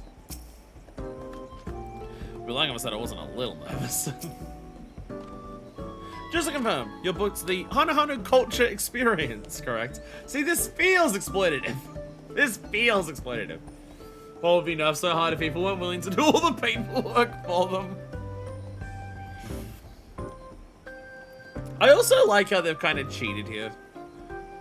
Like, this is Pelu Pelu Society quests, but we've already had Vanu Vanu Society quests. So we don't want to do Hanu Hanu Society quests. Because, you know, we've already done something like that. So instead we're going to have the Pelu Pelu Society quests. It just so happens that a lot of people that you end up working alongside for the Pelu Pelu quests are also the Hanu Hanu. Feels like international tourism, but it's really interstate tourism. Yeah, like, we don't have any Eorzean adventurers here. We have a guy coming from Tuliolal to Okamazum, fuck it. What? Okamazuka. Getting tired. And so, yeah, I guess it's the equivalent of, like, being in Sydney. And it's just like, do you want to, like I'm being in the heart of Sydney. It's like, do you want a guided tour of Cronulla? It's, like, basically just as far. Just to confirm, you booked the Hana Hana Culture Experience, correct? That's right. If I could squeeze in a spot of fishing, too, that'd be wonderful. I'm a keen angler in my spare time, you see. Absolutely. In that case, we can start by a breath between on our route. But first, I'll give you a thorough tour of our village. Now, guys, Davey is paramount for the Terali Travel Agency, which is why a special advisor Minifus will be joining you. You were part of the Dawn Servant's entourage in the right succession, weren't you? Everyone on the wing of reflection as your exploits well. How reassuring they'd be watching over us. Likewise, glad to have you with us. Well then, shall we make our way to Okano? Safe travels! Hope you have a wonderful time.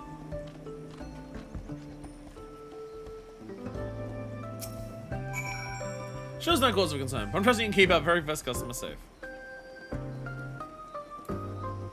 Does remind me of something that I saw. I'm gonna go over there while we're here. I don't think we ever actually drew attention specifically to it on stream. But look! Remember how they were talking about how the storm knocked out the path to the upper area of Okumazuka? It's this. They talked about how like the path up there was wiped out in the storm. And I don't remember them explicitly calling like attention to where it is. You just heard about it as you were like down here doing your thing. So that's why you had to go around the long way to get up there. From Okapacha. Yeah, it's this. This is the actual collapse section here. It's one of those things where I wish like the way the MMO game worked, like we could do something and like maybe part of this quest line or maybe some part of like main story quest line. This gets fixed and then actually like looks good, but zones in 14 are usually designed around the first time you visit them and explaining the story of how they are the first time that you visit them and getting changes in that story, in that world to reflect changes to the story as time progresses is very hard to do, which is why living memory is still so fucking impressive.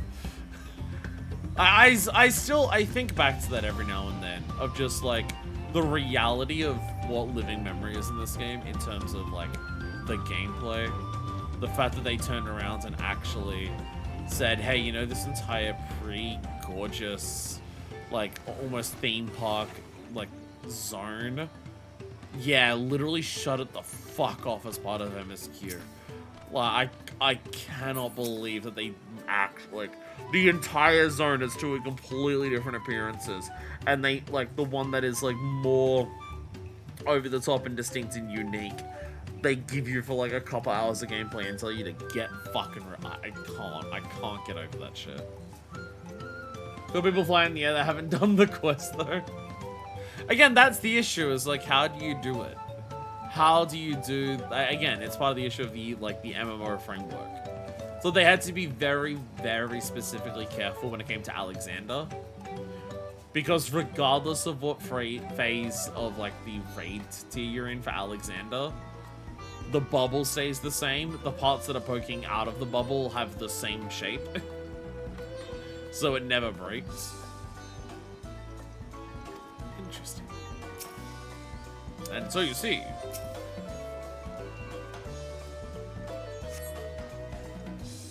During the ride's succession, non-servant Bukulamite helped restore the lifting of wings, Ikihana, to its former glory.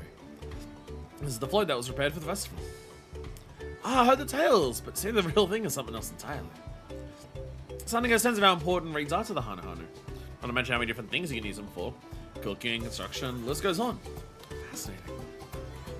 Nothing can make me happier than seeing other Torali take an interest in our culture. That alone makes this job worthwhile. Hey, visit Okano. Let's head for Breath Between and see if those fish are biting today. In case you're wondering, we even use reeds as bait.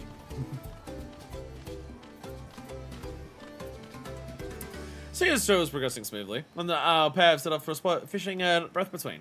You need to keep an eye on them, ensure neither comes to any harm.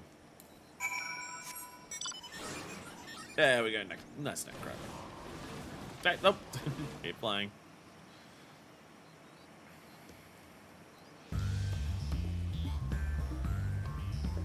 Again, this is one of those aspects when it comes to the world design of 14. Outside of some extreme examples like Living Memory, it's always designed around that first experience through a zone to sell the MSQ. Again, a really big example we talk about is basically every zone in Stormblood. Every zone in Stormblood is basically designed to ensure that you feel the sting of Imperial occupation as much as possible. Well, 4 out of the 6 zones do that. And so once you get rid of the sting of Imperial occupation, you still feel it. Which again, does tie into themes of just like, you know, the scars of occupation run deep. It's not surface level, it digs deep even into the ground, but like, Melodina Bridge is gonna constantly look like a castrum. Glad to see you're enjoying yourself. I don't get much better than this. It's every day you get the castle line in such beautiful surroundings. We come back with mine gear, that's for sure. We hardly love to feel the wind in our feathers as we fish. As though we are crowded by Gashahi's. I'm pretty sure I said last time. I don't remember what I said last time. Pretty sure I said Gashahi's divine protection. I had to tell him. So I don't suppose you know of any fishing spots off the beaten trail. There are very few anglers here besides. I haven't had a single bite yet. Perhaps Cave Kiki told would fit the bill. It's modest walk away, but the fish are plentiful. I will make us that land in peace and quiet. Still Garlean flag underneath the glamour. Yeah. Yeah, they just glamoured over the fucking Garlean flag with the freaking like eagle falcon thing. It's like, okay, that sounds perfect. It's not so much trouble. I'd love to make the trip. The only concern is the fiends. Where do I get no? Come and see his fishes. Of course, let's make our way there. Onwards to Cave Kikitola. Sia seems to be enjoying the tour so far, but danger may be afoot. Well, the big Cave Kikitola and keep watching as I continue fishing. I don't even think the game ever calls your attention to this little spot here to actually walk along it for the main story. It's like, oh, it's so pretty.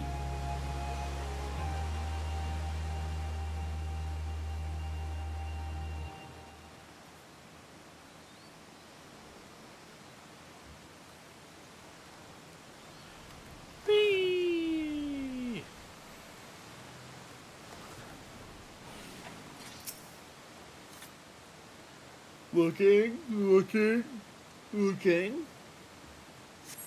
Sound of flowing water echoes through the cavern as you scan surroundings and listen intently for signs of trouble. Fortunately, no beasts reveal themselves to you. Oh, they're over here. Hey, what's up? Take all the time you need. Glad to stand here enjoying the scenery. Ah, remarkable spot indeed. So those hours chained to my riding nest worthwhile. We stay here a little longer.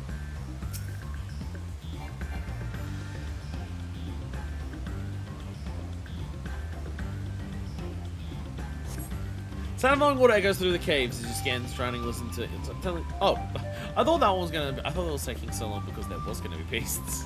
I'll be honest. It took so long that I'm just like, I'm getting ready to fight. Did it actually just go fine? In the darkness, something hungers. A foul presence draws near with murderous designs.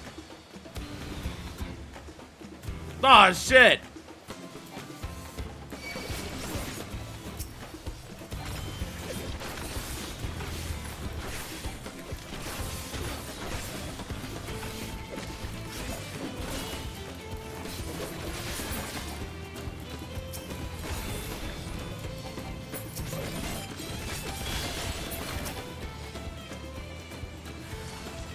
Ah!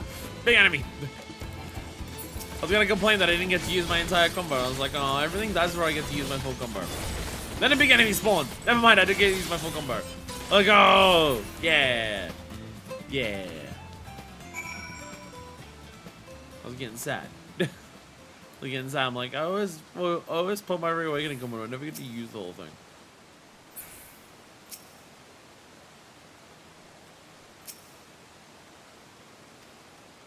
And, no dialogue change for them. Boo.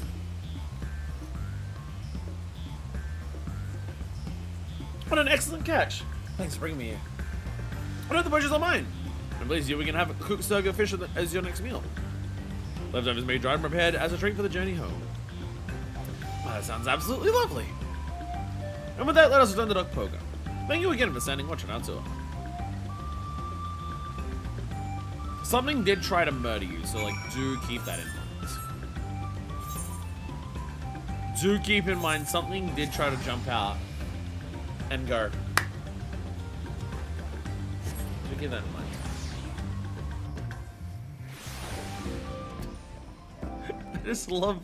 I just love how it's like a crafting cryptid in the backgrounds of like every shot. Like, you're just showing someone, like, a photo album of you going to, like, a theme park or something. And just in the background of every single one of them is, like, the same person slurping on, like, a massive jug of Coke. But instead of that, it's just a room right in the background crafting. Such marvelous fun, and high hopes for the Enterprise. Although, thanks to you, I made it my first tour without incident. I mean, there was, I just, you know, saved your life so you didn't notice. See you until the Harley just returned. What else are we doing today? Custom delivery. I said I wanted to show off a thing. What else was it? There's a yellow, but we can save that for next time. Oh, unless they're the yellow you're talking about, Deku. If you're talking about there being a yellow to show off, like a specific yellow to do, also keep in mind that when we do that yellow, 2 more yellows spawned in living memory. I noticed that at one point. 2 more custom, 2 more yellows appeared in living memory. They're in the final area, so maybe they only appeared like once you turned off the final area. But at that point, like, you know, you turn off the final area and then like the warning starts playing out, so you have to get to the meso terminal like instantly. So we didn't really have a chance to like check. But there's 2 more yellows in the final area, and I definitely want to do those on camera. So for next episode when we do the other yellow that you're thinking of, we'll make sure we do that as well. I think it's only 2, and I think they're the only 2 that I have in living memory still. I believe I checked on the map and there's nothing else there.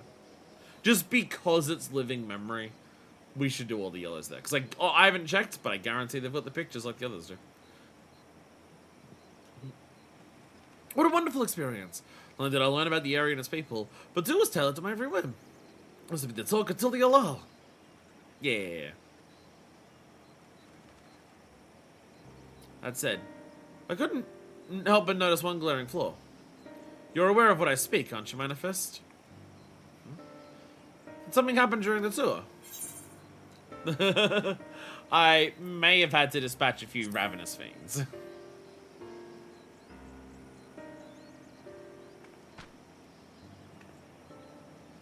You did indeed, yes.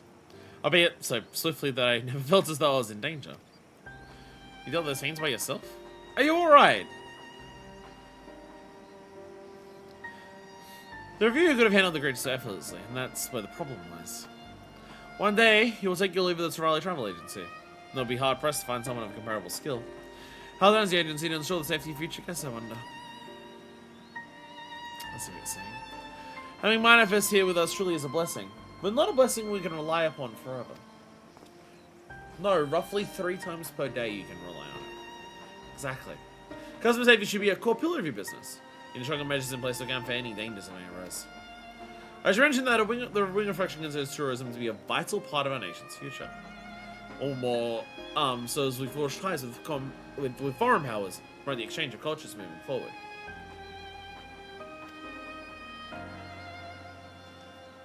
Now, when you say the exchange of cultures...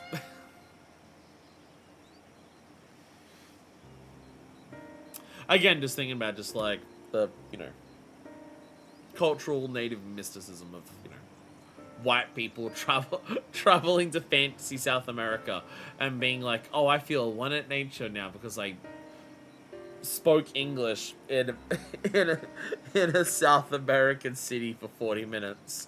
I feel well traveled around the world. Complications notwithstanding, I'm glad I could personally experience the Geosite scene. Please don't hesitate to consult us so we may iron out any other issues and nurture this industry together in the months and years to come. We should be glad to do so. And I might say that devising a security plan that doesn't require a resident adventurer will be a top priority. I feel ashamed. Never crossed my mind that entrusting our safety to Manifest alone might be a problem. I did my part to protect our guests during their stay. I guess wait for all my fellow guests when I say that. Perhaps our special advisor would be willing to train us? A wonderful idea. Your skill with wind magics is a boon for sure, but your local knowledge and experience dealing with the region's fiends make you all more qualified for this duty. Still, to be alive, I propose we assign 2 guides per group.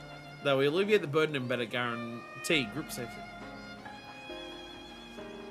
They'll need proper facilities, place to train, space to house supporting staff. Could amount to quite the expenditure. Make sure your customers don't get murdered. Should be a top priority of any business. Hey! No one murders my customers but me. The inner abacus is clicking away. Tell me there's a private investment opportunity made possible because we identified the problem early. Of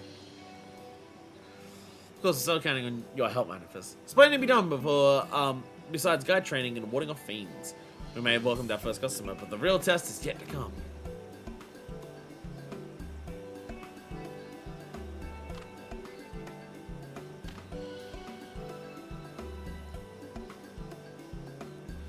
Yay! Alright, what building changes up? We've got to get new barracks for more people, right? Show me barracks! Show me the police expanding.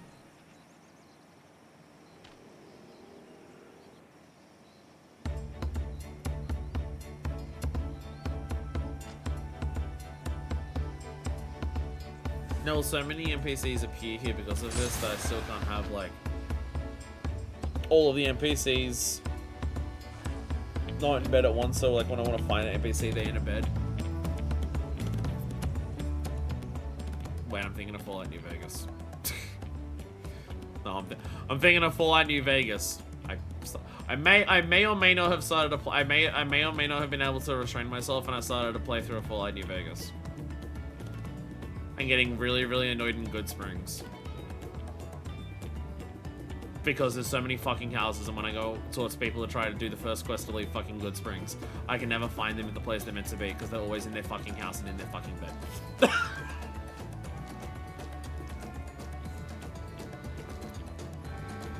And some of them stay in the same house, and then I don't know who's... Why did Trudy and Sunny Smiles stay in the same house? Build my houses, I can fix them. A new guide training facility has been established at its Raleigh travel agency's base for operations, where candidates may look to your example as they hone their skills. The new boss will be assigning 2 guides to each group will ensure none come to harm in your absence. Oh, they've got a staff there, they can attack. They'll be fine. Continue distinctly Pluto associates and ensure visitors leave refreshed, reinvigorated, ready to spread the word about Cosmo Uka's all-new tourist enterprise.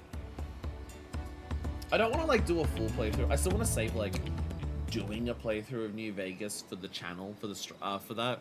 I've not replayed the game in so long that like a lot of it would be fresh to me. But I kind of want to at least re-experience the like getting to New Vegas thing, like the first act of the game where like you're on the trail to follow Benny. I kind of want to re-experience that before like you get all the choices and do all the different things. Just because I don't know if I've ever done it properly. I always get lazy and just skip towns and be like, I'm just gonna skip Nifton, or I'm just gonna skip Nova. I always get lazy. So I don't know, I don't think I've done it properly for a long time. I like crafting. It's like a little game you can play anywhere with the stuff in your inventory. Yeah, we get extra quests today. And we get extras. So by the end of today, because I've already got 3 I can turn in, I'll have like 3 days worth of progress done. Something that would matter if I didn't hand these in once per week. Again, that's going to be one of the things that's going to be once we're on content. Very, very different. I imagine likely the way that it's going to work once we're on content is just an entire society may be its own episode on YouTube. Like, we unlock a society, and then just as I progress the society, like, each day that I can do that, while after I stream something else, I stream, like, half an hour to an hour, depending on how long it is and how long I ramble about Fallout New Vegas. That day, and then just, like, condense all of that into a single episode and just put that up. Because, it, like... Because you could say, oh, okay, just do it the way that you do it now. If you record anything midweek, add it to the next episode. But it could be a case of we're on content. Here's the patch, it introduces the society. The next patch, like, even minor patch. Like, say it comes, like, say a society comes down, like, 7.10, right? I don't know, that's when it's going to be, but just taking it for example. Or 8, I guess. Say they add a society in 8.10. 8.10 comes out, it's Alliance Raid and a society. Which I think is what actually happened with Dawntrail. Unless it was added later, but still. My point being, say that's how they do that. And then it's like, okay, 8.11 is the next, like, time something gets released, so it's the next time I would do like an episode of the stuff that they've released. It could be that the gap of time between those is so long that if I just say, oh, just all of the like interim stuff that I've done to progress the society quest, I'll just chuck that into the next episode. I could be adding 5 hours of society quest onto the end of an episode that may already take like 6 to 7 hours to stream. So for society quest specifically, just because they have so many steps to turn in, and if I'm doing them as fast as I can, I think societies usually are done in a month. Like if you do the society quest every single day and turn it in the day that you first can do that, I believe it's usually a month straight. With all of the steps that could take, it very easily could rapidly get to...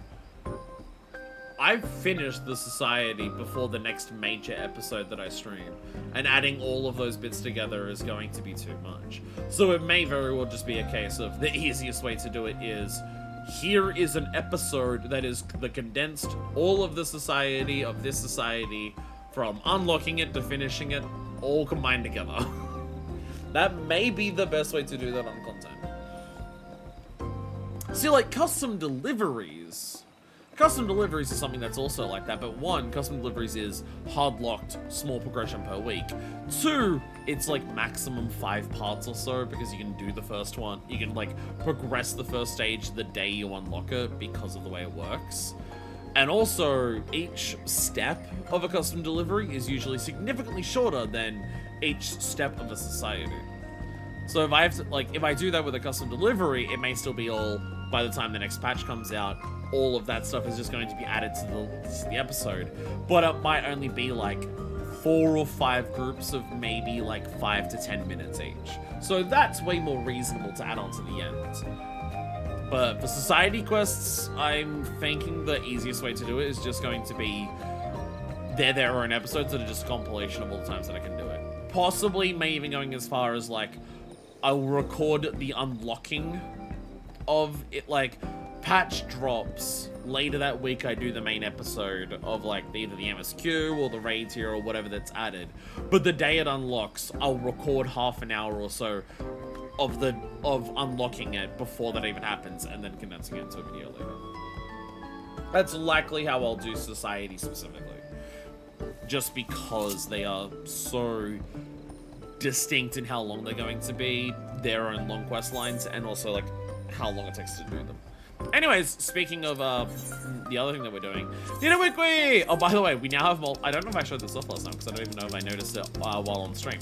We now have multiple pages for custom deliveries. We're now at a point where it's finally actually multiple pages. Dinner Wiki! We're gonna need a Wiki. So we're going to Shady and Noisy Springs. Pause, Louie. Pause, Louie. Yes, we're gonna need a wiki. I have, I always think I'm not going to the right place going here. No, she's right there. I already have my things gathered here. I already have these things gathered. Oh, I wanted to ask this question. 1, me running, Juno. Look, hey, I got some stuff. Also, hey, look, I got some tattered first movement scores. I didn't realize that to get all of the Orchestrions from Juno, you needed like fucking 12 of these. There are so many fucking Orchestrion rolls to get from Juno. I think you actually need 11 or 12 of the first movement scores. Fucking Christ, it's gonna take forever to get all those Orchestrions. Though I believe they are sellable on the market board. The actual rolls themselves, not the tattered ones. But I had a question. Because like, I've got a... Oh, by the way, also, I don't know if we mentioned it last time. Die spectrums! Die has been condensed. Actually, no, this was in the patch, so this was only this week. Patch 7.5! Dyes have been condensed. Several different dye colors are now condensed into a single thing. And then there's like 2 others that have like a slightly different range of colors. So there's that. So, yay! So that also happened. Also, I got Sanctuary material containers. I gotta open those up at some point. You can sell the rolls there, still pretty good if you get extra of the rolls. Okay, yeah.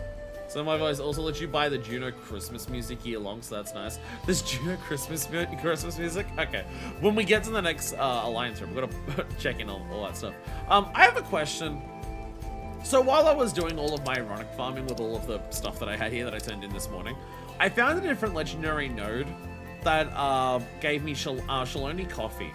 And I'm like, okay, coffee for like a super legendary node. It was called a legendary, so I believe that was like folklore. And I'm like, okay, that's interesting. Question, what's this? Because for some reason, the coffee don't make fucking coffee. Get that last because you can use rolls from any of the 3 raids. Oh, okay. Okay.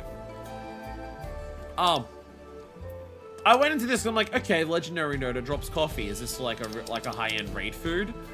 And then I saw this and I'm like, none of these are coffee. What the fuck? Relic materials. I'm holding on to this for dear fucking life then. I will hold on to that for dear fucking life. Just as I was hoping to see. Remodel the carriage interiors for a more comfortable ride. I'll give you some carriage furnishing supplies. So I'm doing all this on Gatherer now because I want the orange script so fucking desperately because I want the Ronic. So these are going to be a very different vibe for these from now on. Oh, actually, speaking of, Gatherer. Yay! I showed this off earlier, but look, I have Gatherer Glam. Let me turn this in. Carriage furnishing supplies. I mean, I could technically do them on Fisher, but our seats must not only be comfortable, but durable enough to withstand your constant use around the clock. Behind a if you've outdone yourself, I got Scarlet Springs never find someone half as good as this. I think it's super important to keep. I'm going to anyways. Relics scare me. Mainly because I keep hearing about how they know when you're as good as Buzzer. Perfect. I reckon that's the last of the materials we'll need to finish remodeling the passenger cars. Oh, I didn't recognize. We've been making slow, steady progress so far, whenever we can find time between rides. After all, more comfortable interiors will bring even more passengers eager to ride. And with more passengers, I dream a rail expansion won't be far off. Yay. Sorry to bother you. Actually, you're from Toronto, you probably don't have the accent. Here to ride the rails to take it, how can we help? Well, I need to visit a relative in Yasalani, but the train will only take me as far as Vanguard, right? I'd rather not wander around blindly inside that massive fortress. Could you tell me how to get through? I love the idea that we just drop people off at fucking Vanguard and just saying, oh yeah, just go through this. Just go through this facility. It's fine. Can you handle this manifest? I just say you know Vanguard better than any of us. Alright, now, it is a dungeon in modern Final Fantasy XIV, so it is literally a corridor. Just dodge the AoEs, and you'll be fine. Ah, see, I think I got it. Probably. I'll figure it out. Thank you so much. Now, just ignore all these robots that you would have seen flying down at you when the attack on Tilly Wall happens and a lot of you died. Just try to ignore the robots. I'd rather send the poor soul with a guide just to be safe. Do you reckon there are any dome doors planning to take the next northbound train? Come on, miss mine. I think I'll ask around. Wait here, alright? Again, I think the idea should be that we work out how to build a train that goes all the way there. But I think they literally discussed that as well. Follow the trail of broken robots. Yo, nice ring. So we're already on the third, like, this is like literally the second time that we've seen Nidoqueen on stream doing custom delivery. Right at third heart. I can do all of these and chuck them at the end of the next episode very easily. Harder to do that with societies. There's more levels of societies, and each level is longer. There's so much work done of Jacques Terrell railing as to continue operating smoothly. To that end, Nidoqueen has a new favor to ask of you. New music time thing for 7.5. Oh, I don't have my headphones in right now, so I didn't actually notice it. I didn't actually notice it, but yeah. I can hear music faintly, but didn't actually notice it because I was also talking. I didn't think I'd need headphones. Remind me, next episode, to wear headphones when we do custom deliveries. Oddly specific thing, yes, but I'm back. Luckily, I managed to flag down a friendly Alexandrian to escort him. Now that I think of it, I suspect that man's not the only rider with apprehensions about the fortress. But we can't count on Mass and Dominos to do the job every time. We need a more reliable option. You really clearly care for your ridership a great deal. Demolish Vanguard and build a rail through it is the actual answer. But I also don't know how you demolish Vanguard considering it's made out of fucking electrode. There's only so many bomb trains you can throw at it before it becomes hard to build a train line through it. Our passengers are paramount. If you ask me, they're the only reason we have a business at all. You mean the only reason that you have a business is because you have customers who are willing to give you money in exchange for goods and services? You're a shitty fucking capitalist then, aren't you? That's not how this shit works anymore. What are you That's not how businesses operate in this day and age. What are you talking about? Customers are like the smallest percentage of your profits that you make anymore. Come on. That's it. I've got it. The next project will have to wait. This takes priority. Based on a description of Vanguard's floor plan, we can print guidebooks and pass them out in every northbound service. Hard to get lost with a map in hand, right? Demolish the thing and build a train line through it. I know that's harder than drawing a map. But also, it's still quite the distance from Vanguard to, like anything in Yasalani. And also, between Vanguard and Yasalani is random lightning strikes and giant beasts powered by centuries of lightning. I'll see if I can get my paws on a printing press. Bring me the paper and ink, and you'll be rewarded with the publisher's credit on each copy.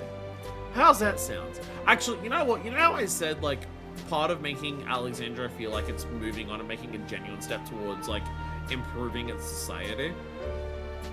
I will take something that isn't removing all the regulators. Removing the dome. The dome is no longer necessary. Hell, the dome makes things worse. I know the dome of chaotic lightning strikes is how they power the electrope they now have, but it's also what gets people killed. Maybe we work out how to get rid of the dome. It's no longer protecting them from the storm surge. They're not where the storm surge is. It is just a ball of lightning they've stuck themselves in now.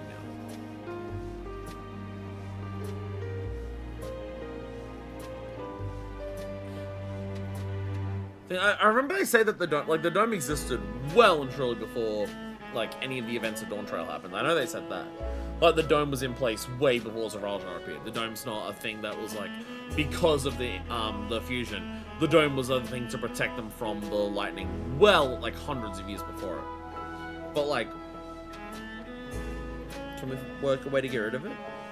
Instead of, like, making our home a place where people... I mean, again, it ties into the themes of the Empire. It ties into the themes of, in order to sustain itself, the Imperialist Empire requires this energy source to maintain its power. The use of that energy source is actively detrimental to the people of the Empire, but still they do it.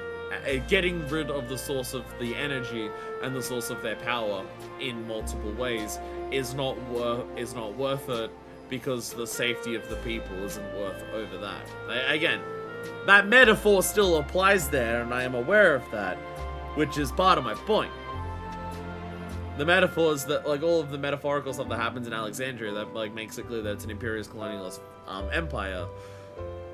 You need to get rid of one of those elements to show that they are willing to change into the future. Get rid of the dome or get rid of the regulators, one of the two. Getting rid of the regulators is easier because you just remove it from the NPC's heads. Getting rid of the dome requires, like, skybox changing in Shaloni. No, to be fair, they had a non-dome skybox in Shaloni when we first got there, because it wasn't there when we got there. But it does require changing the weather patterns of Heritage found. Which, to be fair, the current weather pattern of Heritage found is it doesn't fucking change. So maybe that wouldn't be as hard as it can. I'll see if I can get my paws on a printing press. Bring me the paper and ink and you'll be rewarded with publisher's credit on each copy. How's it sound? Where can I gather it so I can get a orange script so I can write Ironic? I was able to hire Ironic for like a small amount of money, a guild coming into Shaloni, and now if I want one permanently, it's going to cost me 1,000 mount vouchers. Okay, 100, but still. But get rid of the dome. Who's the dome helping anymore at this point? Oh, also, by the way, satisfaction need a wiki for. Alright, where do I grab this? Where do I grab map making pigment? I grab it in Shaloni. Nice. How far? Okay, that's way up north, and that is basically as far south, but I can teleport. And it's Botanist, which I'm not currently on. I can go north, or I can go south. I've made my decision. Just now. What? Snakes. Which I think it's a boss fight snake. Is that a boss fight snake or is that a hunt snake? I think you're a hunt snake, actually. Hunt snake! Hunt snake. I can tell there's one and or the other. Lush veggie patches. Hey, Shalani oil seeds. I gotta work on my gathering log. I haven't done gathering log even for fucking Endwalker at this point. I got a lot to do.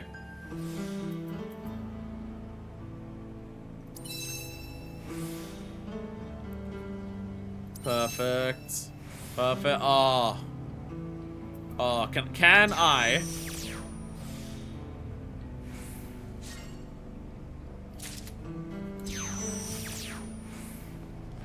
I'm gonna get all 6 from one node. Watch this. Look at how much better I am at gathering now. And by that I mean look at how much more GP I have, so I can actually use the restore integrity thing twice, and then I get the proc to get another one. What if I just get all 6 from a single node? Let's fucking go. That's how you do that shit. That's how you do that shit. All 6 from one node, baby. Fuck yeah. Hell yeah. I'm so good at the most basic shit possible. I mean, also a big part of it is I waited, and by waited I mean it took me so long to get to Dawntrail. I waited so far into Dawntrail. What's up? Inside the bucket. I waited so far into Dawntrail that I've not had to put in any work to actually get my crafting gear. I just bought the best script gear, and now I'm shockingly really good at a lot of gathering stuff. But that being said, I did find a node the other day, and by the other day I mean yesterday. I did find a node that I actually didn't have a high enough perception to get the item. It was some form of log. I can't remember where it was. I think it was living memory, but I could be wrong. But it was some form of log. I needed like 5,000 and something perception to even get it.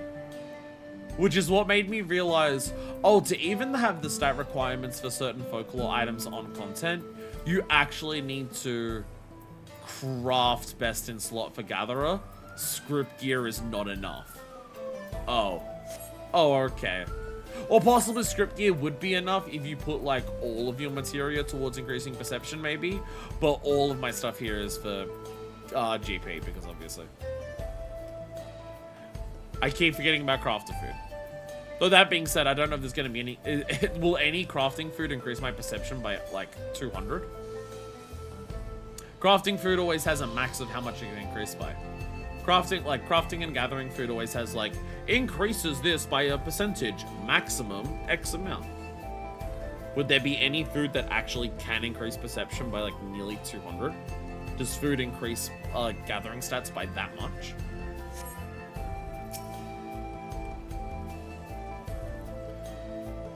Because, I mean, if I have to, like, make best in slot crafted gear and still eat food, then fuck. It's stuff that, like, because they're going to, like, change how gearing works in Evercold, whether they'll change crafting, they have to change crafting and gathering in some capacity, I imagine. Like, this far into Dawntrail, literally 7.5 is out now. I'm not going to bother making it. If there's any stuff I can't do, I will wait until Evercold. But once Evercold comes out and I'm on content, I will try a lot more to, like, be geared up properly and everything, including crafters and gatherers. Because, you know, I'll have a lot more time to do it, and I'll be a lot more payoff for it. Cloud Summon Yo will go up to 176 if it's high quality. That might just scrape high. I have a couple of materia slots that are spare in this gear that I could chuck some extra perception into. A couple. Maybe just. Stuffed peppers. Yeah, so that's 125 for that one. But that's also only eye level like 684. We're at like 750s now. Any experience in map making Manifest? Does the Warrior of Light canonically make any of their own maps? The map that you open with the square button, does the Warrior of Light canonically make any of their own of like different zones? I guess it's a per character thing you got. More of left gear materia into it also helps. Well, I think because I have it, so I have the absolute max of GP, which is probably not necessary, but I've emphasized all materia goes towards GP, so I only have a couple of spare slots where I couldn't get extra GP by using any more in there. Slot Peppers 157 if high quality will probably be cheaper and easier than the Cloud Summon, you know? Well, my thought process is more so, is it enough? For whatever item I saw, it was 5,000 and something. I'm only at like 4,880 right now. So if it's like 5,040 or 5,080, that may make it so like the Stuffed Peppers wasn't enough for it.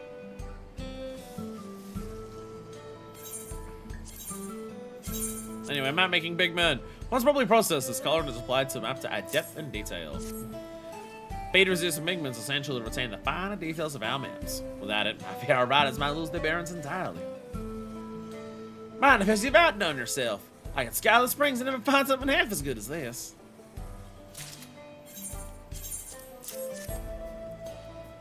There we go. And one more. Maxed out all of my GP and I still haven't hit 1,000. Sad. So sad. So sad. My Fisher has over 1,000. I don't know how. I guess the spear, unless the spear fishing gig gives like plus like GP, which it may do. Developers of Final Fantasy XIV. Can I ask a question that the player base has been screaming at the top of their lungs for? Can we get higher eye-level spearfishing gigs for Fisher? I don't even care if the stats don't even like change at all compared to what it currently is. It's just really annoying seeing that Fisher is permanently a lower eye level than your other gatherers because the spearfishing gig is such a low eye level. Can we please get higher level spearfishing gigs? I mean, apparently in the next expansion, you're making eye level reflect onto everything, so that may not even matter, but still though. Please. Overmill materials increase the stats a lot more. From what I've seen, yeah. But also, I'm in script gear. I'm in script gear, so I can't overmill it. Again, another advantage of actually crafting your gathering gear. You can actually overmill it, unlike script gear, which doesn't allow it. Thanks for another great delivery, Manifest. Boys get so giddy when we hear that you're coming. Even Malika. Then again, I reckon I'm no different. Getting my paws on those much-needed supplies is always the highlight of my day. But how about if I said your presence wasn't any less heartening? Somehow every single person at the train station has a crush on me. That's what I like to imagine whenever I go outside. Go to the train station. Yep, everyone here totally has a crush on me. Yeah. What's up? You should be able to get to 1590 with enough perception materia, no food needed.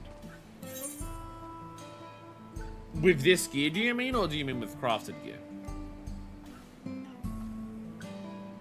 Again, it's again, It's one of those things where like I'm not sure how the game specs its like stuff for Gatherer. Like the absolute highest stats required for Gatherer. Is it a case of, do they expect you to either go into it full script? Oh, okay. But will that make me lose GP though?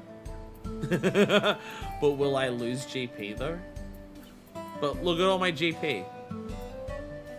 Look at all of the GP material that I have in every. Look at how much extra GP I'm getting. Like, it's a lot. Like, out of all of my pieces, I'm getting, like, an extra fucking, like, shitload out of all. I mean, to be fair, like, some of them, like this, I can get rid of. Like, I'm only getting 2 out of this. Because it's all it can give you. I could get rid of that. I can get rid of these ones where I'm, like... Well, the ones where I'm getting 8 GP out of it, I should keep that. That's worthwhile, right? I should keep the ones where I'm getting, like, 21 extra. But I probably don't need the ones where I'm getting an extra 2 because of the gear. I could probably put that towards perception or gathering instead. Maybe, just maybe. I don't have to be that greedy with GP. Gather Percept 12 is plus 36. Okay, so you actually don't need many of those then.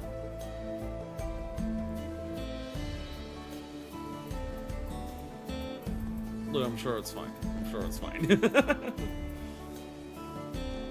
But yeah, it's just one of those things where when it comes to like current content, I don't know how their scale is. Like, is the absolute hardest thing to gather for gathering, does it require best in slot pentamelted gatherer stuff plus best food high quality? Or is it more so a case of best thing to gather, like the hardest thing to gather either requires good script gear, good materia, good food, easier to get gear, but it requires everything else around it to be maxed, or good gear, just melded, or good gear, just food, that's enough. Well, again, just one of those things where it's like, I'm not familiar with how, like, they balance things for crafter and gatherer for endgame content stuff, so just, like, how far do you need to go to, like, is getting absolute perfect everything a requirement for the hardest thing? Or do you have multiple options of how to try and achieve the hardest thing? You can go for, like, different options. What the fuck what am I even looking at?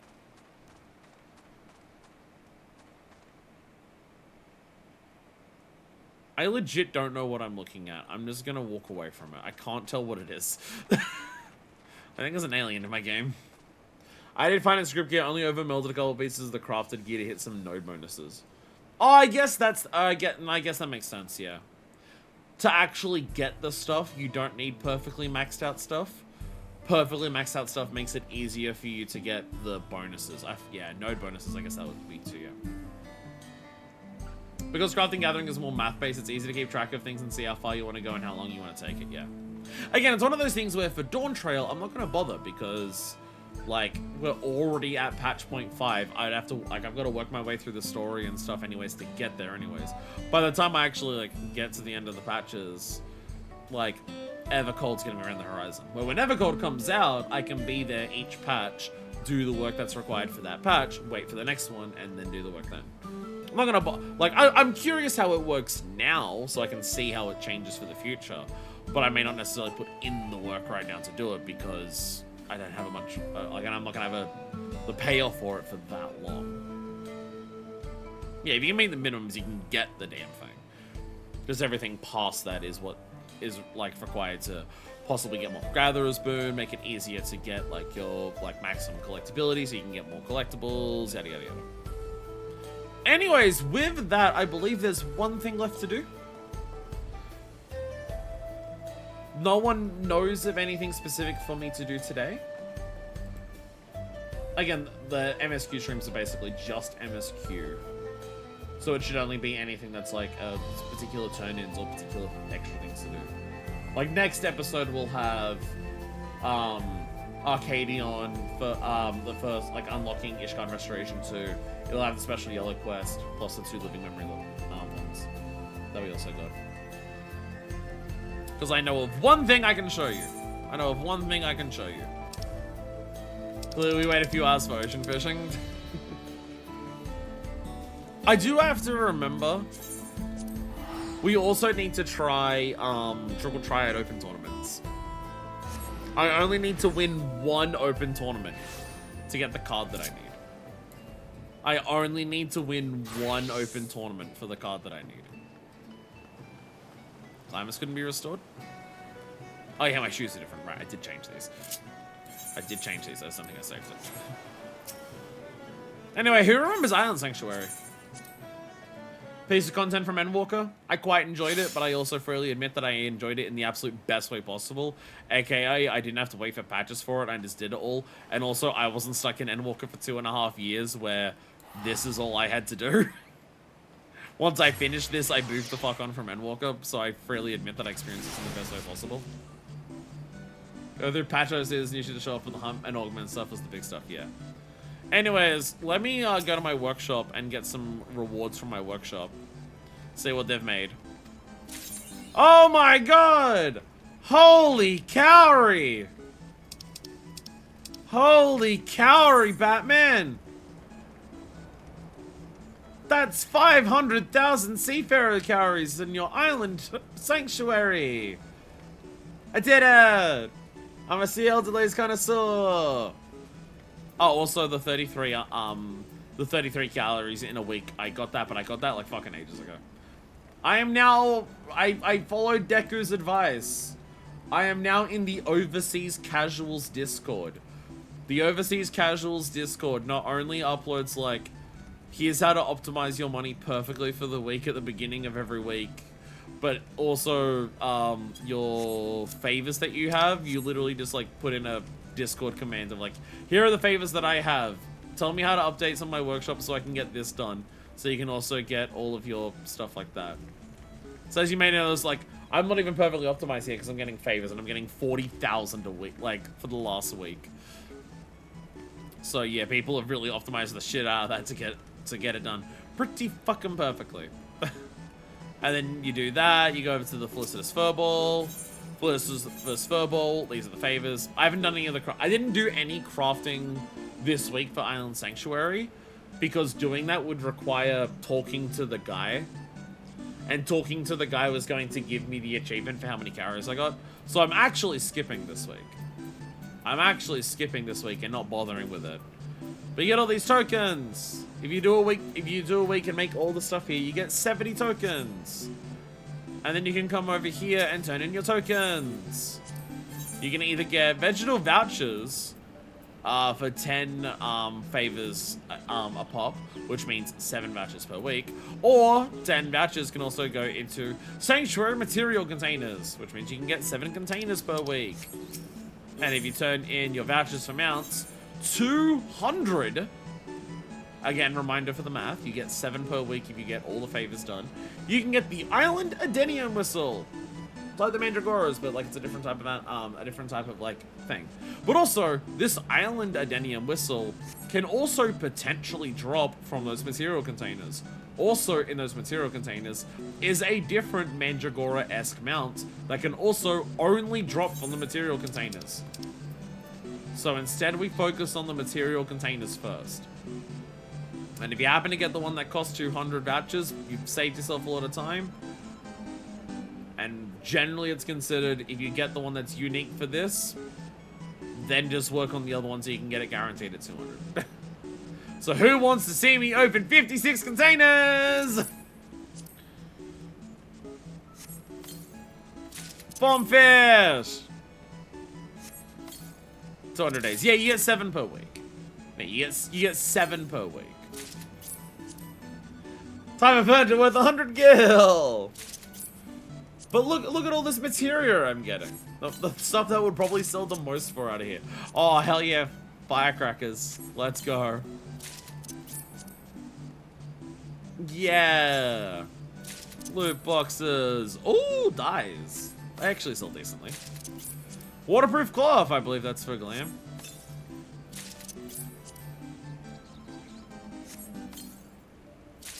Firecrackers.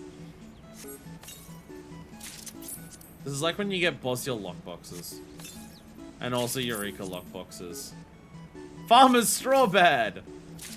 Swimsuit. That makes sense if it's work off, yeah.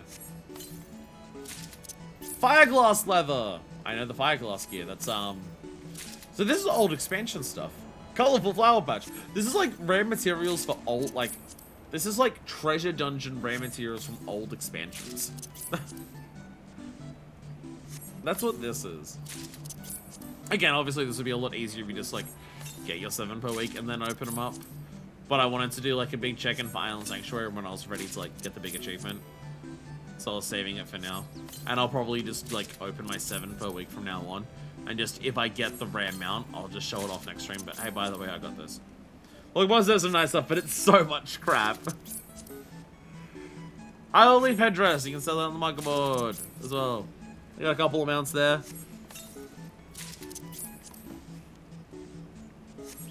Is that it? Was that fucking it? Did I get it? Is this the one that's unique to the lockboxes? Did I actually just fucking get it? Is it meant to be that easy? There it is! This is the one unique to lockboxes. It's like a zombie.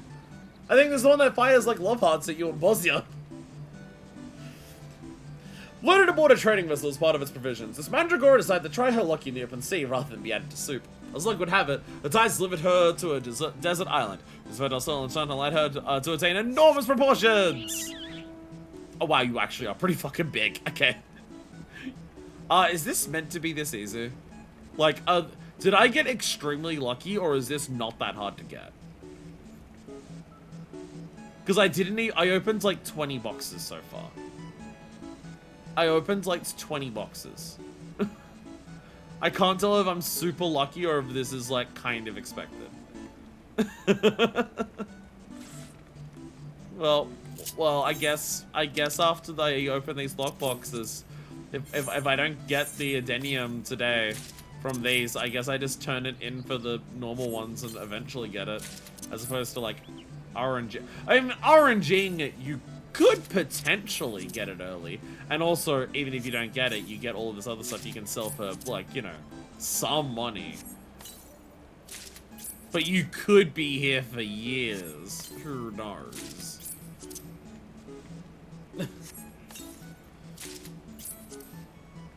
Oh, a lemonade stand. See, this is why I saved it for stream. I needed that streamer luck.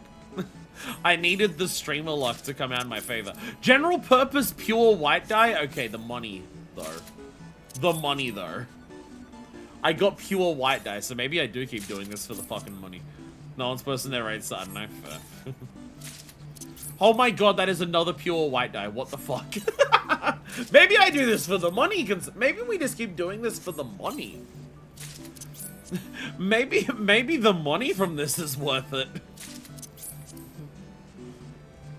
Maybe we just keep the lockboxes going. As long as I get it within 200 boxes. Sorry, 2,000 boxes.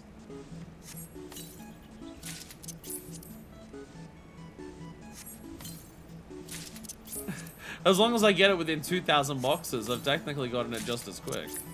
I'm getting a lot of these top hats. This is going to be a nightmare to clean up the stream. This is going to be a fucking nightmare to deal with once the stream ends. I have so much bullshit now clogging my inventory. Sea cloth! I know that's another unique, like, clothing thing. Or, like, making good, like, gear.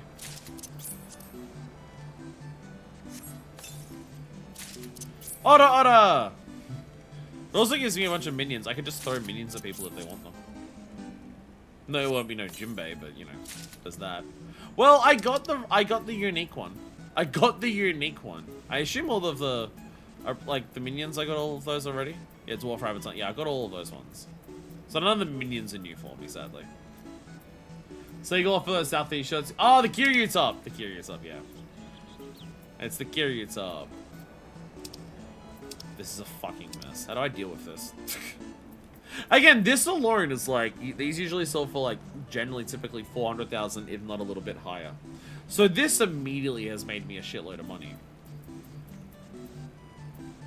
The question is, it's just, do I keep... Now the question is, do I keep buying lockboxes with this just in case I get the other one from this? And if I don't get the other one from this, I make a bit of money? Or do I dump all of them into the other one to guarantee that at least eventually I'll get the other one?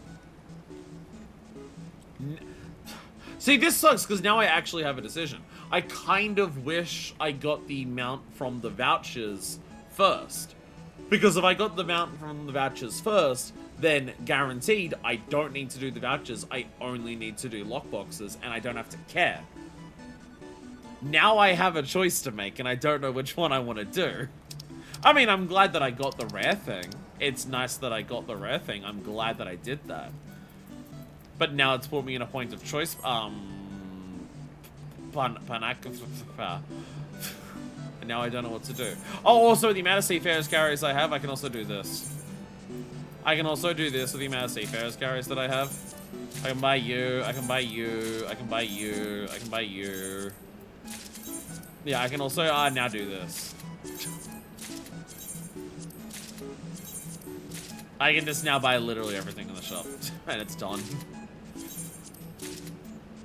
It's just, I now no longer need carries for, like, any personal reason. The amount that we earned getting everything was enough to also just get everything from the shop. I already have that. So, yeah. I now no longer need money for anything from here. So we've really capped out what I can do in Island Sanctuary.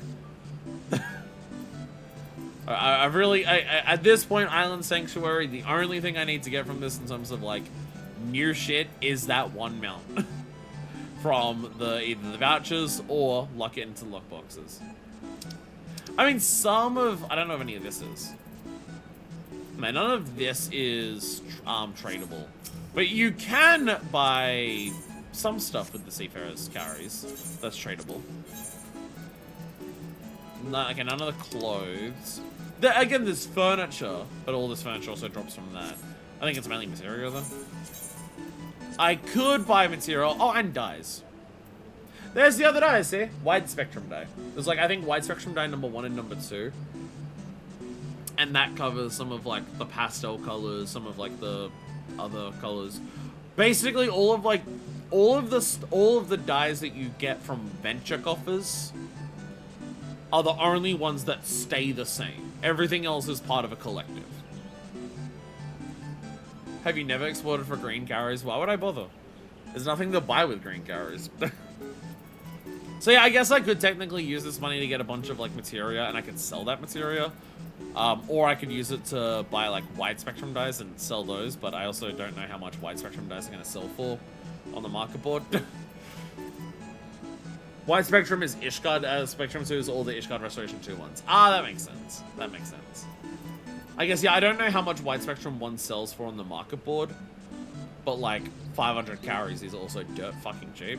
So you could probably just buy a shitload of these, sell them on the market board, or possibly, again, materia. It's old expansion materia, but because of the way melding works, people do buy old expansion materia decently frequently. Because, like, oh, this gives me 18 control. You might have, like, your 5th pentameld slot. The maximum amount of control you can get from it is 19 anyway. So there's no point using on-content best materia, because it's just going to cost more.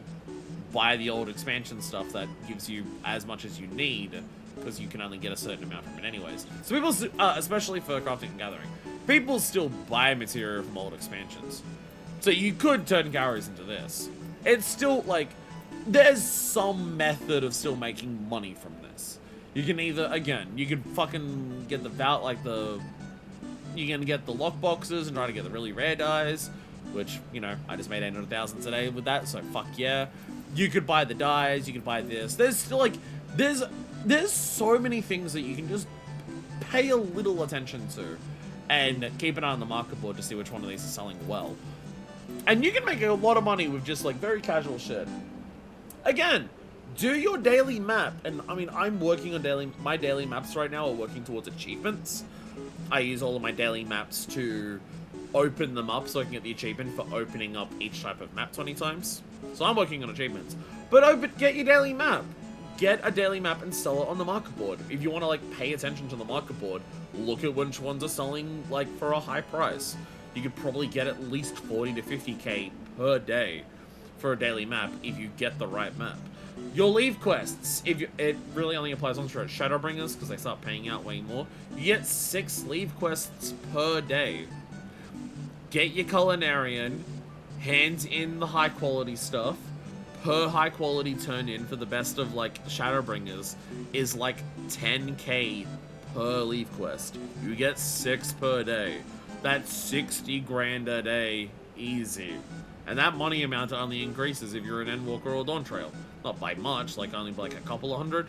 So it like guarantees that it's above 10k, because it might be like 9.8k in Shadowbringers. But still, you do that. When you go and fucking do your daily, like when you do your roulettes, greed all the gear that you can. Turn it in at the GC turn-in. Fucking get that coke. Get that glass fiber. Get that fucking glamour prisms. You can get a couple of 10k, like, you can get a couple of 10k a day just from that. Venture retainers. Turning in the venture retainers, or like each time that I can. Venture coffers give you good colored dye. Any crafted gear that your retainer brings back, fucking chuck it on the market board. Sometimes it might be as low as like 5k, but sometimes they'll bring me back like, oh, here's fucking like ceremonial shit, or here's like the stage below that for like Dawntrail crafted gear, and I can sell that shit for like 40 to 50k, and it costs 1 retainer, like 2 ventures, I guess technically. And then if they bring you back stuff that's like dungeon material, it's more GC turn-ins, more shit to turn in there, baby. Like, there's so many like, I mean, if you want to like hyper optimize the market board and be like, brand new content's just come out, here's like the gleam that everyone's gonna want. Day 1, I'm gonna go hard in on that, and I'm gonna make like a bunch of these and sell them for 8 mil each. You can easily do that. But you can still make money in this game being supremely fucking lazy like me, if you don't care about how long it takes to make it. And I do not optimize my money. I'm trying to do unique leave quests right now, so I'm not bothering with like getting the money out of that. And I also haven't bothered doing the unique ones for a while because I'm lazy. My map turn-ins right now are not being sold, they're working towards achievements. And I'm still like just casually bumping that money up back, like, I blew like 7 million a couple streams ago on the bike, and that took me down to like, I think less than 1 million. I'm back up to 7.8 again. Like, just, it's so... Once you get to Shadowbringers, because Shadowbringers is when you get access to way more maps, it's when you get access to like good leave quests. You start getting access to some side content like this that can just be like money farms. Even stuff like Bosnia, you can like get a bunch of shit in Bosnia and sell that if you're working on that. Once you start getting the like Shadowbringers content is when the GC turn-ins start getting like really good. Like, it costs 2 ventures, right, to send out one of your retainers on a quick venture. 2 ventures cost like 400 guild seals. Now that my retainers are max level, they're frequently bringing back Shadowbringers beyond dungeon gear. Frequently Endwalker, decent amount of time Dawntrail, right? Those things turn in for GC turn-ins for like, Shadowbringers gear still turns in for like 1,400 each, or something like that, maybe higher. So you don't even have to worry about, oh, am I going to run out of ventures? No, the gear they bring back will bring you back several times the amount of ventures that it costs. You'll never run out of ventures if you turn it in for GC seals to buy more ventures. It's just a money farm. It's just a money farm that just happens in the background that you just gotta like check in while you're doing your stuff and then just being bothered to put up on the market board. It's so funny how many ways there are to just really passively make money in this game and not really give a shit about like trying to play the market board of like, oh shit, Jimbeys are on sale going for hot right now because it's the brand new hot item that everyone loves. Go and spam nothing but ocean fishing. That will make you shitloads of money. But you have to like pay attention to like the community and like what they're doing and what they care about. And I'm too lazy for that. Spectrum 1's only going for like 5-6K, but Y2's going for like 35-36K. Yeah. Well, because you can get Spectrum 1 from this as well. But also, 5-6K is still a decent amount. I imagine that price will plummet. At some point. But like, 5-6K, it only costs like a few like, I don't even think it... How much is, like, how many calories is that? How many calories was it for the wide? It's 500 calories. It's 500 calories for this. 500 calories turning into 5-6K if you sell it. Don't put them all on the market board at once, you will crash it. Like, maybe put up like 5 a day.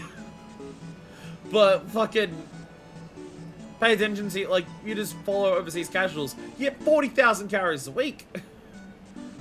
Fucking so, oh my god. Oh, yeah, there is, this is one of the funniest, stupidest money tricks in this game, is exactly what Scribbles is saying there. Literally free fucking money is, there are a lot of items in this game that you get from coffers. You buy, like, when you get the gear, you're not given the individual piece of gear, you're given a coffer for the entire set. And because people don't look into how to get gear, they just see the one bit of gear that they like and go, I want that, I'm going to buy that piece of gear because it looks really nice. Very consistently, the coffer that has the entire set will be cheaper than like the most wanted one individual piece from that set. So you just buy peace lover coffers, sell the jeans for more than the coffer cost you, and it's so fucking fun. There's I don't know how, there's not like a shitload of them, but there's a number of coffers where you can do that with. I think there's like a casual coffer where it's like the shoes and like a casual hood and something like that. And that's very similar where the coffer always goes for, it's so funny. It's so fucking funny. Close you want to patch it, the more money you can make, especially people not wanting to do new content. Made decent cash on the new Orchestra and roll from 7.5 dungeon. It'll be less than 1,000 in a week. Plus all the Neo tuning stuff where I just brought stuff from the NPCs. And maybe, yeah, there's also that, like, people will literally just, like, here's an NPC that literally sells you the item. And you can sell it on the market board way the fuck marked up. And, like, the item, if you have a look at the right-hand side of the screen, it says shop selling price. None of these do because you can't buy them from a shop. But like, if you have a look at the item description on this screen or on the market board screen, it will say shop selling price. And people will not read it. And people will spend 5,000 gil on something that they can buy from a shop vendor for 2,000. Now, admittedly, I fall guilty to that. I won't anymore because of the dye changes. I used to do that all the time with dyes that came from the ARR societies because you bet your ass I'm willing to spend extra money to stay in Limsa to get the dye that I want rather than bothering to teleport to the society to buy it and then teleport back. I'm paying that extra money for the convenience, but I know I'm doing that. Other people would just see on the social medias, oh, brand new shirt, I really want that. Type it into market board, buy the first thing they find, and then not look into it any further, and just like spend way, way more than they need to.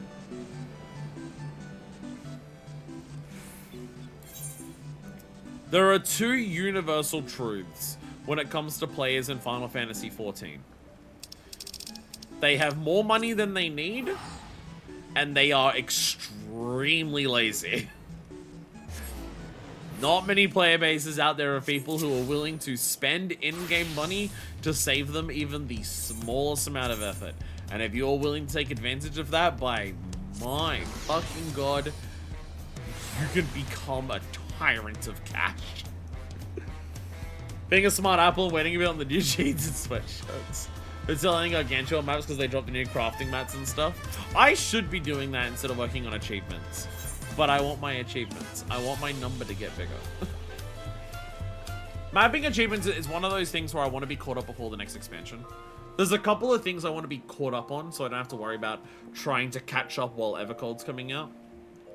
I want to be caught up on Leaf Quest stuff, which I really need to work on, especially at this point, because I'm like running into the issue of will I even have enough Leaf Quest to finish it before Evercold comes out at this point. I want to finish Unique Leaf Quest before Evercold comes out, so I don't have to worry about that, so I can just continue turning in shit for just pure raw cash. I want to finish mapping achievements before Evercold comes out, so when a new map comes out, I can just do whatever with it. And I want to be caught up on triple triad cards. That's the big one and my main focus at this point, outside of like doing the new stuff that I'm unlocking in Dawntrail. Outside of doing new stuff that I'm doing in Dawntrail, and as always, the never-ending quest for glam, my main focus at the moment is just trying to get as many triple triad cards as I can. If I'm like mostly caught up on triple triad cards when the new expansion drops, then all I have to do is like, okay, this week, my stream, I unlocked this dungeon. Expansions just dropped. Queue should be a lot faster. Redo that dungeon until I get the card. Next stream, I unlock a dungeon, I unlock a trial. Expansion's still relatively new. Run that dungeon until I get the card. Run that trial until I get the card. And each week from my stream, I should be unlocking access to 1 or 2 more cards from either duties or like triple triad NPCs, and I just get that and I clear it and I keep caught up. So at this stage it's just trying to get, because at this point trying to get some of the cards from old dungeons is a nightmare.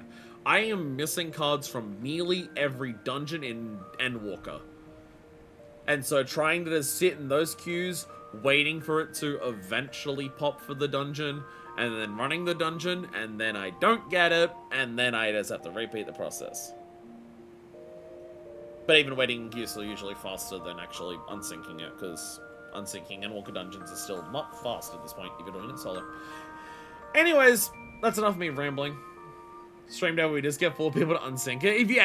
If all of you just want to help me get like every triple triad card from everything that I need, if you all just want to like help me run every Endwalker dungeon unsynced until we get every triple triad card, and same with a bunch of trials, and then also at some point Eureka Orthos, because there's like silver sacks in Eureka Orthos that drop a triple triad card, and that card may actually be the thing that kills me. That'd be nice. Run all DT dungeons until we get all the loot, but we can't unsync those yet. I am rambling at this point. I will end it here. Next episode, Arcadion. Tier 2, Arcadion. Plus, like, the other stuff that we're doing. Also, the start of Ishgard Restoration 2. I asked if people wanted, like, does unlocking and starting Ishgard Restoration, should that be, like, a full stream thing? And people were like, it's like an hour or 2. So, we'll be doing that inside of the Arcadion episode, alongside some yellow quests and our normal turn-ins. That'll be next episode. Thank you all so much for watching. Good night, everyone. And morning, or whatever time of day it is for you. And until next time, this is version 2, signing out.